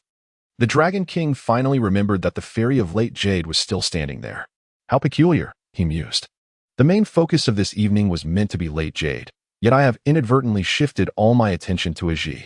However, Aji was far from bewildered. As the Dragon King lifted his gaze back to late Jade, a glimmer of cunning sparkled in Aji's eyes. Her intent in requesting the Dragon King to bring her to meet late Jade was to establish her position in the West Sea and within the Dragon King's heart before late Jade arrived, conveying that even the Dragon King's wife would not dare to challenge her. Yet, late Jade, having never experienced palace intrigues or the subtleties of rivalry among women, remained oblivious to Aji's underlying motives. She assumed their affectionate display was genuine and, in the heat of the moment, momentarily overlooked her own presence. By the way, Sister late Jade, Aji chirped, seemingly innocently interrupting before the Dragon King could formulate a response. I heard that during the turmoil in the Yao pool, you were not present there. Where did you go? Late Jade's brow twitched in response. Was Aji deliberately probing her vulnerabilities? Yet, Aji's seemingly innocent expression made it difficult for late Jade to perceive her as a schemer. Not only late Jade, but even the Dragon King sensed that this topic was rather inappropriate. He was aware that late Jade had fled during the chaos and was later captured by the Queen Mother, being merely a young girl. Her timidity in the face of war was understandable, and he had no desire to hold her past actions against her. However, it was rather inappropriate for Aji to bring this matter to light at their first meeting. It threatened to put late Jade in an awkward position. Yet, if Aji were truly so naive as to speak so bluntly, she would not have risen as a favored figure among the Dragon King's many beauties. Sister, I have heard that there are many wondrous places in this world, and they are said to be beautiful. Are the places you have visited lovely? I wish to go as well. Will you take me with you, dear sister? Behold, how could one associate the curious and innocent visage of Aji with cunning and ulterior motives? When you pressed her lips together, inhaling deeply, Madam 15, you jest. What strangeness exists here? It is merely a remote little mountain village. When you offered a polite smile and added, there is no place in this world more beautiful than the heavenly palace. Ah, but if the heavenly palace is so exquisite, why did you leave, dear sister? Aji persisted with an expression of pure innocence. To live, Madam 15. The little fairy has already acknowledged her mistakes before the Empress and has faced her punishment. This matter may not have reached the Dragon Clan, which is why you have not heard of it. One Yu's words carried a hint of barely concealed ire. However, I presume the Dragon King is aware. I thought he would share this with you. Oh, then it appears I am woefully uninformed, Sister Wanyu. But we have ample time ahead. You may recount the details to me later. Indeed, Wanyu responded with unhurried composure, neither arrogant nor flustered, countering Aji's every remark with a calm demeanor. Yet, within her heart, despair was beginning to take root regarding her future days in the Dragon Palace. For with Aji in close proximity, tranquility seemed elusive. Casting a glance at the Dragon King of the West Sea, Wanyu was somewhat astonished to find him gazing at her with a broad smile, devoid of any impulse to protect anyone, seemingly more interested in the unfolding spectacle. So, this Dragon King of the West Sea enjoys watching his little wives squabble? Having gained little ground with Wanyu, Aji, noticing the Dragon King's leisurely observation of their exchanges, felt her anger intensify. With a furrowed brow, she provocatively declared, Your Majesty, the day after tomorrow, you shall wed my sister. We should return early and leave the tranquility to her. At that moment, the West Sea Dragon King found himself exceedingly intrigued by Wanyu, particularly during her exchanges with Aji, which radiated a blend of indifference and haughty disdain that he greatly admired. Aji, with her childish temper, had been spoiled by him, while the other wives, being older, were disinclined to engage with her antics. Thus, in the Dragon Palace, it had merely been Aji's solitary performances until now, and with Wanyu, who was of similar age yet regarded Aji with indifference, the dynamics were shifting. The West Sea Dragon King chuckled inwardly. Ah, now there is entertainment to behold. Your Majesty. Oh, let us go? The Dragon King snapped back to attention, pulling Aji behind him, but not before casting another glance at Wanyu. His gaze laced with amusement and a hint of anticipation. Fairy Wanyu, until we meet again the day after tomorrow. With this parting remark, the West Sea Dragon King vanished into the milky white ethereal mist. As Wanyu gazed at the swirling mist, a sudden thought surged within her. If it were Laster, would he only take me as his sole wife? This notion struck her so unexpectedly that it startled even Wanyu herself. Alas, what significance does this answer hold? She is soon to be wed, yet not to Rast. Chapter 66. The Savage Duke. The wedding day arrives in the blink of an eye. Wan Yu spent a sleepless night, her mind a chaotic whirlwind, vacillating between thoughts of the Dragon King of the West Sea and Aji, and the tender affections of Rast. Before the matchmaker and attendants sent from the Dragon Palace arrived, Wan Yu leaned against the door, arms crossed, gazing outward. Celestial maidens had already descended from the heavens to prepare the occasion, and now those orderly maidens were busily counting the items and garments needed for Wan Yu's wedding. As they worked, they murmured among themselves, some discussing practical matters, others indulging in idle gossip. Even though their voices were hushed to a minimum, Wan Yu could still hear their words quite clearly. Is she returning merely to get married? What marriage is this? A concubine is more appropriately carried in a sedan chair. Alas, poor Wan Yu seems to be somewhat powerless in this situation. Who could deny it? Yet, being carried into the Dragon Palace as a concubine isn't without its merits. Though it cannot compare to the tranquility of our Yao pool, it still offers a decent refuge, perhaps even the prospect of bearing a son or daughter. It seems that beauty is not always a blessing. Indeed, otherwise, how could the Dragon King have taken notice of her so easily? I find myself somewhat relieved that I am not beautiful. Their forced laughter and faint sympathy did not escape Wan Yu's notice. With a bitter smile, she gathered her attire and retreated indoors to don her wedding dress. This gown, woven by the weaver girl at the behest of the Queen Mother, was a luxurious and exquisite piece, radiant and rare, an exceptional treasure, along with the dowry bestowed upon Wan Yu, marking the Queen Mother's final kindness. As the vibrant red gown slipped over her delicate wrists and fingers, the matchmaker and celestial maidens praised her beauty, yet Wan Yu felt as though the dress bore the weight of 1,000 burdens. She could hardly support it, let alone move with ease. Fair maiden, why the furrowed brow on such a momentous day? Though you are indeed beautiful, a frown only enhances your allure. Yet surely that is not auspicious?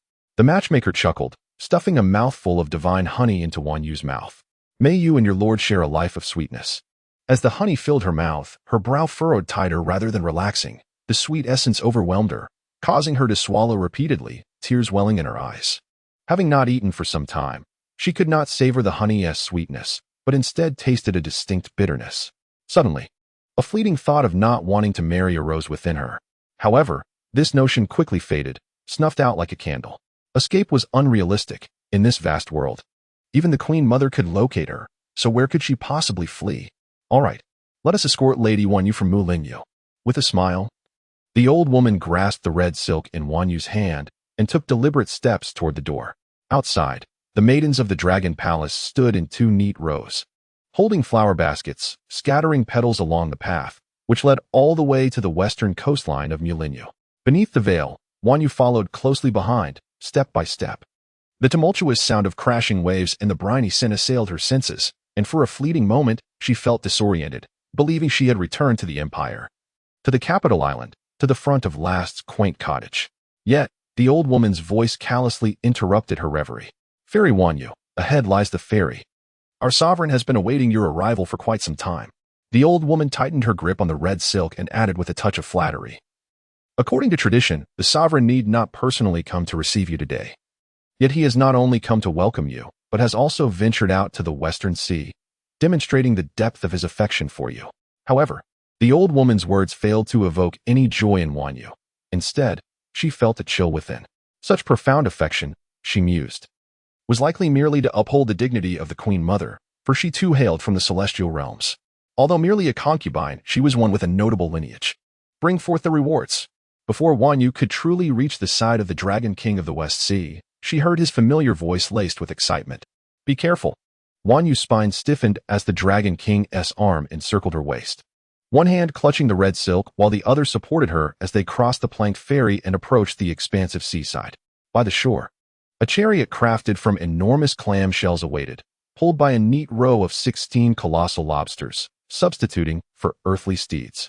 The clam shell was adorned with exquisite fabric draperies, embellished with multicolored gemstones and tassels. Inside the shell, soft cushions and red silk ribbons were arranged.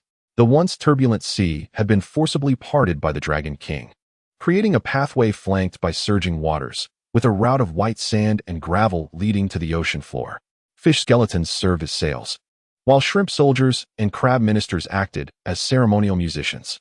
He held the red silk, guiding Wan Yu onto the chariot. Just then, an unexpected gust of wind arose. fierce and relentless, seemingly targeting Wanyu and the Dragon King as it surged toward them. What is this? Guards, protect. The Dragon King, compelled to release the red silk, had not donned any weapons for the wedding, so he could only draw the sword from the waist of a casual shrimp soldier to confront the foe. Yet, the adversary proved too formidable and cunning. Amidst the howling winds, the Dragon King could only discern a moving shadow, perpetually eluding his grasp. Who dares challenge me? Why must you trouble this king? But all that answered him was the shrieking wind and a startled cry in his ear. The bride is missing. The bride disappeared. The veil enveloped Wanyu's head completely. She could sense herself being wrapped by someone, yet the fierce winds prevented her from detecting any trace of that person. When the wind finally ceased, a familiar chill invaded Wanyu's nostrils. Rast's expression was complex, clad in a black robe, his hair elegantly styled in a noble knot. His eyes were cold and haggard, and his skin appeared even paler than before, his handsome features devoid of color, almost too gaunt. He raised his hand, intending to lift Wanyu's veil, but halted midway, unsure of its significance, merely harboring a resentment that made him wish to avoid her. Was it truly because of him? After a long pause, Rast finally spoke with a calm, mature voice, softly posing this question. He had once been convinced that she had been abducted. Yet everything that had just transpired indicated to Rast that she was returning to marry another. You have been deceiving me all along, Haven Tiyu? His voice trembled. Despite his efforts to restrain it, the pain within him remained unmasked. I did not, Wanyu stammered, at a loss for words. Unsure of where to begin her explanation. Chapter 67, The Wrathful Duke, Home. The time left for Rast and Wanyu was scant, especially since they had spent most of their brief encounter in silence. Before they could exchange more than a few words, they were pursued by the soldiers trailing behind them. My lady, do not fear. I have come to rescue you. The Sea Dragon King's voice was like another deep-sea bomb, instantly darkening Rast's expression. Wanyu sensed the rising hostility around her. In a moment of desperation, she lifted her veil, disregarding Rast's intentions or words, barely glancing at him before seizing his arm and soaring into the sky. The Sea Dragon King was astonished. He had assumed that the unwed Wanyu had been abducted. Yet from the recent events, it appeared as though she was eloping with her lover. The Dragon King's expression soured in the eyes of the onlookers. He felt his dignity had been insulted. Pursue them. With a roar, the Dragon King transformed into his dragon form, soaring into the heavens in a fit of rage. On the other side, Wanyu's powers were somewhat diminished. She struggled to carry Rast to the western side of the Yao pool. As soon as they landed on the clouds, she could not help but lean against him, gasping for breath. Why flee to the Yao pool? Although Wanyu was unaware of how Rast had arrived here, she knew that the only passage back to the western continent lay within the Yao pool. The Mirror of Lost Paradise she had once visited. This was Rast's first visit to the Yao pool, to be precise. He had never imagined that such a uniquely beautiful paradise existed in the world. The celestial cranes soared gracefully through the sky, while waterfalls of varying sizes cascaded artfully, and pavilions and towers rose in a harmonious disarray. Flowers of all kinds, previously unseen by him, bloomed in abundance, filling the air with delightful scents of flora and a gentle haze. Wanyu took a few deep breaths and quickly pulled Laster behind a massive rock, finally finding a moment to gaze at him. Is your face healed? She asked, momentarily stunned by the familiar visage before her. A wave of astonishment and joy washed over her as she grasped his left hand, discovering that the once withered, scarred skin had vanished completely. The Laster before her now mirrored the dashing duke she had first encountered. Before Wanyu could utter another word, Laster seized her wrist, pinning it against her side. Your concern is as hollow as your vows, he scoffed, cornering her. What have you brought me here for? To conspire to end my life? Her frantic gaze collided with his piercing eyes, which interpreted her silence as acquiescence. Yet, it seemed she was born to withstand Laster's intensity. Meeting his fiery gaze, she defiantly replied, You fear I might kill you, yet you chose to follow me here? Laster faltered, his cold eyes momentarily betraying surprise, and seizing that fleeting opportunity. When you made her escape. He is truly coming after us. Hurry, follow me, she urged. In this celestial realm, the abundance of spiritual energy had amplified her own powers significantly. As she spoke, she transformed into a wisp of smoke, slipping from his grasp, before seizing his wrist once more and racing towards the Mirror of Lost Paradise. Since her previous escape from the mirror, it had been heavily guarded by the Queen Mother's forces. However, this was merely hearsay, as she had entered the small realm upon her return with no chance to revisit the mirror. Upon her arrival today, She was surprised to find it seemingly devoid of any formidable protection, eerily silent. Wait, something feels amiss. Wan Yu abruptly halted, her senses heightened as she scanned her surroundings. Just as she prepared to extend her consciousness for a thorough investigation, a thunderous voice reverberated through the air. What a pair of reckless lovebirds. Wan Yu jolted, nearly stumbling, but was steadied by Laster's firm grip. Who is she? Laster positioned himself protectively behind Wan Yu, eyeing the Queen Mother and the Dragon King of the West Sea along with a host of heavenly soldiers. She is the deity come to reduce you wild lovebirds to ashes. Seize them. The command was issued swiftly, and the heavenly soldiers, adept in their combat skills, immediately brandished their weapons, charging toward Wan Yu and Laster. However, before they could reach their targets, a strange gust of wind halted them in their tracks. And when they looked again, Laster and Wan Yu had vanished without a trace. If one were to encapsulate the state of the Mirror of Lost Paradise today in a single word, it would be chaos. A group of individuals pursued two elusive shadows, relentlessly chasing them to the edge of the Mirror of Lost Joy, causing chaos all around. The place ahead was the passage to the Western continent. It was here that one could return. Do you wish to abandon me? Dreaming of marrying him? Such fantasies, Wan Yu. I will not allow you to escape, Wan Yu. The Queen Mother's furious shouts silenced Wan Yu, who trembled as she gripped Rast's wrist, making his heart flutter. Despite the fire raging within him, he could not bear to see Wan Yu suffer. Wan Yu, if you tread this path, you will be at odds with the celestial court. I shall not spare you again. If you return willingly, I shall consider today's events as if they never occurred, and forgive you. You are aware that even if you flee to the ends of the earth, I possess the means to retrieve you. Wan Yu swallowed hard. As long as the Mirror of Lost Joy existed, the Queen Mother would always find a way to locate her. No matter where she fled, she would ultimately face death. What is there to fear? In a flash, Rast seized Wan Yu by the waist and plunged them both into the Mirror of Lost Joy. Wan Yu, do not entertain thoughts of leaving my side, nor of marrying another. I have waited 1,000 years only to return empty-handed. What a dream. When Wan Yu's feet touched the foreign land once more, she suddenly felt an unprecedented sense of relaxation and tranquility. However, unlike before, this time their landing place was not Mount Azitro, but rather the priestess temple of the Helati in the imperial capital island. Welcome home, Duke Corvi. Helati feigned elegance, bowing with one arm, then pulled out a stick, gathering a large mass of blazing blue flames from behind him, wielding it like a torch. Now may I proceed? My Lord Duke? Wan Yu was bewildered by Helati's words, looking at Rast in confusion. How had Rast ascended to the rank of Duke in just a few months? Moreover, what did Helati mean by proceed? Rast took a few breaths, shaking off the dust from his attire, and replied, Yes, ensure it is done cleanly. Naturally, as soon as the words left his lips, the blue flames on Helati's stick surged to an immense size, flickering and burning fiercely, shooting towards Wan Yu like a comet. Before Wan Yu could react, or even glance at where the flames were headed, Rast grasped her chin, forcibly turning her face. The passage is destroyed. You can never return, Wan Yu. From this moment forth, you shall remain by my side. Chapter 68, The Tyrannical Duke, the Duke's Castle. People often say I am exceedingly clever, yet I find myself utterly helpless when it comes to matters concerning you. Albert Einstein. It is my honor to assist the Duke. Helati elegantly planted the now extinguished stick into a pot of large foliage, tilting his head slightly. Reciprocity is the essence of courtesy. Laster removed his robe and draped it over the still-dazed Wan Yu, tightening the belt to envelop her entirely, denying her even the chance to reveal her face, before lifting her effortlessly into his arms. Truly, he was a duke. Even under the fierce daylight outside, he showed no inclination to seek shelter. Such praise was unwarranted. With a hint of disdain, Laster gracefully made his way to the balcony adorned with delicate pink roses, leaping lightly into the air. Soaring above the imperial capital and heading towards his residence, Corvi Castle.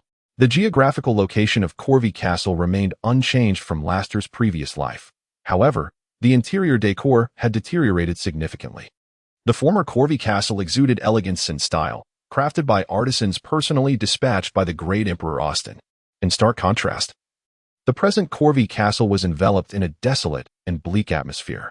Once bustling with a multitude of servants, including countless vampires and blood thralls attending to the estate, it now housed only a handful of gaunt, trembling alien slaves, some elves, some fairies, and some werewolves.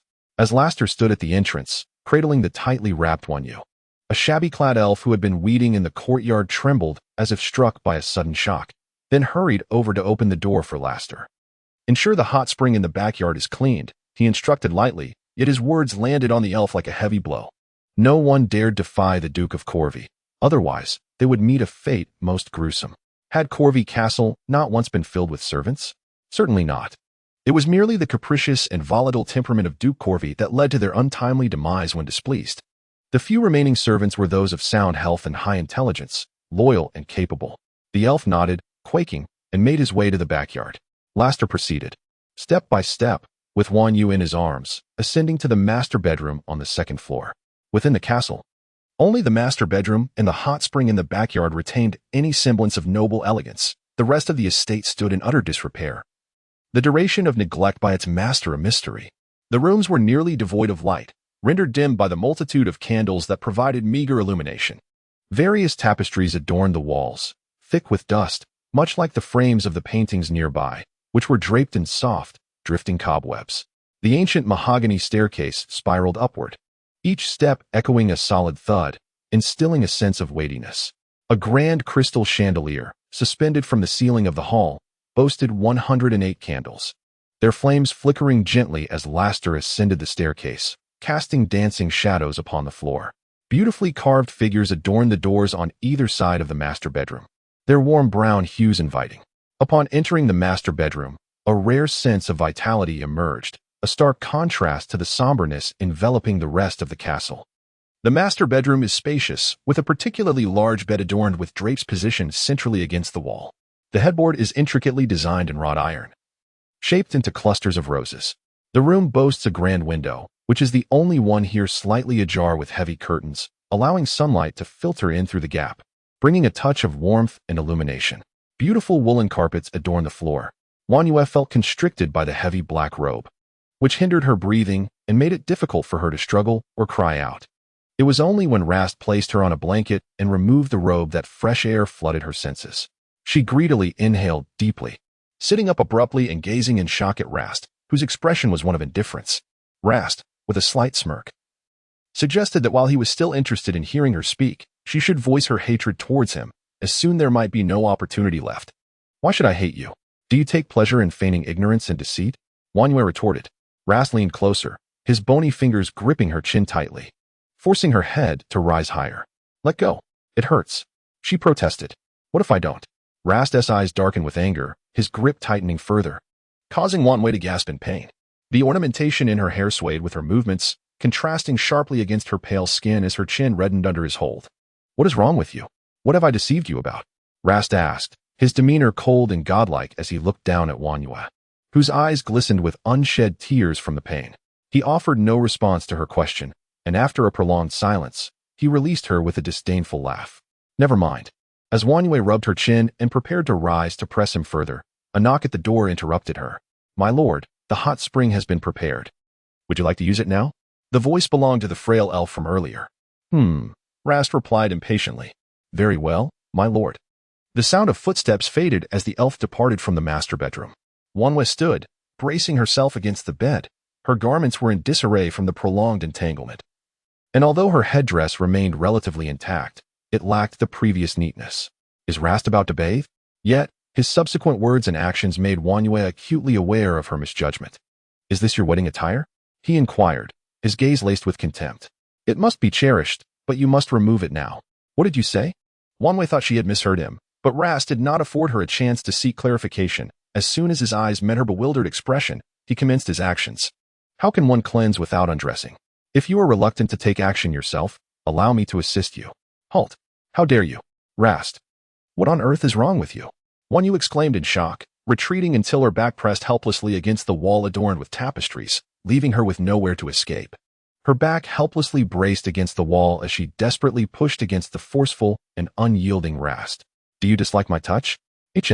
Rast sneered, gripping her wrist in the palm of his left hand before violently tearing apart her belt. In an instant, the sound of fabric tearing shattered the tense standoff between the two. The large luminous pearl from her belt fell to the floor, producing a crisp sound. Concurrently, Wan Yu's splendid outer robe fell open violently, revealing the satin inner garment embroidered with the delicate fragrance of evening primrose. Rast, have you lost your mind? Wanyu cried out, her initial shock gradually morphing into fear. I am indeed mad. Wanyu, do you not understand the reasons behind my insanity more than I do? Rast laughed in fury, disregarding Wanyu's struggles and the tears welling in her eyes as he forcefully stripped away her vibrant red outer robe. The loose, thin inner garment could no longer conceal Wanyu's exquisite figure. Her graceful curves became discernible under the finest light satin, complemented by her face, flushed with indignation and charm. Rast's throat bobbed slightly. I shall cleanse you of everything he has touched. From this moment forth, you will belong solely to me. I will eliminate anyone who dares to lay a hand on you, regardless of their life. His profound gaze was filled with possessiveness and an unsettling flame that instilled fear in Wanyu, darkly domineering, tinged with a pathological obsession and an imperious tone.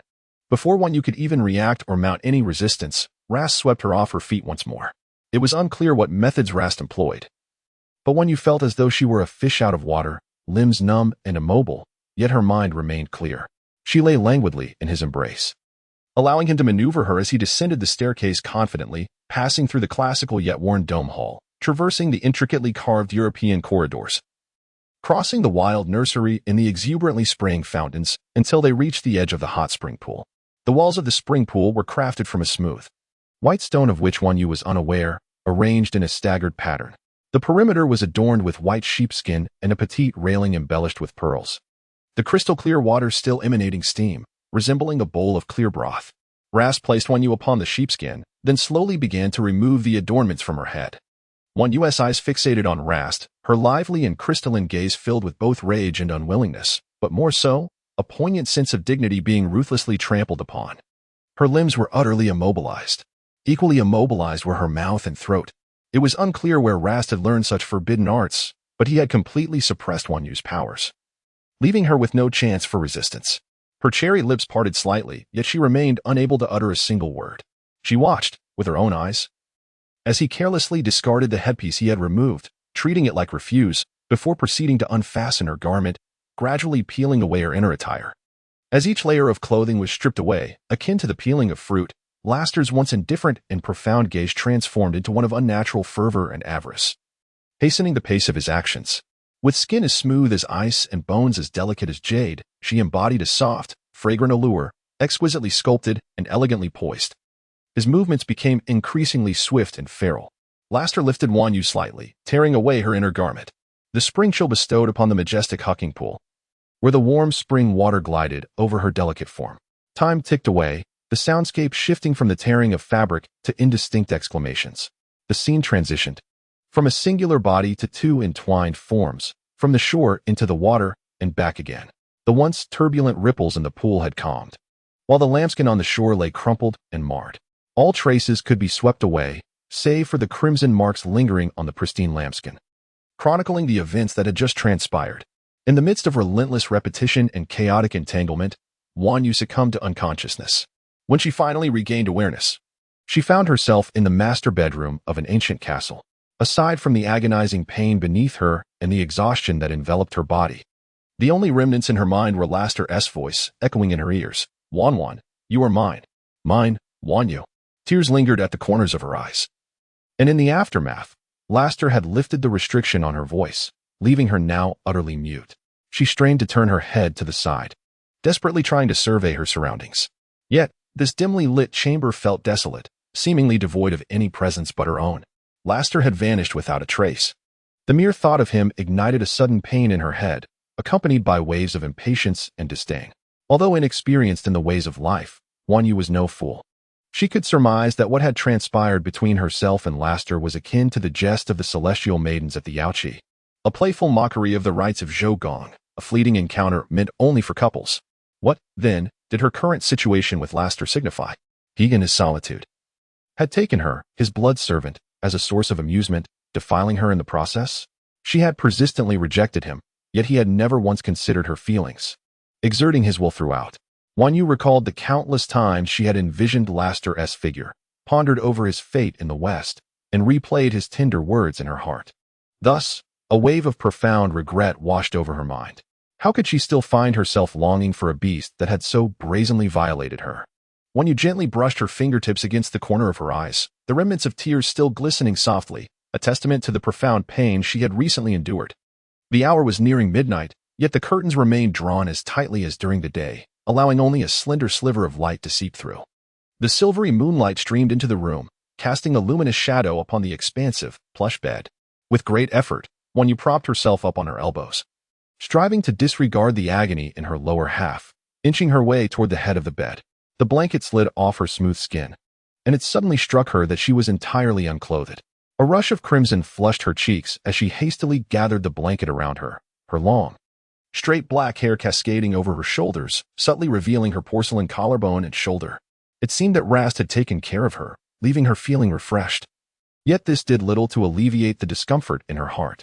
The silence enveloped her, punctuated only by the rhythm of her own breathing. Suddenly, the door swung open, startling Wanyu, who instinctively jerked her head towards the entrance. Upon seeing who it was, she turned away with a cold smile. Naturally, who else could be here but Rast? He closed the door behind him, and the resistance in her gaze pierced his heart like a dagger, yet what did it matter? The memory of her being compelled to utter his name by the hot springs, and the sight of that crimson mark on the sheepskin only fueled his excitement further. Chapter 70, The Cruel Duke, Confrontation in the Hot Springs. She had cried out the name of the so-called Sea Dragon King, asserting that she had not even touched him. Those were the most delightful words Rast had heard tonight. No, the most delightful words were when she had choked on his name. With this thought, Rast's earlier displeasure evaporated, and he strode purposefully toward the bed. "Don't come any closer," she rasped, her voice weary and hoarse.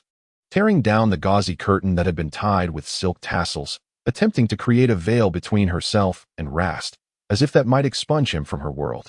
Rast halted in his tracks, inhaling deeply as he prepared to deliver his next line. Wanwan, the affectionate nickname, meant to convey deep emotion, only served to remind Wanyu of the tumultuous events of the preceding hours, evoking instinctive aversion and distaste. "I don't wish to see you." Wanwan.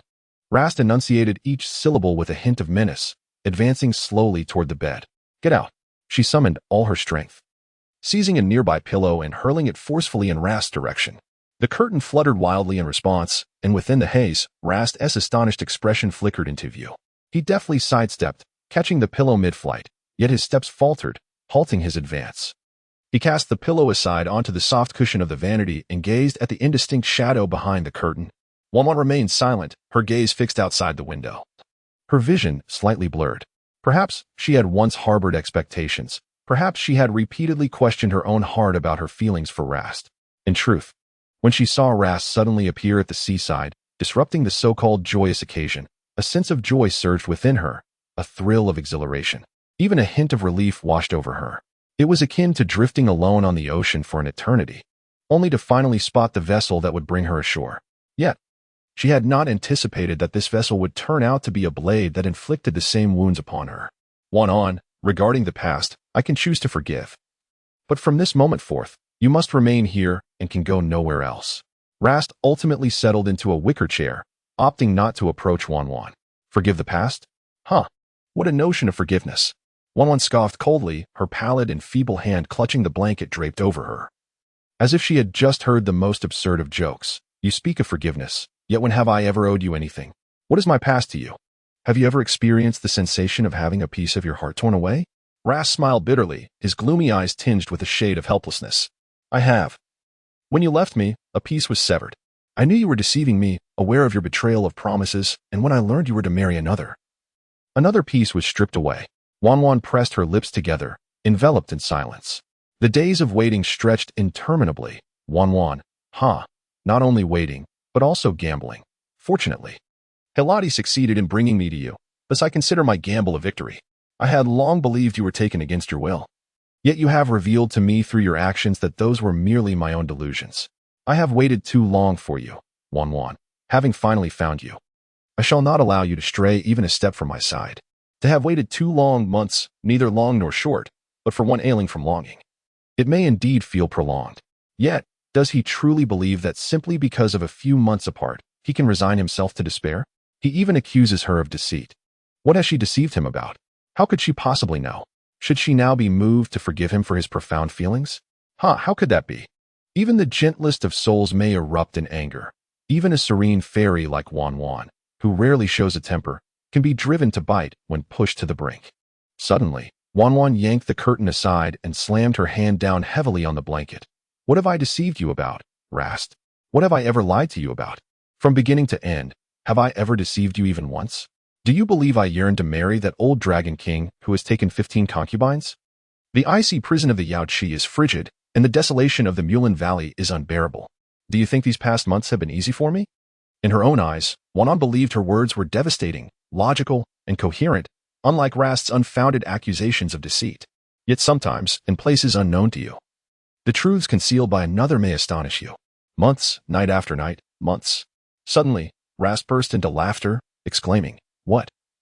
Are you referring to the months you prepared before your marriage? So, the over 1,000 years before these few months, you simply chose to disregard? You truly are an ungrateful woman. Over 1,000 years? We have been apart for just over 100 days. From where do you derive this 1,000 years?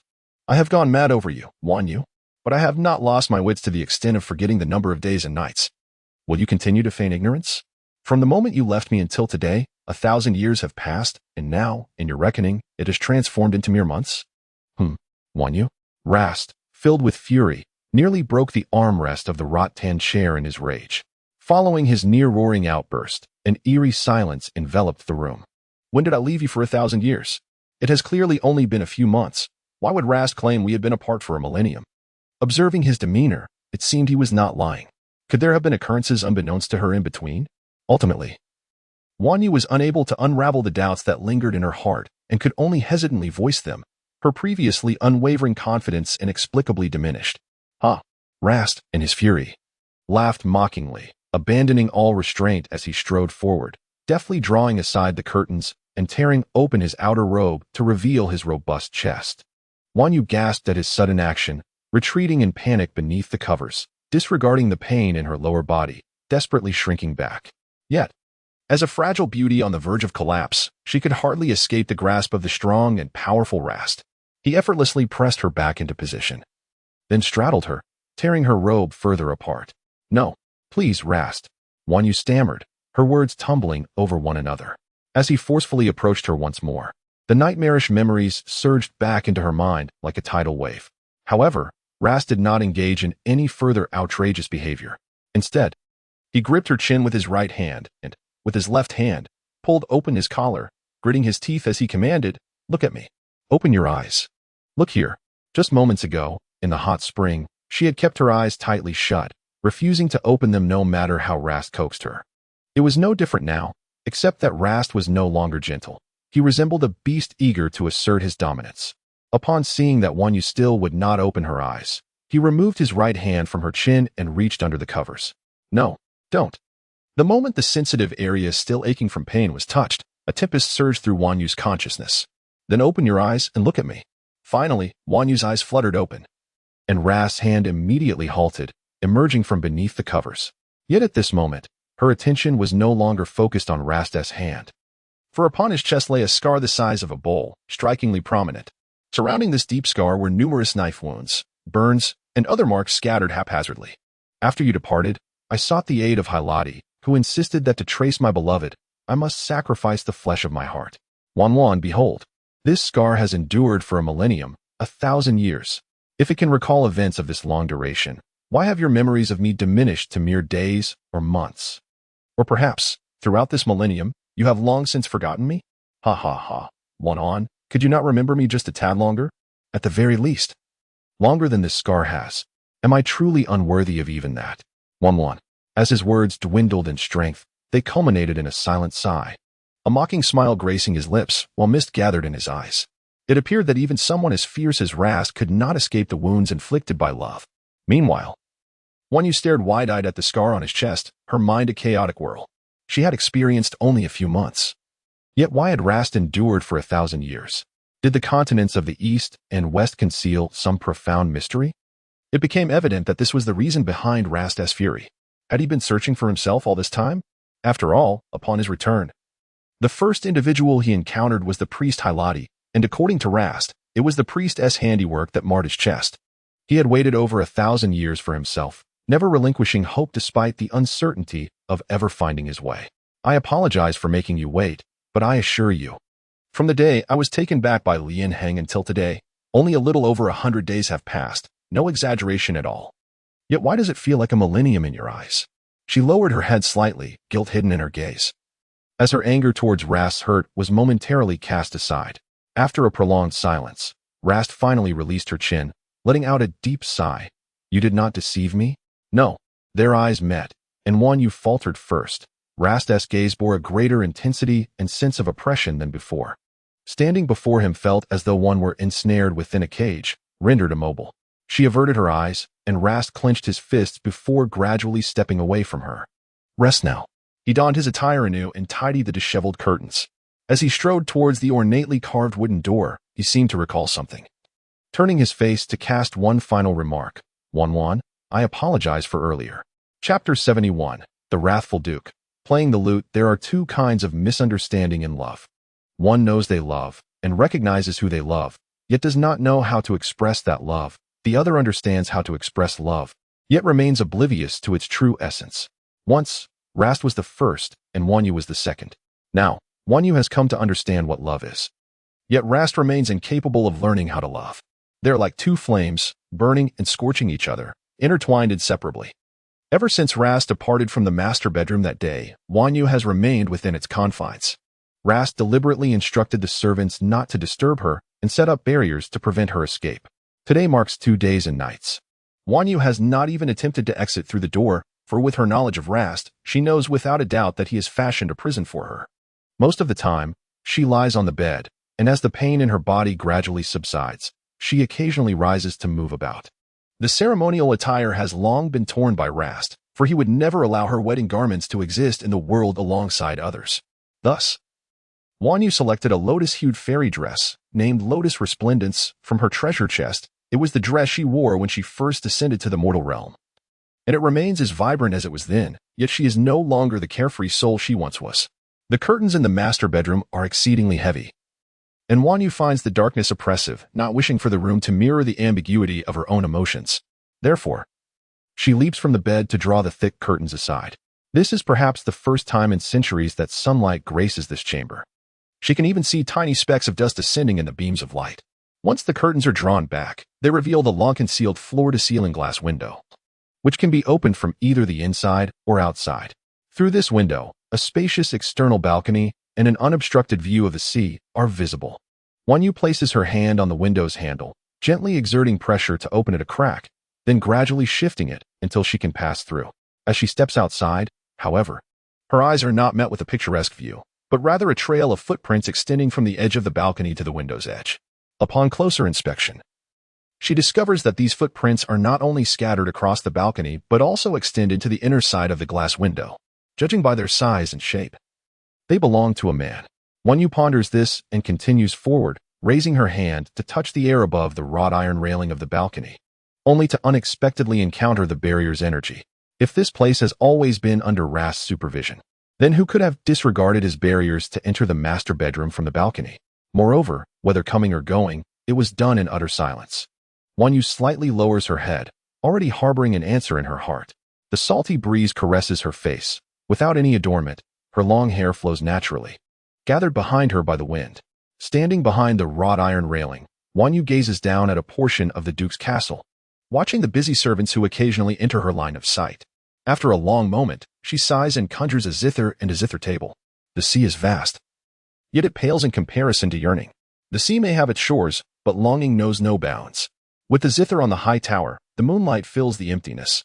As the melancholic melody of longing echoed, the strings of the instrument momentarily ceased their lament. The clear, haunting voice intertwined with the plaintive strains of the lute, drifting through the corners of the Duke's ancient castle, compelling even the passing servants to pause and listen intently to the sorrowful aria. Music has the power to transcend races. Those elves and werewolves of diverse origins raised their heads, irresistibly drawn to the young lady on the master bedroom balcony, who, like them, was clearly no vampire. The profound sadness concealed within her music resonated so strongly that even those unfamiliar with the instrument could not help but feel a sense of grief at her performance. The exquisite silhouette of Wanyu was bathed in warm, radiant sunlight, poised and graceful, quickly capturing the gaze and attention of all the servants. She was truly beautiful. Whispers circulated among them, and soon they reached a collective realization that this girl, too, was a captive and slave to the vampires. Although they had not witnessed the events that transpired at the hot spring, they could surmise with considerable accuracy what had occurred. It was indeed a pity that such a stunning beauty was at the mercy of a capricious beast like Rast, destined to remain forever within the confines of this castle. Much like themselves, an involuntary sympathy for Wanyu arose within them, yet their own precarious situations left them powerless to assist her.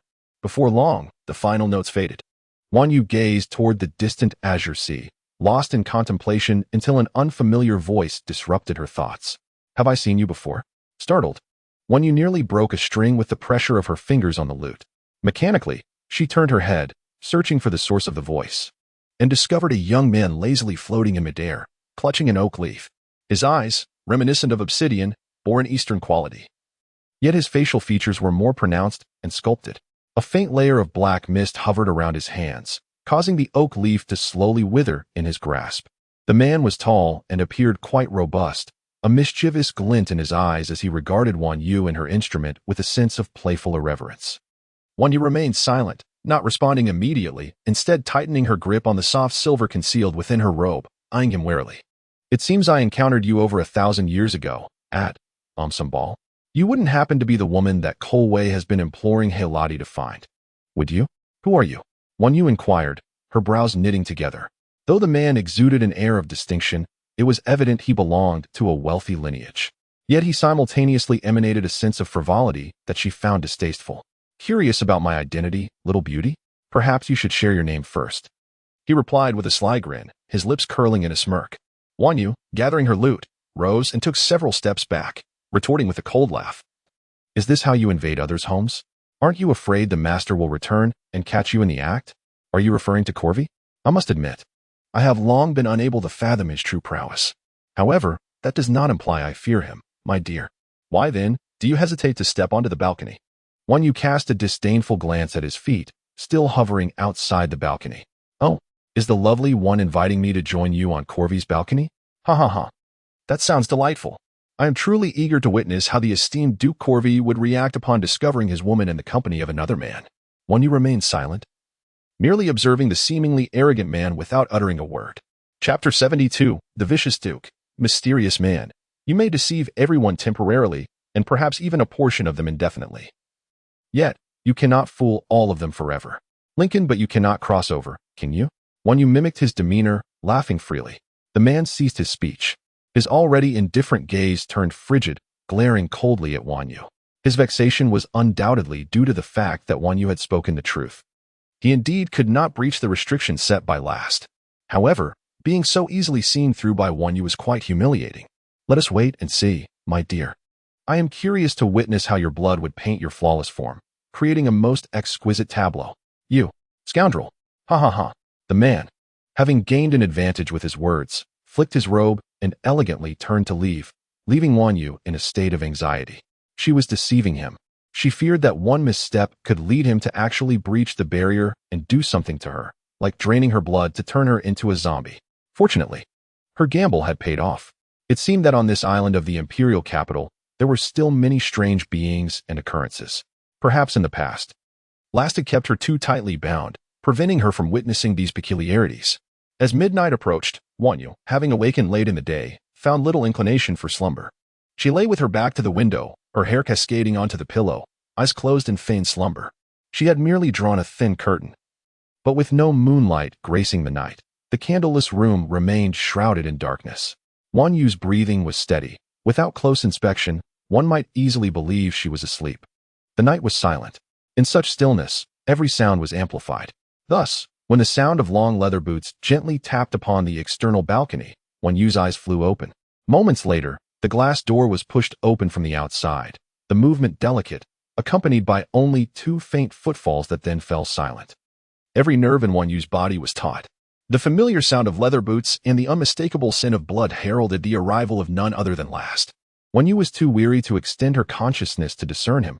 She maintained her pretense of sleep, hoping he would refrain from any further actions. Last, as though attuned to her unspoken desire, indeed made no move to advance. He stood behind her for quite a while, long enough for Wanyu to almost believe that Rast had departed. Just as she was about to turn over and move her stiff, numb body, a soft sigh emanated from behind her. Rast gazed intently at Wan Yu's delicate and fragile silhouette, remaining motionless, yet filled with hesitation. Just as he had done on the previous 2 nights. He understood that he ought to say something to Wan Yu, yet his lips remained sealed. Not knowing how to begin, a sense of regret mingled with profound affection, compounded by the insurmountable barrier of 1,000 years that rendered their understanding unattainable. Ultimately, Wan Yu could not wait for Rast to leave and succumb to slumber. When she awoke the following morning, Rast had vanished. She proceeded to dress as usual, dabbing a cloth in water to cleanse her face. As she wiped, she walked towards the balcony, and unexpectedly, upon lowering her gaze, she caught sight of 2 figures conversing in the open space outside. One was a certain elven servant she had encountered the previous day, and the other was Rast, who had been absent for several days. It was as if they shared a silent connection. Just 3 seconds after Wan Yu cast her gaze in their direction, Rast lifted his head and turned to her. At the moment their eyes met, both were startled. Wan Yu swiftly averted her gaze, retreating hastily to her main chamber. In her rush to enter through the glass door, the edge of her garment caught on the jagged stones, nearly causing her to stumble. Rast withdrew his gaze and observed the elven servant beside him, who dared not breathe. Had she been so when he visited yesterday? The Duke had been absent. At that time, the young lady was playing an instrument. An instrument? Yes, the young lady played beautifully and sang exquisitely. It was the most enchanting melody the servant had ever heard. She sang as well? Rast frowned, having never heard her sing. In that moment, he felt a twinge of jealousy towards the elven servant. Did she sing every day? No, only yesterday. Next time, he would come and call for her using this, Rast said, handing the elven servant a golden oak leaf. When you arrive, blow on it. Also, take good care of her. Provide her with whatever she desires. And should I return to find even a single hair missing from her, you know what I shall do, do you not? The elven servant shuddered. My lord, I believe the young lady seems troubled. I fear she may not be able to ascend to the 2nd floor alone. If she were to despair, how could I possibly intervene? Rast shot a piercing glance at him, causing the servant to tremble once more. Master, I merely meant that the young lady might wish to converse with you. Girls often dislike being alone. The elf, emboldened, spoke slowly, expressing that his words stemmed from sympathy for Wan Yu, contemplating that if he could release her, it would afford the poor girl a chance at escape. However, to his surprise, Laster interpreted this in an entirely opposite manner. He, of course, would never release Wan Yu, yet according to Laster's reasoning, the young lady would likely prefer not to see him at that moment. He also thought it prudent to allow them some time to cool down, granting Wan Yu a moment of respite. Had he misjudged? Should he seek out Wan Yu now? Oh, really? A glimmer of surprise and delight flickered in the elf's eyes. He naively believed that Laster had absorbed his words, secretly congratulating himself on his cleverness. Indeed, Your Grace, the young ladies of our clan are just like that. Your clan? Laster scoffed. No woman can be compared to my Wan, understand? So, the girl is named Wan? The elf realized he had misspoken. Enough. Laster waved his hand dismissively. Although he had been quite irked by the invasion of his estate during his absence and the sight of Wan Yu singing, her adorable reaction had inexplicably pleased him. She truly possessed a remarkable ability to influence his emotions. With a resigned smile, Laster lightly stepped forward, ascending to the exterior balcony of the 2nd floor. Through the thick glass door, he observed a delicate figure in a pale lotus-hued dress swaying before the dressing table, seemingly engrossed in her tasks. Chapter 73, The Tyrannical Duke. Golden Rose Laster gently opened the glass door from the outside. The occupant appeared prepared for his arrival, showing little surprise at the sound of the door, remaining focused on her activities. Laster quietly closed the door behind him, careful not to disrupt Wan Yu. He reached into the inner pocket of his coat, tracing the outline of a golden rose brooch nestled within. This exquisite brooch had come into his possession 2 days prior, and he had been eager to gift it to Wan Yu. However, due to their 3-day separation, he had not yet had the opportunity to present it. She would surely appreciate it, he hoped, yearning for a glimpse of her smile upon receiving the brooch. At that moment, Wan Yu sat at the dressing table, arranging her once barren space with makeup boxes, a copper mirror, and a red lamp. Through the reflection in the copper mirror, she was acutely aware of Laster's every movement. Clearing his throat, unsure of how to begin, Laster coughed lightly. Upon hearing the sound, Wan Yu stiffened momentarily but quickly regained her composure, continuing to fiddle with her assorted bracelets and necklaces. If Laster's soldiers were to witness the usually decisive Duke Corvi faltering in his speech, they would be utterly astonished. Your, accessories are quite lovely. I. As Rast's words trailed off, Yu suddenly lifted her gaze to meet his. At that moment of eye contact, Rast's breath hitched, and he forgot what he intended to say, while Yu's cheeks flushed crimson once more. Their brief exchange of glances was fleeting as she shyly averted her eyes. Yu's eyes sparkled with a blend of shyness and trepidation, her enchanting profile causing him to forget his lines, leaving only her name echoing in his mind. Though she maintained an air of composure, her hand clenched into a fist within her sleeve, a sheen of perspiration forming in her palm. At present, Yu was conflicted.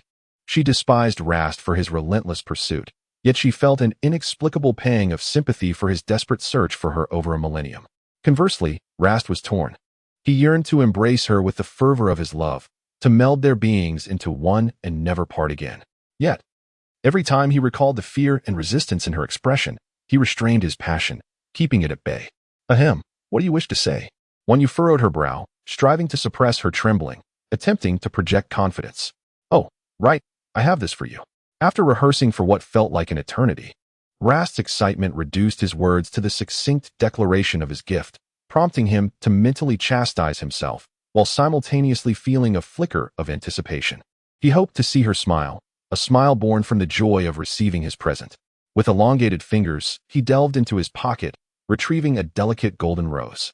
Entirely crafted from pure gold, its exquisite workmanship rendered it strikingly lifelike, with vibrant golden leaves and petals unfurling gracefully, while the slender stem shimmered in the morning light. At first glance, one would hardly perceive it as mere ornamentation, but rather as a piece of art. He held the brooch firmly in his hand, offering it to Yu, but as his gaze fell upon her vanity, he suddenly smacked his forehead, not merely in thought, but with a genuine thwack of realization. Oh no, I forgot the box. What box? The box for it. Their conversation flowed effortlessly, as if the earlier awkwardness had evaporated, leaving behind only Rast and Yu. Yu found Rast's bewildered expression amusing, but the gravity of the situation suppressed her laughter. I have a box, she stated, swiftly taking the brooch from his frozen hand with a practiced nonchalance, studying it intently before feigning indifference as she placed it in the top drawer of her vanity. It's beautiful, thank you. A polite smile graced her lips. Meanwhile, Rast felt an unusual joy at Yu's straightforward acceptance of his gift. This happiness broke through his stoic demeanor, urging him to engage her in further conversation. Yet, one is filled with fervent love but dares not articulate it, while the other, reserved and modest, has long been accustomed to navigating life with subtlety and grace. When these two collide, an uncanny silence ensues, rendering them both at a loss for words. Do you like it? Indeed, but I have nothing to offer in return at the moment, perhaps another day. What did Yu say? Return the favor? This delighted Rast. No need for that. I can gift you anything you desire, so do not worry. In his excitement, Rast blurted out, but upon reflection, felt it was amiss and quickly amended. Ah, not that you shouldn't care. Yu suddenly found Rast's flustered demeanor rather endearing, and to ease his embarrassment, she decided to change the subject. Someone broke in here yesterday. The innocent look of panic on Rast's face instantly morphed into a composed seriousness. I wasn't here, which allowed him to exploit the opportunity, but rest assured, he cannot break my seal.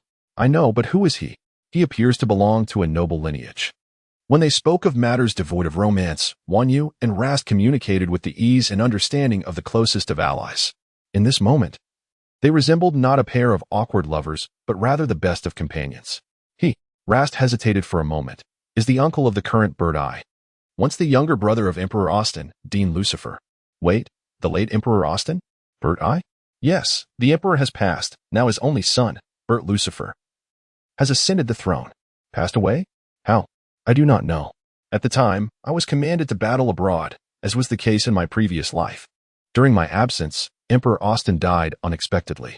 Strangely, there were no witnesses, not even his nearly inseparable consort, Empress Rhea. Surely there must be a cause of death. Empress Rhea was so close to him. She must have been devastated. Indeed, she was heartbroken, leading her to take her own life.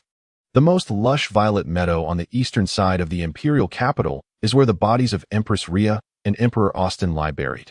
As for how Emperor Austin met his end, Rast furrowed his brow. Emperor Austin's prowess is beyond the reach of ordinary vampires. He is a son of the divine, with divine blood coursing through his veins. Coupled with his exceptional intelligence and diligent training, his strength is unparalleled. Otherwise, he would not have unified the entire Western continent at such a young age. He alone could annihilate an entire race, instilling fear in all beings across this land. However, even the mightiest of warriors possess vulnerabilities and weaknesses, a truth I later came to understand. Emperor Austin's Achilles heel resided in the second vertebra of his spine. Should that bone be shattered, he would perish instantly. This was originally his secret, yet it had somehow been revealed. When His Majesty Bert discovered his father's lifeless body, he found that the second vertebra had been entirely excavated. The Empire publicly declared that Emperor Austin had succumbed to a recurrence of an old ailment. But how could that be?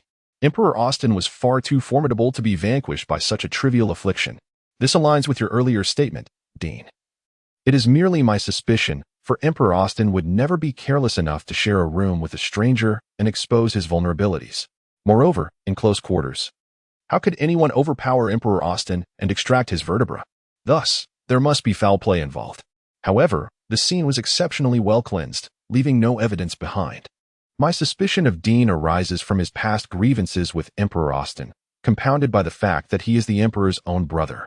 Yet, in terms of strength, he pales in comparison to Emperor Austin, rendering such doubts rather tenuous. So what of Dean now? He is the Empire's sole vampire prince. Our relationship is far from cordial. Yet due to Hilati, we must maintain a facade of civility. Laster truly had much to say about Wanyu.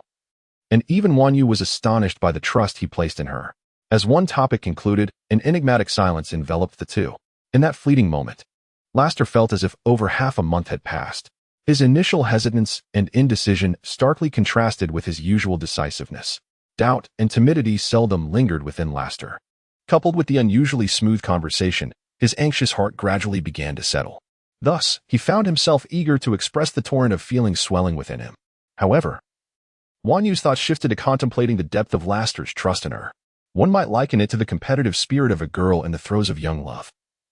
After all, which girl does not yearn for the other's exclusive affection and unreserved devotion? Before Laster could speak, Wanyu looked up and blinked. Are you suggesting that every formidable vampire possesses a vital weakness? Indeed, he was momentarily at a loss regarding her intent. And what is your weakness? She inquired, her question flowing as effortlessly as if she were asking what breakfast Laster had that morning.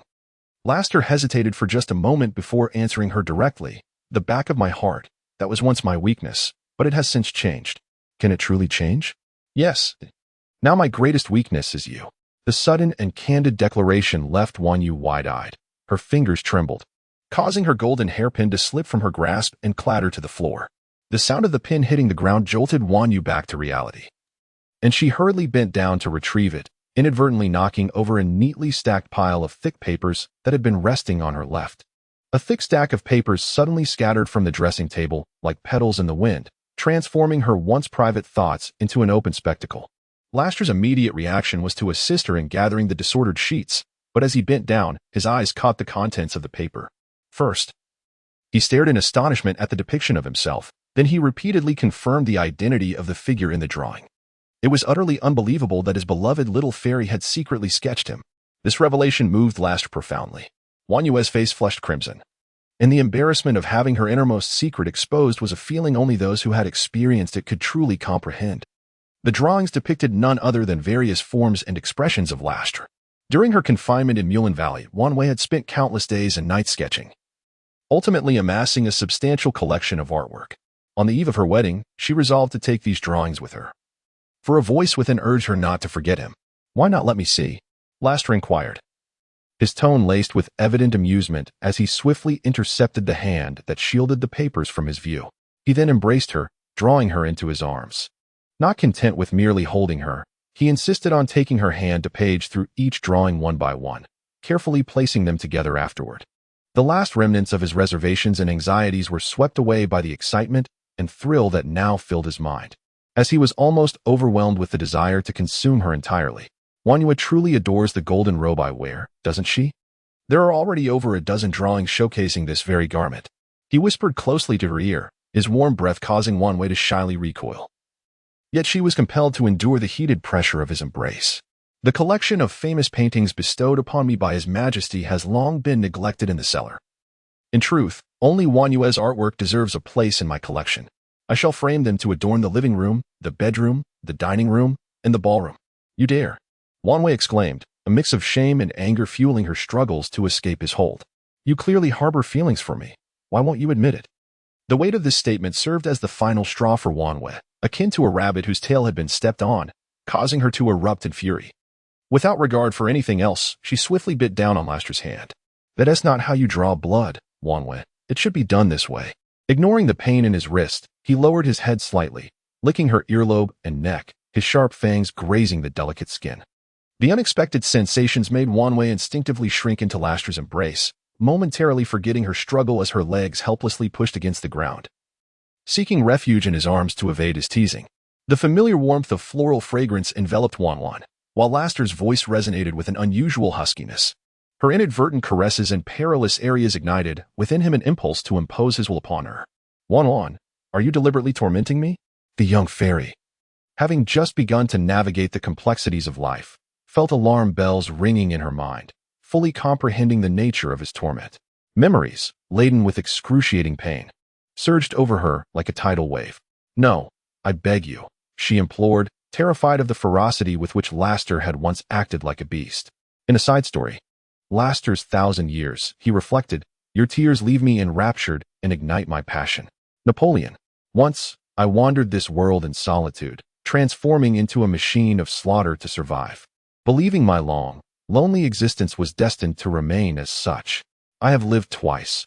Only the second time, upon meeting her, did I grasp the essence of true living. I once heard other vampires remark that women are the most intoxicating entities in the world. Initially, I dismissed this notion, but through her, I came to appreciate its profound truth. She is innocent, beautiful, kind, and radiantly lovely. She embodies all the virtues I lack, perfectly mending the fissures and voids within my soul. If I were to liken her to something, it would be the purest moonlight cascading over the ocean on a full moon night, clear and flawless.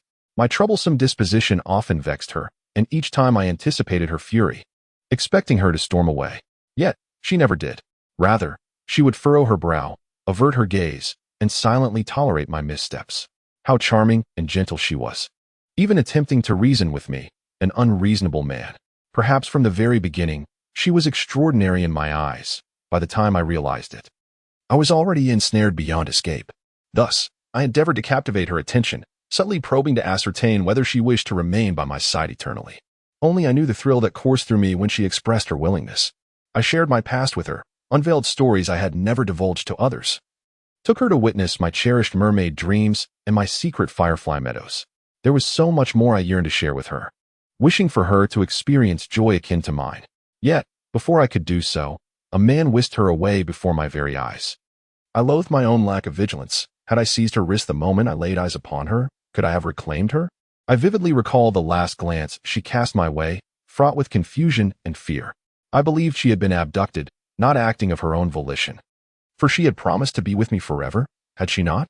But now, a dilemma loomed. How could I rescue her? I was utterly oblivious to the identity of her captor. It appeared like a mere painting, only to vanish into thin air shortly thereafter. What a curse it was! I had long been aware of the divinatory prowess of the priest Aratai, who possessed a wealth of arcane knowledge. Thus I resolved to seek his assistance. However, it was only when I was barred entry by the gatekeeper of the temple that the realization struck me. I was merely a lowly knight, devoid of the qualifications or bargaining power to earn Aratai's aid. From that moment onward, I embarked on a reckless spree of perilous tasks. The Knights of the Order regarding me as a madman, I volunteered for countless life-threatening endeavors, driven solely by the ambition to ascend the ranks and garner the favor of the emperor or the priest. For only then would I stand a chance of discovering my beloved's whereabouts and reclaiming her. As I traversed the realm executing missions, I endeavored to unearth clues pertaining to the East, yet my efforts yielded naught. Gradually, it became evident that Aratai might indeed be my sole beacon of hope. Even though I had consumed the so-called divine blood, which endowed me with immense power, rendering me a hybrid of vampire and aberration. Capable of exerting a degree of control over the winds, it did not grant me immunity from harm. The most grievous incident occurred while I sought to hunt a Welsh green dragon. Its razor-sharp claws pierced the lower 3 inches of my heart. The pain was excruciating. Blood gushed forth, and I nearly lost the strength to leap, teetering on the brink of plummeting into the sea below. Yet, the thought of my beloved waiting for me in some unknown realm spurred me to endure. She was still waiting for me, and I could not bear to disappoint her. A millennium of relentless combat and hunting left my visage marred with scars, rendering my skin nearly devoid of unblemished patches. The quantity of my scars and wounds surpassing that of my previous life by nearly threefold. Yet, I remained indifferent, for these were trivial compared to the opportunity to retrieve my beloved. The anguish I felt from my physical wounds paled in comparison to the torment of 1,000 years spent in solitude, bereft of her presence. In my incessant worry for her safety, I missed her dearly. Fortunately, the black markings on my body were fading, and the grotesque disfigurement on the left side of my face was gradually reverting to its former state. On that day, gazing into the lake's reflection of my familiar visage, the thought of my beloved's astonished expression upon witnessing my restored appearance brought forth a genuine smile. It was the first time I had smiled in years since her departure, and each subsequent smile was intrinsically linked to her. Driven by my fervor, I ascended to the rank of Duke 270 years earlier than in my previous life, thereby acquiring the means to negotiate with Yandere. I can assist you, Duke Kalway, but first, you must procure for me what I desire from the elder of the forest elves. These were Yandere's exact words. When I inquired about the purpose of the item, he merely smirked and replied, "Have you forgotten how a duke ought to conduct himself, my lord? A knight, an assassin, need not comprehend the motives of their master?" Oh heavens, upon seeing his countenance, I was overwhelmed with the urge to unsheath my dagger and sever his head from his shoulders. Later, I acquired that object, a vial of violet elixir, and in return, Yandere divined the whereabouts of Wanwan and assisted me in constructing a portal said to transport me to her side. Whether he was deceiving me remains uncertain. Yet my yearning for Wanwan was insatiable. I had longed for her for a millennium, and she had become the sole purpose of my existence. An obsession deeply interwoven into the very fabric of my being.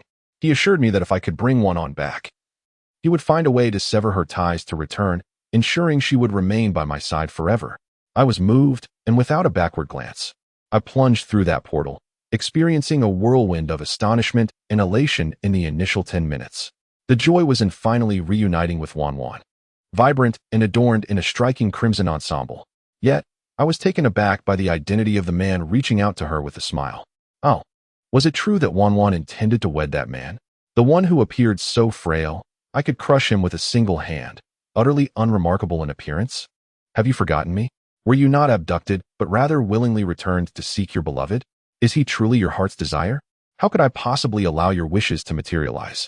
I admit to feeling jealousy and acknowledge my madness as I transformed into a gust of wind, sweeping Wanwan away. I was prepared to unleash my fury, even rehearsed my lines, yet Wanwan offered me no opportunity to voice my reproach the moment she beheld me.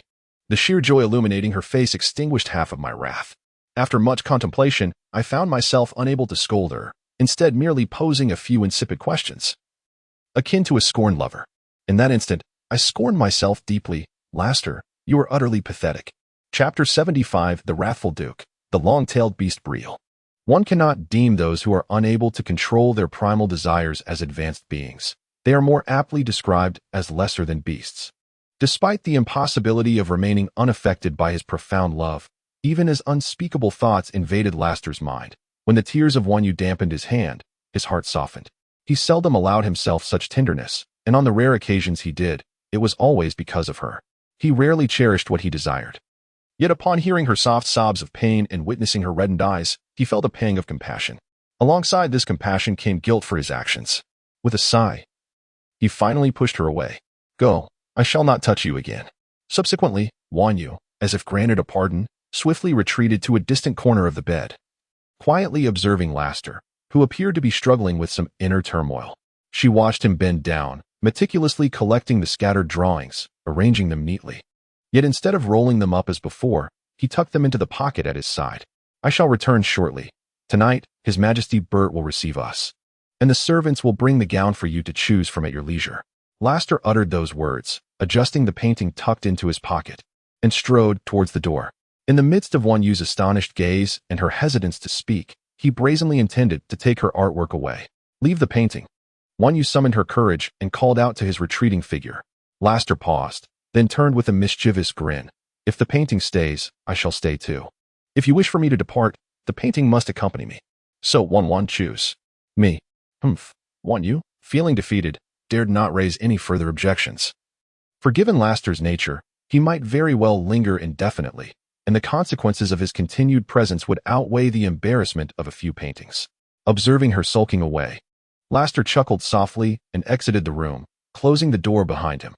Nevertheless, he harbored a small hope that she would have chosen to keep the painting, though it seemed rather unlikely. The room fell into silence once more. Wanyu rose from the corner of the bed and slowly approached the vanity, rummaging through the top drawer to retrieve a golden rose brooch. She held it up to the sunlight, scrutinizing it closely. The brooch depicted a rose, partially blooming. And though it was merely the size of a thumb, each leaf and petal was exquisitely crafted, with even the tiniest leaf bearing intricate and lifelike details. The slender stem was adorned with sharp thorns, equally vivid and realistic. This, indeed, should be the first gift Laster had ever bestowed upon her. It was both delicate and precious, yet the latter part of its presentation had been somewhat unpleasant. Why was his affection always so intense and forceful, leaving no room for refusal? For instance, he insisted on confining her within this room, and that day, he had not even clarified the situation before expressing his feelings. This was somewhat suffocating for Wanyu. She placed the rose brooch back in the top drawer and sat at the vanity, beginning to fidget with her hands. Countless times, she had employed these hands to cast spells and engage in battle. Yet now, she could not comprehend why. When she had attempted to transform into a stream of energy to escape him, she found herself unable to cast any spells. Had Laster's strength grown so formidable that he could completely suppress all her magical abilities? A series of knocks echoed from the door, startling Wanyu. She suddenly remembered that Laster had mentioned earlier that a servant would come to deliver clothing and escort her to meet Duke Birdeye. "Dear Miss, we are here at the command of His Grace the Duke to deliver items to you." A somewhat heavy voice called from outside the door. Wanyu rose to open it. The one delivering the goods was a young werewolf, bearing a hint of youthful exuberance. Initially, Wanyu had not recognized him as a wolf, for he appeared quite similar to an ordinary human, save for his rather thick and long brown hair. However, it was unfortunate that upon their first meeting, his tail revealed his true nature. The large tail, reminiscent of a broom, stood upright upon encountering Wanyu, sweeping back and forth, almost resembling a dog seeking praise. Then, two wolf ears abruptly appeared in Wanyu's line of sight, causing her to pause in astonishment. This was, in fact, a young werewolf, still in his adolescence according to the age classification of werewolves. However, perhaps due to a naturally coarse voice, his speech did not align with his youthful appearance, particularly when juxtaposed with his clear, innocent eyes. His mature voice was more akin to that of an adult werewolf. He had never met Wanyu before. He had merely heard the old elf butler mention that a beautiful young lady was confined on the second floor of the main building. Being young, quick-witted, and efficient, he was specifically dispatched by the old butler to deliver clothing and jewelry to Wanyu. Yet, despite his quick intellect, he was still a mere youth. And upon seeing the exceedingly beautiful Wanyu, he stammered and forgot the polite phrases he was meant to utter. "What is wrong?" Wanyu asked with concern. Sensing his unease, her voice, gentle as water, slipped into his heart, causing the werewolf's face to flush crimson as he finally managed to utter, "You are truly beautiful." Only after the words escaped his lips did he realize his mistake. No, I meant your things." His frantic heartbeat served as the best evidence of his current disarray. The werewolf respectfully offered the large box in his hands to Wanyu with both hands. "Thank you," Wanyu replied, accepting the box. Her fingers inadvertently brushed against his fingertips, prompting a noticeable tremor from him, causing his large tail to sway almost in circles. "What is your name?" Wanyu inquired, her gaze drawn to his swaying tail, igniting a sudden urge within her to stroke it. The werewolf, overwhelmed with delight, momentarily lost his breath. She was asking for his name? She wanted to know his name? "Viral. I am called Viral." His eyes were as clear and harmless as mountain spring water. Yet he could not muster the courage to meet Wanyu's gaze. "Thank you, Viral," Wanyu smiled. "I shall take my leave now. Farewell." Farewell, farewell." Viral continued to murmur his goodbyes as the door to the master bedroom closed, the enchanting beauty having vanished like a shooting star, leaving no trace behind. Viral descended the stairs, clutching the handrail, his mind filled with thoughts of Wanyu's every expression and smile. She was simply too beautiful. "Have you delivered it?" The cold voice of Rast suddenly jolted Viral from his reverie. He started and promptly nodded. Yes. I have delivered it, my lord." "Did she say anything?" Chapter 76. The Wrathful Duke. Prince deemed those destined for wrongdoing, if unable to find a beautiful pretext, will commit their misdeeds openly. Lessons learned. Rast observed the terror etched upon his face, yet he did not allow his thoughts to wander into other realms, assuming instead that he was merely like the other servants, perpetually quaking in trepidation when engaged in conversation with him. "Thank you," he said. Beryl replied somewhat awkwardly. This response elicited a chuckle from Rast. "All right, you foolish boy, you may leave now." "Yes," Beryl nodded, hastily making his exit from the grand hall on the first floor. In the Empire, on Imperial Island, within the prince's castle's secret chamber, the air was thick with dampness and shadows. Occasionally, the sound of porcelain clinking and hushed voices could be heard. Descending the winding stone staircase and traversing the dark, subterranean passage, one would eventually arrive at this clandestine chamber, known to very few. Inside, the furnishings were sparse, the walls comprised of unrefined stone, rough and uneven. A modest wooden bookshelf held a handful of ancient tomes along with several vials containing peculiar concoctions that appeared unpalatable. In one corner stood a square, towering object draped in deep blue velvet. The flickering candlelight cast a feeble glow, insufficient to dispel the room's gloom. The candelabrum was positioned at one end of a substantial, broad table, where two vampires were seated. One was a solemn priest named Hiladi, while the other, Prince Dean, sipped from a goblet of blood. "What's the rush? The plan has already succeeded halfway, hasn't it?" Prince Dean remarked nonchalantly, stirring the blood with a spoon. "Yet, they have been in close contact recently. I cannot assure you that Calvi will stand with us when the time comes. If he refuses to side with you, do you not possess other means to compel him to do so? What should we do? Was she not brought back by your own hand? What is her origin?" "She hails from the East, that is all I know. I am not well versed in matters concerning the East, although she once claimed to be a flower. Judging by the fragrance of her blood, it is evident that she is neither a fairy nor an elf. Oh, nonetheless, she is quite beautiful, is she not? Just like Rhea." At the mention of Rhea, Dean smiled with a hint of frivolity. "Alas, I did not have the chance to savor Rhea's essence before she became preoccupied with my brother. TSK, such a devoted soul." Hiladi, observing the capricious demeanor of Prince Dean, remained silent. As Dean's longtime associate, he was acutely aware of Dean's inappropriate feelings for Rhea. Yet, he also understood that Dean was indirectly responsible for her demise. This prince, who incessantly spoke of Rhea, was consumed by envy towards his brother, who possessed Rhea's unwavering loyalty and love, enduring the ravages of time. He had always envied everything his brother had, including his extraordinary talent and the affection and trust bestowed upon him by the populace. He often found himself pondering what it would be like to occupy his brother's position, frequently imagining that Rhea would regard him as a deity, just as she once idolized his brother. "Do you have any means to control Wanyu?" Hiladi finally spoke, shattering the silence and interrupting Dean's daydreams. "I do not know yet, but we will find out sooner or later. We have succeeded halfway. That brat Bert poses no real threat to me. We must refrain from rash actions and await the opportune moment to strike decisively." In the grand hall of Corvée Castle, Wanyu donned a simple yet elegant cream-hued gown, cinched at the waist with a chocolate-colored high belt. The puffed sleeves gracefully draped down to her forearms, while a cascade of golden rings adorned the upper part of her arms. A lace band rested delicately across the upper part of her chest, revealing her fair, delicate shoulders and collarbone. Two shoulder straps, the color of tree roots, wrapped from her chest to her back. With her meticulously styled hair, she exuded an air of nobility and elegance. She held the hem of her gown, disregarding the hand that Rast extended towards her, and huffed in irritation as she strode out of the hall. In the wake of her departure, amidst the astonished gazes of the servants, the usually ruthless Rast simply smiled indulgently, a touch of helplessness in his expression, before striding after her. Viral stood behind the elderly butler, gazing dreamily at Wanyu's retreating figure, her creamy shoulders casting a spell that ensnared his thoughts. "Viral." The butler glanced at him and followed his gaze, then shuddered in alarm. This audacious young man dared to covet the Duke of Corvé's woman.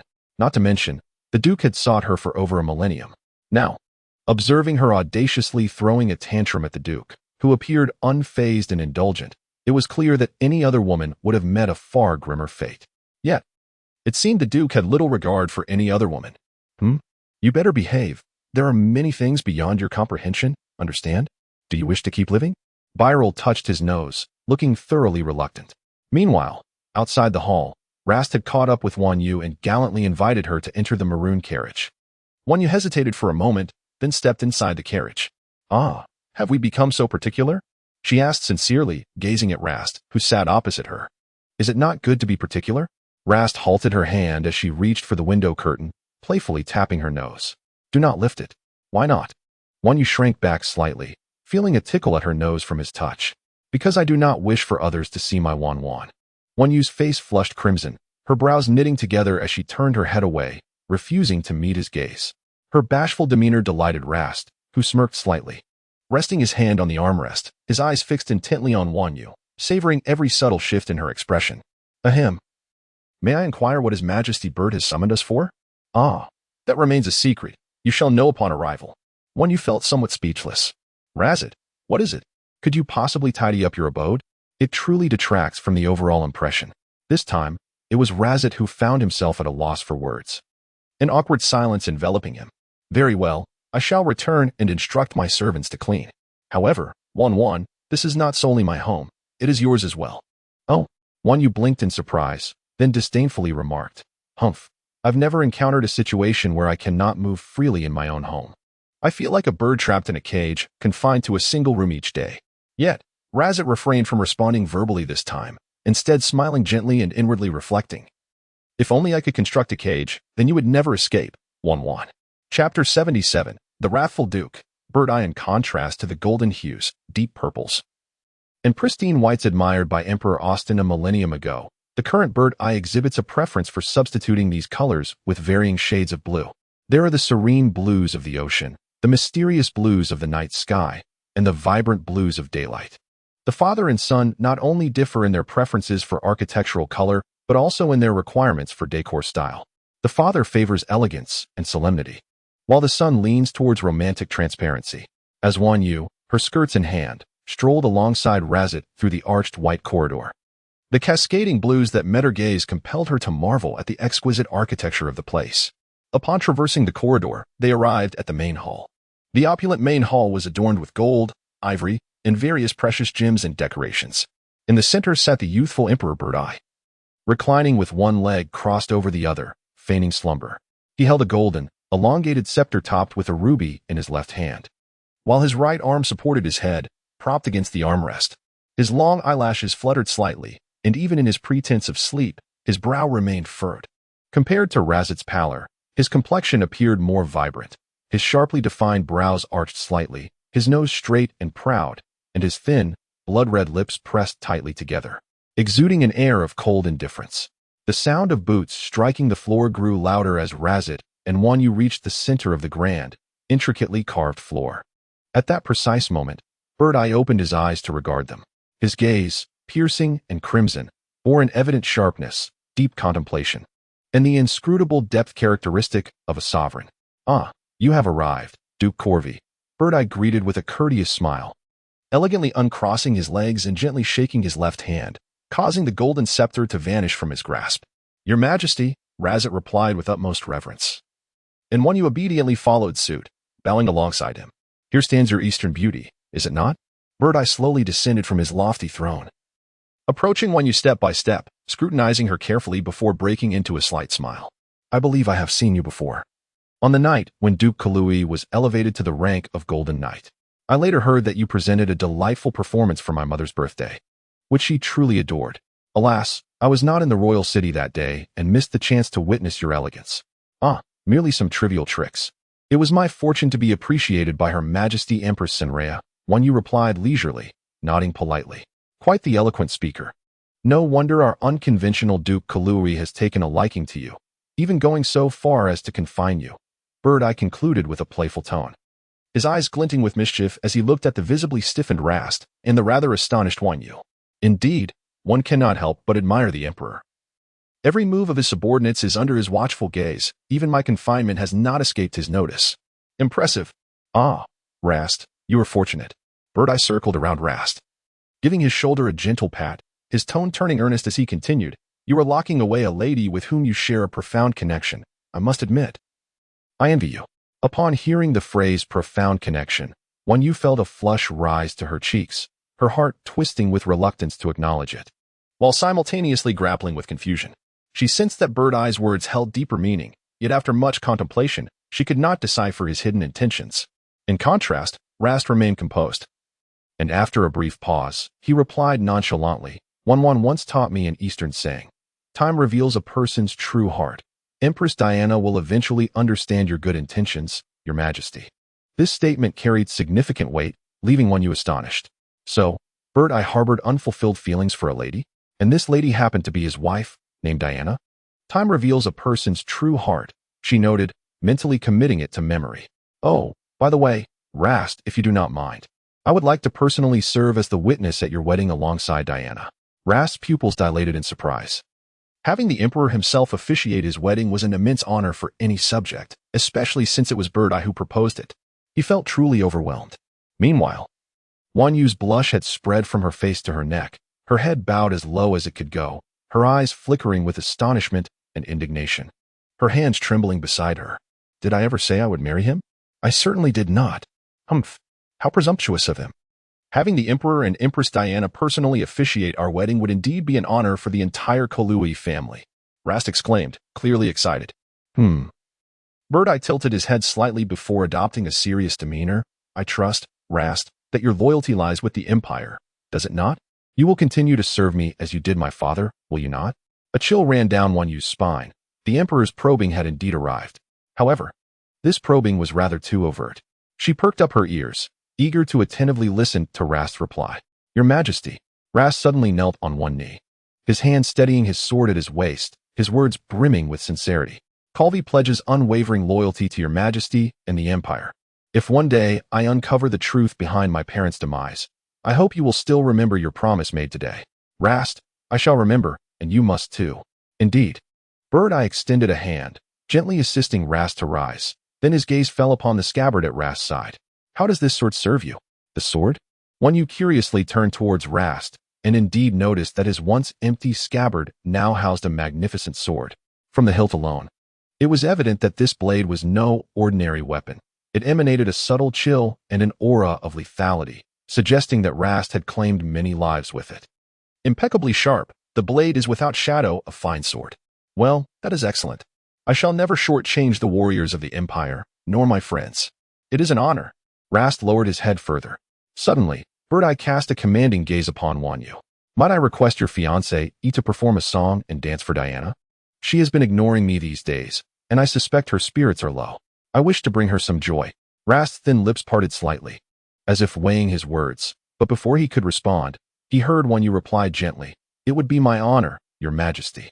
Though I cannot guarantee it will lift the Empress's spirits, I shall certainly endeavor to do my best. Chapter 78. The Fierce Duke, Ladybug. Upon exiting the main hall, Wanyu began to maintain a distance of over 2 feet from Rast. Rast seemed puzzled and attempted to pull her back several times, only to be easily evaded. What is the matter? Wanyu remained silent. 1-1. Wanyu let out a dissatisfied huff, while Rast, in his obliviousness, failed to recognize any prior misstep. Wait, what is wrong? 1-1. Rast swiftly maneuvered to block her path. Wanyu's footsteps abruptly halted, nearly colliding with Rast's chest. When did I say I wanted to marry her? Wanyu's words were abruptly interrupted by a languidly alluring female voice from beside her. Both Wanyu and Rast turned their heads simultaneously to see a voluptuous and stunning noblewoman cradling a small flower basket. Her beauty was striking, yet she appeared taken aback, her slender fingers delicately covering her mouth and nose, conveying a sense of surprise. Each frown and gesture exuded a myriad of charm. Wanyu's attention was instantly captivated by this mature and enchanting noblewoman, momentarily forgetting her own words. Meanwhile, Rast's previously relaxed brow furrowed tightly, as if he had encountered something he wished to avoid. Good day, Lord Calvi. The noblewoman delicately adjusted her orchid fingers, gracefully clutching her flower basket and skirt, and performed an exquisite curtsy to Rast. Good day, Ladybug, Rast replied tersely, casting a glance at the flower basket in her hands, then quietly awaiting her next words. Your Excellency, you have stepped on my flower, Ladybug lamented, her face painted with feigned sorrow, her enchanting eyes glimmering with allure as her alabaster fingers lightly gestured towards Rast's boot. Both Rast and Wanyu lowered their gazes, discovering that Rast's boot was indeed trampling a lily, the heel precisely upon its fragile stem. Rast examined the lily beneath his foot, then glanced at the basket brimming with lilies in Ladybug's possession, perplexedly inquiring, How did the flowers from your basket find their way to my feet? Did you throw them at me? Ladybug felt a twinge of embarrassment. Had she been in the presence of a more conventional man, he would likely have offered apologies. saying something akin to "My apologies, Lady Bog," or "I truly did not see it," followed by the gentlemanly act of retrieving the flower and handing it back to her. Subsequently, he would probably suggest that the flower was damaged and offer to replace it, thus allowing her to seamlessly transition to the next topic. However, Rast appeared to be anything but typical. Indeed, the flower had been carelessly discarded by her earlier that morning in the garden, fortuitously landing beneath his foot. Lady Bog covertly cast glances at Wan Yu beside him, first at her face, then her bosom and hips. A hint of dissatisfaction crossed her features for at that moment. It seemed she had no apparent advantage over Wan Yu, who, despite being equally endowed, radiated a confidence that overshadowed her own allure. Nonetheless, recognizing that Duke Kalwei was not the insatiable killer of legend, but rather someone who could engage in light banter with this foreign woman, she boldly initiated the conversation.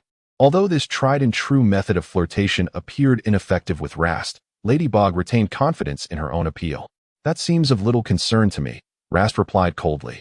Withdrawing his boot from the flower stem, pulling Wan Yu aside, and preparing to depart, Lady Bog, taken aback, quickly called out to him, "Lord Kalwei, is there anything else?" Rast turned, regarding her with suspicion. May I ask, who is this?" Lady Bog directed her gaze towards Wan Yu.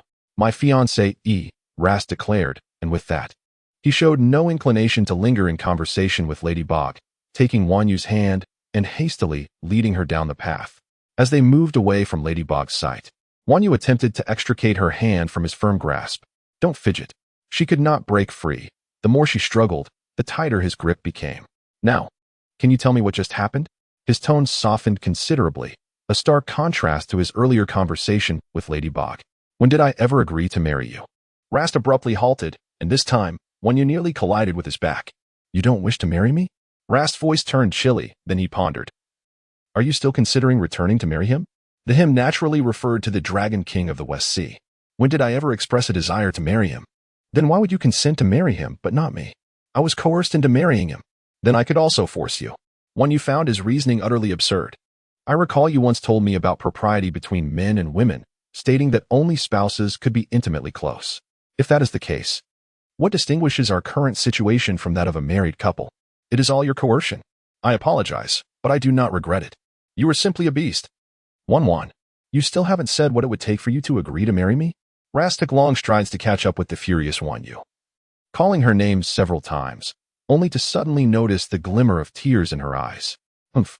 Wan Yu brushed his hand away, and the accumulated grievances poured forth as crystalline tears streamed down her cheeks. Did she not have feelings for Rast? Certainly not. She had long since understood her emotions towards him and the essence of human affection. Yet, she did not wish to be like a drifting leaf, unable to take charge of her own fate. During her travels in the mortal realm, she had heard the term worthless. At this moment, she felt utterly worthless, even as a flower fairy, for in the past, she had been easily offered as a gift to the Dragon King of the West Sea by the Queen Mother of the Jade Pool. Later, upon encountering Rast, she was directly enslaved, reduced to a mere blood servant, devoid of freedom or autonomy. Then she was captured and forced back to the Jade Pool to marry against her will, only to be taken by Rast to the west, where he insisted upon her without even informing her of their marriage. Her opinions seemed to have been disregarded from the very beginning. She felt like a mere toy, never treated with respect, gifted to one and snatched away by another at will. She was utterly worthless and stripped of her dignity. Chapter 79. The Wrathful Duke. You shall forever be my moon. What use is good looks if one must still heed a woman's words? Rast was suddenly alarmed. Did she truly so vehemently reject the prospect of marrying him? Yet, the little fairy had painted countless portraits of him out of longing. She clearly harbored feelings for him. Perhaps her tears were indeed a testament to that. At this moment, Rast was devoid of the cold-blooded ruthlessness typically associated with the battlefield. His thoughts were solely consumed with how to console the tearful fairy before him. "Don't cry, Wan. We need not marry right away." It took immense courage for Rast to utter these words. Yet, of course, the notion of marriage was merely the final straw that would shatter Wan Yu's pride. The root of the issue lay in Rast's accustomed dominance. Having always dictated his own fate, he found it challenging to empathize with her plight. Thus, instead of providing solace, his words hastened Wan Yu's transition from silent tears to audible sobs. Rast was perplexed. He had already made significant concessions, so why did Wan Yu's tears intensify? Her arms hung limply at her sides, tears streamed down her face, unbidden, as she sobbed softly, allowing Rast's coarse hand to cradle her face. He tenderly wiped away her tears. "Stop crying, Wanwan. I will give you anything you desire, all right?" This was undoubtedly the most gentle and patient Rast had ever been throughout his lengthy existence of over 2 millennia. For a fleeting moment, he even thought that if Wanyu wished for his demise, he would willingly comply. He placed a reverent and compassionate kiss upon her forehead, then cradled her head, drawing her into his embrace. "Everyone bullies me," she lamented. The potent scent of masculinity enveloped Wanyu, and she found solace against his chest. Instinctively wrapping her arms around him as if he were a soft pillow, Rast's heart skipped a beat. This was the first time Wanyu had taken the initiative to embrace him. Against his firm chest, she felt like cotton, soft and soothing, stirring emotions within him. The floral fragrance wafting from her nostrils caressed Rast's weary soul. A smile involuntarily graced his lips and eyes, and unbeknownst to him, he held her even closer. Whispering in a coaxing tone, "Who has bullied my Wanwan? I shall slay them. Once upon a time, in the Yaoqi, I was nothing more than a gift to be given away. Now, you are just like them. You never consulted me about marriage. Why has no one ever asked for my thoughts? You clearly do not care for me." Rast's hand froze. "So that was it. Wanwan. No one holds a higher place in my heart than you, not even myself. How could I not cherish you?" Yet, Rast was just beginning to realize that he had never truly considered her feelings. Accustomed to his dominant ways, he had always expected others to bend to his will. They merely needed to comply, as he would make all decisions on their behalf. Wanyu was no exception, from his enslavement of her, to his affection, to the tumult surrounding her marriage, and finally to his desire to possess her. He had never taken her opinions into account. Contemplating this, Rast tenderly kissed her earlobe, his voice imbued with an intoxicating ambiguity. "Is it too late to discuss this with Wanwan? Or does she have any demands? I have committed many actions in the past that have caused you distress. May I be granted a chance for redemption?" I have grown accustomed to my own assumptions. As you well know, if you are unhappy, please let me know. I shall change, but do not cry. When you weep, it feels as though my heart is laid bare upon a chopping block, pierced by a blade. Regardless of your past in that ethereal realm, from this moment forward, Wanwan, you shall forever be my moon." The cicadas ceased their chirping. The wind gently whispered, and amidst the melodious calls of distant birds, Rast slowly knelt, his demeanor profoundly reverent. As if gazing upon a divine being. "Wanwan, would you consider becoming the Duchess of Calvi?" Chapter 80. The Violent Duke's Affection. Why do you never express your willingness? Because then I would no longer hear you inquire. Some individuals, when encountered, are indeed a divine blessing. And should they unite, it is an immense honor. The image of Rast kneeling on one knee along the palace path would remain an everlasting and cherished memory for Wanyu. She murmured a few words, yet Rast could not discern them, prompting him to lean closer and gently coax. "Wanwan? Well, you haven't even proposed or made any formal arrangements yet." What constitutes a proposal? And what does it mean to make arrangements? Well, it means to formally seek a wife, with proper intentions and declarations. Wanyu wrestled with her identity, yet Rast had never considered anyone other than her. "Then tell me what I must do, and I shall see to it. All right?" Well, fine." Wanyu's gaze flitted away, her cheeks flushed. Rast held her right hand tightly in his, the long ribbons of her gown fluttering gently in the breeze. "Does this mean you have agreed to me?" Rast's voice brimmed with excitement, his volume unconsciously rising. "Well, that is about right, I suppose." "Wonderful. Wanwan." Rast suddenly rose, enveloping Wanyu in his embrace once more. His potent masculine essence enveloped her, and for the first time, Wanyu, who had never fully relied on anyone, felt as though she were a small boat that had found its harbor, securely anchored and unwilling to move. The palace was tranquil, with no one in sight. Amidst the towering structures, atop a lofty white tower, a golden-haired maiden clad in a pale silk gown leaned against the tower's sole window, her posture relaxed and unrestrained. She was breathtaking, akin to the coldest lotus upon a snow-capped mountain. Simply sitting there, she resembled a painting. Alas, her gaze was unusually vacant, appearing lifeless, as if her soul had departed. Her eyes wandered from the distant shore to the nearby garden, until, at last, she beheld the tightly embraced lovers on the path, and her once vacant gaze flickered with a hint of life. Love is always a beautiful thing, even as a mere observer. One cannot help but feel joy and delight upon witnessing a sweet, harmonious couple, wishing them well. She is no exception. The prolonged solitude of her life in the towering confines had dulled her memories of the genuine pleasures of existence. only stirring her icy demeanor when she encountered something rare or exquisitely beautiful. The bright moon adorns your window, just as you embellish the dreams of others. Yet, as she basked in this rare moment of beauty, the door to her room was suddenly flung open. She did not turn, as if she had not heard the creaking door or the sound of footsteps, remaining utterly still by the window. Only her eyes, which momentarily shifted from brightness to shadow, betrayed her. "Diana, what are you gazing at?" Birdeye inquired. Diana offered no reply, leaning against the window, unwilling to grant him even a glance. However, Birdeye seemed unfazed by her indifference. Instead of anger, he naturally removed his outer robe and brought a cup of freshly poured laurel juice to her side. "Fresh here." He extended the cup towards Diana, almost placing it in her left hand. Yet, Diana remained as still as a puppet, neither moving nor speaking, her gaze vacant and dull. "Then I shall set it aside for you to drink later." Birdeye smiled, a hint of habitual bitterness lacing his expression. Unexpectedly, in the next moment, the long-still Diana surprisingly accepted the cup, leaving behind the chill of her touch. As a vampire of fallen angel lineage, Birdeye's body temperature had always been warmer than Diana's. Yet, her demeanor towards him was as frigid as her icy touch, sharp and cold. Birdeye stood in astonishment for a long while, the joy in his eyes flickering like the hottest flame, yet he swiftly masked this elation. After all, he dared not display his happiness too openly, fearing Diana's disdain at the sight of his smile. There is no wound more piercing than the contempt of the one you love. Every subtle expression of Birdeye was perceptively noted by Diana. If one were to inquire why she, today, unusually accepted the fresh laurel juice he offered daily without fail, she herself could not say. Yet, when she saw the blushing, sweet foreign girl on the path laughing joyfully, she suddenly recalled a time when she too had laughed.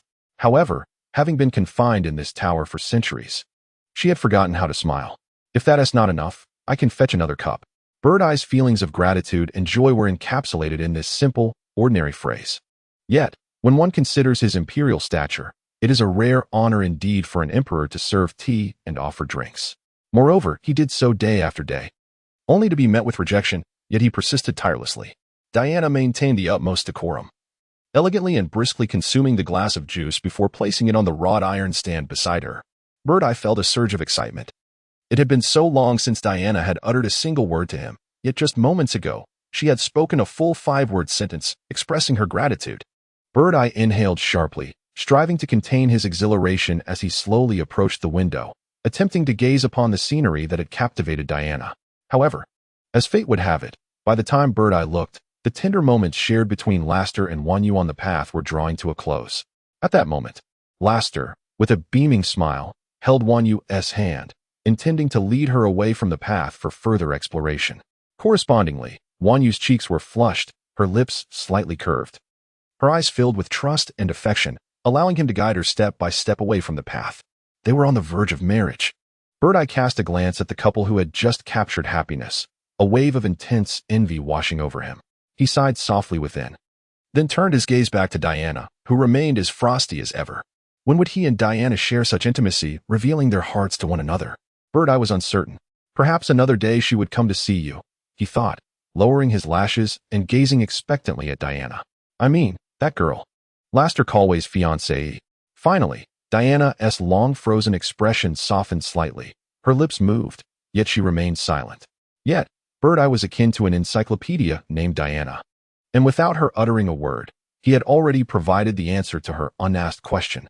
Chapter 81. The Savage Duke. "The housekeeper, that girl possesses talents you have yet to witness. Perhaps you would find them delightful," Birdeye elucidated. Consequently, a flicker of understanding illuminated Diana's eyes. He always understood her so well, Diana mused, pondering the substantial investment of time, energy, and emotion that such understanding must have cost. At this reflection, her heart fluttered, pricked by an unseen force, only to be swiftly suppressed once more. The rift between them was too profound. Could this understanding ever bridge the divide? In the blink of an eye, 3 days had passed. A fresh cohort of servants had recently been recruited at Callway Castle.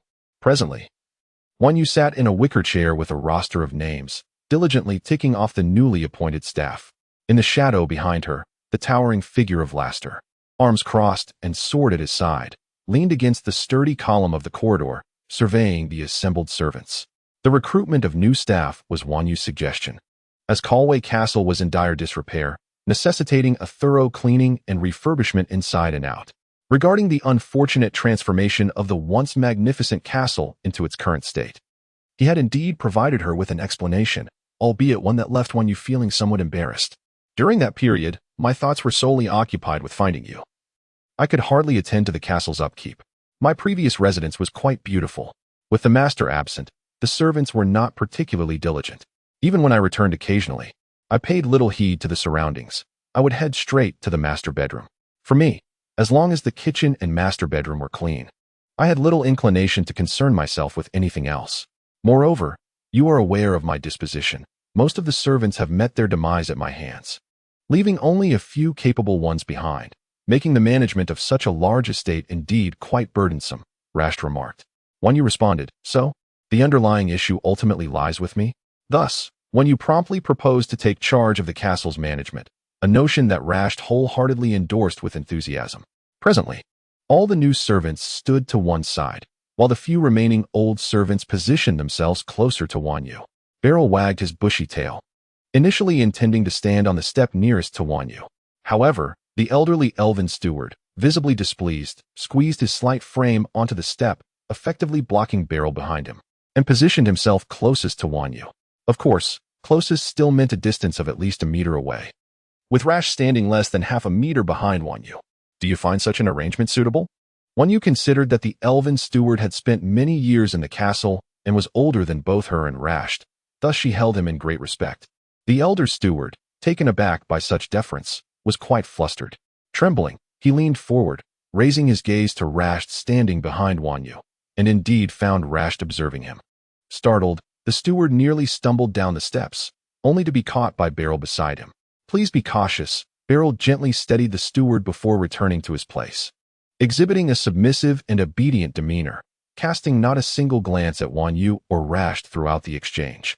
This compliant and earnest behavior undoubtedly endeared him to Wanyu. Ah, miss, you and his grace hold the authority here. There is no need to regard me, a mere servant. There are many aspects of this place I am still unfamiliar with, and I shall certainly seek your guidance. Rasht is a duke and a general of the empire. How could he possibly concern himself with trivial matters such as those in the courtyard? I humbly request your continued instruction. Oh dear, miss. The steward glanced up at Rasht once more, only to see him nod slightly, indicating for him to proceed. This reassured the steward, who then took the booklet from Wanyu's hand. He meticulously reviewed Wanyu's personnel arrangements, nodding as he went. Deep within, he admired Wanyu's attention to detail. Even he, a steward who had overseen the castle for a millennium, could not help but commend her. Miss, your arrangements are splendid. The old steward respectfully returned the roster to Wanyu, feeling a sense of sympathy for her as a fellow captive of the same foreign captor, Laster. Her abilities further enhanced his admiration for her. Please proceed to allocate personnel according to this roster. It would be best to commence today, he suggested. Yes, sir, she replied. The steward took his leave promptly to organize the team. Wanyu rubbed her wrist, stood up, and shook the hem of her skirt. Behind her, Laster's voice drifted in. With so many people here, it becomes rather bothersome. Isn't it delightful? Wanyu retorted. Laster sighed deeply, a hint of grievance tinging his tone. With you amidst such merriment. It is indeed splendid. I merely wish for fewer people circling around you, for your attention seems diverted from me. Wanyu was taken aback momentarily before scoffing. Yet no one is showering flowers at my feet. At her words, the atmosphere became palpably awkward. Laster took a moment to realize she was referring to Lady Bog, and exclaimed, No, no, no. I am not acquainted with that woman. He abruptly rose from his leaning position against the pillar, his tone somewhat agitated. Humph. Today it's Lady Bog. Tomorrow it could be Lady Wong or Lady Li. Our Duke Kalui is of high rank and wealth. Who wouldn't he wish to ascend the social ladder? Wanyu dismissed him with a flick of her waist sash, striding into the parlor without a backward glance. 1-1. Laster hurried after her, grasping her arm with urgency. She is the Countess Bog. Most vampires of the royal lineage indulge in affairs, but I truly do not. Oh, is that so? Wanyu blinked her large, innocent eyes, rolling them in disbelief as she attempted to shake off his grip. 1-1. Laster insisted, his demeanor suddenly serious. He held her shoulders firmly, gradually pressing her against the wall behind her. If you do not believe me, I shall find a way to make you. His eyes glimmered with a crimson light, and his fangs seemed to elongate, while his slender fingers sprouted sharp, elongated nails. What are you doing? Wanyu stammered. panic rising as she realized Laster's intentions to feed once more. What is destined cannot be avoided. Wan Yu bit her lip, closing her eyes in resignation.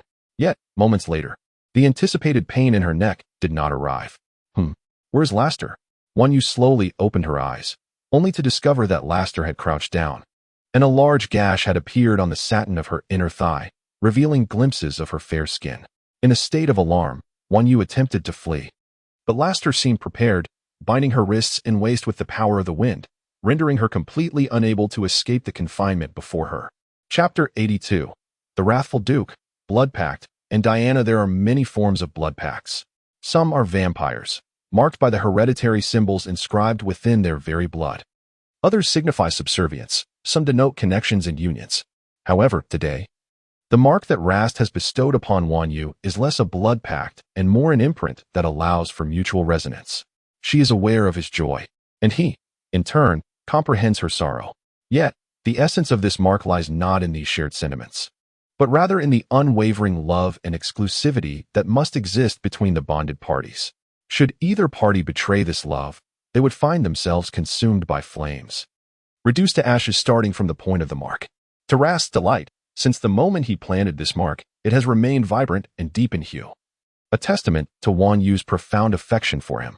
However, the location of this mark is rather sinister, on the inner thigh of Wan Yu, perilously close to the root of her leg. The blood from the wound has ceased flowing, yet traces of it linger at the corner of Rast's mouth, imparting a sense of ambiguity and allure.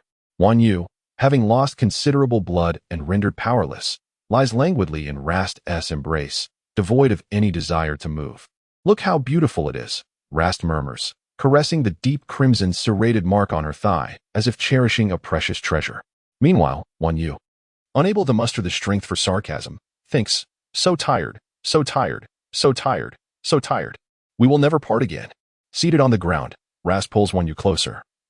Their attire disheveled and loose.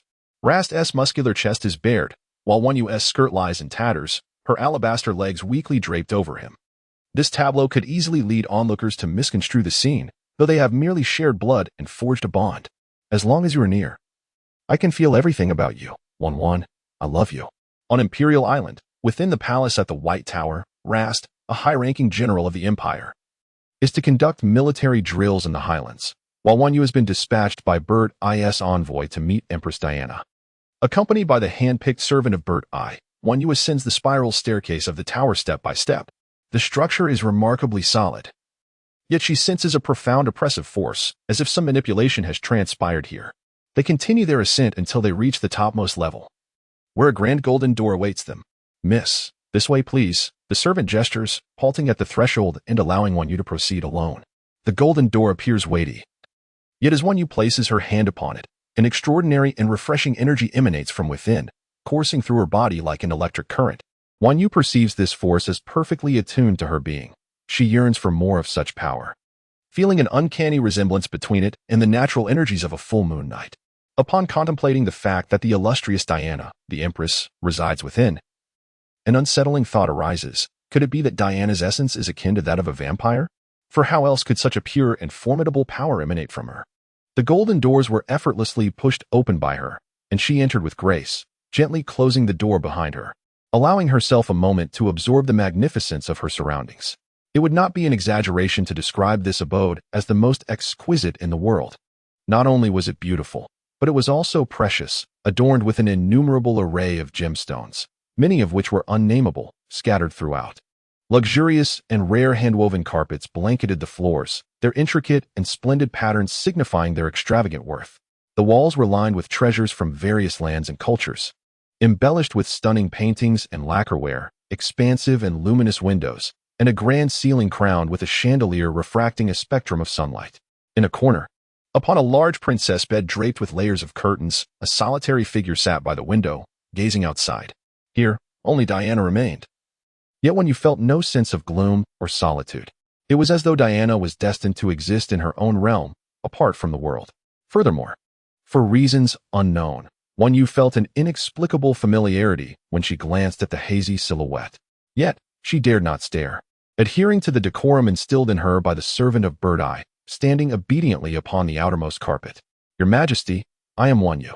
It is an immense honor to meet you today. Upon her words, the figure on the bed stirred, seemingly indicating a shift in attention. Hello. After a moment, Diana finally responded to Wanyu. However, those simple 2 words stirred a tempest within Wanyu's heart. Why did that voice resonate so profoundly with her? Wanyu remained silent, her mind swirling with thoughts, grappling with elusive clues that hovered just beyond her grasp. What troubles you? Why the surprise? Diana rose from the bed, delicately parting the layers of fabric that obscured her view. She wished not to impose upon others. Her past grievances with Bert I had no bearing on this young girl. Additionally, she feared her presence might startle Wanyu, and having heard from Bert that this girl possessed remarkable talents, she felt a curiosity to witness such extraordinary abilities. Having been bored for so long, yet, when the curtains were fully drawn aside, Wanyu not only lost her composure, but also instinctively uttered the name she had long held in her heart, Inyu. Chapter 83, The Wrathful Duke. Inyu, what one sees with their own eyes may not always reflect reality. All fear arises from the unknown. Before her stood Diana, with hair radiant as gold, skin imbued with health and a rosy glow, eyes resembling the deep blue lakes of autumn, profound and serene. Her nose was delicately shaped, and her lips were sensuous and soft. Simply standing before her, one could not help but feel as if she radiated light, illuminating all beauty in her vicinity. The former Inyu had possessed a similar allure. With lustrous golden hair, a strikingly beautiful visage, and profound blue eyes, she exuded an air of tranquility and decisiveness. Wanyu was momentarily entranced. She almost believed that the Diana before her was her lost sister, Yu. However, the uncertainty and unfamiliarity reflected in Diana's gaze, akin to ice water, gradually jolted her back to reality. Upon closer inspection, it became evident that there were numerous subtle differences between Diana and Yu. For instance, Diana possessed a maturity in her demeanor that surpassed the youthful essence of Yu, resembling a fully developed version of her sister. Furthermore, although Yu was undoubtedly lovely, Diana radiated an ethereal quality, a divine elegance that elevated her beauty even further. Additionally, the silver mark on Diana's forehead, flickering like a dancing flame, emanated an aura of mystery and danger, contrasting sharply with Yu's smooth and unblemished brow. What are you saying? Diana approached Wanyu, waving her hand in front of her eyes. Her fingers were long and calloused, yet they appeared softened by a life of privilege. Wanyu took a few steps back, apologetically exclaiming, "My apologies, Your Majesty. I mistook you for my lost sister, who bears a resemblance to you in some aspects." Lost sister? Diana's expression softened as she nodded slowly. "I see. I am truly sorry. You seem so gentle and virtuous. Your sister must be a delightful child as well." For reasons unbeknownst to her, Wanyu felt as though Diana spoke in the manner of a venerable elder conversing with a young one. "Yes, you is indeed wonderful," Wanyu replied, nodding. She then heard Diana gently inquire, "Wants Yangyu? This flower is rather uncommon in these parts. From your appearance and spiritual essence, you do not seem to belong to the races of this continent." Wanyu swallowed hard, taken aback by Diana's perceptiveness. Could it be that the Empress was so astute as to discern her true nature? Perhaps she had been informed by Bird Eye, Wanyu reassured herself. Yet Diana's subsequent words swiftly dispelled her self-comfort. "You are neither elf nor fairy. Your spiritual essence is quite peculiar, so pure and powerful. I have encountered many fairies and elves who have lived for over 1,700 years, yet none possess your level of strength." 1,700 years? How do you know I am over 1,700? Wanyu stammered. "I am a celestial being. Lan Xiangyu is my true form, and Flora embodies my spirit." "Oh, a celestial being?" Diana mused, stroking her chin. "I believe I have encountered references to celestial beings in a book once. Are you from the Eastern continent?" Diana was the first to make such an accurate deduction, not merely guessing but exhibiting a certainty in her gaze. "Yes, indeed. It is said that the Eastern continent is shrouded in mystery and brimming with excitement." However, Diana suddenly paused, shifting her tone. Perhaps there will be no opportunity for that." Wanyu immediately surmised that she was referring to the incident where Bird Eye had imprisoned her, and thus, almost impulsively, she responded, "Well, I cannot return either." "Why not?" "I recall there are ways to communicate between the two continents." Because I eloped with Laster, and I am still hiding from him." "Uft. Eloped? With that tempestuous ice block, Laster Colwy?" Diana laughed heartily. "I thought he had ensnared you with some cunning trick to control your mind. After all, it is quite rare for a girl to smile so freely at Laster, despite his striking yet intimidating visage. Well, he is not entirely like an ice block. His expressions are rather diverse. Indeed, they are quite varied. though the most common one is a look of provocation and mischief. Then it seems he truly holds a special regard for you. As even Bert cannot boast of receiving such a range of expressions from him. Diana naturally mentioned Bert's name, but quickly soured her expression, seemingly regretting the reference. When you seize the opportunity to inquire, why do I feel such a profound sense of ease and comfort when I am near you? It is as if I am enveloped in a continuous flow of strength. Diana glanced at Wanyu, tucking a stray lock of hair behind her ear. If my memory serves me right, night-blooming jasmine only blossoms at night, so you must have a fondness for the moon. Indeed, I adore it. Heh, Diana chuckled again. Thus, it is no wonder you feel at ease, for I am the moon. Wanyu stood momentarily transfixed, blinking in apparent confusion. You are the moon goddess? She gasped in astonishment, realizing that the moon goddess had been confined by a vampire in a tower for centuries. The true victor was indeed Bird-Eye. Diana nodded, letting out a long sigh. He sent you to keep me company. Why not share some tales of the East with me? Of course. As Laster descended from the highlands, he hastily instructed his aide to return with the troops while he ventured alone to the White Tower to retrieve Wanyu. Upon arriving at the base of the tower, he spotted Wanyu emerging from the tower door, accompanied by a servant. Wan, Laster exclaimed, striding forward to dismiss the servant. You've come. Wanyu beamed, and Laster felt as though her eyes sparkled like stars. How was your day? Laster inquired. Suddenly, Wanyu halted in her tracks, glanced around cautiously, and then subtly gestured for Laster to lean down. Laster leaned in, attentively listening to her words. Wanyu wrapped her arms around his neck and gently asked in his ear, Have you ever met Empress Diana? Of course not. How could Her Majesty possibly allow her to meet other men? Why do you ask? However, she claims to have seen you, and knows you quite well. Moreover, she bears an uncanny resemblance to Xiaoyu. Wanyu released him, murmuring the words she had just spoken. It's an abnormal similarity, truly too striking. They did not continue this topic. It was not until they returned to the castle of Corvi that Laster hesitantly spoke up. Wan. I feel that Yin does not belong to your eastern continent. I sensed this from the moment I first laid eyes on her. Yet, you insist that she was brought over by you from the east, which has left me quite puzzled. I found her during my travels in the mortal realm. Wanyu produced the piece of jade known as the Heart of Harmony, still a vibrant green, emanating a soft glow. Did this jade change in the presence of Diana? No, Wanyu shook her head. Has Yin never mentioned her origins to you? She said she does not remember. Even her name was given by me. I named her Yin because she is exceptionally skilled in archery. Archery? Laster recalled his past experiences in the Church of Ryan Khan. Ah, that girl excels at it. But it is rather coincidental, for Empress Diana is also renowned for her archery skills. As far as I know, no one surpasses her in that art. What? Is she truly that formidable? Indeed, it is a well-known fact across the Western continent that the moon goddess excels in archery and hunting. I believe Xiaoyu must have some connection to Empress Diana. Yet, Diana is a goddess. How could she possibly have kin? Not only does she lack relatives, but she also has no family or loved ones. She severed ties with her only brother, the sun god, long ago. If one were to consider it, then His Majesty is her only kin, as they were once wed. Was it King Bert who forced Diana? Otherwise, who could it be? Laster smirked, pursing his lips. Why do you vampires so enjoy forcing matters? Wan, you jest. You clearly have a fondness for me. I do not. Oh? Laster's gaze fell to her legs. Then why has your skirt not been burned after all this time?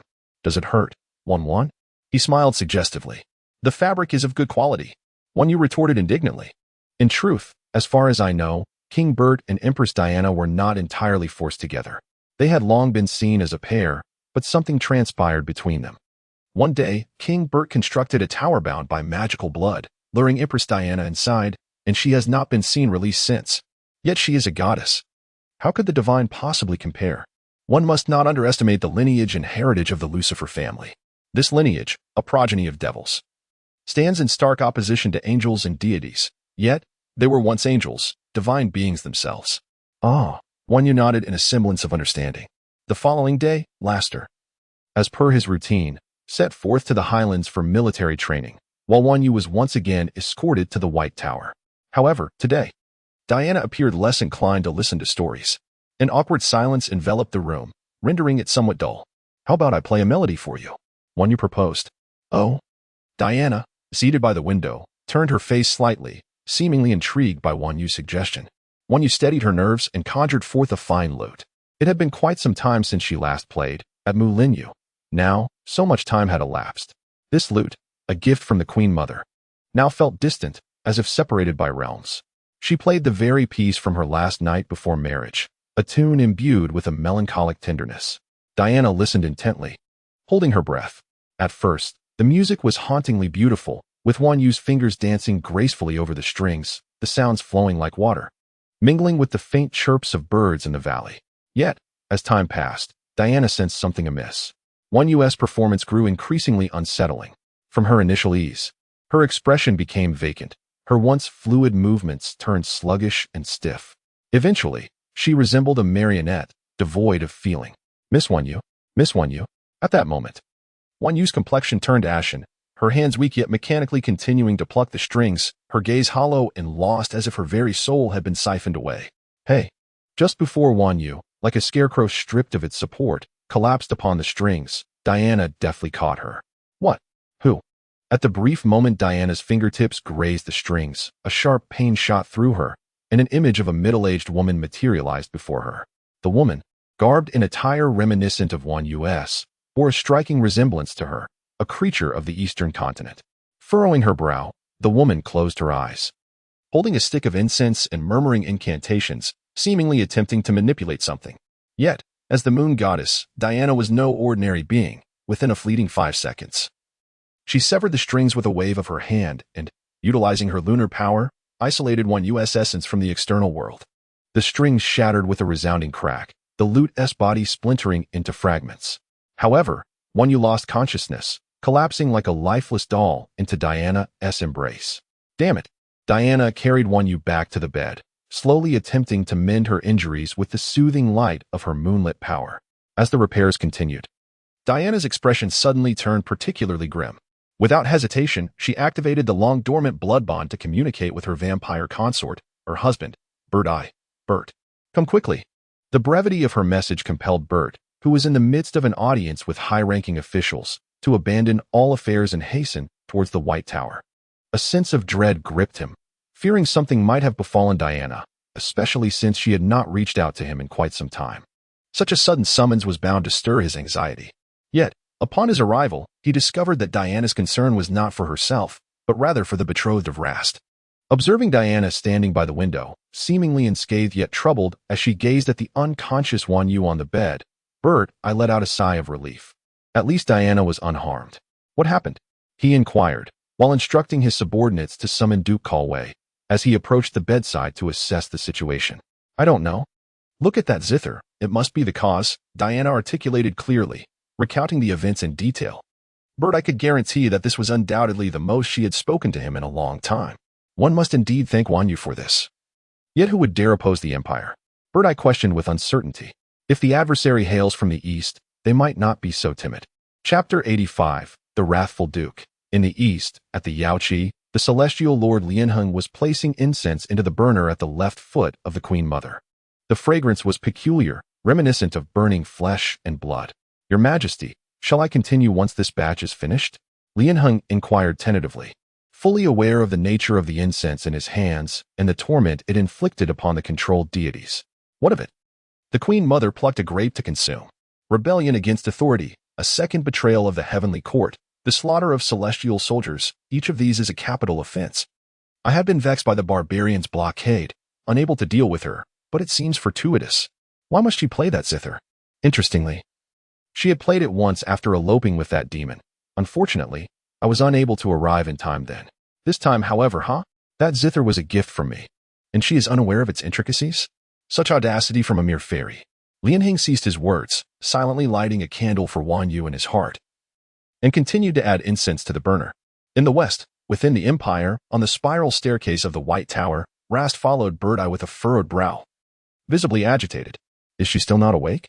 Rast asked, appearing reluctant to speak further, merely shaking his head in response to Bird-Eye.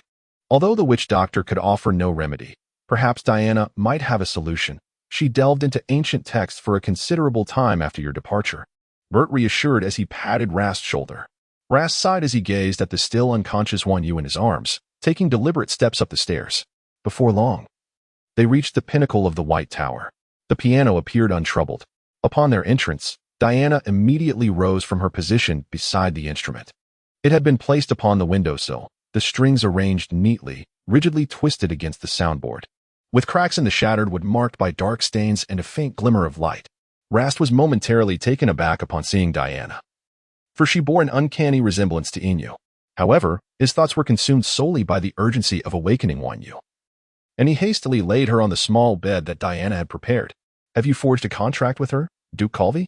Diana inquired, placing her hand gently upon Wanyu's forehead. "Yes. I stumbled upon related records and ancient texts. Her soul is trapped, yet I cannot discern her consciousness. Since you have formed a pact, please relay to me what you perceive shortly. Can you save Wan?" Rast's voice trembled with emotion, momentarily forgetting to express his gratitude and obedience.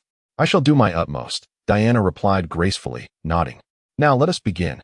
Rast instinctively closed his eyes. Initially, he was enveloped in familiar darkness, but soon, Wanyu's agonized screams shattered the stillness. Wan. Rast attempted to discern the source of that haunting cry within his consciousness. As the shrieks grew increasingly harrowing, in a state of desperation, he finally located the battered Wanyu amidst the vast emptiness. The sight was a harrowing tableau that would be etched into Rast's memory for eternity. 64 silver threads pierced through 32 of Wanyu's bones, entering and exiting her flesh, each adorned with droplets of crimson. 3 threads pierced her chin, while several emerged from the nape of her neck. Her limbs bore 24 in total, with the ribs and spine ensnared by an overwhelming multitude. These silver threads were not passive.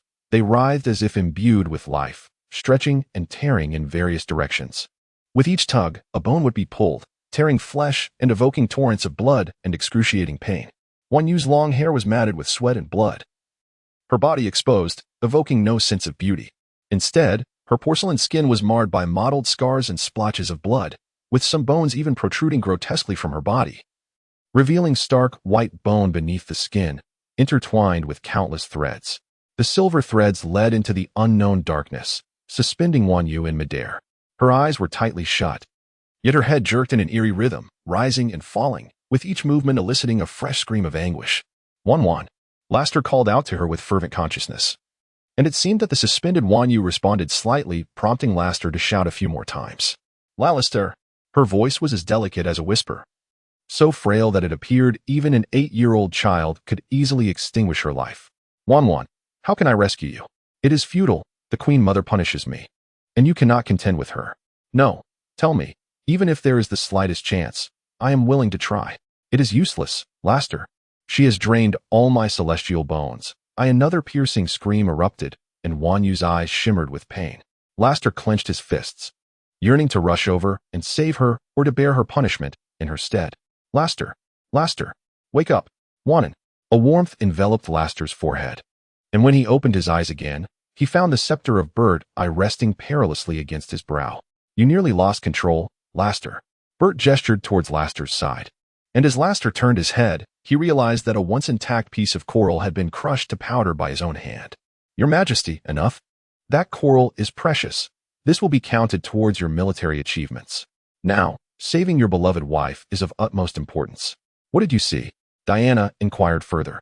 She was manipulated by her former king, drained of her celestial bones.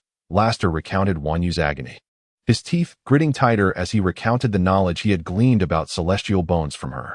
This was information Wanyu had once shared with him. Consequently, Laster had spent a considerable time inquiring which specific bone she referred to as celestial, but Wanyu would always reply, "So many, so many, so many." Thus, as long as Miss Wanyu remained a celestial being and possessed celestial bones, she would inevitably remain under that person's control. That seems to be the case. Therefore, the best and only course of action is to excise Miss Wanyu's celestial bones and replace them with others. Excise the celestial bones? Laster was taken aback. Yes, this is the only solution. To alleviate the predicament of being held by another, the most effective approach is to eliminate the source of control. Diana stood, unwavering in her gaze towards Laster. However, there is one issue. While excising the celestial bones is straightforward, how do we go about replacing them? Chapter 86. The Wrathful Duke. Blackvine, see when you are by my side. The night transforms into a refreshing dawn. Apart from you, I desire no other companion in this world. Shakespeare, The Tempest. Empire, Imperial Island, Prince S. Castle, study. Even fate smiles upon us. The priest Hiladi's face radiated astonishment as he held a cup of blood plasma, eagerly taking a large sip. Fate indeed. Prince Dean scoffed. Fate has never aided me. This time, I have my own means to make it leave, rest assured. Aratai confidently dusted off his coat and raised his chin, gazing assuredly at Prince Dean. Oh, I shall await your demonstration with bated breath. However, the moment for my intervention has yet to arrive. I will appear precisely when he is in dire need of me, ensuring his complete trust in my abilities. He raised the cup in his hand and said, "Please, do indulge."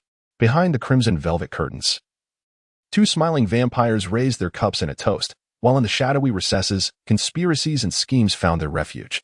The treatment of Wanyu had reached an impasse. She remained in a deep unconsciousness, her complexion deteriorating day by day. Rasta delved into her consciousness several times, each attempt leaving him with an overwhelming sense of helplessness. Unable to take any action that might aid her, Wanyu had transitioned from intense agony to a numbing indifference towards pain. Even as Rast's eyes brimmed with tears from his heartache, she managed to offer him feeble words of comfort. Wanyu expressed that the Queen Mother did not wish for her demise to be swift, rather, true to her nature. She sought to extract a confession through the most excruciating torment, compelling her to capitulate and plead for mercy, ultimately draining her spiritual essence and life away in despair.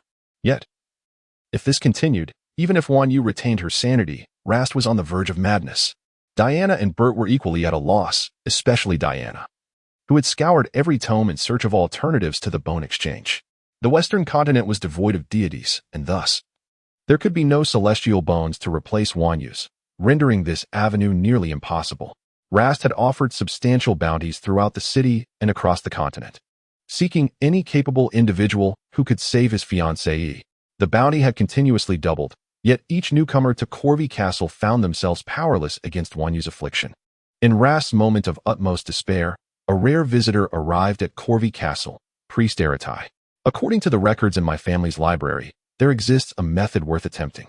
Aratai held a thick, crimson tome, somewhat worn, adorned with tiny black diamonds, inscribed with runes unfamiliar to Rast. What? Rast's heart raced, and the dimness that had engulfed his eyes for days suddenly flickered with a glimmer of hope. 20 nautical miles off the desolate island at the western edge of the empire lies a region known as the Black Vine Sea, where the waters are pitch dark, teeming with countless black vines. Beneath these vines is said to lie the lost city of Relaya, where an ancient ruler, Cthulhu, slumbers. If you can procure a hand of Cthulhu and return with it, I will employ my family's secret method to transform it into bone, thereby allowing Empress Diana to facilitate Wanyu's bone exchange in the future. Relaya? Rast inquired, his intrigue piqued. Indeed, Relaya, a city said to be concealed beneath the ocean's depths. Aratai spoke, casting furtive glances at Rast. The method is indeed authentic. The intentions behind Aratai are genuine, yet the fear of vampires for deep waters is equally true. Once they venture into depths exceeding 5 meters, their powers become suppressed, and as the depth increases, so does the intensity of this suppression.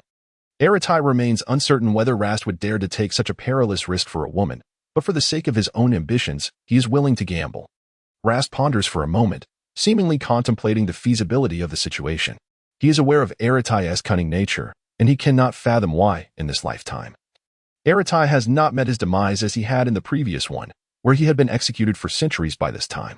Yet, astonishingly, that is not the case now. As long as I retrieve its hand, you possess a means to save her, do you not? Of course, Your Grace.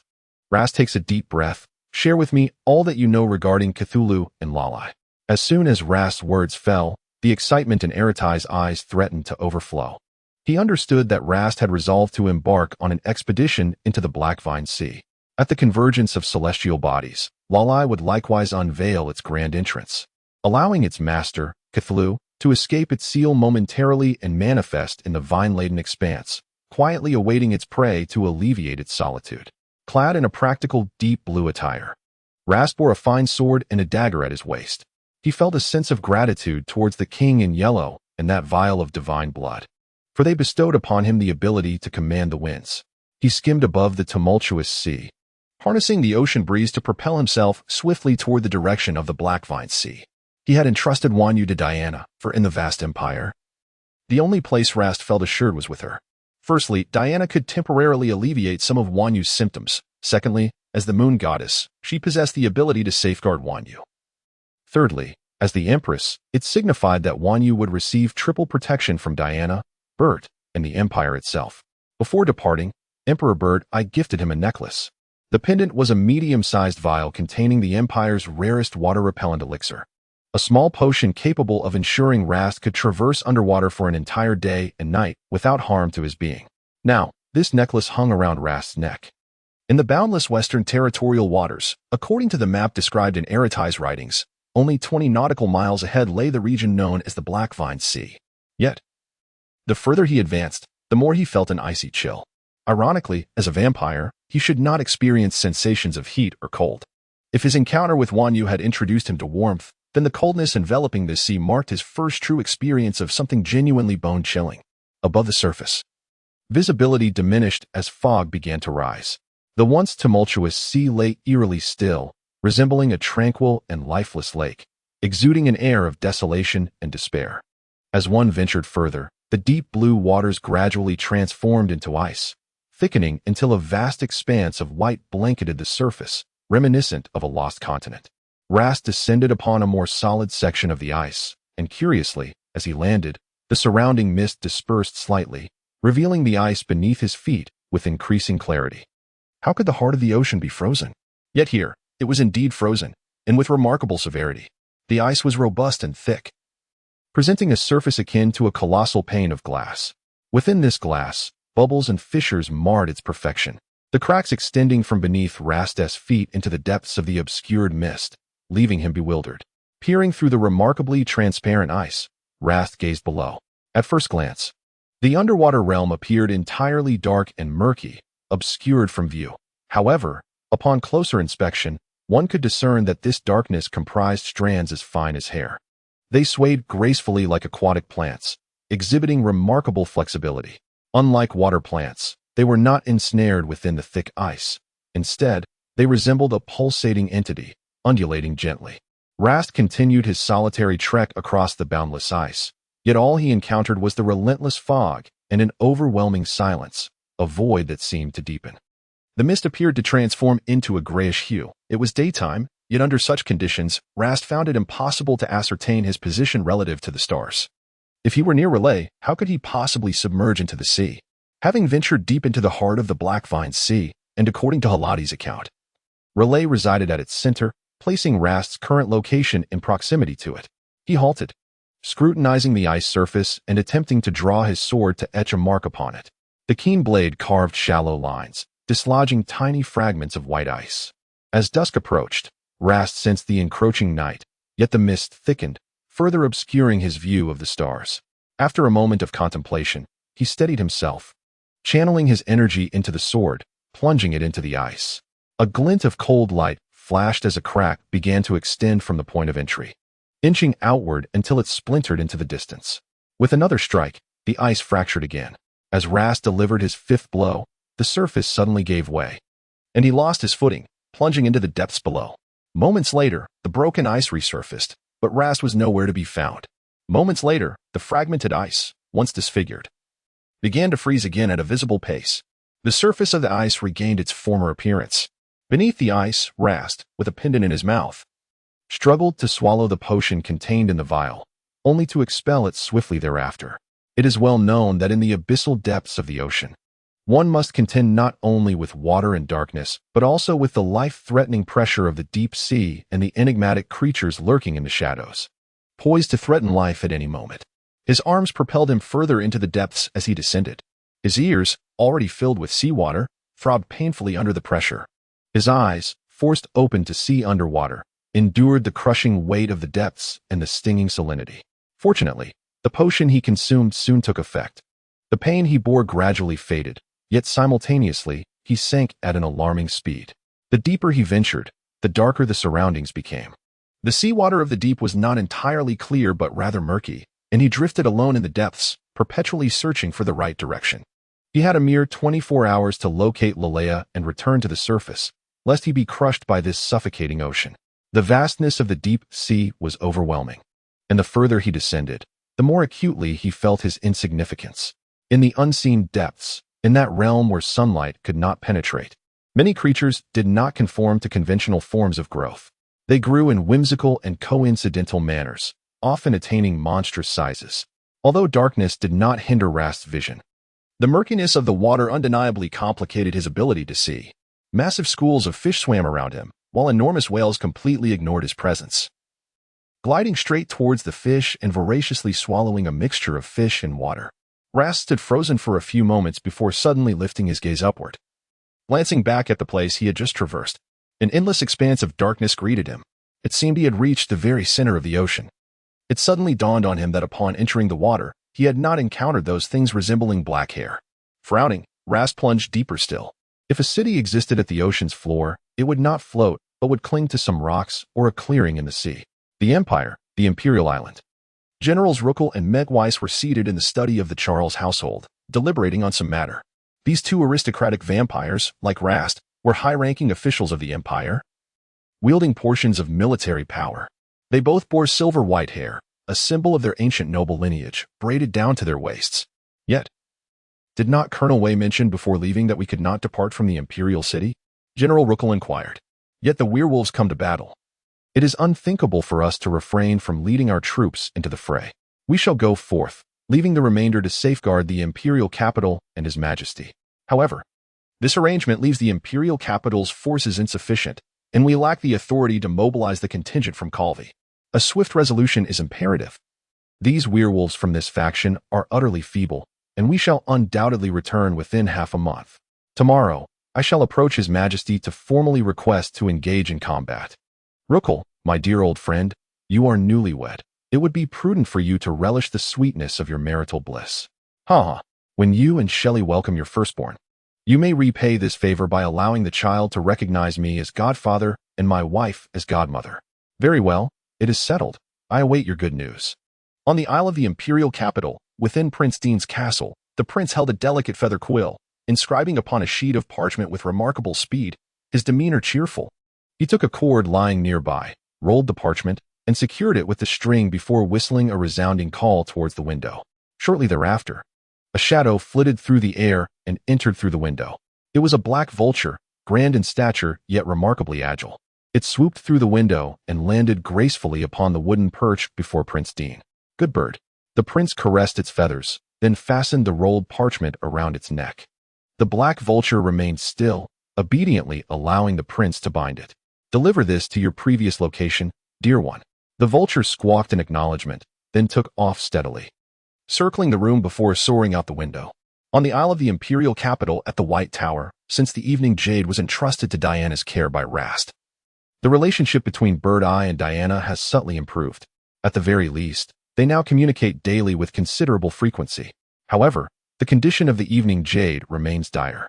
Her health deteriorates progressively, almost on a daily basis, but fortunately, her diligence during her initial cultivation has afforded her some respite in this critical struggle for survival.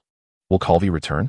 Diana gently tucked a stray strand of the evening jade's hair behind her ear, a tenderness that ignited a pang of jealousy within Bert. He will return. Bert sipped from a vial of blood and continued, if he loves her as I love you, he shall certainly come back. Diana's hands momentarily paused before resuming their gentle ministrations. Had his fiancée not encountered this predicament, they would have already celebrated their wedding. I promised him I would officiate his ceremony alongside you. Indeed. Diana responded softly, her gaze towards Bert shrouded in ambiguity. When shall we share such moments as they do? Or perhaps, as we once did. Isn't our present state quite satisfactory? Diana's eyes held an inscrutable depth as they met Bert's. Dale Cobert's words were abruptly interrupted by Diana. Isn't this our current situation? Are you still blaming me because of him? Instead of wasting time on that, you should consider your uncle's recent activities. Your Majesty, do not be ensnared by the allure of women. This is the counsel bestowed upon you by the great Austin. This, you remember quite well. Of course, I hold great admiration for the character and capability of the great Austin, yet in comparison, your uncle pales significantly. When father was alive, he once granted your uncle a reprieve, and now there is little to no movement on his part. The absence of action necessitates greater caution. The calm before the storm is the most treacherous. Dale, you are a virtuous and commendable wife. Bert suddenly interjected with praise, causing Diana's cheeks to flush with surprise. Regardless, you are already my wife, and I am your husband. This is an unalterable truth. Birdeye was somewhat agitated. Diana ceased her response, taking a seat at the bedside, and began to channel her energy once again to alleviate the suffering of Wanyu. In the Black Vine Sea, 10 hours had elapsed. During this time, Raster had done nothing but swim. Had it not been for the protective elixirs, he would likely have succumbed to cramps. When Raster spotted a large mass of long-forgotten hair, an instinctive voice within him suggested that something lay hidden beneath it. He was never one to waver. Thus, after merely observing the situation for a few seconds, he plunged into the strands of hair with resolute determination.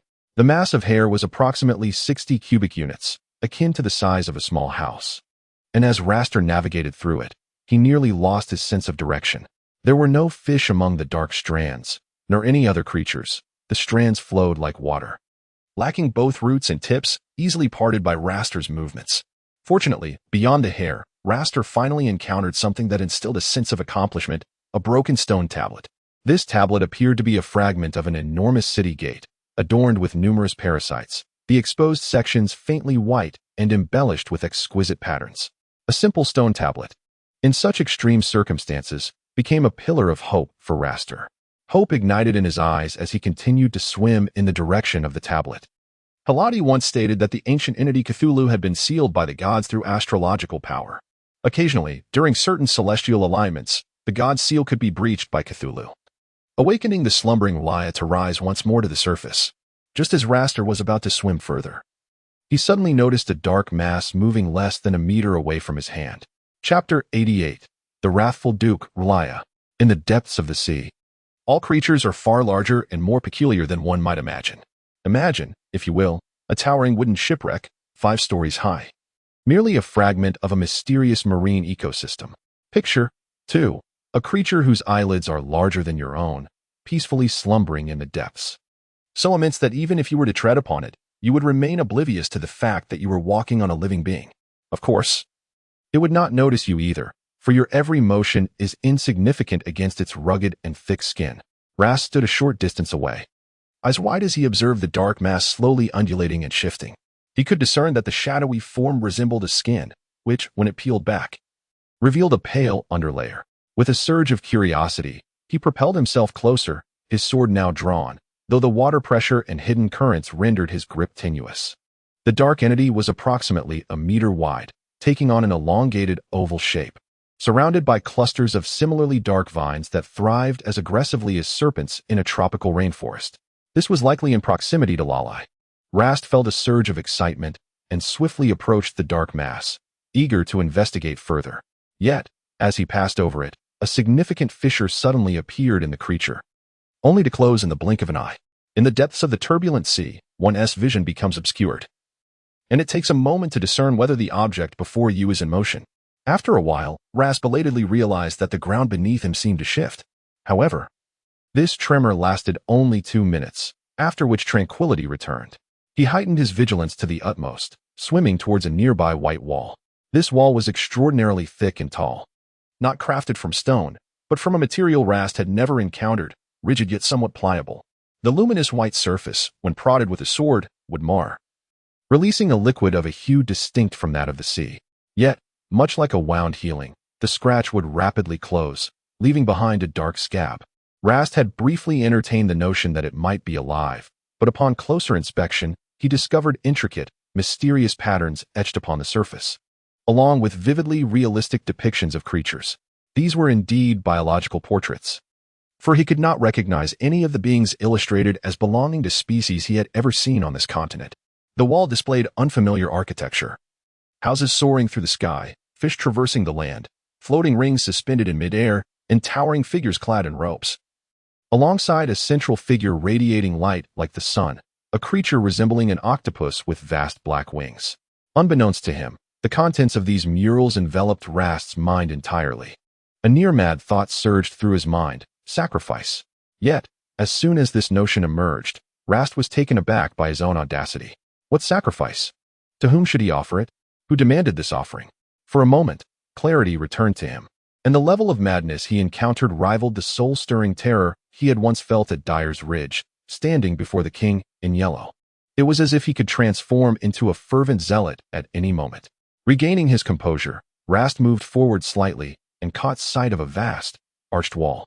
The material of this wall appeared to be a form of hard stone, devoid of paintings, yet inscribed with a series of enigmatic characters. Each character was brief and varied in form.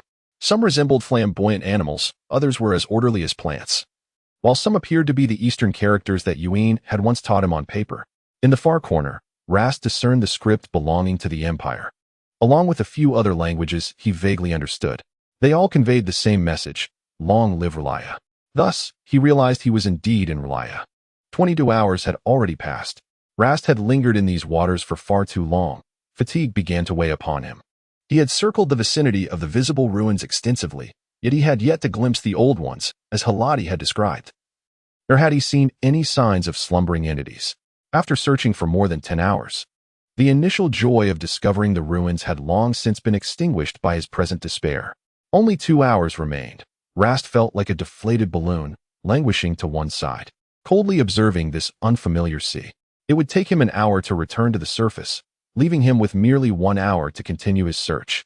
Time slipped away second by second, yet what Rast perceived was not the passage of time, but the waning of Yuan's life. How had he become so powerless? Why had he repeatedly failed to safeguard her? Despite Haladi providing him with the location and Diana revealing the method, he still lacked the capability to rescue her. In that moment, Rast felt as though his achievements and brilliance over the past 2,000 years were but a farce, rendered insignificant in the face of her peril. He sheathed his sword and gazed at the distant mural, suddenly realizing what he ought to sacrifice for Yuan. It was indeed an evil and deranged thought. He could not fathom from where the notion had arisen that upon his demise, Yuan would be safe and sound.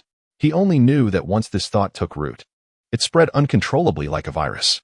Thus, after returning his blade to its sheath, Rast drew it once more, gently placing it against his neck. A violent upheaval abruptly interrupted Rast's actions. This constitutes a seismic upheaval, and being submerged, any slightly pronounced motion inevitably incites tumultuous undercurrents, drawing everything susceptible into the abyss. In an instant, Rast felt as though he were ensnared by some unseen force. An overwhelming power, insurmountable in its might, began to pull him deeper into the ocean. Simultaneously, the violent tremors enveloped him, causing his body to quiver in unison. He was utterly powerless against this primal force of nature, rendered rigid and struggling as he was drawn ever deeper. Just as Rast appeared on the brink of being engulfed by this mysterious force, an even greater power erupted from the very ground beneath him, soaring skyward like a blade cleaving through the clouds. Chapter 89, The Wrathful Duke, Cthulhu Ascendant. Rast could scarcely fathom that the ground beneath his feet was alive, and indeed, it was an extraordinarily colossal creature. As the immense being ascended, Rast, inadvertently caught in its wake, found himself dwarfed by its eye, which was, without a doubt, the dark, elliptical form he had glimpsed earlier. Now partially open to reveal a pale yellow iris and white sclera, bathed in murky fluid. Enveloped within its soft dermis, Rast was rapidly lifted upward. He could distinctly feel the water pressure around him diminishing at an alarming rate, and he experienced a physiological discomfort as his blood vessels and skin swelled painfully. Were it not for the lingering effects of the drug still in his system, Rast feared that he would surely succumb to a catastrophic rupture as he emerged from the oppressive depths too swiftly. The creature continued its ascent, its skin peculiarly soft, akin to the mud of springtime, yielding and excessively pliable, adorned with a layer of slime and barbs. Rast's hands, in contact with it, had been scraped, mingling with the viscous secretion. Yet, to Rast's bewilderment, these secretions seemed to exhibit signs of merging with his own blood as they permeated his body. He felt no burning or pain, but rather an inexplicable sense of affinity. The barbs were somewhat sharp, tearing through the fabric of his attire, leaving him in a state of disarray. However, none of this mattered now. What was paramount was the imminent ascent, forcibly propelling him towards the ocean's surface. He could almost behold the abnormal radiance filtering through the thick ice layer, cascading into the cerulean depths, inducing a sense of vertigo. But suddenly, an ominous realization struck him. He struggled to extricate himself from the creature's grasp, yet the barbs and the tremendous force exerted upon him rendered him powerless, leaving him to witness his approach towards the formidable ice surface. Immediately thereafter, an earth-shattering collision resonated, accompanied by the sound of shattering ice. The entity directly shattered the thick ice upon the ocean, while Rast was inevitably struck by the floating ice that had been dislodged. He instinctively shielded his head with his hands, narrowly avoiding being swept away in the tumult. Upon emerging from the sea, the creature emitted a hauntingly distant wail. resonating like that of a whale, yet reminiscent of landslides and crumbling rock. This cry was formidable enough to rival any ferocious beast known to exist. As Rast surfaced, he was immediately blinded by a surge of intense light. Having just emerged from darkness, his eyes took time to adjust to the natural light, and he kept them shut for a while before slowly opening them. The first sight that greeted him was the vast, azure sky above. Where was the fog? Rast shifted his body, only to realize he had detached from the creature. He now lay upon a large expanse of solid ice. Beside him stood an immense being, towering like a mountain, gazing at the world with golden eyes. It was undoubtedly Cthulhu. Rast could ascertain this merely by its appearance. Its head resembled that of an octopus, adorned with long, sinuous tentacles forming a mouth, a colossal and collapsed nose, and with atrophied upper limbs. A pair of enormous black wings sprouted from its back, while its upper body, smooth yet indigo, bore an uncanny resemblance to a corpse. Furthermore, its lower half was akin to the king in yellow, composed entirely of tentacles of varying thickness. Indeed, it was a case of finding treasure where one least expected it. Rast suddenly burst into laughter, inexplicably invigorated as he struggled to rise from the ice, reaching for the sword at his waist. Chapter 90, The Wrathful Duke. Severed hand. It depicted a monster, vaguely humanoid in outline, yet with a head resembling an octopus, festooned with numerous tentacles.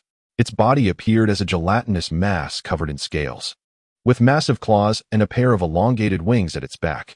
The creature, corpulent and oozing slime, staggered forth from the dark abyss, entering the view of onlookers like a mountain traversing the expanse of the earth. Even the mightiest of beings have their adversaries in this world, whether it be Cthulhu, the king in yellow, or any other dominator and ancient deity. Rast drew his sword and aimed to strike at the nearest tentacle of Cthulhu. Yet, before he could bring the blade down, the tentacle seemed to possess awareness, lunging directly at him. In an instant, countless tentacles transformed from pliable to rigid, shooting toward Rast like arrows. Startled, Rast quickly raised his sword in defense while leaping backward on his toes. However, Cthulhu showed no inclination to relent, unleashing even more tentacles. Simultaneously, its massive wings crashed against the ground, seemingly intent on shattering the entire ice surface. The icy surface, as he desired, was gradually fracturing and splintering, crumbling from beneath Cthulhu's feet all the way to Rast's front. Rast retreated repeatedly, barely keeping pace with the disintegration of the ice. Yet Cthulhu's onslaught persisted. Rast found himself with nowhere to retreat, for inexplicably, the ice behind him had entirely shattered, and he was perilously close to the edge of the floating ice beneath him. With no path to retreat and no means of evasion, the only course left was to advance. Rast, displaying remarkable decisiveness, drew upon the iron will and resolute spirit forged by years of military campaigns. In an instant, he resolved to leap towards Cthulhu, aiming directly for him. Simultaneously, Rast raised his sword and severed one of Cthulhu's comparatively slender tentacles, grasping it firmly. Cthulhu began to thrash violently, emitting frenzied roars, while Rast plunged his sword into his body, gripping the hilt tightly to avoid being thrown off. Struggling, Rast clung to the base of Cthulhu's wing, hurriedly stowing the severed appendage into a pre-prepared fine mesh bag. Just then, a tentacle emerged from an unknown origin, ensnaring Rast's left wrist, which held the bag tightly. This tentacle was far more resilient than the others, its color inconsistent, and most crucially, Rast's sword could not sever it. The tentacle exerted immense force, violently tugging at Rast, attempting to drag him into its maw. The mucus coating the tentacle began to erode Rast's skin. However, remarkably, only a slight redness appeared, with no signs of corrosion. Cthulhu, infuriated, felt a sense of affront despite the multitude of tentacles, for the severing of one was inconsequential to him as an ancient deity, a former master of the cosmos. Rast was drawing ever closer to Cthulhu's jaws, seemingly bereft of any struggle or chance of survival. But wait, my dear, do you think these pearls are sufficient? You think such a meager offering can win my hand? Humph, dream on. There's more. Really? Yet his beloved was still waiting for him to return home, her life hanging by a thread, still hoping for him to come back and marry her. Rast's eyes flew open, teeth clenched, his right hand gripping the sword with fierce determination, making a split-second decision akin to severing one's own wrist.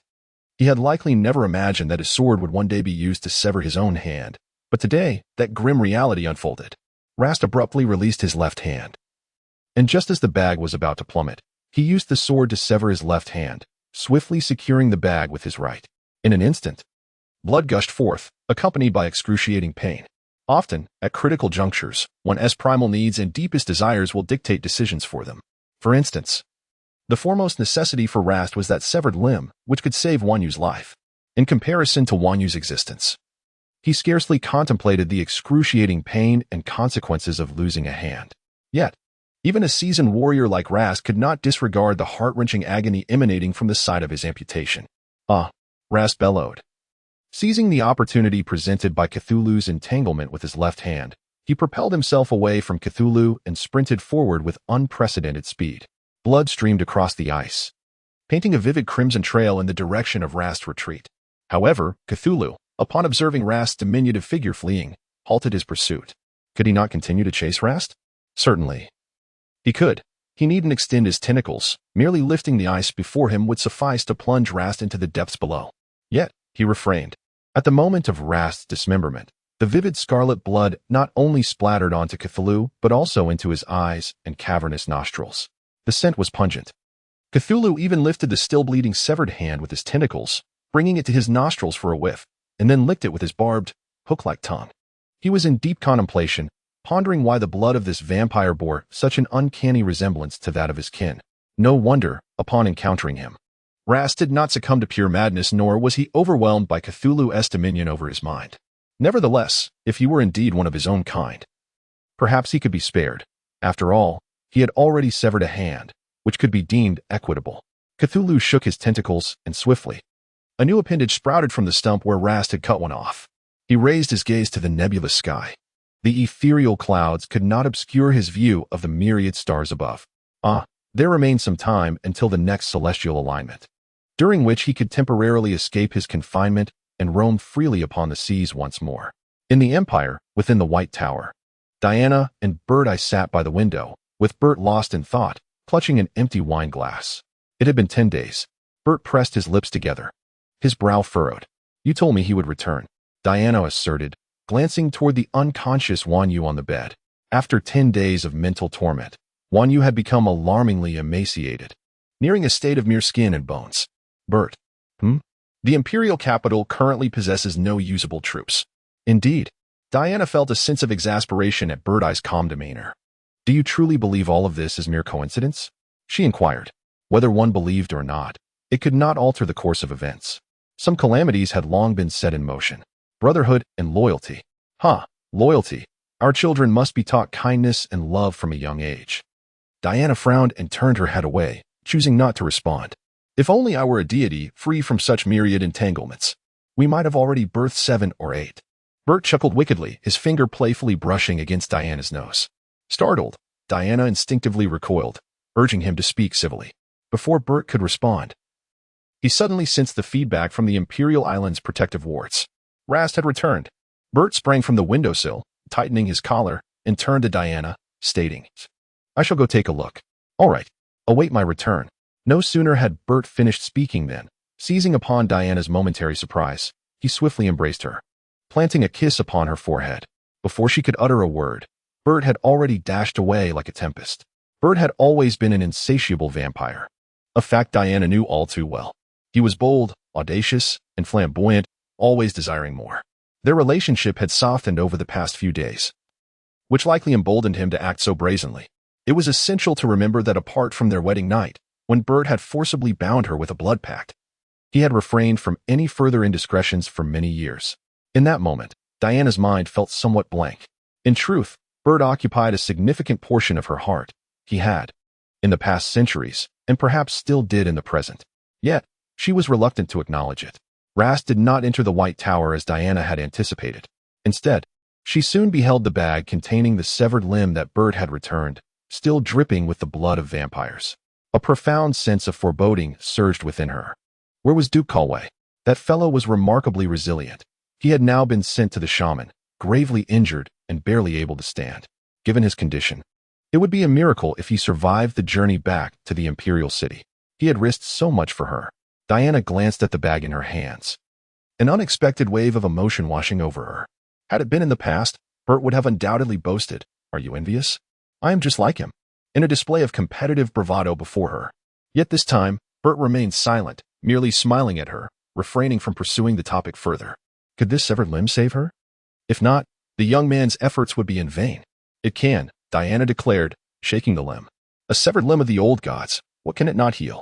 Well, that is reassuring. However, once she is saved, I fear for Rast. What has become of Duke Kalway? He has lost a hand. What? He is currently unconscious, having lost a considerable amount of blood. Although he managed to seal the stump of his left wrist with a spell, the situation appears dire. However, the clean cut suggests it was severed by a sharp blade.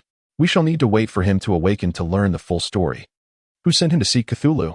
Diana suddenly had a thought. Eretai priest, what is it? Keep an eye on him. I have an inkling that this matter is not as straightforward as it appears. Rest assured, I have been watching him closely. However, Dale, may I interpret this as a sign of your concern for me? It was merely a casual remark. Diana cleared her throat softly and settled by the edge of the bed, attempting to focus her attention on Wanyu, oblivious to the desolate and helpless gaze of Bert not far away. Chapter 91, The Wrathful Duke. Epilogue. This marked the 8th day since Ruster's return. The Empire. The Imperial Island, Dean Castle. Is it not yet ready? Tonight, I hear that Ruster Corvey has made a full recovery. Diana truly possesses a remarkable ability. I never anticipated he would return alive. There are many things you could not foresee, but we must take action now. If we delay any longer, it will be too late once their troops return. It must be done tonight. Indeed. Corvey Castle. How do you feel?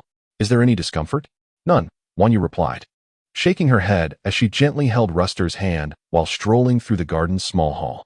What about your hand? It is well. That severed limb is quite miraculous, capable of restoring flesh for both of us. Indeed, you are remarkable, truly able to sever such formidable demons. Yet, it is perilous whenever I am awake. I would never allow you to undertake such risks. Wan, I would pay any price for your survival. But without you, how could I possibly live? Her retort momentarily left him at a loss for words. If you had not returned this time, I would have swiftly sought you out. Wan. No one has ever sacrificed so much for me, let alone at the cost of their own life. I will protect you until the very end of my days. Sometimes, a person's solemn vows are uttered not through deep contemplation, but rather from the heart's genuine sentiments. When he truly regarded her as more precious than life itself, these words transformed into an unwavering promise. Yet, beneath this seemingly tranquil surface, a tempest was brewing. On Imperial Island, patrolling guards wielding long spears formed a line, surveying the island's perimeter. The sea breeze tonight feels rather peculiar, remarked one guard at the rear. Indeed, it is strange, and why has nightfall come so early today? There is also a foul odor in the air. Yet here, there is nothing amiss. Indeed, there is nothing. Let us investigate further. Very well. The guards, in formation, retraced their steps to the area they had just surveyed. However, as soon as they arrived, an overwhelming force, striking at their very souls, swept them into the air. The guard at the end of the line, fortunate to be positioned a distance away from his comrades, was spared from being swept up. Yet, at the same time, he witnessed those guards being torn asunder by an invisible force in midair. Indeed, torn asunder. Their limbs were wrenched from their bodies, scattered in all directions. And after this grim display, the unseen power finally revealed its true form. A cadre of towering, mist-like skeletons emerged, their mouths agape, drifting through the air. Standing as tall as 2 intertwined coconut trees. With claws outstretched, they devoured the remnants and blood strewn across the ground. The remaining guard, paralyzed by fear, dared not breathe. Swiftly crawling away along a shallow ravine, adopting a half-crouched position. The instinct for survival eclipsed all else. He did not dare look back, fleeing directly to the main hall. Quick! Let me see His Majesty! Let me see King Bert! The guard was in a state of utter panic, his words tumbling out in a disjointed manner. Trembling uncontrollably, a sheen of sweat glistening on his forehead. What is the matter with you? The guard on duty happened to be this soldier's mentor, who quickly supported the guard, who seemed on the verge of collapsing. What is wrong? Hurry! There is no time. That thing. We cannot fight it. It. They are coming. The guard screamed in terror, and in the next moment, right before the eyes of the duty guard, he was shredded into pieces by those ghostly skeletons. Swallowed whole. The duty guard was rendered speechless, watching as the specter approached him. Just in the nick of time, a red light flashed past him, obliterating the specter before his eyes. What is happening? The red light flashed again, as the sword emanating it returned to the grasp of King Bert I. Your Majesty! Be careful! Bert exclaimed, swiftly pushing a nearby soldier behind him then slashing again, cleaving the specter in two. "Thank you, Your Majesty." The guard stammered in gratitude. But as the words left his lips, the fragments of the shattered specter multiplied and, with a deafening roar, surged towards Bert. "Retreat, retreat." Bert, a noble king, prioritized the protection of the weak, even when he knew that sacrifice was futile.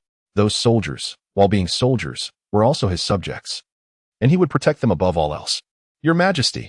A familiar voice called out as the first to reach the palace to defend the king were two elders of the empire, closely followed by Wan Yu and Last. Last wielded a long sword, while Wan Yu carried a silk ribbon, swinging and cutting as they advanced. Realizing that the more they struck, the more foes appeared, they shifted from attacking to driving them away. The majority of the empire's officials were fiercely loyal. Within a mere half hour, 80% of the various leaders and nobility had rushed to the palace. However, among the crucial figures, two significant individuals had yet to make their appearance, the priest Aratai and Prince Dean. An ominous premonition surged within Bert, his intuition suggesting that this affair was intricately linked to both of them. The phantoms outside multiplied exponentially, scattering and dismantling the feeble, ordinary vampires. Despite Bert and his companions' repeated attempts to thwart them, their kin continued to vanish with each agonizing minute. "You all carry on. Rast and I shall head to the priest's temple and the prince's castle." Bert commanded a few elders, exchanging a knowing glance with Rast. Together, without hesitation, Wan Yu positioned herself beside Rast. "It's perilous, Wan Yuan. Is it not dangerous here? Or is it that I am safer when you personally protect me?" Rast chuckled. All right. You are correct." Wan Yu flashed her pearly teeth, brandishing her soft silver, and swiftly set off alongside Rast toward the prince's castle. Inside the priest's temple, Haladi and Prince Dean sat resolutely around a colossal magic array. At the center of the array hovered a tremendous purple orb, adorned with patches of black flares emitting rays like tiny insects. "We can now unleash the second wave," Prince Dean sighed. "These creatures truly can withstand a lot of turmoil." "Indeed," Haladi concurred, igniting a piece of paper with his fingers.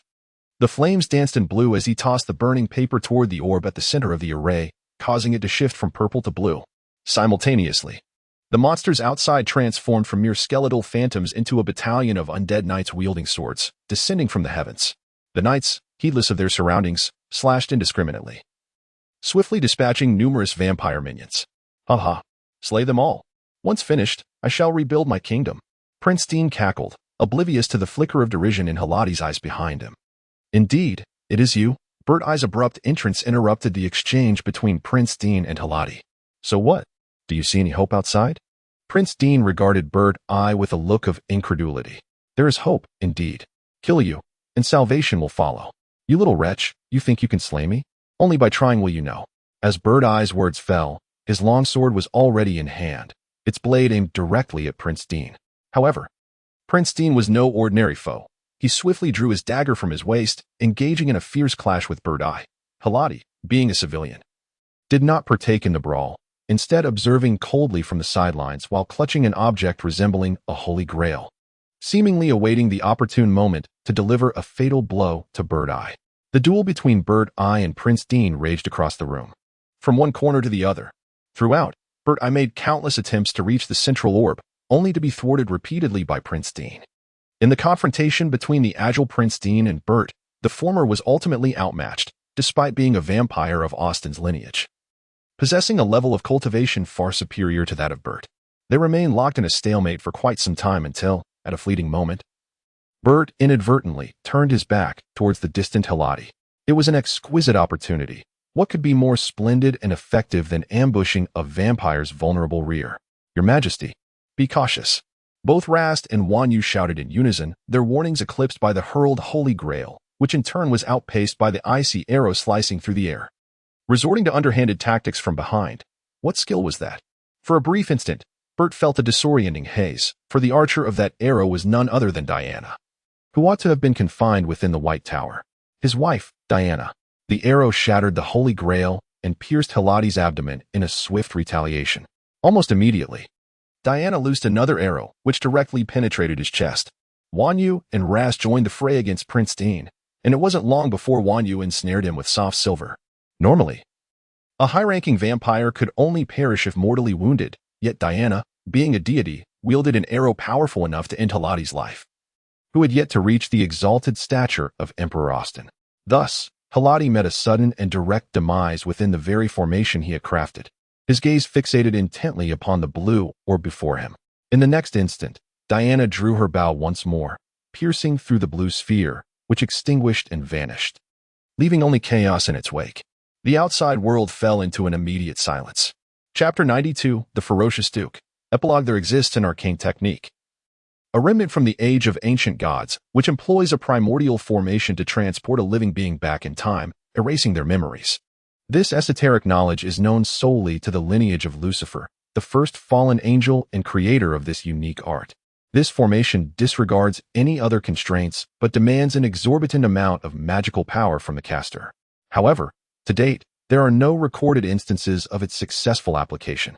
In the shadowy, damp dungeon, Prince Dean found himself subdued by Bert's arcane powers, confined within a mere span. "Do you intend to kill me, nephew? Little Bert? Your eyes are just like your mother's." Prince Dean cackled with audacity, while Bert furrowed his brow at the mention of Rhea. She had those same eyes. "I long to gaze into them, and only I should have that privilege. Do not speak of my mother. Ha ha ha, what the rush. I didn't even have the chance to savor her essence before she perished. Impudent wretch." Bert seized a whip and lashed it fiercely at Dean. Ugh. Dean winced in pain, yet continued to utter words that incited Bert's fury. "The last man your mother encountered before her demise, aside from your father, must have been me. Do you understand why? What do you wish to convey?" Bert glared coldly at him. "Have you ever been curious about the cause of your father's death?" At the mention of Austin, Bert's pupils dilated, and he instinctively tightened his grip on the whip. "So it is indeed related to you." Bert gritted his teeth. "Indeed. It is connected to me." Dean spoke nonchalantly, yet the glint in his eyes suggested a triumph that made Bert wish to flay him alive. "You killed my father." "Oh, I had long desired to do so." "You." Bert, like a lion unbridled, discarded the whip and lunged at Dean, relentlessly choking him. Cough, cough, cough. Dean, his strength entirely suppressed, was rendered immobile, yet the mockery in his eyes remained undiminished. "I will kill you." Cough, cough, cough. I transformed into Rhea. My foolish brother was utterly unprepared. Ha ha ha ha. "You." "Bert, I had not intended to continue living." Dean suddenly interjected, his tone laced with a bittersweet resignation. "Bert." A sudden glimmer of crimson erupted in Dean's eyes, and his skin began to fracture inch by inch. Bert, taken aback, loosened his grip around Dean's neck. "Bert." Dean smiled, blood oozing from his mouth. "Bert, on Clearin Island. All the vampires shall accompany me to the grave. Clearin Island will sink beneath the waves, never to resurface. In the name of angels. In the name of Lucifer. I curse the vampires of Clearin Island. Within a week, they shall all sink alongside the island." Dean's final words faded at the corners of his crumbling lips as his body gradually disintegrated into a mass of gore. He took his own life, sacrificing himself to curse the entirety of Imperial Capital Island. He perished before Bert's eyes, and from the very first utterance of his self-curse, Bert found himself unable to amend the situation. On this day, fraught with overwhelming revelations, the ordinary vampire subjects were still preoccupied with mending the chaos and scars left by war. A significant number of vampires had perished in this sudden internal assault, many without even leaving behind their corpses. In that moment, the cries of vampires mourning their lost kin, friends, and lovers replaced the sounds of seagulls and sea breezes on Imperial Capital Island. Bert stood on the terrace of the main hall, surveying the devastation surrounding him. He understood that this was merely the beginning. He could sense a barrier forming around the periphery of Imperial Capital Island, an impenetrable barrier that even he could not breach. The name of angels transcends all, particularly the curse of the fallen angels' progeny who sacrificed their own lives, which is utterly unbreakable. All they could do, aside from awaiting death on this island, was to resign themselves to their fate. He confided in a few close ministers, yet all that followed was a profound silence. He concocted a flimsy pretext to expel all non-vampires from the island. Although no one dared to voice dissent, many could surmise that something monumental was about to unfold. An unknown dread enveloped the entire island. At that moment, Bert suddenly felt like a failure, utterly powerless to safeguard the empire bequeathed by his father. "What are you looking at?" Diana's voice pierced through the stillness from behind him. Bert turned, his gaze meeting Diana's, filled with an overwhelming sense of guilt. It was only today that he learned that Diana had numerous opportunities to escape the White Tower, that she chose to remain, even risking herself to save him at the brink of danger. Bert had once believed that he could not live without Diana by his side. But in the face of life and death, he realized his love for her transcended mere possessiveness. His sole desire now was to ensure Diana would not share his fate on the island of Krillerin. Dale, come with me. Just follow me. And you shall see something. Is it true? Don't deceive me. Diana, with her keen instincts, could sense the slightest deviation in his demeanor. She could tell that Bert was concealing something from her. Trust me, it's no trick. All right, I'll believe you one last time. To the west, on the continent of Deseret, lay the imperial capital of the Vampire Empire. The capital was situated on the bountiful island of Krillerin, surrounded by the sea on 3 sides, with the 4th connecting to the western continent. Most of the palaces in the capital were crafted from gold and the island's unique materials, each building resplendent and elegant. Particularly the towering White Tower, the Emperor's residence, whose exquisite design and intricate structure were unparalleled in the world. Once, this lofty White Tower held a peerless beauty. Known among the vampires of the capital as Queen Diana, it was common knowledge that the Emperor harbored an unwavering affection for Diana, so profound that he kept her confined within his palace, forbidding anyone from gazing upon her. Yet, just 5 days prior, the tower was left with only the Emperor, as Queen Diana had mysteriously vanished. Some whispered that the Queen had succumbed to despair from her confinement, while others suggested she had escaped during the Emperor's absence. The rumors swirled, but no one claimed that the Emperor had released her, for in the eyes of all, the Emperor, madly in love, would never permit the Queen to leave the tower. Yet, sometimes, the most improbable events unfold with startling suddenness. On this night of turbulent currents, the young and tall Emperor Bert leaned against the black railings of the capital, gazing toward the distant horizon.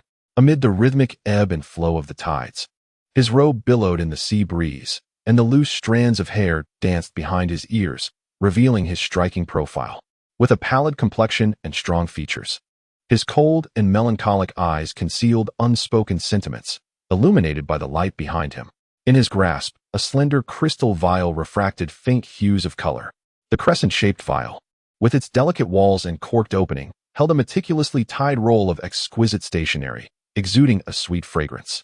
Such a girlish token seemed utterly incongruous with the imposing figure of a king clad in royal robes and a crown, radiating an overwhelming aura of authority. Yet, he perceived no discord. Cradling the vial with both hands, he brought the tapered end to his lips, bestowing a reverent kiss upon it. Following this tender act, a long, despairing sigh escaped him. Bert held the crystal vial in silence for a considerable time, until, amidst the crashing waves against the rocks, he cast it into the sea with a resounding splash. Within this vial lay the love letter he had penned to Diana that very night. Dearest Diana, good day. This marks the 5th night since our parting. Today, I find myself intoxicated again. Without you by my side, I cannot help but seek solace in numbing distractions. Yet, I find solace in the memory of having had the fortitude to let you go that day, even though every moment since has been steeped in regret. Yearning to kiss you and embrace you to sleep as we once did. You know, I seldom find myself as lucid as I was that day. I long to ask you directly if you cried then. Were your tears shed for leaving me? Perhaps I shall never have the chance to inquire. Yet I eagerly await your answer, hoping it is affirmative. Despite our 3 centuries of entanglement, where I have often compelled you, I still dare to wish for a fleeting moment when you might feel sorrow for me, or perhaps joy. You have not smiled at me since. I once thought to spoil you, believing that if I indulged you, no one else could endure you, and you would have no choice but to remain with me. But now, I am grateful that I did not, for without me, I fear you would struggle to thrive. Let us not dwell on such thoughts. How is the East? How are the people there? Have you faced any hardships? Are there vampires there? Is there an ocean? Surely, in a place unburdened by my constraints, you find greater freedom. I once wished solely for you to remain by my side, to be the moonlight that illuminated my path. I must confess, I still harbor that desire. Yet I now prioritize your well-being over my own impending doom. You might never have imagined that someone like me could let go, nor did I foresee it myself. Perhaps this is what you endeavored to teach me about love, sacrifice, and relinquishment. Once, I could not grasp it, but now I seem to understand. Diana, I know you may never love me, but I earnestly hope that you will remember me. Remember me, and do not forget, as it is my final plea to you. Tonight's love letter is once again housed within your cherished crystal bottle. I hope that I shall still be alive tomorrow to pen the 6th night's missive for you. I love you, Diana. Yours enchantingly, Bert Lucifer. The sea continues to roar, relentlessly pushing wave after wave upon the shore, while the coconut trees sway gently in the caress of the wind. In the distance, the inky sky is pierced by streaks of lightning. It seems that rain has fallen somewhere, Bert mused, casting a lingering glance at the spot where the crystal bottle met the water. With a flick of his robe, he stomped the ground with his finely crafted leather boots and soared into the boundless, velvety night. The tides rise and fall. No one can foresee the future, just as no one could have predicted the catastrophic collapse of the once resplendent vampire empire, nor the submersion of its imperial city, the Isle of Clearin. When the once glorious gem was devoured by the vast ocean overnight, the centuries-long reign of the empire crumbled alongside the disappearance of its capital. No matter how magnificent it was, it ultimately lay buried beneath the sands of history, gradually fading into a tale or legend long forgotten. To be continued. Supplement. Inu refers to Diana. Yet as stated at the beginning of this chapter, no one has successfully wielded that formation, and Bert is no exception. He intended to send Diana to the east or to the past, yet inadvertently transported her to the past in the east. By a twist of fate, Diana transformed into a youthful form and lost all her memories, being found and raised by Wanyu, thus creating a cyclical timeline with the present narrative. Rast sank to the ocean's depths, accompanied by Wanyu as they both succumbed to the depths. However, they did not perish.